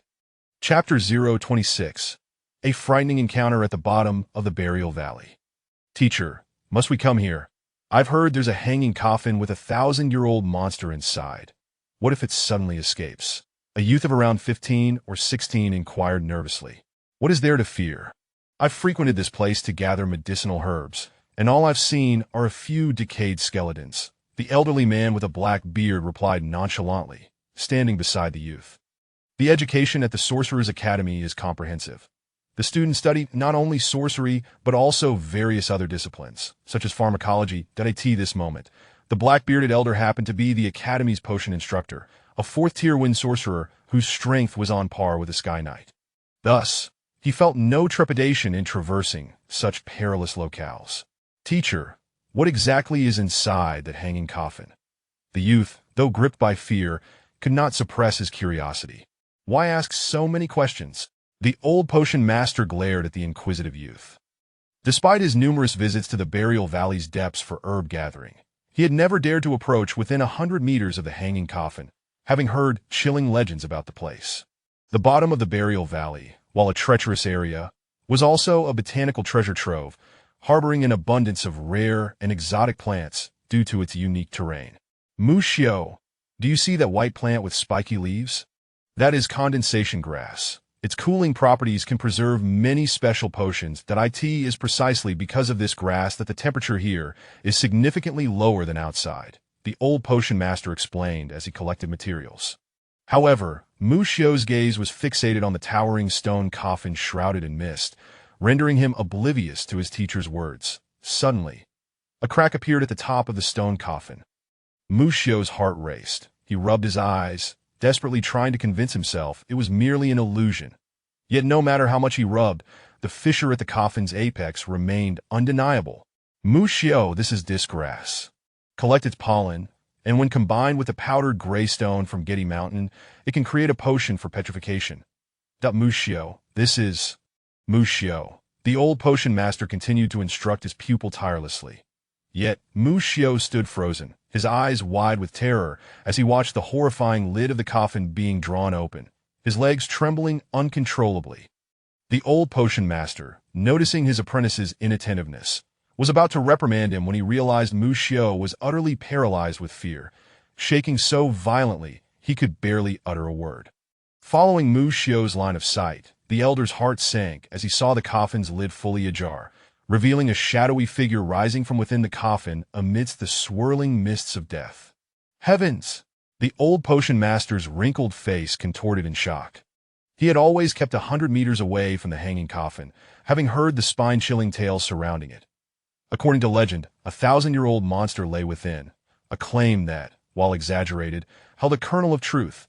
The coffin indeed housed a creature in a perpetual slumber for centuries. Such a being, having existed for over 100 years, would undoubtedly possess formidable power, and the fourth-tier wind sorcerer did not believe he could contend with it. A youthful, pale, and strikingly handsome visage emerged from the mists. Both the old potion master and Mushio were enthralled with fear as they beheld this countenance, its crimson lips curling into a sinister smile, sharp fangs glinting menacingly, as if poised to pierce their very veins. Run! Run quickly! The old sorcerer never anticipated awakening this 100-year-old monster and let out a frantic sea, our wide eye in a moment of clarity. He seized his disciple's arm and conjured a gust of wind, propelling them both like leaves caught in a tempest as they fled the valley, abandoning the herbs they had just collected. Neither dared to glance back, their sole focus on escaping this dread-laden place. However, not long after their departure, the creature that had instilled such terror in them scratched its head in bewilderment, wearing an expression of innocence. Ethan Fan harnessed his mental energy, using the spiritual mark imprinted on Luo Ling's forehead to sense his location. Unfortunately, he discovered a pile of scattered bones in a corner of the valley. Concentrating on the deathly energy, Ethan began the process of restoring Luo Ling's body. Before long, Luo Ling was back on his feet, with his bones taking on a pallid hue. Having engaged in several skirmishes with his brothers here, Luo Ling had evidently developed some combat awareness. Although ultimately defeated and left in a weakened state, it could be considered progress. Ethan intended to remain in Getty City for a while, and bringing Luo Ling along would be inconvenient. So he decided to leave this creature behind to grow independently, planning to retrieve it once it had gained strength. After applying a layer of strengthening ghost blood grass on Luo Ling, darkness enveloped the sky, and Ethan chose to ignore him, opting to ascend to a higher vantage point before gliding down, soaring over several forested mountains, and returning to Getty City. Young Master, you have finally returned. I thought you would abandon Luban. Upon seeing Ethan return to the inn, Luban immediately clung to his leg, tears streaming down his face, as if terrified of losing his master. Ethan kicked aside the repulsive creature. It seemed Luban had developed a masochistic tendency, having once been terrified of this vampire, yet now clinging to him incessantly.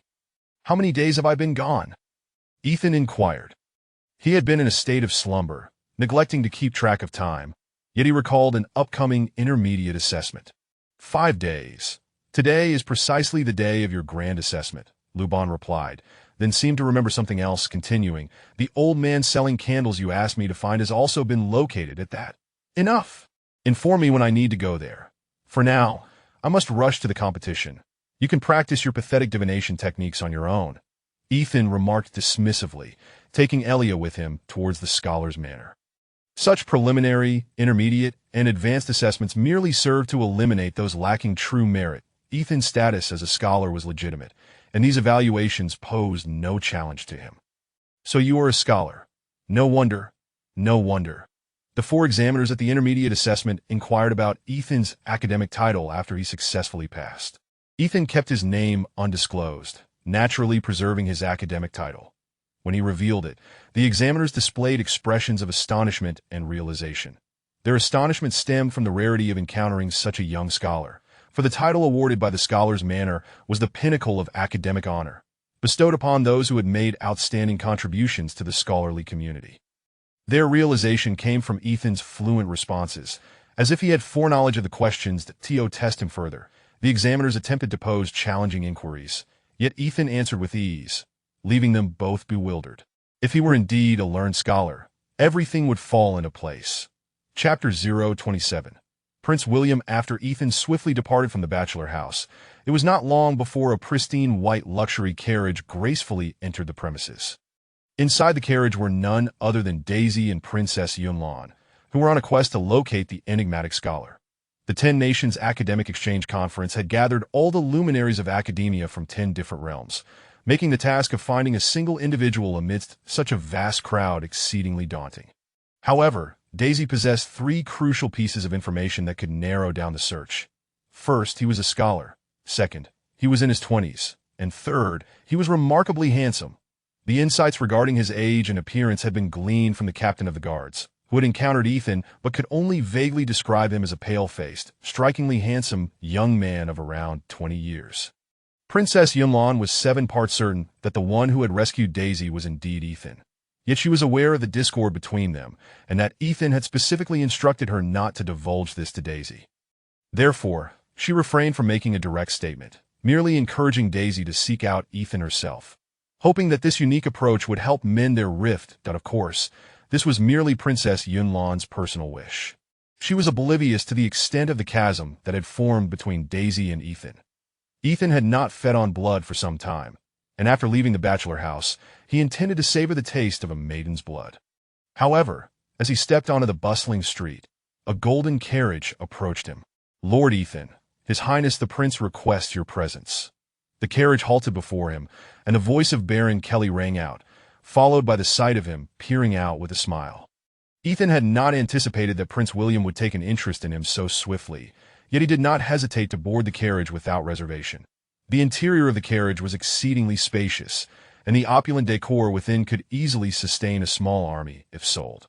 In the presence of Prince William, who always wore a humble smile, Ethan displayed a demeanor of unease, deliberately adopting a subservient tone as he remarked, "It is indeed an honor for me, Ethan, to be graced with your presence once more, Your Highness." Prince William maintained his warm smile, his gaze gentle, as if looking upon a long-cherished friend, devoid of any formality. "The honor is mine," The prince waved his hand, signaling to a curvaceous maid to present a glass of red wine to Ethan, while he himself raised his glass, inviting Ethan to drink with him. Ethan grasped the wine glass and drank it down in one swift motion, a gesture of respect towards the prince. "Kelly informed me that you were reluctant to participate in the competition. What prompted your change of heart?" Prince William inquired directly, eschewing any pretense. Your Highness, I have long harbored feelings for Miss Daisy. She believes I should compete, so I decided to take part." Ethan continued his facade. A subtle shift occurred in Prince William's expression, as if he could see through Ethan's fabrications. Yet, what could he do? "You possess a heart of great compassion," the prince remarked, clearly uninterested in exposing this whimsical individual. "Not at all. I have heard that Prince William intends to marry the lady of the Seer family. Your actions truly reflect your benevolent nature." Ethan replied that Kelly's brow furrowed slightly, for Ethan's words carried an undertone of intentional sarcasm. Many were aware that the lady of the Seer family, one of the four noble families of the Kingdom of Fynn, was a woman with imperfections, and her appearance was hardly stunning. Kelly had always believed that this lady was unworthy of a man as nearly perfect as Prince William, and to impose such a woman upon the prince's marriage was nothing short of an affront. "Your Excellency, I must confess, my feelings are but a one-sided affection," Prince William said with a bitter smile, though his eyes betrayed a more complex emotion. Ethan was taken aback. It was clear from the prince's words that he had indeed been rejected by the lady of the Seer family. Ethan had never met her, having only heard of her as a flawed individual, and she had always been quite discreet, rarely appearing at gatherings, ceremonies, balls, or competitions. It was only after Prince William had expressed his intentions to marry during his time in the Kingdom of Fynn that Ethan had remembered her. Logically, if Prince William sought a bride from Fynn, only the third in line for the throne, the Fynn princess, would be deemed worthy. The lady of the Seer family, in contrast, held a status at least 2 ranks lower and was vastly inferior in all aspects. How audacious to reject a prince so decisively. Ethan silently commended this woman. If the news of such a rejection were to leak, it would undoubtedly stir considerable upheaval, serving as a resounding slap to the face of the ever-arrogant Prince William. Were it not for the fact that he was currently in the presence of the prince, aware of his embarrassment, Ethan would have likely shouted in delight. Nonetheless, he maintained a facade of deep sympathy, fully cognizant that dealing with a person who hides daggers beneath a smile requires one to be even more adept at feigning sincerity. Typically, significant figures engage in private discussions while riding in a carriage that meanders through a designated area. As Ethan conversed with Prince William, he discreetly memorized the route taken by the carriage, noting that it did not circle back, but appeared to be heading toward a specific destination. Suddenly, light footsteps echoed from both sides of the bustling street. With his heightened hearing, Ethan could distinguish these steps from those of the ordinary passers-by. While regular individuals walked with solid, unrestrained strides, these subtle footfalls were exceptionally cautious, as if the individuals feared being detected. Ethan understood that these were not assassins, but rather skilled protectors covertly safeguarding Prince William. It had long been rumored that the prince commanded a hidden army within the shadows. It seemed that the agile figures outside the carriage were indeed his carefully trained shadowy subordinates. Though Ethan had yet to witness their prowess, he was confident that each member of this cadre possessed strength sufficient to rival his own, that he could not help but reflect on the stark disparity between himself and Prince William. "Until we meet in the arena, then, I truly hope to engage in a spirited debate with you once more," Prince William said as he escorted Ethan to the inn before departing in his carriage. Ethan, not wishing to engage further with this duplicitous individual, shook his hand amicably before bidding farewell. Chapter 028. Progress in Swordsmanship. "This fellow has even inquired about my place of residence." Ethan Van muttered to himself as he watched the luxurious carriage gradually recede into the distance that he had never disclosed to Prince William the name of the inn where he was staying, yet the carriage had made a beeline from the scholar's manor straight to his lodging. It was evident that Prince William sought to convey to Ethan, "Everything about you is under my control." However, Ethan felt no trepidation in the face of Prince William's intimidation, in fact, this behavior only served to confirm that the prince harbored no intentions of eliminating him. thus allowing Ethan to conserve his mental energy on devising a strategy to deal with the prince. What a fool of a prince, as if kicked in the head by a donkey. Here I am intending to visit the Warriors Association, and he has the audacity to escort me back to my inn, all the while believing himself to be quite the gentleman. What a complete waste of my time. Once those lurking individuals had departed, Ethan immediately began to curse under his breath. Ethan indeed planned to practice his swordsmanship, but he had already formulated a strategy. First, to help Diana emerge from her recent fears before seeking her out, lest she be frightened anew. Stimulated by the formidable combat prowess of the captain of the guards, Ethan also intended to cultivate his own strength within this brief span of days. After all, he was certain that his current abilities had already met the threshold for unleashing combat power. The ability to manifest combat power fundamentally relies on talent and lineage, and both of these attributes were exceptional in Ethan's case. Thus he was confident that he could achieve it in a short time. As for the summoning of the gates of hell, it required a myriad of wizarding materials. Thus, Ethan refrained from hastening his studies of this potent sorcery until he had amassed a sufficient collection of resources. Upon reaching the training room, Ethan practiced the sword techniques he had yet to master while attempting to exert his sword power.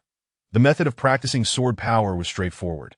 By striking at the gelatinous leckle without making contact, one could compel leckle to display data, indicating the successful manifestation of sword power. This sword power also varied in intensity, contingent upon individual practice and innate warrior attributes that, of course, before delving into sword power training, Ethan needed to assess the extent of the changes in his vampiric physique.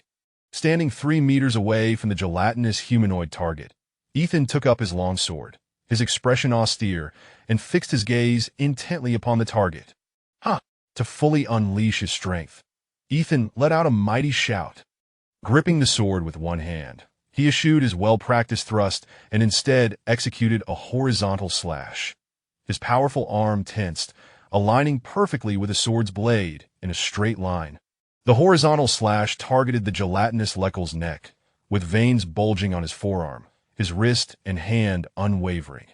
The long sword swept forth, leaving a sharp arc of light in its wake. Boom! The blade struck heavily against the leckle's neck, embedding itself halfway into the gelatinous form. 8 leckle. The strike registered at 8 leckle, just 2 leckle shy of achieving the power standard for the second tier. Gray swordsman. Observing this data, Ethan smiled with satisfaction that he found himself increasingly enamored with his vampiric body, which continuously awakened and enhanced his strength. At this rate of growth, it would not be long before he transformed into a true powerhouse. Heart-piercing thrust. 10 leckle. The rudimentary warrior skill had astonishingly elevated Ethan's power level to 10 leckle. This was equivalent to 10-fold the strength of an ordinary person wielding a sword. In just a few months, evolving from an ordinary individual to this level, Ethan had ample reason to take pride in his accomplishments. Now, overpowering some commoners or low-level professionals would undoubtedly pose no challenge. 6 lecker 6. 2 lecker 5. 8 lecker 6. 6 lecker. In a mere span of 10 seconds, 15 thrusts were executed, with an average force intensity of 6. 2 lecker. Quite commendable. After testing the speed sword, the data presented by Lecker was reasonably satisfactory to Ethan. During the speed sword test, Ethan employed a thrusting sword, resulting in a power intensity hovering around 6. 2 lecker. Once the 13th set of sword techniques is perfected, we can seek to obtain the qualifications of a fighter and flaunt the apprentice swordsman badge. Ethan remarked with a smile, for his current prowess surpassed that of a mere apprentice fighter. Practicing sword strength and other sword techniques can indeed proceed simultaneously. As long as Ethan concentrates his mind and channels all his strength into the weapon, he might unexpectedly unleash a surge of sword power. The advanced academic assessment is scheduled to take place in 5 days, and Ethan intends to seclude himself for this period to diligently refine his swordsmanship. Simultaneously, he drafted a list of commonly sought sacrificial materials for Luban to assist him in gathering these components, thereby preparing for his third sorcery, the Hell Gate. The 10 Nations Academic Exchange Conference comprises 3 stages. The first stage, which Ethan is currently participating in, involves selection and elimination, where candidates face varying difficulties posed by the examiners. Those unable to provide satisfactory answers or evidently lacking knowledge are promptly disqualified. The second stage entails a debate competition, where participants articulate their perspectives on specific academic issues, aiming to identify flaws in their opponent's arguments and persuade the judges that their viewpoints are the most valid. The third stage is quite unique. It allows contestants to showcase their academic research. For instance, experts familiar with magical creatures may devise specialized methods to counteract them. Alchemists may forge instruments capable of withstanding extreme heat. Military strategists may advocate innovative tactics. And historians may unveil hidden narratives from this enchanted land's storied past. In the three stages, the triple assessment of the first stage typically results in the elimination of 60% of participants, leaving only 40% eligible to advance to the second stage of debate. The second stage tends to be even more rigorous, ultimately resulting in only a handful of individuals qualifying to present their scholarly research to the esteemed academic community of the 10 nations. Thus, those who reach the third stage are truly the Armée de la Armée of academia. And following the conclusion of the competition, the 10 nations often extend invitations to these distinguished individuals. Miss, we have conducted a thorough elimination and compiled a list of 10 candidates who meet your requirements. A young scholar from the bacheloress house respectfully informed Daishinger. This scholar, affiliated with the Fey family of the Kingdom of Fun, had attained scholarly status at the age of 25 and had garnered a measure of renown in Fun, earning the family's attention. Nevertheless, his status as a scholar paled in comparison to that of Daishinger, the illustrious daughter of a noble family, that in the presence of this esteemed gem of her lineage, he maintained utmost respect, diligently attending to her directives with meticulous care. Chapter 029. The Dragon's Fall? 10. Why are there so many? Daishinger expressed a tinge of disappointment, as she had initially believed that finding a bachelor around the age of 20 would be a rather rare occurrence, thus making her quest for the enigmatic man less arduous. Indeed, in the individual competition, there are only 30 male bachelors in their 20s, and if we consider those of handsome countenance, there are merely 9. The scholar from the Fey AI family replied somewhat awkwardly. After all, the term handsome is rather subjective, making it challenging to narrow down the list. This scholar was responsible for managing the information of the competitors at the Bachelor's Mansion in Gaiety City.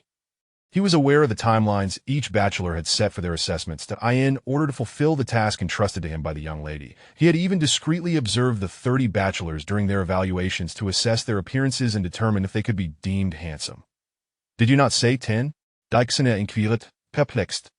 Oh, there is one individual whose name is not disclosed, which I happened to learn from a fellow student of mine, the young scholar answered. Not disclosed? Daishinger pursed her lips, adopting a contemplative expression, her intuition suggesting that this unnamed individual might very well be the mysterious man who had rescued her, yet left without revealing his identity. Do you happen to know his name? Daishinger pressed. Regrettably, miss, I do not possess the authority to access his name.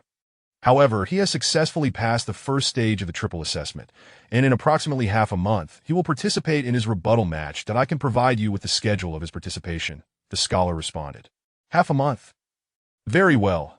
Please inform me when the time comes, Daishinger remarked. After departing from the Bachelor's Mansion, Daishinger rode in a carriage back to the academy. As she passed through the gates, the elderly guardian stationed at the entrance of the Sorcerer Academy halted her carriage. Is this the young lady of the Fey AI family? The gatekeeper inquired. This elderly man was rather disheveled and lacked decorum, often leering at the beautiful female students with his beady eyes, which made many of them grind their teeth in disdain. Upon seeing this lecherous old man stop her carriage, Daishinger's brow furrowed immediately, suspecting that he might have ulterior motives. I have a letter from your family. I glanced at it, and it seems to pertain to some matter regarding Ethan Fan, the scruffy gatekeeper remarked as he shoved the letter through the small window of the carriage before departing, unusually refraining from harassing the female students. Daishinger initially felt bewildered, but upon hearing the name Ethan Fan, her body shuddered slightly, and she hurriedly opened the already unsealed letter. This is utterly unforgivable. Daishinger's cheeks flushed crimson, and in a fit of anger, she tore the letter to shreds. Miss, what is the matter? Her right knight, who was tasked with her protection, inquired upon noticing her fury through the translucent curtain. The right knight, like the left knight, was a sky knight dedicated to safeguarding Daishinger. Some time ago, I thought it inappropriate to bury Ethan Fan in an unfamiliar place, so I dispatched Ada to the small town where Ethan met his demise, instructing him to bring Ethan's remains back to the family. However, Ada's response just now stated that the ice coffin is empty. Exner appeared to be seething with anger, her delicate face still trembling as she spoke. "Oh, it is likely the work of some unscrupulous grave robbers. We should send Ada to investigate. I believe he will soon locate the young master's remains," the Right Knight suggested. "Indeed, inform Ada that if he does not find Ethan Fan's remains, he should not return to the family," Exner commanded coldly. This order from Exner would undoubtedly result in the expulsion of that retainer from the Fey AI family, as the unfortunate Ada would stand no chance of locating Ethan Fan's remains wandering within Gady City. There is a well-known adage on the continent: lineage and talent determine a person's accomplishments. Take the position of a fighter, for instance. If one were an ordinary slave, even with the finest swordsmanship instruction and beginning practice from a young age, it is likely that 20 years later he would still be unable to step across the threshold of a fighter, perhaps not even achieving a strength level of 3 lecker. This is because his mixed lineage and mediocre talent would prevent him from growing into a formidable being, condemning him to remain an ordinary individual forever. But a powerful fighter is invariably endowed with noble lineage and extraordinary talent. Lineage can grant certain fighters robust physiques, allowing them to develop their strength at a pace much quicker than their peers, and their physical resilience, through rigorous training, can approach the level of steel. Some lineages endow fighters with unparalleled speed, making them naturally agile fighters, as swift as the wind. Additionally, certain lineages enable fighters to master the energies of combat, such as combat force, shadow, aura, and brilliance, allowing them to launch attacks that traverse distances. Ethan Fan, indeed, has every reason to take pride in his royal lineage from the Jean Kingdom, as many fighters spend a lifetime striving to cultivate the sword force that he achieved in a mere 5 days. Indeed, Ethan Fan developed sword force, and this force was released almost by chance while practicing other sword techniques, by chance. That if those fighters who have toiled for years to unleash sword force as gentle as a breeze were to learn of this, they would undoubtedly feel compelled to eliminate this anomaly, for it is utterly unfair. Ethan Fan truly stumbled upon the sword force that many fighters yearned for. At that time, he was practicing the thrusting move within the 13 sword techniques, which involves standing with the sword, raising the wrist, thrusting the sword tip forcefully downward, channeling strength to the sword tip, and extending the arm fully. This thrust is not inherently powerful. It emphasizes agility, yet Ethan Fan's vampiric physique allows even this seemingly weak thrust to exceed 5 lecker in strength. Moreover, the thrust is a swift and fierce technique. When a fighter channels all their strength into a single point, they can potentially unleash tremendous power through the sword, creating an invisible sword force. Thus, it was this fortuitous sword technique that led Ethan Fan to comprehend the elements of speed and fierceness. Consequently, Ethan Fan became increasingly adept in the realm of sword force. Aside from sweeping sword strikes that could not release sword force, he could unleash invisible sword force with techniques such as slashing, hacking, stabbing, sweeping, pricking, and wiping. Furthermore, the superior lineage of the Jean Kingdom grants Ethan Fan an innate mastery over this function, and coupled with the guidance of the Jean Dragon Essence sword art, he can even sustain this invisible sword force in the air for a duration. In the initial stage, Ethan Fan's swordsmanship merely reached a level of 0. 5 lecker, so feeble that it was hardly capable of inflicting any harm. However, Ethan Fan did not anticipate that his swordsmanship would prove significantly beneficial. Rather, by honing his skills, he could entirely devote himself to practicing the first technique of the Zhanlong series, Dragon's Descent. Chapter 030. The debate tournament, as the name suggests, the skill known as Dragon Fall, is inherently a form of leap attack, executed by harnessing the force of descent to perform a series of intricate maneuvers. However, the act of merely jumping entails a plethora of nuances. This Dragon Fall must be executed while maintaining a forward position, adhering to a standard height of 3 meters and a span of 2 meters. Naturally, these dimensions must be adjusted according to the distance between the target and oneself, with the aforementioned measurements serving as guidelines within the text, indicating the optimal execution of this skill. Next, we delve into the actions involved during the leap, wherein the utilization of sword force becomes imperative. Throughout the leap, the weapon must be wielded continuously, with the blade's angle shifting dynamically, unleashing sword energy in various directions. When executed with sufficient velocity, these interwoven energies can coalesce into a formidable sword energy field. This field represents a sustained, destructive, and intangible force exerted upon the surroundings. Without the guidance of Ethan's profound swordsmanship, it would indeed be challenging for him to maintain the sword energy suspended in the air, manifesting this unique warrior energy. Once this sword energy field is established, the need for further swordplay dissipates. Instead, the body bends backward, arms raised with the sword positioned above the back of the head, creating a crescent shape with the entire form and the long sword. This posture, characteristic of a downward slash, maximizes the potential of the cleaving strike. Following this series of movements, the body should be in a state of descent, at which point it fully opens up. The long sword then strikes downwards with tremendous force, precisely targeting the center of the previously established sword energy field.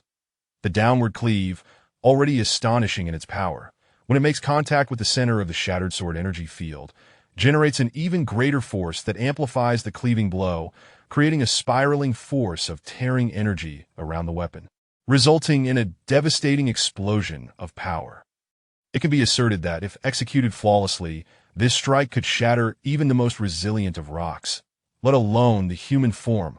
Such an alluring warrior skill was too tempting for Ethan to disregard, prompting him to set aside Daishin temporarily and immerse himself in mastering this formidable dragonfall technique for a full fortnight. Even his blood was sent by Luban to procure supplies from various markets, delivered in bags to the training room. Ethan's approach to learning is meticulously planned. He never succumbs to greed, nor does he lose his composure out of impatience. He segmented the dragonfall skill into several practice stages. The first step, naturally, involves the leap itself, which is a highly nuanced maneuver that, if not executed with precision, one would be unable to strike the target, potentially landing in an inescapable predicament if the timing is miscalculated. For an entire day, he practiced jumping from various angles at differing heights and spans, both in continuous leaps and single jumps, achieving a maximum jump height of 4 meters and, with a running start, a distance exceeding 10 meters. The second step is the formation of the sword energy field.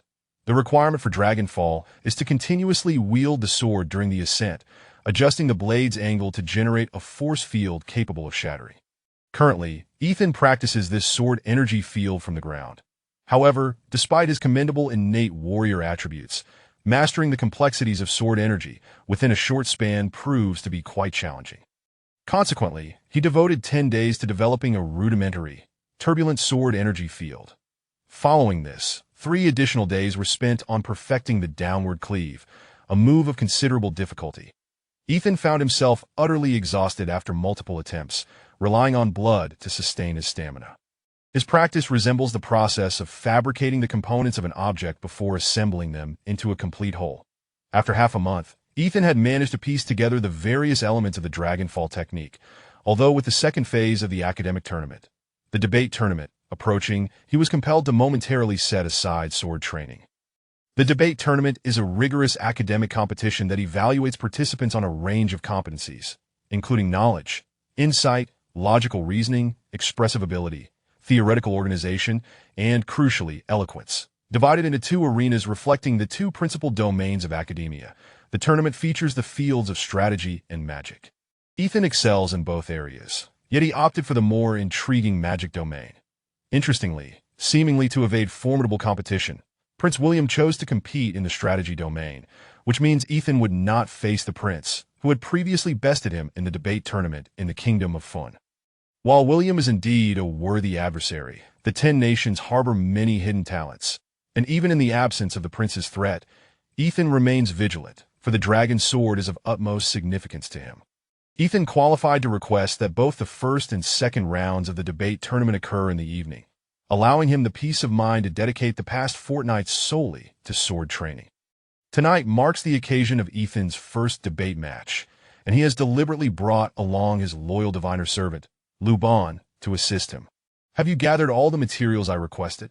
Ethan inquired. Despite his immersion in sword training, he remained mindful of his new sorcery endeavors. "Young master, The items you requested are rather peculiar. Blue toad blood, the roots of a ghost tree, water from a death well. While these can be procured, you also asked for the saliva of a monster. Young master, creatures with sharp fangs are not as docile as puppies when it comes to extracting their saliva, Luban lamented, his expression one of exasperation. Such a lack of resourcefulness. Just procure those smaller materials, and you should sit in the left-hand position during the competition. Ethan raised an eyebrow, pondering the significance of Luban's divination. Nevertheless, he had grown accustomed to trusting this novice diviner, so he committed the statement to memory. Chapter 031. The theme of Hell. The debate contest permits an audience to observe. However, the seating for spectators is separated, preventing them from encroaching upon the debate stage, so as to avoid interference or deliberate hints to the competitors. In the initial rounds of the debate, the audience is typically sparse, comprised mainly of friends and acquaintances of the participants. Ethan, naturally devoid of such companions, found himself seated alone on the left side of the arena when he entered. It is worth noting that he was only aware of a row of ordinary seats behind him, oblivious to the elevated VIP section that offered a panoramic view of the entire venue. "That's him." A woman's voice filled with excitement resonated from the VIP section. Although this vantage point allowed for a view of the entire arena, it did not provide a clear sight of the individual occupying the left side of the debate stage. His black trench coat, his pale visage, that chilling yet enigmatic aura. "I am certain it is him," Daisy proclaimed with utmost seriousness. From this angle, Ethan's face remained obscured, as he wore a high-collared coat that only revealed the side of his nose and his eyes. However, Daisy felt an odd familiarity with his silhouette, even as the aura exuded was starkly different to her. Ethan was typically a rather affable and sunny individual. Aside from his occasional lewd antics, he embodied the essence of a charming, neighborly boy who faced every situation with a smile. Yet the man before her, bearing an uncanny resemblance, was shrouded in darkness, coldness, and a sinister allure.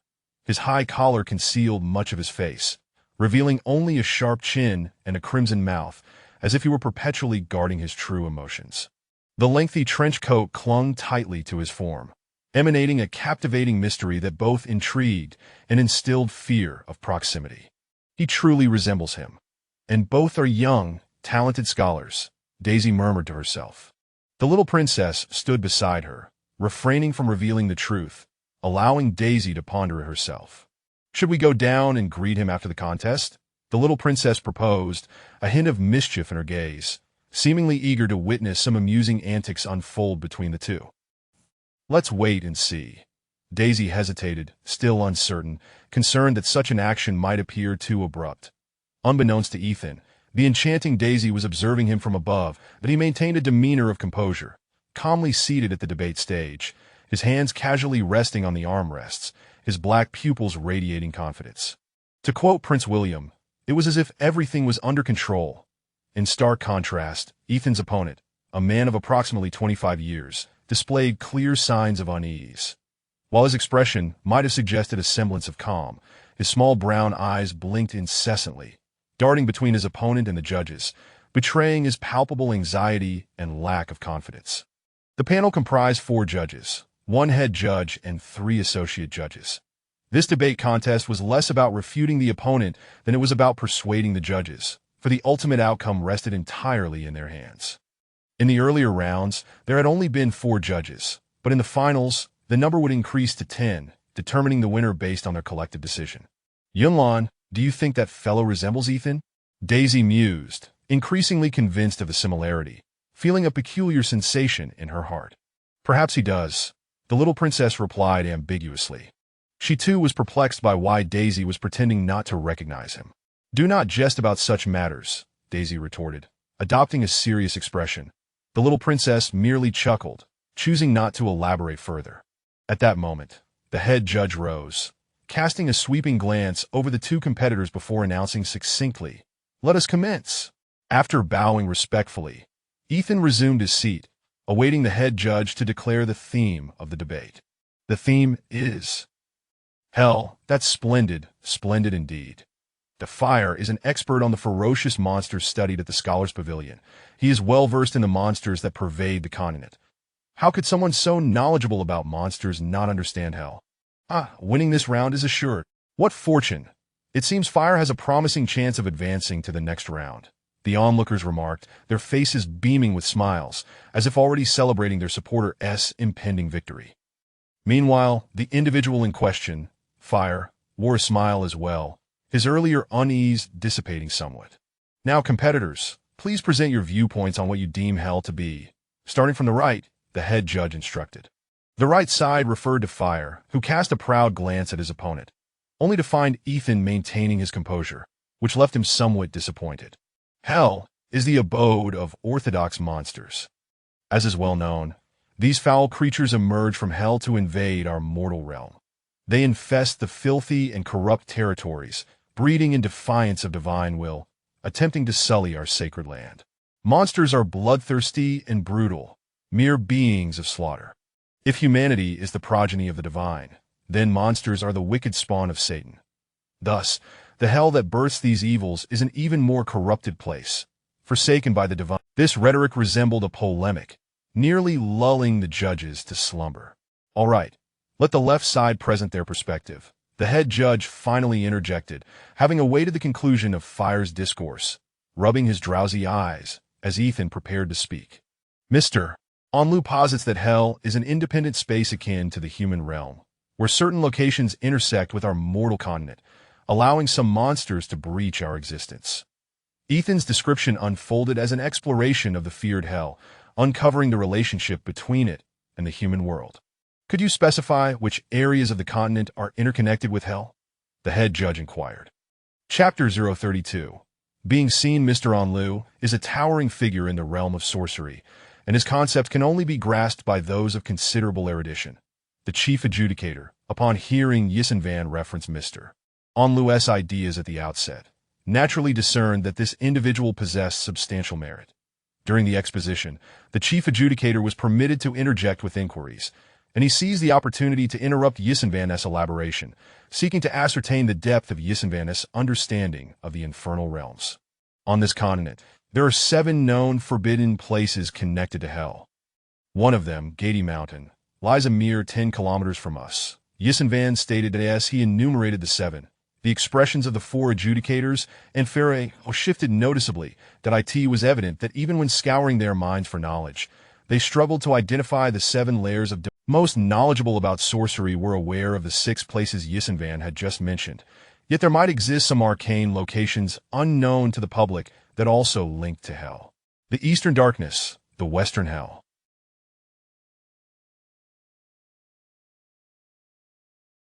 I wonder if any of you have heard this phrase, Yisenvan began languidly. The latter part of this saying indicates that at the westernmost edge of the continent lies a spatial intersection between hell and the human realm. Thus, it is the greatest gateway to hell. While the 6 perilous sites I just mentioned were created when demons, upon entering the human continent, utilized sorcery to breach the gates of hell, gradually evolving into subordinate realms. Of course, this is merely the most ancient of tales, as nowadays, few demons surge forth from the western extremity. It seems the gates of hell have been sealed. Upon listening to Yisenvan's exposition, the chief adjudicator nodded in agreement, seizing a quill and swiftly inscribing notes on parchment. The phrase Eastern Darkness, Western Hell aptly conveyed Yisenvan's understanding of the subject, especially since this ancient adage was unfamiliar even to the 3 other deputy adjudicators. Beads of sweat adorned fair. Judging by the expressions and actions of the adjudicators, it was evident that in this initial round concerning the infernal realms, the advantage lay clearly with the opposing side. The ensuing rebuttals held little suspense, as Yisenvan deftly cited the origins of hell as known by ecclesiastics from the Holy Scripture, effectively dismantling Fairway's superficial arguments about hell, leading the adjudicators and Fairway to nearly conclude that Yisenvan was a cleric well-versed in the Holy Scripture. The results soon emerged. Yisenvan triumphed in the first round, advancing to the second round of debate. This confident demeanor. Daishiner had previously observed Yisenvan during the debate in the Kingdom of Fun, and it was precisely this wisdom and self-assurance that drew her attention to Yisenvan, a half-heir of little standing within his family. Yet at that moment, the expressions of the two were strikingly similar, as if she were witnessing Yisenvan himself, clad in a dark ensemble, standing vividly before her. The contestants had begun to exit the arena. Yet Daishiner's emotions surged. Her gaze remained fixated on the retreating figure of the young man.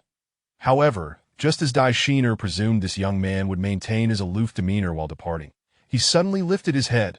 Their eyes met, akin to a jolt of electricity, his pupils shifting from a vibrant green to a deep blue, then gradually reverting to black, were nothing short of mesmerizing.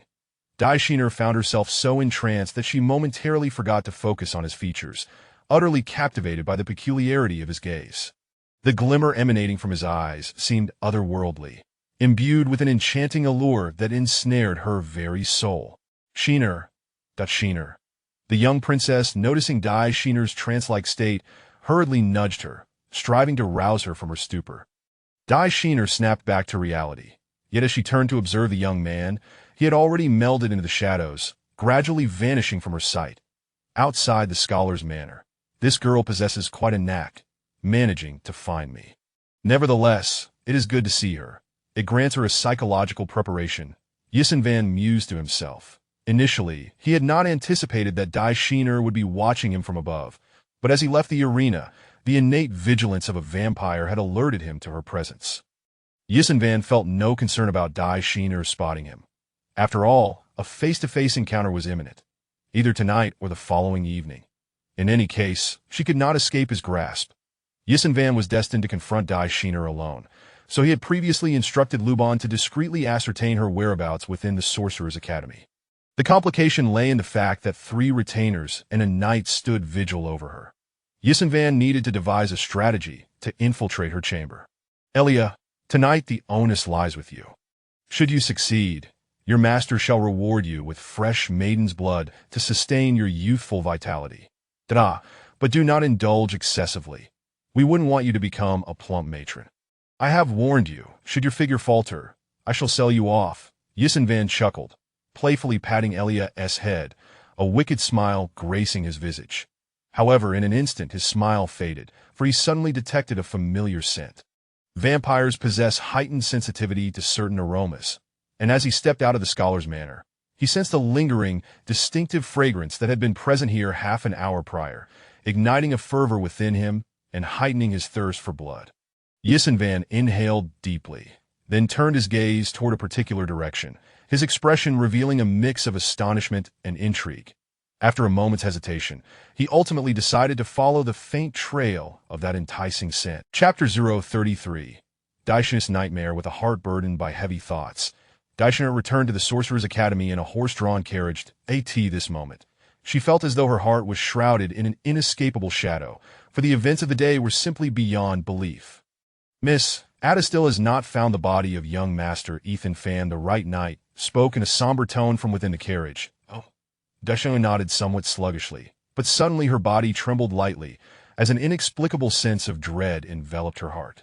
The girl from the Fei family, looking so troubled, could it be that she has encountered something otherworldly? The lecherous old man at the gate had appeared outside Daishiner's carriage, peering in through the small window. The right knight managed a bitter smile, realizing he had completely failed to notice when the old man had approached the carriage. Daishiner was startled by that wrinkled face and hurriedly drew the curtain, wishing to avoid any further interaction with that old lecher. Little girl, you seem to be entangled with something unclean. The old man's voice echoed once more from behind the carriage. Daishiner's complexion turned pale. Ethan Fan's body had vanished, and now there was someone nearby who looked almost exactly like him. Pay him no mind.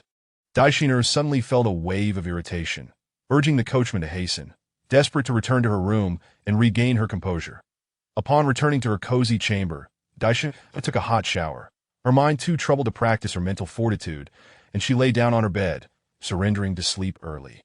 Dreams entwined with souls, inescapable, like a nightmare, an infinite terror that rendered one breathless. Then in the eerie night, a dim moon hung in the sky, and crimson blood stained the air. Even after departing from his scarlet lips, his breath lingered nearby. Low notes whispered in her ears, and deep-set eyes perpetually emerged from the shadows, observing with a predatory calm. Pink bats swooped through the darkness like splatters of blood.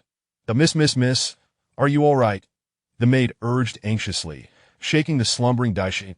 His face was ashen, cold sweat trickling down her delicate cheeks, dampening her disheveled hair.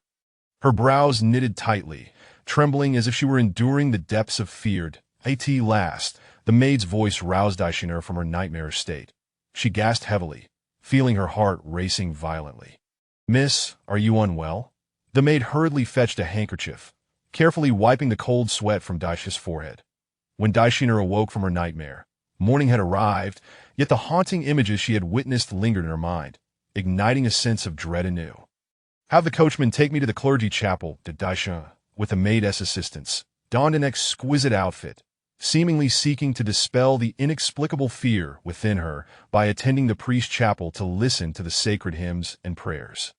Within the grand and sanctified halls of the clergy, Daishiner felt a wave of relief wash over her. The shadows dissipated, and her inexplicable fears vanished entirely. After silently praying for the entire morning, Daishiner departed the clergy chapel. Upon returning to the Sorcerer's Academy, she did not retreat to her room, but instead made her way to the little princess's quarters, hoping to confide her troubled heart. "I heard from your maid that you had a nightmare last night?" The little princess inquired softly. At that moment, many glistening droplets of water danced upon her palm, obediently swirling around her delicate fingers. Perhaps it was due to my sleeping position. Did you have any visitors?" Daishiner asked, the question prompted by the sight of the princess's maid tidying up the used tea set. "Earlier this morning, William from the Royal Lion Kingdom came by," the little princess replied, focusing intently on controlling the movement of the droplets. "Could it be his feelings for you?" Daishiner remarked half-jokingly. After her visit to the clergy, she felt considerably lighter, no longer burdened by heavy thoughts, that we merely exchanged a few pleasantries. Speaking of which, his credentials align remarkably with your ideal of that mysterious individual. Around 20 years old, a bachelor, and quite handsome, the little princess bantered back. "Yunlan, do you believe there truly exist individuals who look exactly alike?" Daishin's tone turned somber as she pondered this question. "Are you referring to the one who saved you and Ethan Fan?" the little princess asked. Daishina nodded. "Why do you not consider them to be the same person?" the little princess pressed further. Because Daishiner hesitated, her voice tinged with sorrow as she continued, "Because that man has already died. I witnessed his burial with my own eyes. Unless he has been resurrected, how could it be possible the droplets in the princess's hand suddenly fell?" The little princess felt a wave of confusion, recalling that she had spoken with Ethan Fan not long ago. Indeed, Daishina nodded, her sensitive nature causing her eyes to glisten with unshed tears. The little princess, perplexed, observed that Daishiner did not seem to be speaking out of spite. Her sorrow for a deceased individual was genuine. "Sure, you ought to tell me the whole story," the little princess urged, sensing the strangeness of the situation and prompting Daishiner to share her account. Daishiner complied, recounting how Ethan Fan had plunged her hairpin into his own heart, ending his young life, along with the details of his burial. The little princess's complexion paled as she recalled their conversation in the small grove with the pale-faced Ethan Fan, her heart racing, compelling her to shut the window instinctively. "Yunlan, what is the matter with you?" Daishiner inquired, puzzled by the shift in the little princess's demeanor. That Daishiner had always believed Ethan Fan and that mysterious man to be two separate individuals. Although she found it odd, she could accept it. However, the little princess had genuinely seen Ethan Fan and conversed with him, a conversation with someone who had already passed away. It was simply too horrifying. "Shiner, you may need to prepare yourself psychologically." Princess Yunlan steadied her emotions. "Prepare for what?" Daishiner still did not comprehend. "To be candid, a fortnight ago, I saw Ethan Fan at the Academy's side gate," Princess Yunlan finally revealed. Upon hearing this, Daishiner felt a surge of discontent, retorting, "Yunlan, I've told you, do not make such jokes. That I am not joking. I truly saw him, and we even had a conversation. He said he had come to find you and had attended the 10 Kingdoms Exchange Conference." The little princess stated earnestly. That Daishiner was taken aback, her gaze fixed on the little princess's delicate visage, sensing her solemnity, devoid of any hint of jest. Chapter 034. He is a vampire. "Are you certain you aren't mistaken?" Daishiner found it hard to believe that a person who was unequivocally deceased could suddenly reappear in this city. "I can swear by my royal title as a princess," Princess Yunlan declared. Could it be? Could it be that he never died at all? Did I mistakenly bury him? But, Exeter stammered, struggling to come to terms with this revelation. "No, he is dead," the little princess suddenly asserted with unwavering conviction. "But you distinctly said you spoke with him," Exeter lamented, having just emerged from a shadowy despair, only to find herself ensnared in an inexplicable web of confusion once more. "Exeter, during my time in the royal court, I heard some chilling legends." The little princess, with her keen intellect, quickly pieced together the situation. "What legends?" Exeter, noticing the hint of unease in the princess's gaze, felt a wave of panic wash over her, as if something terrifying were about to unfold. "There exists a creature that only emerges at night. It fears the sunlight and the cross, relying on blood to sustain its life. Even in death, it clings to those it knew in life." The little princess spoke in a somber tone. Having encountered Ethan Fan, the little princess deduced from various signs that he was not a mindless zombie nor a soulless minion manipulated by malevolent sorcerers. The existence of vampires is shrouded in mystery, and most people are unaware of their presence. Although Exeter may have encountered the term in some tomes, she could not immediately connect it to their current predicament. The little princess's expression, while composed, betrayed a hint of trepidation. It was evident that even for this noble imperial princess, the creature she was about to name instilled fear. "What is it?" Diex, overwhelmed by the oppressive atmosphere, yearned for the little princess to divulge everything at once. "The blood-kin vampires," the little princess stated with a calm voice. "Vampires? How could it be? How could he possibly be a vampire?" Diex's voice trembled, her complexion as pale as a sheet. "Consider this carefully. The person you encountered last night, aside from his peculiar aura, did he not resemble Ethan Fan in every conceivable way?" The little princess remarked that in truth, she too felt a sense of dread, grappling with the reality that someone she knew had transformed into a ghastly vampire. Dieka fell silent. The summer air, which had been slightly warm, was suddenly pierced by a chilling gust, sending shivers down her spine.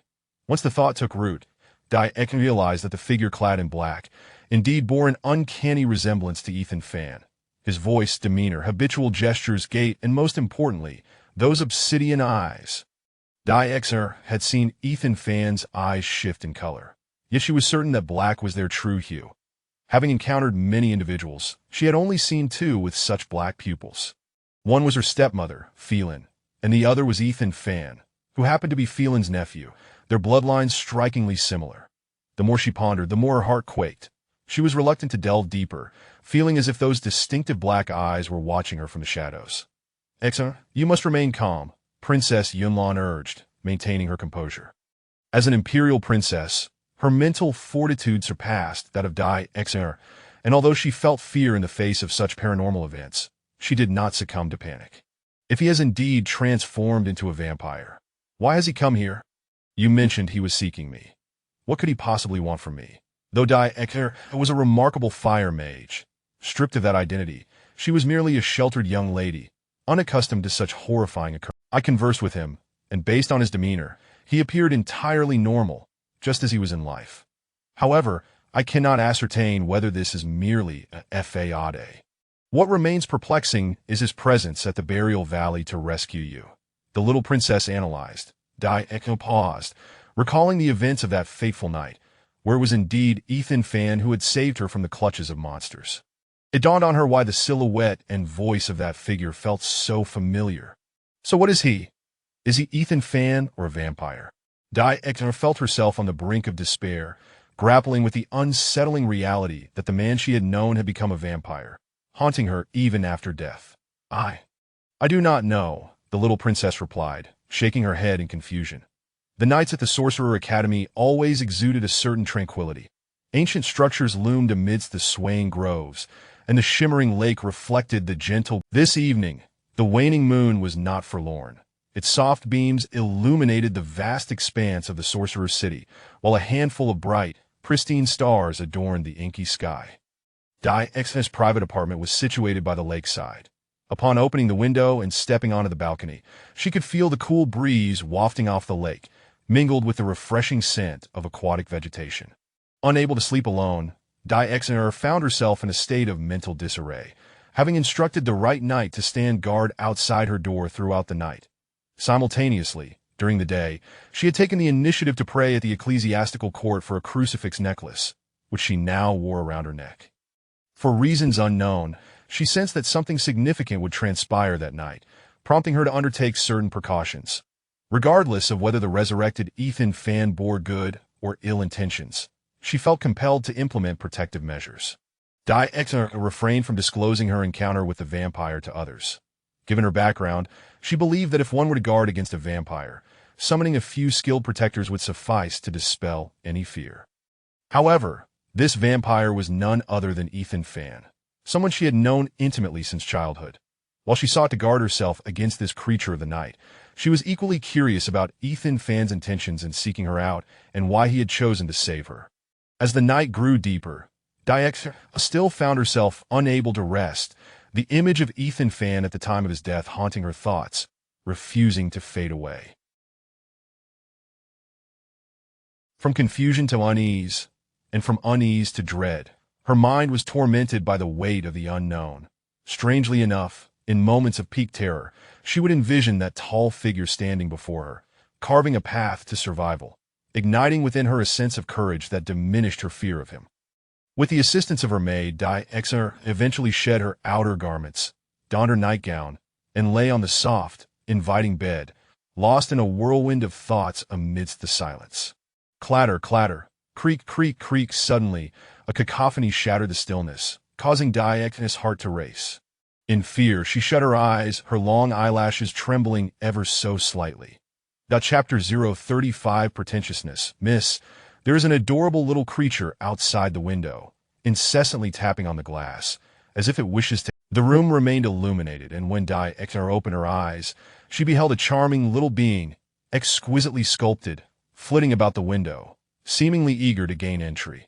The petite pink pet was utterly enchanting, with its graceful curves, bright eyes, and delicate mouth, capable of melting the heart of any compassionate young lady.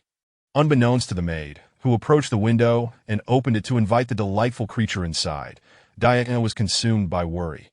The pink little being fluttered its wings, producing a soft sound, deftly evading the maid's grasp, and darted straight towards Diana. It was hardly fair to blame Diana for her lack of vigilance. The little Illyria was simply too adorable for anyone to perceive such a gem as a fearsome vampire. Chirp, chirp, chirp, Illyria released her tiny claws, and a slip of paper fell gracefully to the floor, drifting down before Diana.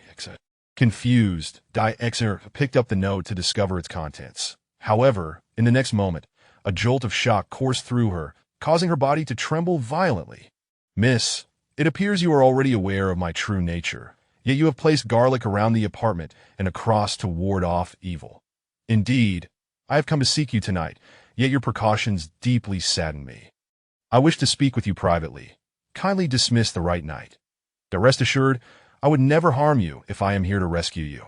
Initially, Diana clung to a sliver of hope, wishing that her daytime speculations were unfounded, but upon seeing the distinctive handwriting, she could only succumb to the chilling truth. Yes, Ethan Fan had indeed transformed into a vampire and was likely lurking outside her apartment, gazing at her illuminated room from the shadows. Diana's pert bosom rose and fell, her small hand trembling as it clutched the note. Miss? What troubles you? The maid inquired, perplexed by Diana's strange demeanor. Ignoring the maid, Diana took deep breaths, striving to suppress her fear. Finally, she rose, approached the table, penned a line of text, and handed it to the pink little creature. She watched anxiously as it flew from the room, casting a furtive glance out the window before commanding the maid to draw the curtains. In the small woods by the lake, Ethan Fan leaned against the intersection of tree trunks, quietly observing the luxurious female apartment by the lakeside, as if awaiting something. Ethan had not anticipated Diana would take such measures against him. However, he remained unperturbed, for he understood her character well. Illyria fluttered over the tranquil lake, gliding through the moonlight before alighting before Ethan, returning with a tiny slip of paper. Ethan Fan is dead. I care not for what you are. Please do not pursue me, or I shall summon priests and vampire hunters to deal with you. Gazing at the note, Ethan imagined Diana's slightly panicked yet defiant visage. A playful smile crept across his face, seemingly unfazed by her warning. Seizing paper and a pen pilfered from another apartment, Ethan scribbled a response and dispatched Illyria to deliver it. Tulp, tulp, tulp. The sound of knocking returned to the small window, causing Exciner's heart to race again. She admonished the maid, "Do not open the window." The maid, startled by the sudden sharpness in her tone, was left bewildered. Perhaps it is best to open it." Exiner suddenly revised her command.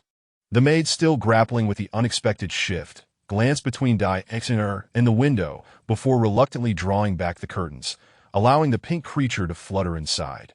Receiving the lengthy note, Exiner appeared somewhat calmer this time, her fingers quivering as she read the message from the deceased. "I apologize, Exiner. I had no idea my appearance would instill such fear in you. Had I known, I would not have foolishly sought you out. However, I genuinely wish to see you again.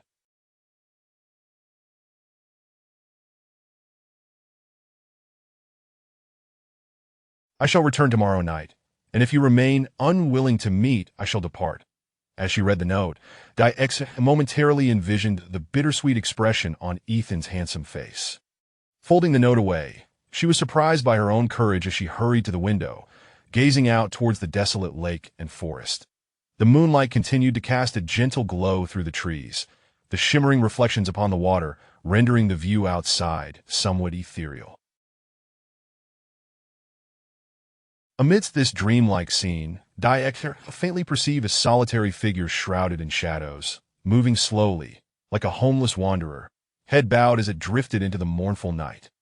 Though the figure had vanished and the pink bed had disappeared from her room, a peculiar feeling lingered in Exiner's heart. Ethan Fan had finally managed to infiltrate the Sorcerers' Academy, yet it was evident that tonight's clandestine conversation had not gone as planned. Damn it, dealing with her is truly a challenge. "I must feign pretentiousness," he cursed aloud. His final words to Exiner were undoubtedly a ruse. If he did not encounter her the following day, he would return, determined to ensnare her. Ethan did not exit the Sorcerers' Academy. After leaving the lakeside female aristocratic apartment, he took a narrow path, heading directly to a small park in the west.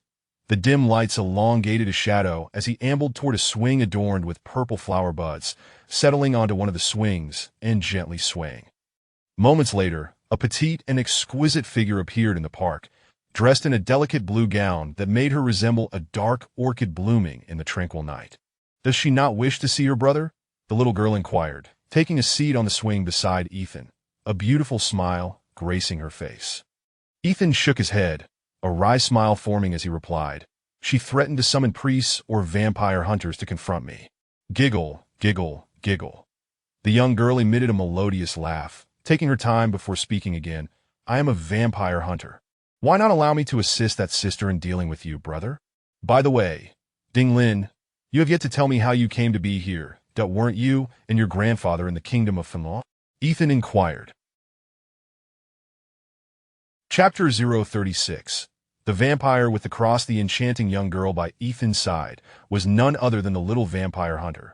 Ding Lin as Ethan departed from the bachelor's residence yesterday. He sensed Ding Lin's presence and, driven by curiosity, followed that distinctive scent until he found her.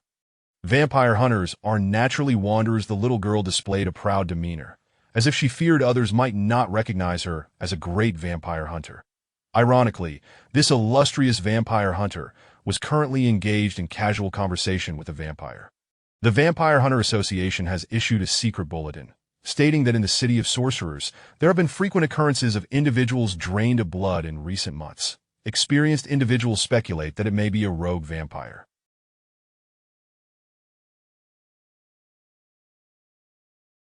Thus, my grandfather specifically brought me here to confront that formidable creature, Ding Lin explained. Vampire? Ethan inquired, perplexed. Yes, it is very likely a lesser or mid-tier vampire.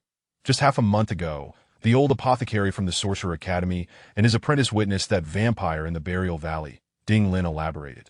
Oh, they must have seen me. I happened to be sleeping there that day. Ethan chuckled bitterly. Did I at you, brother? Ding Lin's beautiful eyes displayed a hint of confusion. After a moment's contemplation, she continued, but aren't you a benevolent vampire? How could you drain someone's blood so directly? Drain blood? Not at all. I am quite judicious in my feeding and have never harmed them, Ethan replied. Then it seems that besides you, there is indeed another vampire. Ethan furrowed his brow, suddenly recalling the empty, hanging coffin within the burial valley. Could it be that the original occupant of the coffin has come to the city of sorcerers? Ethan pondered. While he was asleep in the burial valley, he too found it curious that such an ideal sanctuary for dark beings was devoid of a master. Initially, he had thought that the coffin was empty, but now it appeared that its former owner had recently awakened and was already mingling within the city. Ding Lin did not grasp Ethan's words, yet she chose not to pursue the topic further. Instead, she fixed her sparkling eyes upon him and, with a smile, remarked, "Brother, your transformation is remarkably swift. You are likely now more formidable than those vampire servants who have survived for a decade." Ethan nodded, recognizing that his rapid metamorphosis was indeed due to the essence of blood from Elora. How peculiar," Ding Lin suddenly exclaimed. "What is it?" Ding Lin lowered her head and revealed a necklace from within her collar. It was a silver chain, not particularly expensive, but unique in that it bore a cross. Vampires are highly sensitive to crosses. Even high-ranking vampires display fear upon seeing one. Yet, why is it that you are not afraid? Ding Lin queried. This cross necklace was a gift from Ding Lin's grandfather, and she had worn it recently, ensuring that vampires would not dare approach her. However, she was now astonished to find that the kind-hearted vampire brother beside her displayed no reaction to the cross necklace. Ethan casually took hold of Ding Lin's cross necklace, examining it before draping it around his own neck, feeling no discomfort whatsoever. It is the first time Ding Lin has encountered a vampire brave enough to wear a cross necklace. Ding Lin gasped, her beautiful eyes fixed intently on the cross adorning Ethan's neck. Ethan had previously noticed numerous crosses hanging around the apartment of Dai Xaner, yet he was not afraid of them. He simply could not enter due to the presence of the Sky Knight guarding the area. "I am uncertain why I am unaffected by the cross." Ethan shrugged. He contemplated deeply, believing that his immunity to crosses and garlic was related to his resurrection through sorcery before becoming a vampire, and Ding Lin's assertion of his strong self-control likely played a role as well. This adornment is quite beautiful. After donning the silver cross necklace, Ethan hesitated to remove it, as it complemented the purple octagonal star necklace he wore. The octagonal star necklace was one of the relics left to him by Meng Chen-Na. Ethan understood it to be a spiritual artifact, and wearing it allowed him to feel his mental strength rapidly increasing each day, prompting him to wear it constantly. "Since you like it, I shall gift it to you." A vampire adorned with a cross must be quite amusing, Ding Lin giggled charmingly. Ethan readily accepted the gift. His fondness for the silver cross was not genuine. Rather, he intended to utilize it as a guise to conceal his vampire identity. After all, who would suspect a vampire when adorned with a sacred cross of the clergy, perhaps even perceiving him as a devout believer who attended Mass weekly? After bidding farewell to the little Ding Lin, Ethan chose not to return to the inn. Vampires do not require frequent sleep, which afforded him considerable time to focus on mastering various skills that in the training room of the Fighters Association. Ethan was among the most diligent, practicing day and night without interruption. Although the Dragon Fall was the simplest combat skill within the Zhanlong strategy, truly mastering it also demanded extensive practice. Before the second night descended, Ethan had fully immersed himself in the training of this skill. A sleepless night finally passed, and Dai Xaner's eyes were slightly red. Yet she felt no inclination for rest.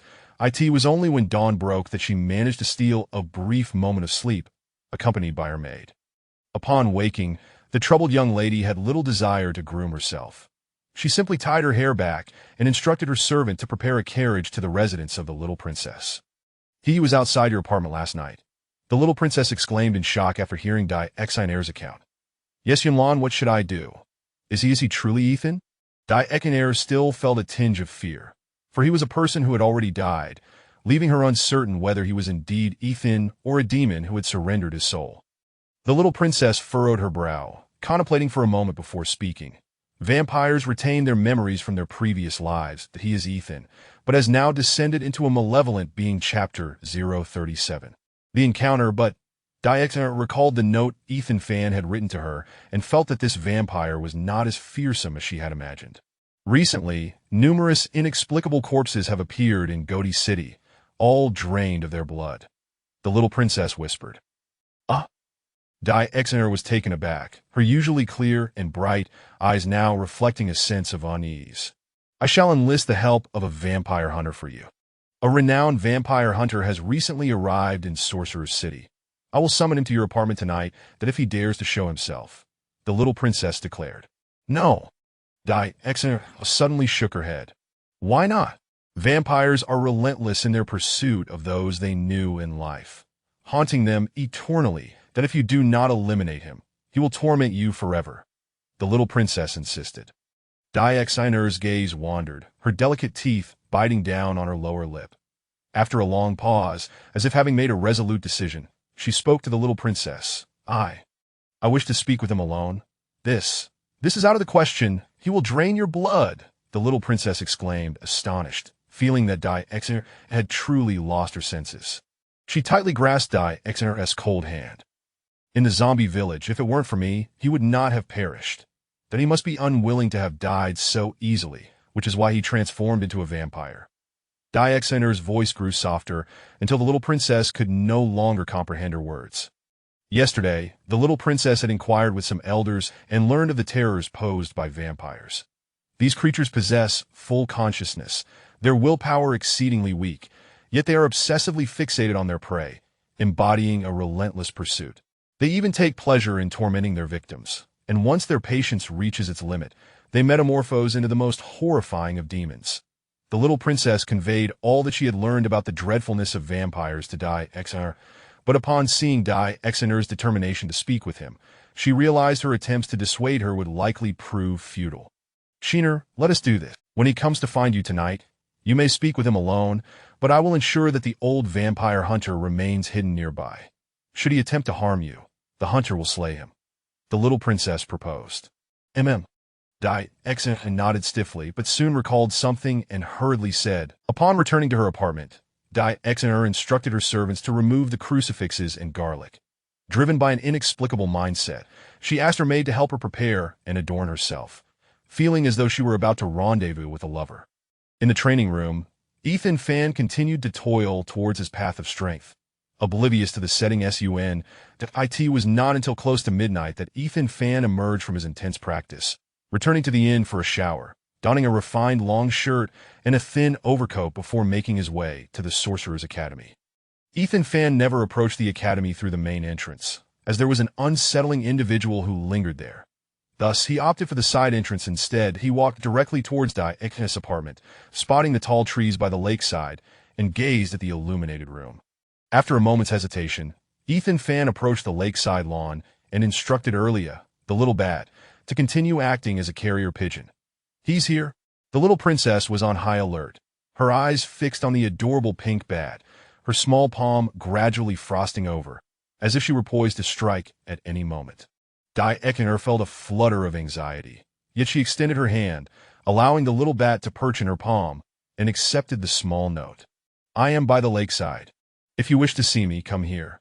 Exeter bit her lower lip, her eyelashes trembling lightly, then deliberately glanced at the elderly man sitting quietly nearby, eyes closed in meditation. Do not worry, the old man said calmly, as if he could read the note's contents. Exeter nodded with difficulty, clutching the note tightly, summoning her courage to open the door and walk alone towards the lakeside.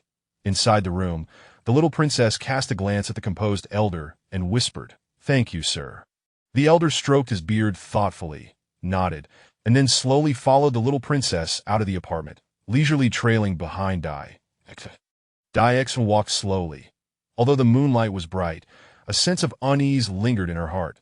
As she traversed the shadowy grove and approached the tranquil lake, a figure gradually emerged before her. Exeter's steps slowed further, her lips tightly pressed together as her anxious gaze scanned the surroundings. Finally, amid the somewhat hazy night, she discerned a tall, dark figure by the lake. Were it not for the eerie ambience, the man standing at the water's edge could indeed be described as handsome, though to Exeter, that was hardly the case. 50 meters felt like an insurmountable distance, yet with each step closer, it became more tangible. 30 meters, 20 meters, that her light footsteps upon the grass near the lake produced a faint, crisp sound. Only 10 meters away now, As Diana's gaze swept over the figure, she inadvertently noticed that there was no reflection of him in the water, causing her heart to race anew. "Miss, you must have seen me in this form for the past 10 years. What is there to be so anxious about?" Ethan Fan slowly turned, his pale and handsome face revealing a wicked smile. "Why you?" Ethan Fan. Diana stood frozen, maintaining a distance of 10 meters from him. Although the area was dim, she could clearly discern his visage. "How rare that you do not put on airs of nobility with me," Ethan Fan remarked. Ethan Fan was remarkably composed, so much so that he could have lunged forward at that very moment, embracing this enchanting woman and kissing her porcelain neck. Such impulses were entirely normal for vampires. Nearly every vampire harbors a potent thirst for the blood of those they cherished in life, which explains why they persistently haunt their relatives and lovers after death. Diana was at a loss for words, standing 10 meters away from Ethan Fan, unable to meet his gaze, fearful that if she lowered her eyes, he would reveal his predatory nature. I will not tell my family about your transformation into a vampire." Diana's voice trembled as she feigned calmness in the presence of this dead man. "Leave? Pray tell, where do you expect me to go?" Ethan Fan replied in a deep, somber tone. The act, whether he could secure this woman tonight, hinged upon how Ethan Fan chose to perform. Chapter 038. Emotional appeal. Daisy was now the woman who held the greatest allure for Ethan, and she was also one of the few who knew that she had already passed away. Only by winning her over could Ethan hope to restore his former life. Thus, after careful consideration, Ethan resolved to employ a rather crude method of deceiving her. "Anywhere is fine, just don't come looking for me. And don't bother my family," Daisy mustered her courage to say. "Do not be anxious. If you refuse, I shall not approach you even a step closer." "Daisy, do you know why I became a vampire? Do you understand why I sought you out immediately after my transformation?" Ethan's tone softened. Daisy finally met Ethan's gaze, revealing a hint of bitterness on her pale face. Intertwined with a sorrow she attempted to conceal, that a stirring within her heart emerged. Indeed, why had he become a vampire, and why had he traversed such a distance to find her afterward? "Daisy, when I lay in that icy coffin, I heard your anguished cries whispered in my ear." Ethan declared. "You heard that." A faint blush unexpectedly graced Daisy's pallid cheeks, her watery eyes reflecting not only unease but also a touch of bitterness. At that moment, the princess, hiding in the thicket, furrowed her brow, wishing Daisy would promptly send this detestable vampire away. However, it seemed that the two had much more to discuss. "After you spoke those heartfelt words, I was profoundly moved. I remember each one vividly and could recite them verbatim," Ethan said with utmost seriousness. Daisy exhibited a trace of fluster, struggling to meet Ethan's gaze. This time, it was not fear that prevented her from looking at him, but rather the embarrassment of having her long-hidden feelings laid bare before him. That a mere sentence had already disrupted the noble lady's composure, and unbeknownst to her, the malevolent Ethan had stealthily closed the distance between them. "Please, don't say that," Daisy interjected hastily, alarmed at Ethan's impending revelation. Such feminine sentiments could not be spoken aloud. It was utterly mortifying. Seeing Daisy halt his words, Ethan felt a bead of sweat trickle down his back. He thrived on the psychological game. To be honest, he hardly recalled what Daisy had said. "Now you must understand why I became a vampire, don't you?" Ethan's expression was earnest, his eyes betraying a flicker of sincerity. I don't know," Daisy stammered, her demeanor flustered, oblivious to Ethan's advance. Ethan took a deep breath, feigning reluctance to speak of his past while feeling compelled to share. Seizing the moment of Daisy's distraction, he dabbed the lake water he had clenched in his hand to his eyes, creating the illusion of tears, and continued with heartfelt melancholy. "You know, I was once a slave. Had my aunt not found me in that wretched place, I might still be living an inhumane existence." With profound emotion, Ethan's lament was steeped in sorrow, easily stirring sympathy within the young girl. "Later, I came to the Fay family. Although conditions improved, I remained a guest in their home, always under their disdainful gaze. How the family regarded a mere distant relative like me, I suspect you understand better than I do." Daisy trembled slightly. Having spent so many years with Ethan, she had always known him as the laid-back, amiable man with a hint of charming mischief. Yet this was the first time she witnessed the authentic self behind his facade, sharing his innermost thoughts in such a tone. Ethan's sorrowful gaze suddenly sparkled with mischief as he realized that such a simple statement had ensnared Daisy's heart. He decided to continue feigning vulnerability, that I had long desired to leave that indifferent family, but I could not bear to part from you. Fearing that if I left, I would never see you again, Daisy shuddered, feeling as though something had suddenly pierced her heart, causing it to race. In the woods, upon hearing these words, the princess felt a chill sweep over her. No amount of clothing could stave off the coldness of such sentiments. The old vampire hunter beside her scratched his ear in disbelief. As Ethan continued his poignant monologue, he noticed the water at his eyes had dried, and he hurriedly blinked, attempting to coax out a few tears. However, it seemed that vampires were devoid of tears, prompting him to secretly signal Elia to fetch some water. Daisy remained silent, gradually lost in her memories. Truth be told, when she had seen Ethan's lifeless body, her heart had shattered, and she had spent several nights mourning him, pouring out her feelings in tears. I understand that if we wish to be together, we will undoubtedly face familial opposition. Thus, I worked tirelessly, and after 8 years, I finally became a scholar. Yet, upon reaching adulthood, I realized that even as a scholar, our union remained impossible. Hence, I resolved to leave my family and explore the world at 20. Daisy was entirely oblivious to the fact that Ethan was now merely 5 meters away, gazing at his deeply emotional and handsome visage, leading her to feel a wave of dizziness. Did you venture out to gain experience? For me, Daisy's heart surged, her initial fear dissipating, replaced by a profound sense of gratitude. Indeed, I hope to achieve something worthwhile, Ethan replied, his eyes unwavering. Later, when we arrived in that village, to ensure your safe departure, I found myself trapped in a cellar by a horde of zombies. But Ethan spoke with finesse that in truth, no matter how many zombies there were, as long as the left knight was present, Daisy would remain unharmed. It was merely fear that had rendered her and the entourage paralyzed. Chapter 039.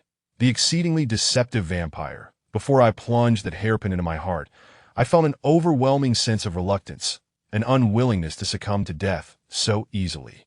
Ethan's words were indeed sincere. Otherwise, how could he have possibly resurrected? Daisy tightly pursed her lips, gazing at the face drawing ever closer to her, her heart churning tumultuously like a raging river, crystalline tears streaming from her eyes.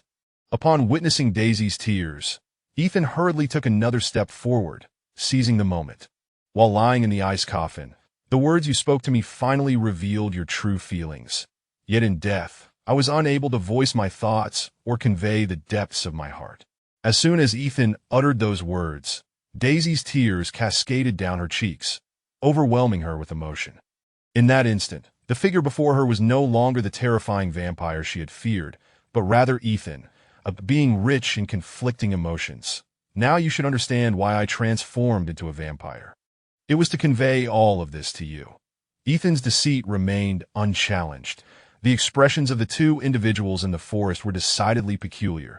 The little princess clenched her fists, her teeth gritted in frustration. The old vampire hunter quickened his ear-picking, emitting a soft cough as he muttered under his breath. I've never encountered such a master of deception. Woo, da woo. Da why didn't you tell me before? Daisy's sobs rang out. Others dismissed the words as mere nonsense. Yet for her, they resonated with profound authenticity, leaving no room for fear in her heart. The little princess's face turned ashen. She had never anticipated that Daisy would drop her guard upon hearing Ethan's words. Seeing Ethan standing before Daisy, she could no longer remain a mere observer. She abruptly leaped from her hiding place and shouted at Ethan. Ethan, release Daisy at once. Ethan had long sensed the little princess's presence, so her appearance came as no surprise. Instead, he responded with a wicked grin. So, the little princess also harbors a penchant for spying on others' clandestine meetings. Daisy, flee from him. He is a vampire, using Ethan's memories to deceive you. He is a demon that has invaded Ethan's body, the little princess vehemently accused. Daisy suddenly came to her senses, realizing that the vampire stood before her.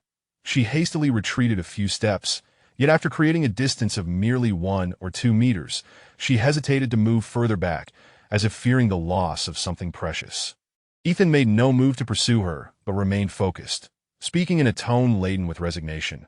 "Daisy, I am aware that a vampire hunter lurks in these woods, specifically targeting me. However, in order to unveil my true feelings to you, I chose to come here. You may summon that vampire hunter to slay me at this very moment. But before you do, I wish to return something to you. My heart has been sustained by it, yet your call for the vampire hunter to confront me today has indeed saddened me." Slowly, Ethan unfastened his cloak, revealing the long garment beneath. Daisy's gaze remained fixated on Ethan. "Enough with the pretense, old man." The little princess would not allow Ethan's lies to ensnare Daisy any longer, taking it upon herself to command the vampire hunter to act. The old vampire hunter gradually emerged from the woods, his gaze calmly fixed on Ethan. "No." Upon seeing the old vampire hunter's arrival, Daisy quickly intervened. "Daisy, heed my words. He is a demon, desecrating Ethan's soul, preventing the departed Ethan from ascending to heaven or entering reincarnation. Only by slaying him can Ethan find peace," the little princess asserted with formidable conviction. Ethan paid no heed to their words, disregarding the old vampire hunter, as he continued to unfasten his garments, slowly revealing his chest.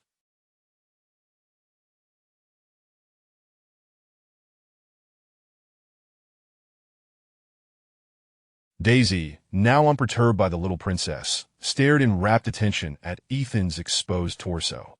However, when she caught sight of the object positioned over his heart, she gasped, covering her mouth in disbelief. The old vampire hunter remained still, equally intrigued by the object on Ethan's chest. "This is what you entrusted to me.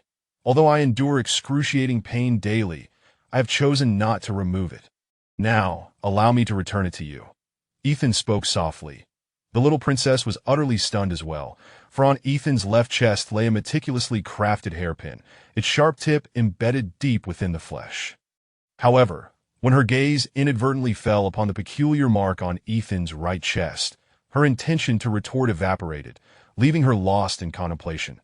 Ethan grasped the end of the hairpin with his left hand, and, with painstaking slowness, such a harrowing sight evoked not horror in Daisy, but an overwhelming sense of profound emotion.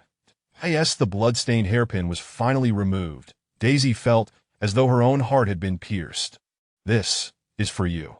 Now you may allow that vampire hunter to kill me," Ethan proclaimed, exuding an air of resignation towards life and death. Upon seeing the bloodied hairpin, Daisy could no longer suppress her emotions, her beautiful face awash with tears. "No, I cannot bear to let you die." Her eyelashes glistened with tears, and before anyone could react, she voluntarily threw herself into his embrace. Ethan was momentarily taken aback, instinctively tightening his hold around her fragrant, supple form.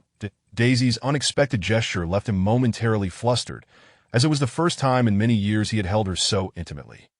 The fullness of her bosom pressed against his chest, and the smooth, jade-like skin, even through the fabric, was palpable. The delicate, almost ethereal body entwined with his own stirred an insatiable desire within Ethan. Chapter 040, The Scent of a Thief. Ahem. It seems we ought to take a step back. The elderly vampire hunter coughed a few times, then cast a sidelong glance at the wide-eyed little princess beside him. "Old. Sir, are you not a vampire hunter? How can you stand by while this detestable and cunning vampire deceives a lady? Why do you not slay him?" The little princess, roused from her reverie, suddenly became stern, her intolerance palpable as she witnessed this scene being embraced by Ethan Fan, feeling as though a lamb had wandered into the jaws of a tiger. "Not every vampire is a target for us hunters," the old gentleman replied with a jovial demeanor. Ethan Fan found it quite natural that he remained composed before the old vampire hunter, for this old fellow was none other than Ding Lin's grandfather. When Ethan was practicing swordplay in the training room, Ding Lin had specifically come to inform him that the little princess had summoned her grandfather away, and Ethan had preemptively made arrangements to ensure a cordial atmosphere between Ding Lin and her grandfather.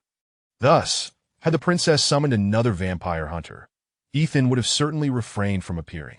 "Rest assured, little princess, he is a vampire of considerable self-control and will not harm that young lady," the old vampire hunter assured her. The little princess seemed troubled, casting a glance at Ethan Fan and Daisy before unexpectedly departing. Ethan Fan paid little mind to the princess's thoughts, gently patting Daisian's smooth, rosy back, employing various means to console her. Yet, the emotional balm he applied proved too potent, as Daisien wept incessantly, impervious to any attempts at comfort. All right, do cease your tears. The waters of the lake are rising. Though Ethan found solace in embracing this youthful and enchanting figure, he could not linger by the lakeside all night. To effect any substantive actions, a return to his quarters was imperative. However, this was merely a figment of Ethan's imagination, for Daisien was indeed a lady of high standing, and should word spread of her cohabitation with another man before marriage, it would likely spell her banishment from her family. Thus, Ethan could only take advantage of this outdoor moment while the distinguished young lady was lost in her sorrow, seeking to garner small favors in the process.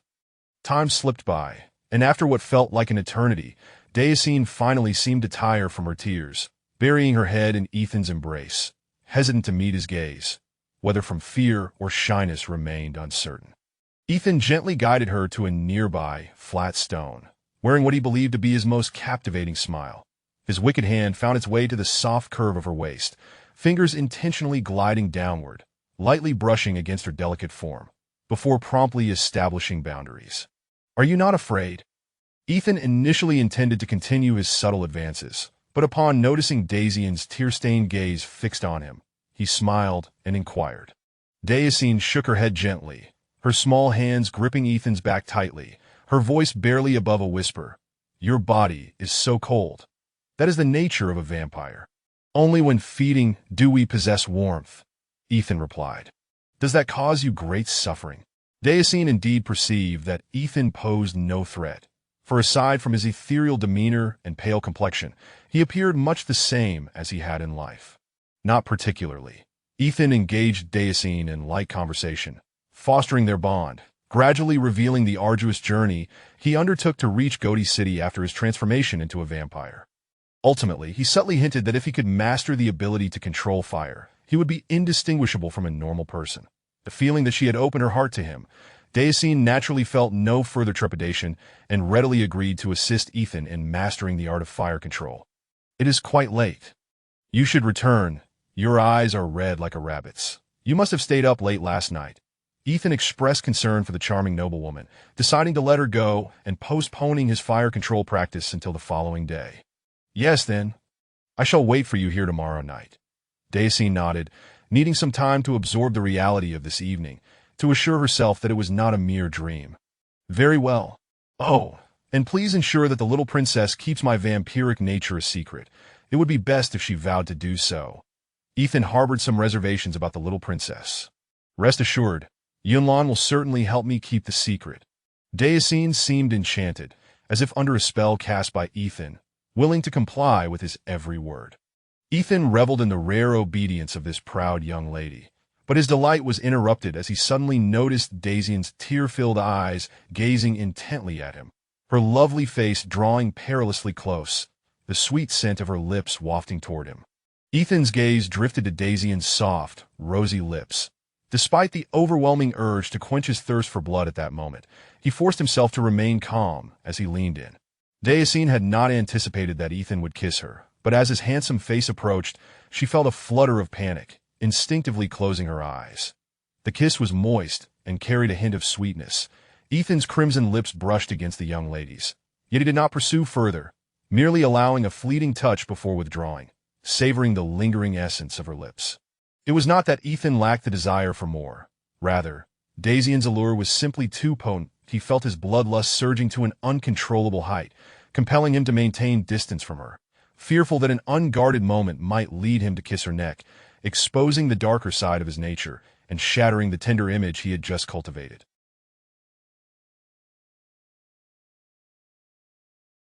After parting from Daisien, standing in the pitch-black woods, Ethan was suddenly struck by a peculiar sensation, as though something had swiftly passed him by in the shadows, like a gust of wind. Yet Ethan's keen perception surpassed that of ordinary folk. He was certain it had not merely been the wind, but rather a reminder of his encounter with the notorious thief, Nieluo, in the kingdom of Li. That a vampire possesses the ability to track scents they have previously encountered. The unique aroma left by Nieluo as he brushed past Ethan had entered his very being, And now, the sensation of familiarity returned. Could it be that thief? If so, what brings him to the Sorcerer's Academy? Ethan pondered aloud. Driven by curiosity, Ethan utilized his vampiric tracking abilities to pursue the figure that had swept through the forest like a breeze. However, to his astonishment, as he emerged from the thicket by the lake, the figure's scent vanished entirely, as if it had never existed at all. Though vampires can track scents, if the trail is too faint, it can easily be muddled by surrounding aromas, and if one deliberately conceals their scent, it becomes utterly elusive.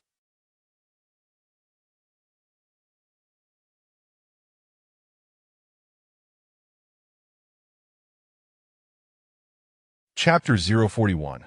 The Hunter Association, do you sense it as well? Just as Ethan Fan was lost in thought, a voice belonging to an elderly man resonated behind him. Ethan was taken aback, completely unaware of when this old vampire hunter had appeared at his back. I employed a technique of teleportation through mental prowess. You couldn't detect me because I frequently engage with vampires. Nonetheless, even so, I only tracked him from the woods to here, and now I seem to have lost that fellow, the old vampire hunter remarked. Could it be the Nello thief? Ethan inquired. Not necessarily. Although the Twilight Ten Kingdoms are considered wild lands, they harbor many hidden masters that IT might be a powerful wind sorcerer. That I simply cannot fathom why he would deliberately conceal himself, the old vampire hunter responded.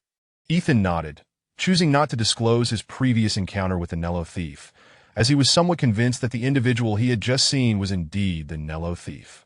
Dinglin mentioned you to me. You lack any elder from the Blood Clan and have not adhered to the Blood Clan's laws. Normally, such vampires should be eradicated. The old mentalist began. Ethan cast a glance at the slumbering Elia, nestled comfortably on his shoulder, and offered a wry smile. He did have a vampire elder. It was just that she had now transformed into his little pet. I am not well versed in the laws of the Blood Clan, Ethan admitted. That is of little consequence.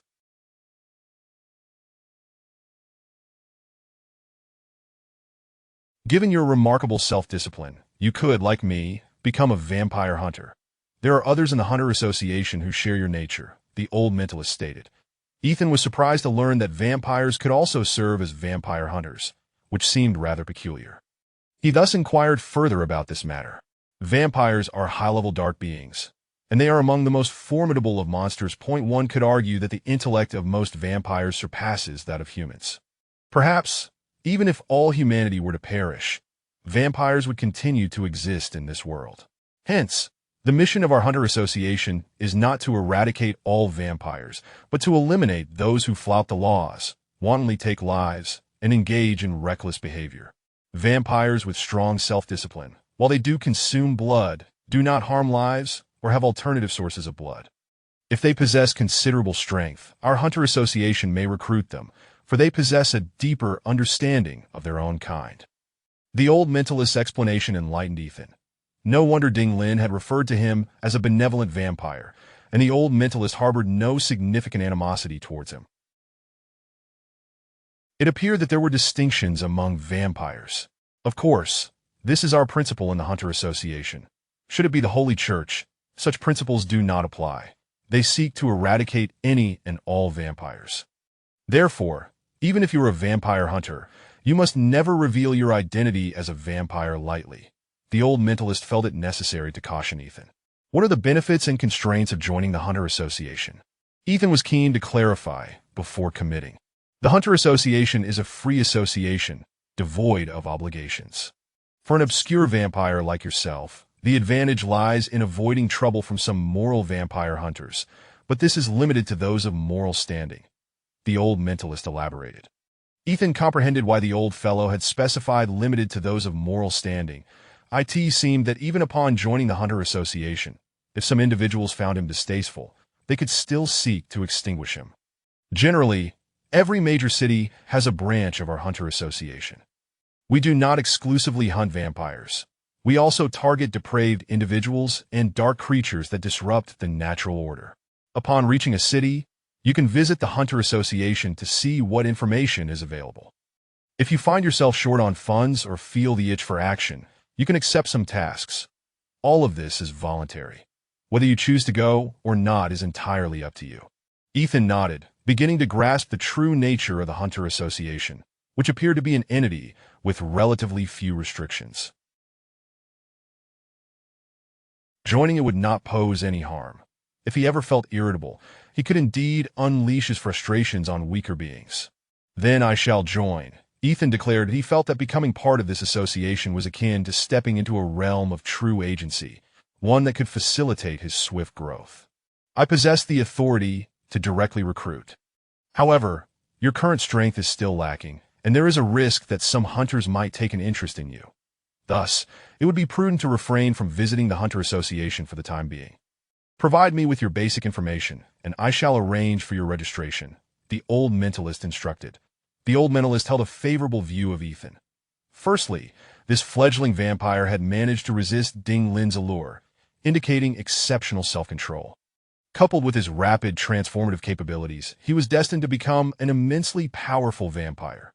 Such a vampire must either be nipped in the bud or be early indoctrinated with the right ideals to become an ally. Ethan Fan, adopted son of the Fey family in the Kingdom of Fun, male, 20 years old, unmarried. The old mentalist shot a glare at Ethan, who inquired about your marital status. This information suffices. Ethan offered a dry chuckle. You are merely a novice hunter for now. You must complete a task to officially become one of us. Ding Lin should have informed you that there is a wayward vampire within this sorcerer's city. Your task will be to assist me in locating this individual.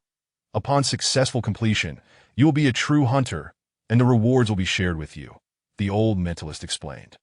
For the old mentalist, Ethan's strength was not particularly formidable, yet vampires possess the ability to track by scent, making them the hunters among hunters. The old mentalist sought to leverage Ethan's capabilities, as he was unfamiliar with any other vampires within the sorcerer's city. Originally, Ding Lin, that little enchantress, would have made the perfect bait due to her deadly allure to vampires. However, given the formidable nature of this particular vampire, the old mentalist was reluctant to put his beloved granddaughter at risk. That is not a problem, Ethan readily agreed, for it was the duty of every benevolent vampire to protect the innocent. Very well, then. Ensure that your little friend manages her affairs and does not divulge your identity. I will inform the little princess that you are indeed one of the hunters, the old mentalist concluded before departing. As the old mentalist left, a mischievous smile crept across Ethan's face. Benevolent vampire? I rather fancy that title. Benevolent. Chapter 042. Nightmares after parting ways with the elderly telepath. Ethan Fan did not head towards the inn or the training room. Instead, he traversed the Sorcerer's Academy, making his way towards Gaudy Mountain. It had been half a month since he last checked on Luo Ling's condition, that he had abandoned the poor little skeleton at the bottom of the burial valley, and he could only imagine the extent of torment that small creature had endured from its kind. It was indeed time to pay a visit. Ethan's ascent was remarkably swift now, his footsteps barely faltering. His black cloak billowed behind him as he moved nimbly through the forest, agile and lithe. Purposefully, he climbed to a high vantage point, unfurling his black wings and gliding down from the mountaintop, soaring directly over the winding complexities of the valley, arriving at the valley's base. Knowing that the bottom of the burial valley could very well be the vampire's lair, Ethan ought to have exercised greater caution. However, little Elia had already assured him of his safety. As he traversed the dark, chaotic path of the burial valley, he gradually discerned the abyss-like depths shrouded in a heavy aura of death. Crack, ding, boom, click, click.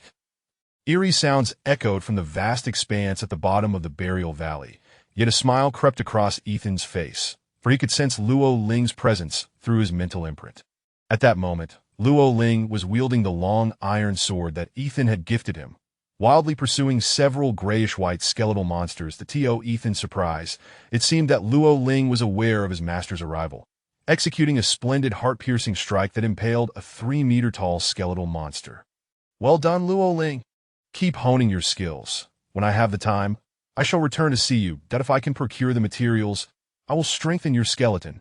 Ethan approached Luo Ling, gently stroking his polished head. Luo Ling had now developed the ability to attack autonomously, which meant that Ethan could simply command him to attack, and Luo Ling would seek out an appropriate target, launching into a frenzied assault with his sword until the enemy was utterly vanquished. Remaining in that suspended coffin would no longer facilitate Ethan's metamorphosis. At most, it would provide him with a sense of comfort and enhance his physical condition. Thus, he did not retreat into that coffin for slumber, but returned to Gaudi's city to hunt. Once again, he ventured to the tavern, where he had become adept at enticing the restless women. Within 10 minutes, he was presented with a delectable offering of blood. After indulging, Ethan found his intense desires stirred by momentarily subdued, and he entered the training room in the dead of night to devote himself to sword practice. Ethan was able to immerse himself fully in practicing his first dragon's technique. However, thoroughly disturbed by Ethan's presence, tossed and turned in her soft bed, unable to find sleep.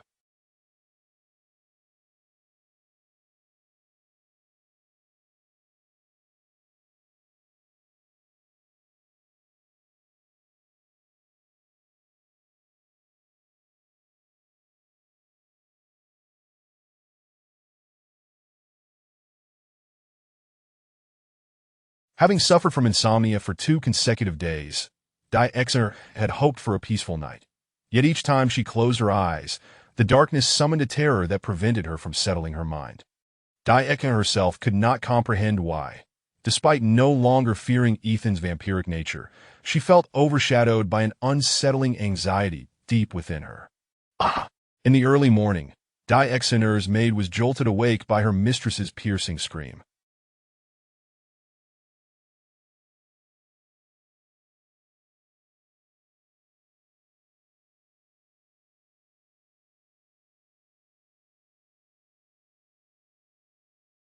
Rushing to the room, she found the noble young lady curled up in her blankets, seemingly terrified by some unseen horror, too frightened to even poke her head out.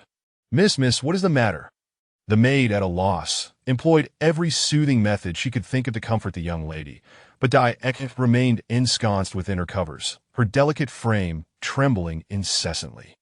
The maid, feeling helpless, called for another maid to stand by, and went to summon the little princess, hoping she could help restore to her former self. The little princess had also endured a restless night.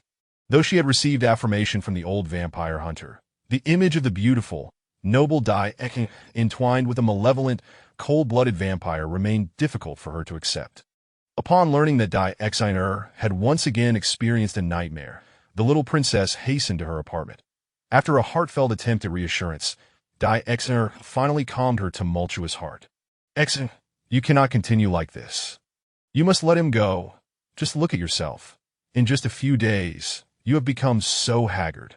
The little princess said, attributing all this to Ethan, the vampire.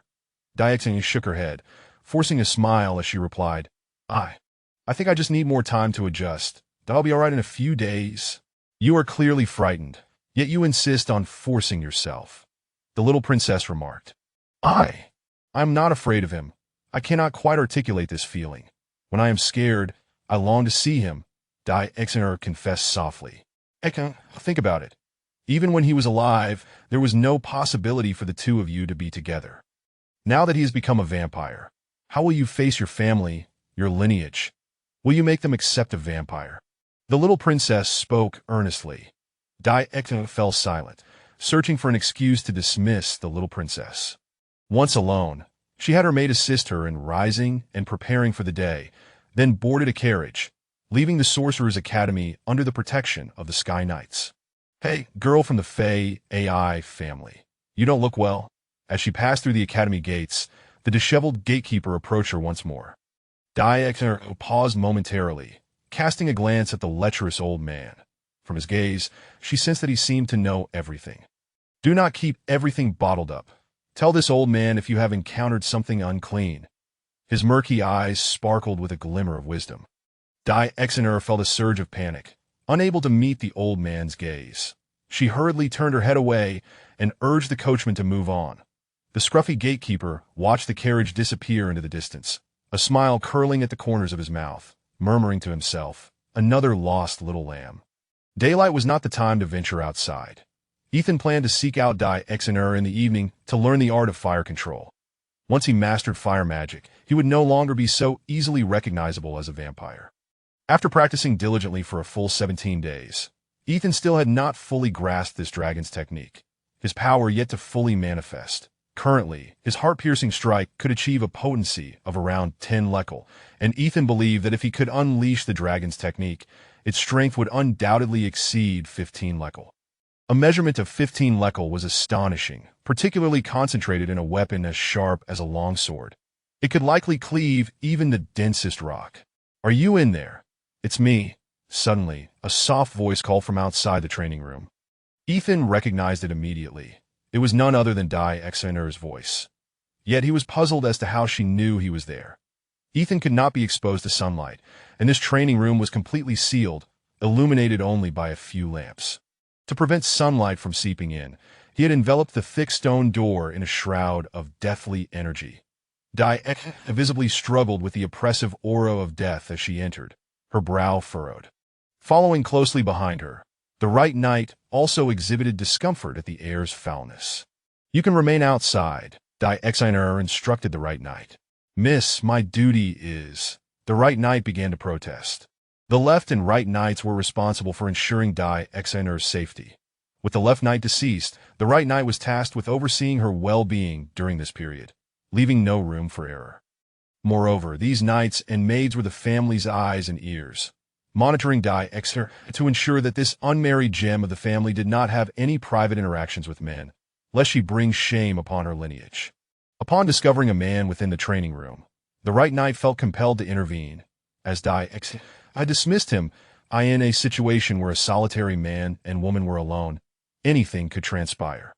If anything were to happen to Exainer outside, the knight would undoubtedly be expelled from the family. "Leave when I say so." Exainer snapped impatiently, her haughty demeanor fully on display. The Right Knight felt his dignity wavering, yet with Exainer's commanding tone, he dared not retort. "Right Knight, do not worry, it's me." Ethan greeted the Right Knight with a smile. The Right Knight paused, momentarily bewildered that he had indeed seen Ethan's form. Yet due to the deathly aura, he had not recognized him immediately. It was only when Ethan greeted him that realization dawned. "Ah, so it is young Master Ethan. I did not expect to find you here," the Right Knight replied, chuckling that if the individual were from his own family, then it was of no concern. They could remain in solitude as long as they liked, and whatever transpired was none of his business. The Right Knight closed the heavy stone door and stood guard outside, providing an explanation to the maids tasked with monitoring Exainer's daily conduct. Once everyone had departed, Exainer suddenly found tears streaming down her face as she eagerly threw herself into Ethan's embrace.